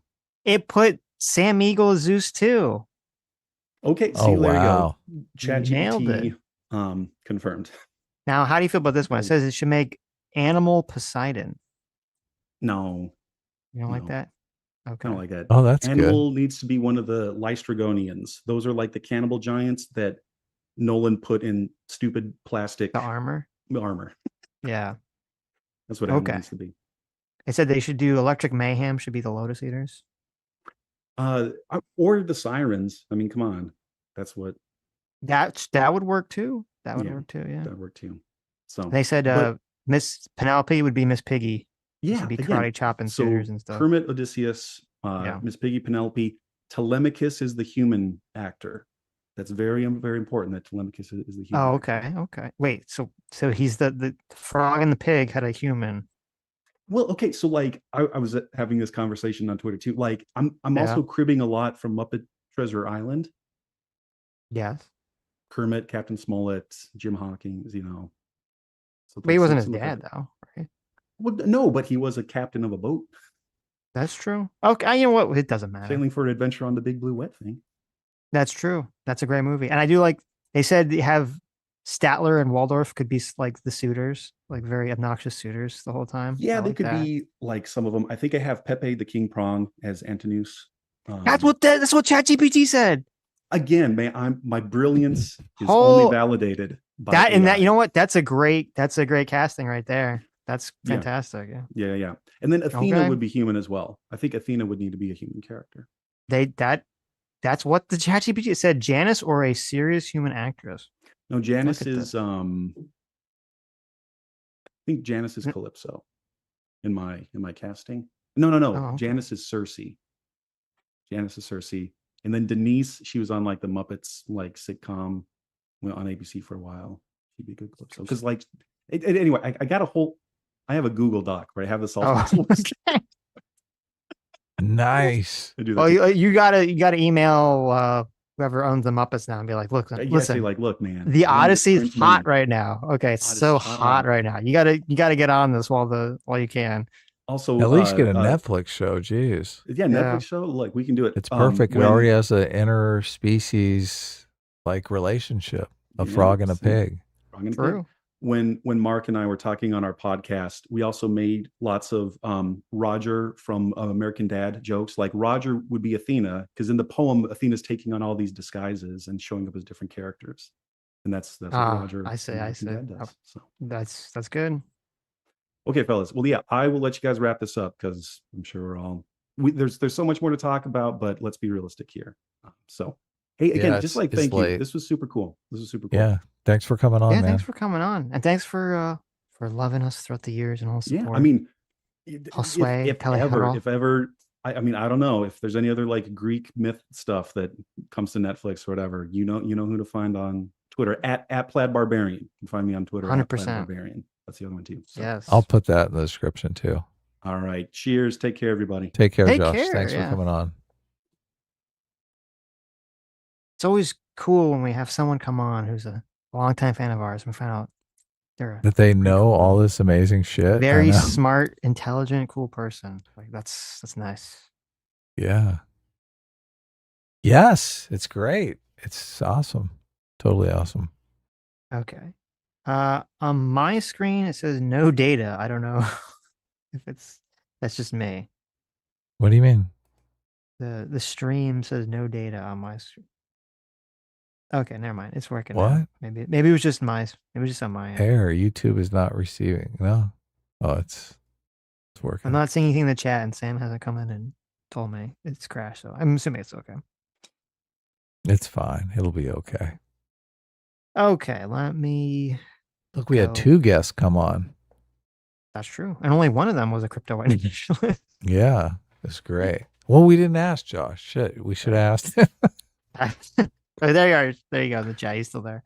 So let us know, Josh, if you're a crypto don't. Actually, don't. Zeus nationalist. Okay. Actually, don't. It's probably not good if you're a college professor. That's true. That's true.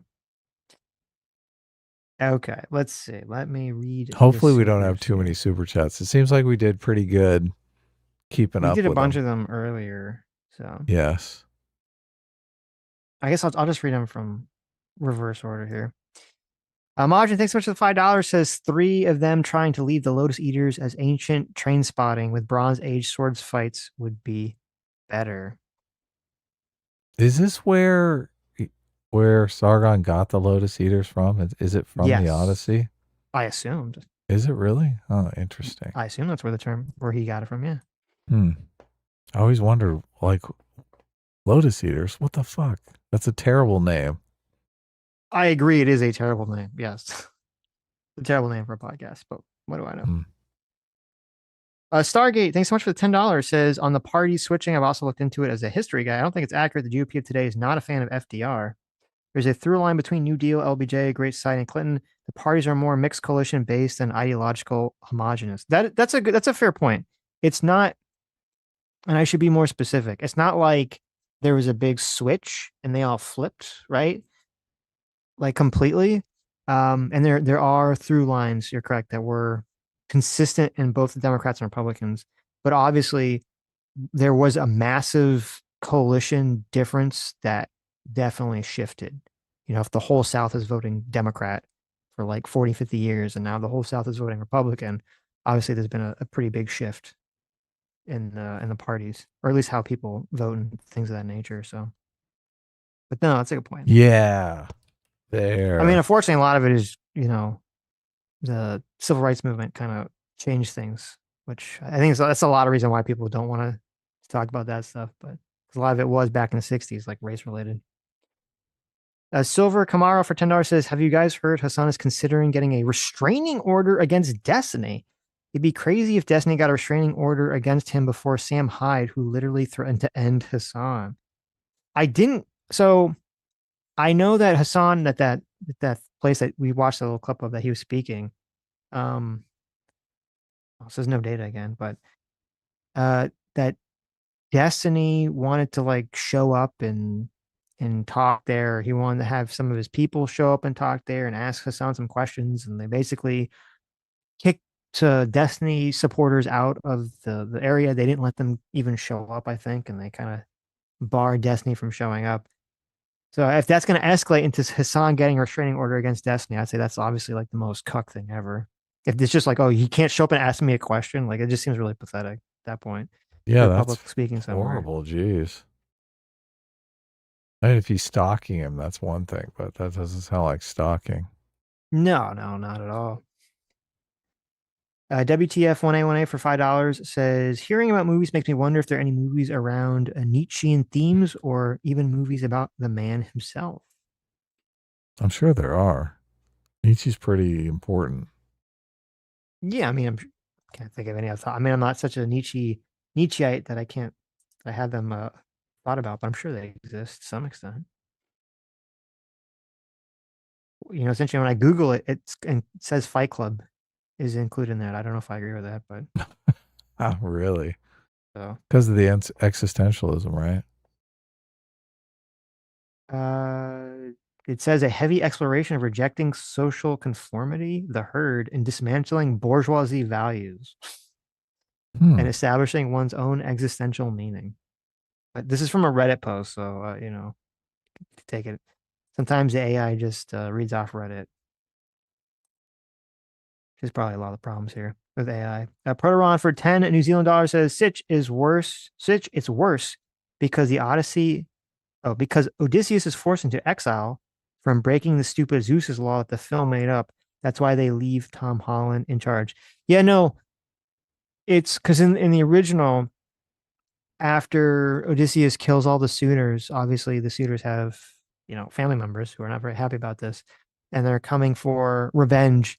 And I believe Athena shows up and basically is like, the bloodshed must end, right? And since Nolan didn't want to do that because, you know, we're not allowed to have Greek gods, I guess, for some reason in American movies, unless it's schlock. I guess they kind of, his thought process was it had to rely on like this concept of like, oh, he has to exile himself. He has to be the hero to exile himself. I don't know. I think if they would have had the movie just end with Odysseus comes in and kills everyone and becomes king, and you don't even think about the fact that the families want revenge, like, would most audience members even consider that? I don't think so. I think that would have just been a totally fine ending. I don't think he needed the boomer boat ending scene. I don't know how you feel about that, but Oh, what was that? oh, don't worry. Okay, you were giving Josh. I gave Josh a wrench, yeah. So I was fucking around in the chat, but No, I'm saying, I was half listening, but what was the last bit that you said there? I'm saying, do you think it would have detracted from the movie if instead of Odysseus being exiled, it just ends with him becoming king? He just comes home, kills the people, and is king, and they don't bring up the fact that, you know, anyone cares about that he killed all those people.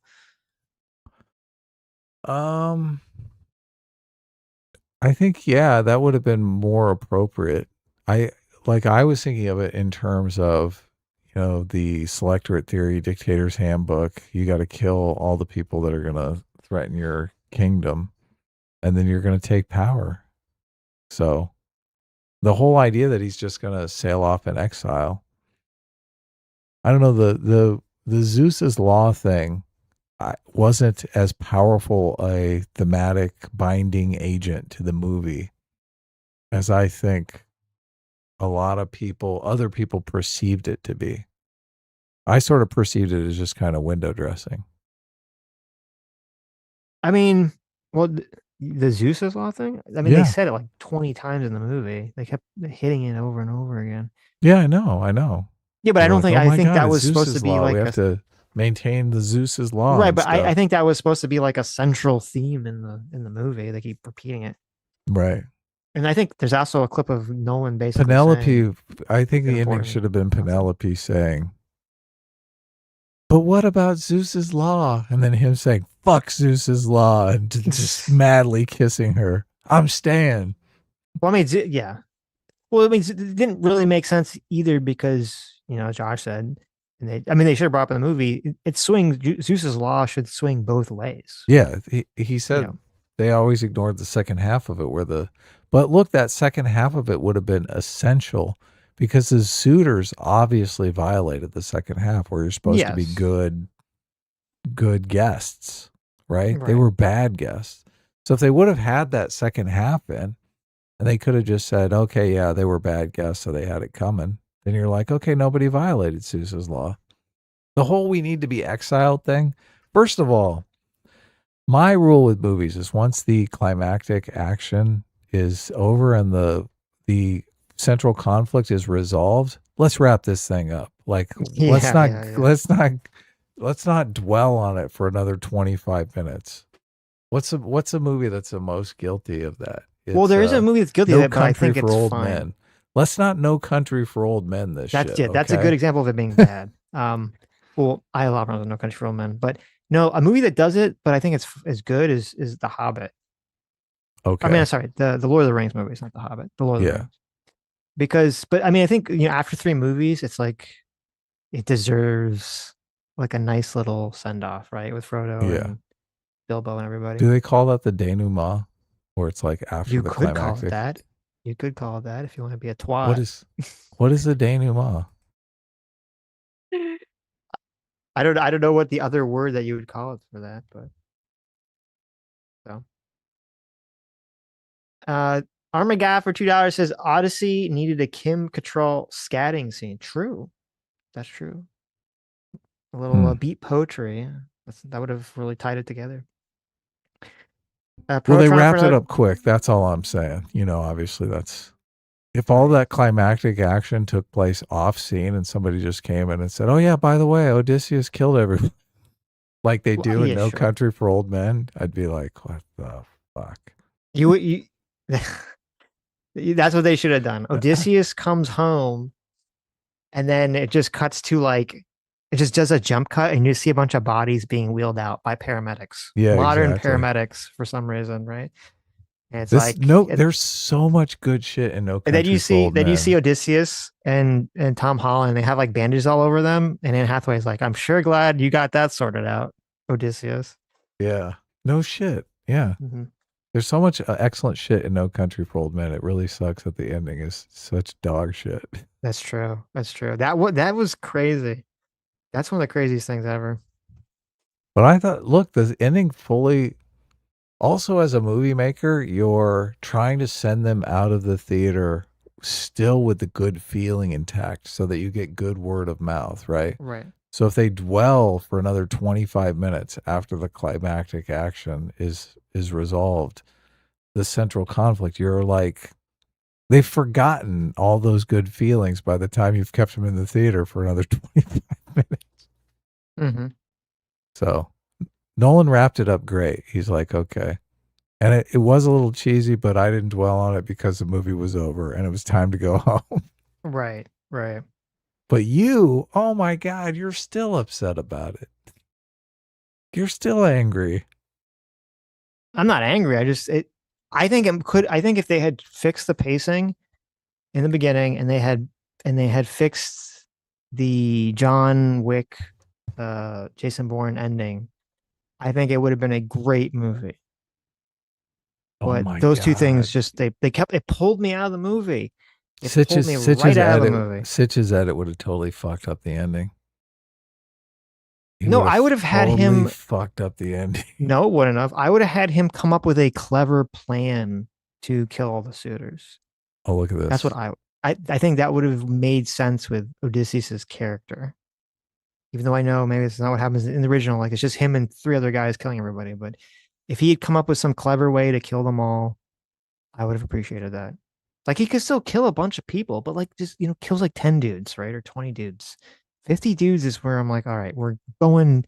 It's like in Night of the Seven Kingdoms. I really there were 50 suitors. He had to kill them all. There was like 100 suitors, but like no, but it's like in Night of the Seven Kingdoms. I really like that action scene, but then he keeps getting stabbed, and you're like, there's no, like this guy would die. He's been stabbed like 20 fucking times. Like it gets to a point where it just it pulls me out because it's when you have something that's about like realistic action and then it just goes to like cartoon land. It pulls me out of the movie, Adam. It pulls me out of the emotion. I know. It's the autism is what it is. You just gotta let it go. No. This would never really happen. Well, the whole rest of the movie, the action is pretty like grounded, right?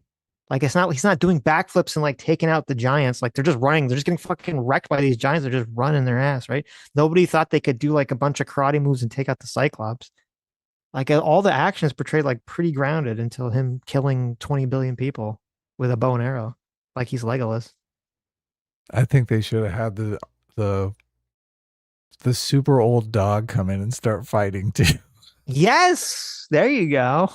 He suddenly revived. It's like that scene from one of the John Wick movies where he's like fighting with the dogs. Oh Right? yeah. So like there's the woman who has the dog that are fighting with John Wick at the same time. It's like biting everyone's dick off. There you go. I like it. Proteron for $5 says testosterone filled heroics. I don't think we watched the same film, Adam. What are you talking? Look, Sitch has been bitching for 25 minutes here about their testosterone filled heroics being too much. And now you're trying to say that there's none in the movie? Who super chatted that? We need to ban that person. We're not banning Proteron. But look, the ocean is testosterone filled heroics.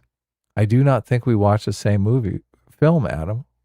What is that? What's up with that? Look, I'm only joking about the banning thing, but what's up with that super chat? Was there not testosterone filled heroics in the movie? Did you miss that part, Sitch?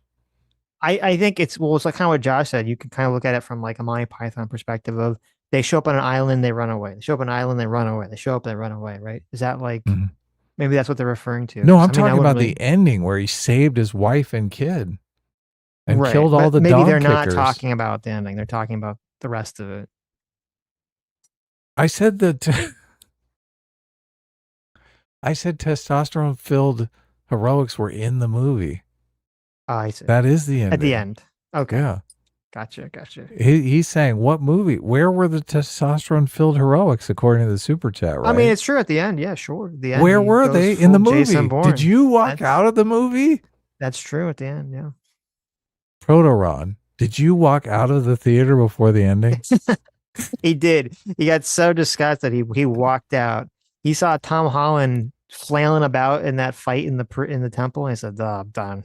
Sitch is literally Spider-Man. here complaining about the testosterone filled heroics. That wouldn't really happen. He would have died. He would have. He would have died like 20 times over. Oh, man. The Oceanist for 11 months. Thanks so much. Says, so does blowback only apply to America? Iran has been backing proxies for decades now. Someone should ask Glenn, Dave Smith, or the Scott Horton types. So That's good. It's a great Fucking point. Brilliant super chat. That's right a great there. point. Only America has blowback in their eyes. Yeah. Look, when they get the blowback from us, everyone's like, "Why are you doing that? This is blowback, bitch." That's true. That is 100% true. That's the meme that people should just say nonstop on the internet whenever something. It's blowback, bitch. Iran, just go blowback. It's just blowback. It's blowback, bitch. What do you think? Yeah. Next, you're gonna get some blowback if you don't stop slapping your gums. This one, I love this one. Harrison Dill for $2 says, Adam, why can't Ro Khanna be president? Okay. Since you want to take this one, I mean, I don't think he's. I'm assuming he was born in America. I don't think he stands a fart's chance, maybe. But well, I don't know what you're looking for here. Well, no, there's this study that they take and they ask people. These are elections that have already been done, so they know who the winner is, but it's in a different country. So the person doesn't know anything about the election. They haven't seen the candidates. They don't know who the winner is, and they show them the pictures of the candidates. Oh, yes. And on face alone, like 85% of the time, they can choose who wins the election. Interesting. Because they're like, look, that guy looks competent. This guy looks like a schlep. Right. And so since the election has been run, they're like, okay, well, something's going on here. Like, yes. Because they have the answer and they're getting the answer right and left. And I brought up the stream of Ro Khanna. Now look at Ro Khanna's face. That guy ain't winning no presidential election. Yeah, I mean, come on. True. Well, it depends who he's running against, right? I mean, If they look, look even worse. I thought John Kerry was like, oh my God. I didn't think really John Kerry passed the face test. Right. I was like, oh, I don't think I mean, he's tall enough, but I just George that Bush lurch. didn't really. I mean, George Bush. No one really did at that time period. I'd say. Mhm. To be fair. I think George Bush was fine. I think he passed the face. He didn't look like Really? like some weirdo. He just looked like He a looked kind of normal goofy. guy. I thought he looked kind of goofy. I mean, John Kerry. I mean, that guy looks like Lurch or the Munsters or something. Ro kind of looks like Munsterish. That's fair. John Kerry is a weird looking guy. Yeah. And he's always been a weird looking guy. I see old pictures of him. He has the I don't know, there's like a term for it where you have like the really like almost like the upside down droopy eyes. Mm-hmm. He's got like the droopy eye syndrome going on there because his eye shape. It's not great. So this is not great. I mean, obviously we should be judging our candidates by their intelligence and honesty and all those other important factors. We shouldn't be judging them on, hey, this dude looks funny. Just look at his face. But I do think a lot of people do. Just they vote based on that appearance thing. Didn't Andy Serkis say something like hyper woke in the past? Who's that? That the guy who plays Gollum and makes movies now. Oh yeah, because the meme's going around about him saying, "Yeah, we're not casting the new Lord of the Rings." Yeah, well, in any it sort was of woke way. I was very pleasantly surprised because if you didn't know, Andy Serkis plays Gollum. He said he addressed the criticism of the all-white cast in Lord of the Rings that they're making another one about Gollum, and he said that the movie won't be casting to be politically correct. He said that their team isn't interested in casting people just to tick boxes, which I was like, fantastic. That's great. Great response. But I was like, I could have swore there's something happened where he was like, said something hyper woke in the past, but I'm glad if I'm wrong or if he just changed his view on that. So good for him. Good for him for standing up against these fucking racist retards.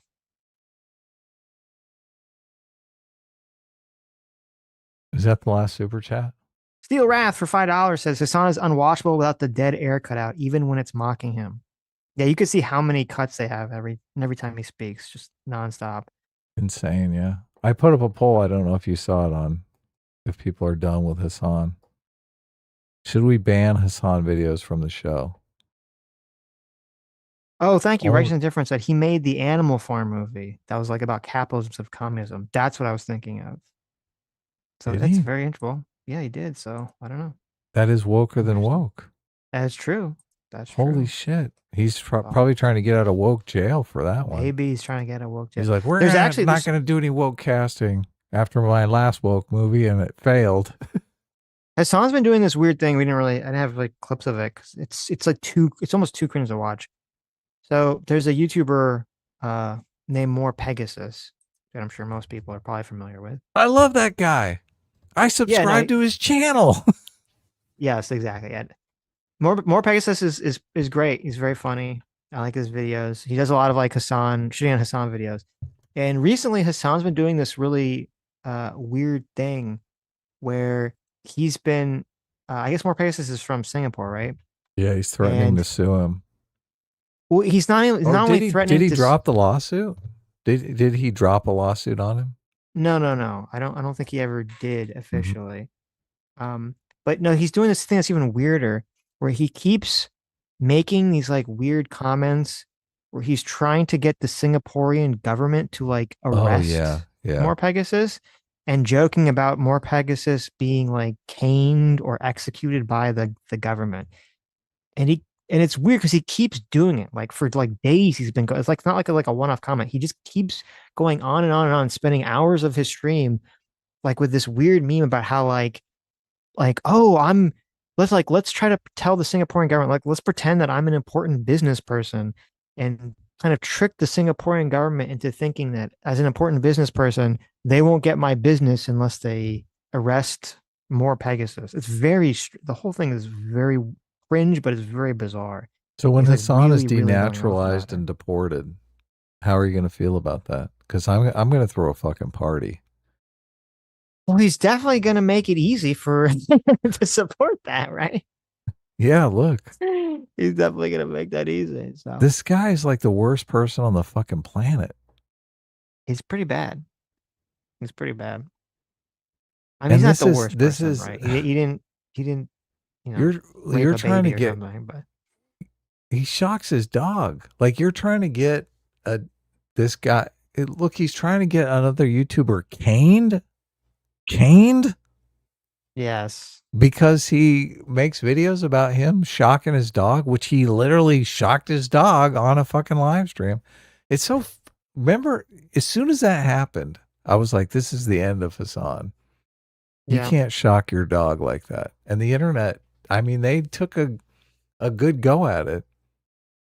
I guess we're still in that process, but this is... Oh, you can shock your dog, apparently. Yeah. You're a socialist. Well, politics. Look, we'll see. We'll see where it goes. I think, obviously, Hassan's days of dreaming of achieving mainstream success are over. I don't know. We'll see how far this DSA bullshit goes. I mean, doing a speech for the college Democrats is fucking nothing. It's totally nothing. No, but I mean, I think it really depends on how popular the DSA stuff. If the DSA stuff keeps increasing, Hassan's going to keep increasing because they all go on his show. Yeah, but I hopefully the DSA stuff is going to crash and burn. I hope so, but Yeah. we'll find out. These people are idiots. They even if they have 20% power, there's no way they can turn that power into political power. I hope so. I mean, I agree with you that they're idiots. So, Proton for $5 New Zealand dollars says, "Much love though, Adam, even though your questionable movie taste." There you go. Who's that? I'm definitely banning him. That was Proton. Is that the latest one? Yes. Oh, okay. The response. Much Look, love. hold on. My questionable movie tastes. You did not even know about the testosterone-filled action in the fucking movie. Mm-hmm. The testosterone-filled heroics. How could you make that super chat? How could you make that super chat? What was going on there? What were you thinking when you were fucking typing that out? Mm-hmm. Did you not see the movie? Look, I'm gonna go out on a limb and say that you didn't see the movie. You did not see the movie. Or if you did, you walked out before the testosterone-filled heroics. Right. Can't you just read like a plot synopsis on Wikipedia? Isn't that like enough? When he shoves the thing into the doodad into his mouth. Oh, that sounds horrible. That's When he not shoves the testosterone-filled into- heroics. When he shoves his doodad into his mouth. Yeah. This is getting bad. Anyway, look, we're not going to ban you, but I'm thinking about it. But at least we won't cane you. I won't advocate for the government of New course, Zealand no. to cane you. Look, I'm only joking about the banning. So Riri Bagor for $5 says, Worry speaking of checks and balances, we need to repeal the 17th Amendment. The branches have checks on each other, but the states need checks on the federal. Oh yeah, that's a good idea. I mean, that's all. Yeah, it's all gone away. Sitch's check on powers. He just doesn't pay his taxes. He's like, I'm not paying these fucking taxes. What? What do you mean? That's your check. No, I'm that's pro your paying check. taxes. What are you talking about? I always pay my taxes, but Sitch, Okay, look at this. David Puff for 47 months. I read that one. That was we read that one. That was about the JQ. yeah, we're all caught up. Look, we're all done. I missed We're way something. done. There's some I missed. Living Size Walt Timberlake for $2 says inverse correlation between based and the JQ. That's true. Living Size Walt Timberlake for $2 says the JQ. Did you guys get selected for jury duty? Didn't. Thank you. I always call him Jewelry sick. duty. I always call him sick. Yeah. Sitch is always I'm a- doing jewelry I'm a duty. bad jewelry. Living Text Walter Timberlake for $5 says, I will see Nolan's Odyssey based on Adam's recommendation. The resulting movie experience will determine whether I land on A team or S class. Well, there you go. Look at that. Oh, really? Yeah. Remember, I warned you about the woke scenes, though, so you can't come back and go, "Oh my God, Adam recommended this movie," but there was this woke scene with the Black Helen of Troy that I died rolling my eyes so hard. Right. Sammy Can't blame me for G. that. Oh, really? Look at that, Sammy G. For 51 months of the Ordinary Enlightened says the real Jewish question. When will Sitch make a new video for his main channel? Oh, I forgot about that one. TikTok Shadow Man. I brought that one up and made it real big on the screen, and everyone in Hey. chat was like laughing real hard. Uh, It was okay. great. Yeah. It's immortalized in the stream. So Right. Squeeze Louise for $5 says, all my favorite autists on one stream. What is this, a crossover episode? Yep. Is that PF? Yes. PF Jung? PF Oh, sorry, JQ? Val Van Gogh for $20. I missed this earlier. What? My apologies. So did you guys see Hassan trance out as an international man of business wanting to expand to Singapore? Oh, yeah, that's exactly what I was talking about. Reminds me of that one fitness YouTuber who took, I don't know how to, what, I know what that is, but I don't know how to pronounce it. Oh, is that ayahuasca? Is that how you spell ayahuasca? Oh, ayahuasca. Yeah. Who took ayahuasca days on end and started talking like a black man from the South. I never saw that. Wow. I It's had to gotta be look an that epic up. live stream. What the fuck? That's amazing. Wait, how could you? Doesn't ayahuasca like make you like violently ill and like vomit a lot? Like, how could you take that for days on end? You get used to it. Okay. Have you ever done ayahuasca? Just a little bit. No, I don't know. I've never done ayahuasca. I mean, we did this cactus this one time that was so disgusting. You couldn't, oh man, just trying to get that cactus juice down. But I don't know if that was ayahuasca. It was some kind of cactus. No, that's some. Oh God. What's the fucking? What is that called? I know what you're talking about. The cactus juice? I couldn't drink enough of it to really feel anything. My roommate was drinking it like crazy and I couldn't believe it. I'm like, oh my God. Rob, how are you doing this? This is insane. Right. Oh, is it peyote? That's the cactus. No. Or is it no. different? Or mescaline? Mescaline's in peyote, Mescaline. I That think. might have been it. Yeah. I think it was mescaline. I think mescaline is in. That one of those sounds other ones. familiar. Anyway, no, I don't think ayahuasca's from like the Amazon rainforest or something. I think. I mean, I'll try it one day. No, I think my drug doing days are over. I was kind of curious to try it, and then I think I saw videos of people who did it, and they were just like vomiting like nonstop, and it seemed like a horrible experience. I was like, holy shit! And it was like really like they're like crying. I was like, this is not like not a good not the kind of high I would want to experience. I don't think. Let's stay away from that one. All the hallucinogens.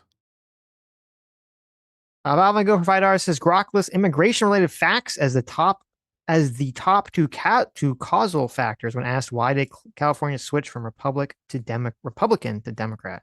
Well, obviously, Elon Musk is going to have Grok say that. I mean, come on, we all know that. Tobin Russell for $5 says it would be so funny if the DSA lost to Republicans in the deep blue states.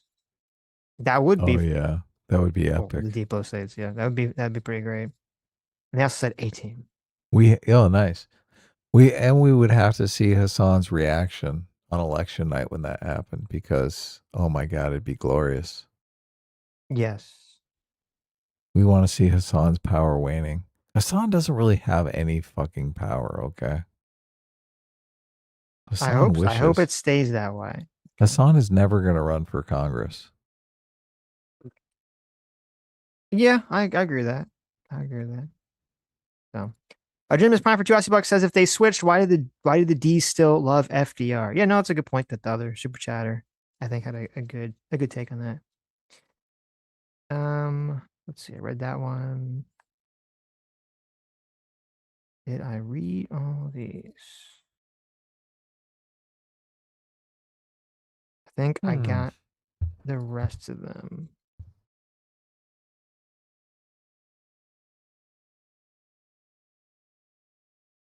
Okay, I know there's some Streamlabs that I did not read. Yeah, don't forget those.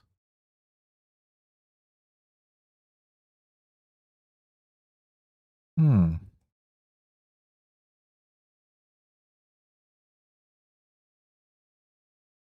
Okay. Did you gave the Odyssey a recommend, right?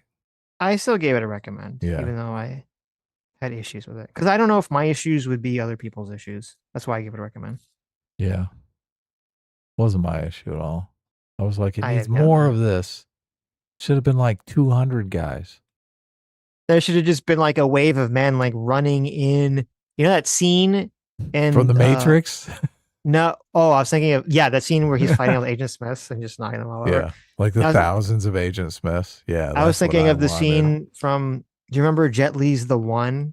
Oh yeah, that's another good Remember one. at the end of the movie when they send him to like the prison dimension? Yep. And he's fighting it's- all of himself everywhere. And no, is he? No. Is he fighting himself? There's just like I Yeah, thought there's like a million. Yeah, from different dimensions. No. But I mean, at the very end of the movie, like he gets sent to some like prison dimension or something, Yeah. and there's all these other prisoners there, and they're like, "Who are you?" And he's like, "I'm, the one in charge." And it's like he's fighting like an endless horde of like prisoners, like on a platform. Yeah. That's what Adam wanted. He's like, "I want Matt Damon to just fight an endless number of people." Yep. And it to go on for 35 minutes. There you And go. then Okay. as soon as it's over, the screen goes black. Exactly. They wrap it up. No Mm-hmm. lengthy denouement. No. No long drawn out denouement bullshit. Nope. All right, are we good? Is that everything? God's joke for $10 Oh, says my best no. friend is a very smart dude and a normie, but even he believes socialism is when the government does things. How do I explain to a normie that welfare is not socialist policy? I think this mentality is why the DSA gained ground. Yeah. As soon as you tell people do not want to own anything. Look, I guess some people are like, I don't want to own anything. That's the problem. They're like, I have no property and I never want to have property. I'm just fine, feeling the love. Mm-hmm. This is why the difference between private property and personal property is so important to them, because they understand, okay, people get attached to things. They're like, oh, I have to give up my whoopee? I hate socialism. I love my whoopee. But they're like, no, you get to keep your whoopee, all right? It's just private property that you can't have. Which I just like, how do you accumulate? I guess they don't want people to accumulate any wealth. They don't want people to accumulate any wealth, which equates to security. All these people have to be bad with money too. So they're like, I'll never accumulate any wealth or have any security because I suck with money. Every dollar I get, I spend on needless garbage for my whoopee. I don't know. This is a tough conversation.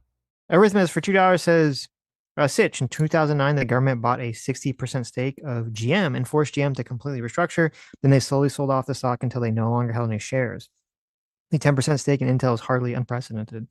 Well, if that's the reason to do it, to just sell it off, right? I mean, I don't have a problem with that. That's very different. I'm assuming that's not the plan here, with a 10% stake in Intel.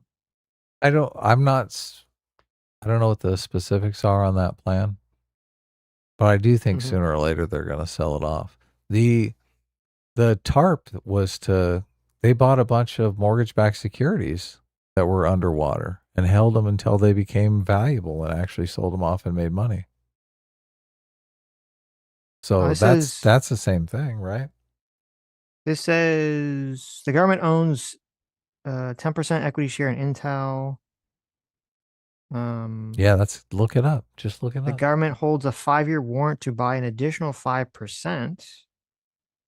The government maintains a passive ownership status and votes with the Intel board of directors. Look at that.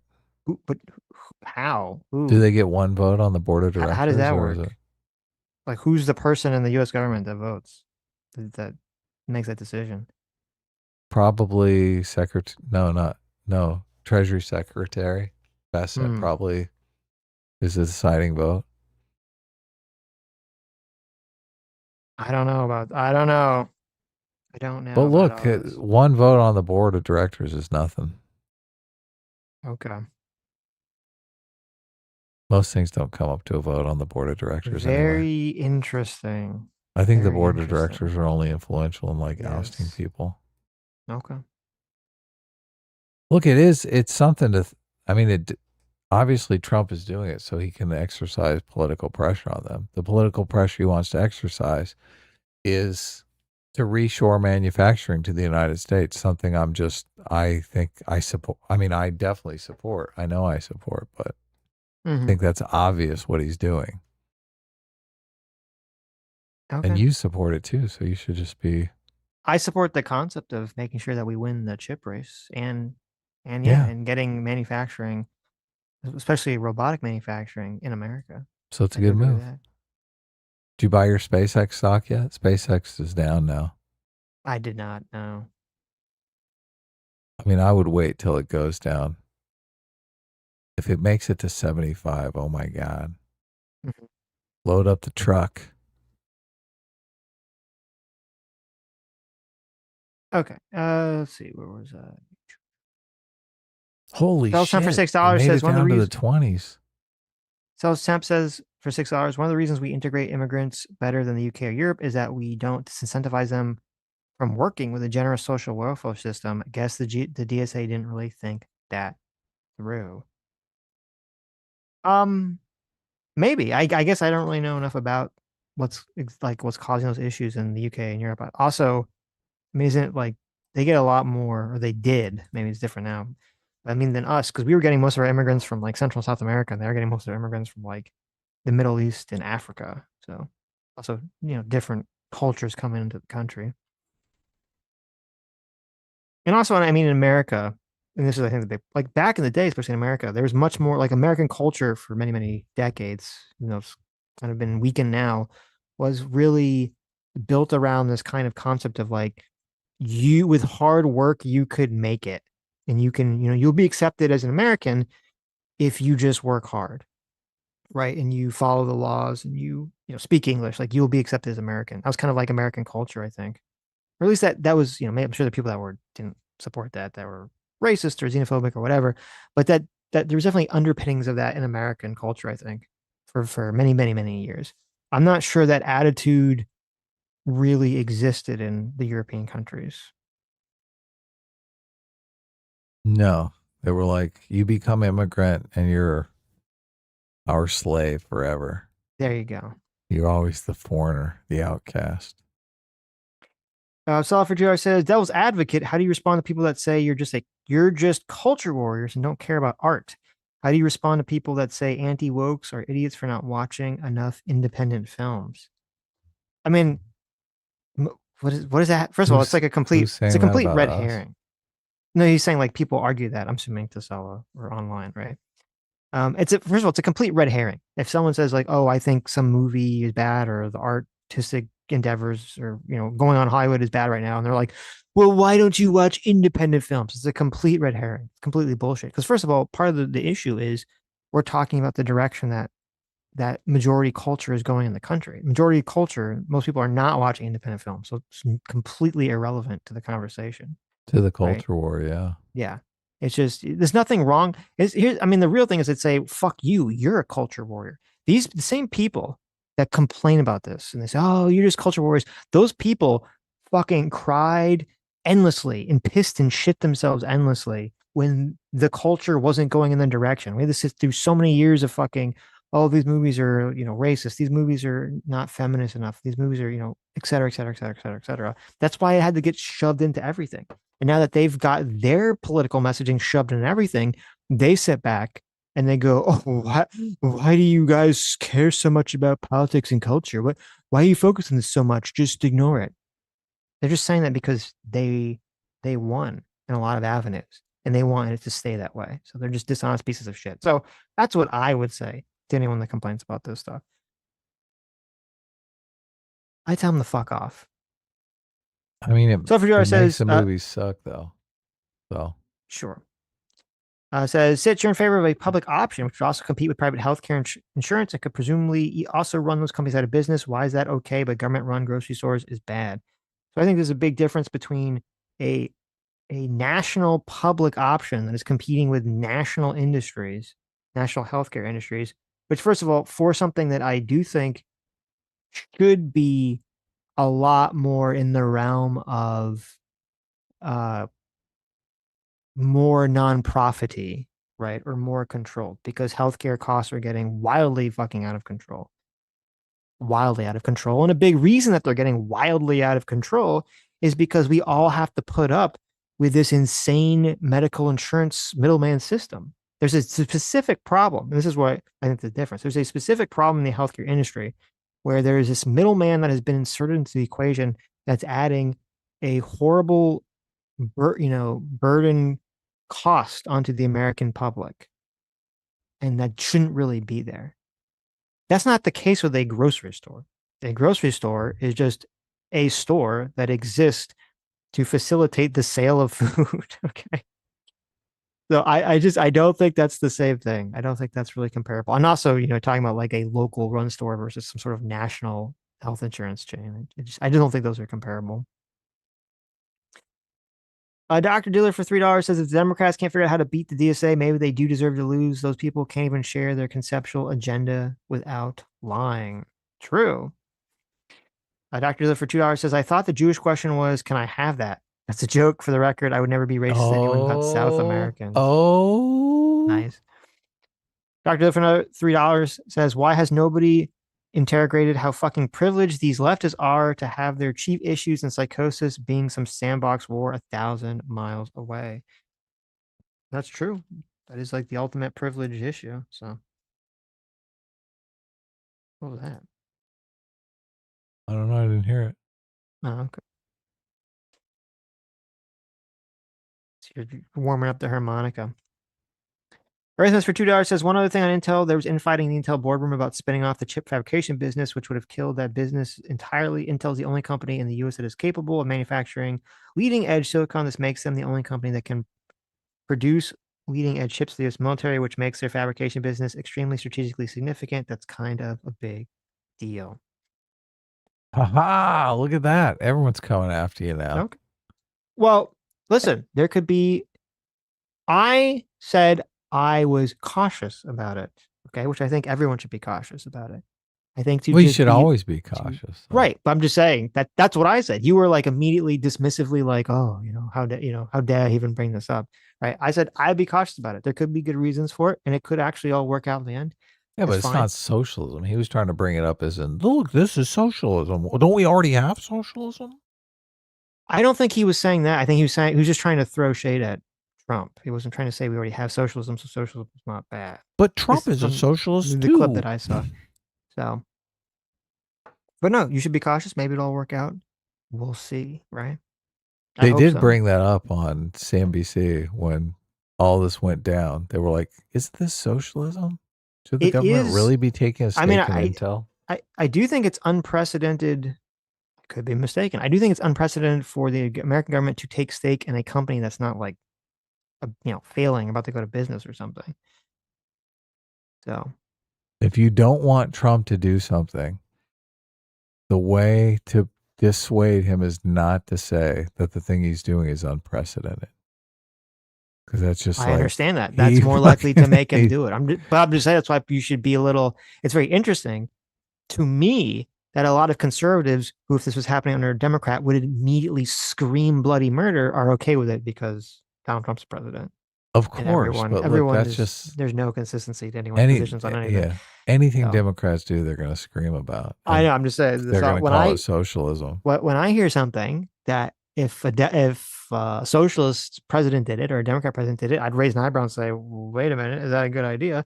I'm going to say the same thing if Donald Trump does it or a Republican president does it. I know that's because we're consistent, but you can't really expect consistency out of partisans. Right. Earthness for $2 says race blind casting is fine as long as it's believable. A Brit could play an ancient Greek and it would be unbelievable to the audience, but a black or an Asian person simply can't play the role. It's that simple. So for $2 says, I mentioned this on X when you showed the parts of the DSA platform about abolishing America's system of checks and balance by linking the Wikipedia article on unified state power. It's a principle in Marxist Leninism. Oh, okay, interesting. I'll check that out. And I mean, it's very obviously that's what they're going for when they do that. So it's pretty interesting that they're so blatant about it. But, you know, people don't care. So anyways. Wow, we made it. We made it. Okay, when you talk about the isekai protagonist. Yes. You have to work in whatever commentary on Marco Rubio you can, because he's like in the thumbnail. I don't think we ever talked about. Oh, that's right. Yeah, we were gonna maybe watch. Marco Rubio had a really great speech. I guess we're not gonna watch that. Anyway, thank you all for coming. Thank you all for incredibly generous donations. Thank you for coming on PF Young and talking about the JQ with us, you horrible bigot. Thank you, Josh, for coming on and having a non-bigoted conversation about the Odyssey. That was very interesting. Thank you who made today's stream. You were the true heroes. You were the true free will seekers. You're the true anime isekai protagonist who, much like Marco Rubio, understands that leftist terrorism is a real issue that we're facing in the country and that we actually have to become serious about and clamp down on and not let these fucking crazy leftist pieces of shit run wild, and understand that communism fucking sucks shit, both on paper and in practice. And we'll see y'all next time. Beautiful. Bye-bye. Bye-bye.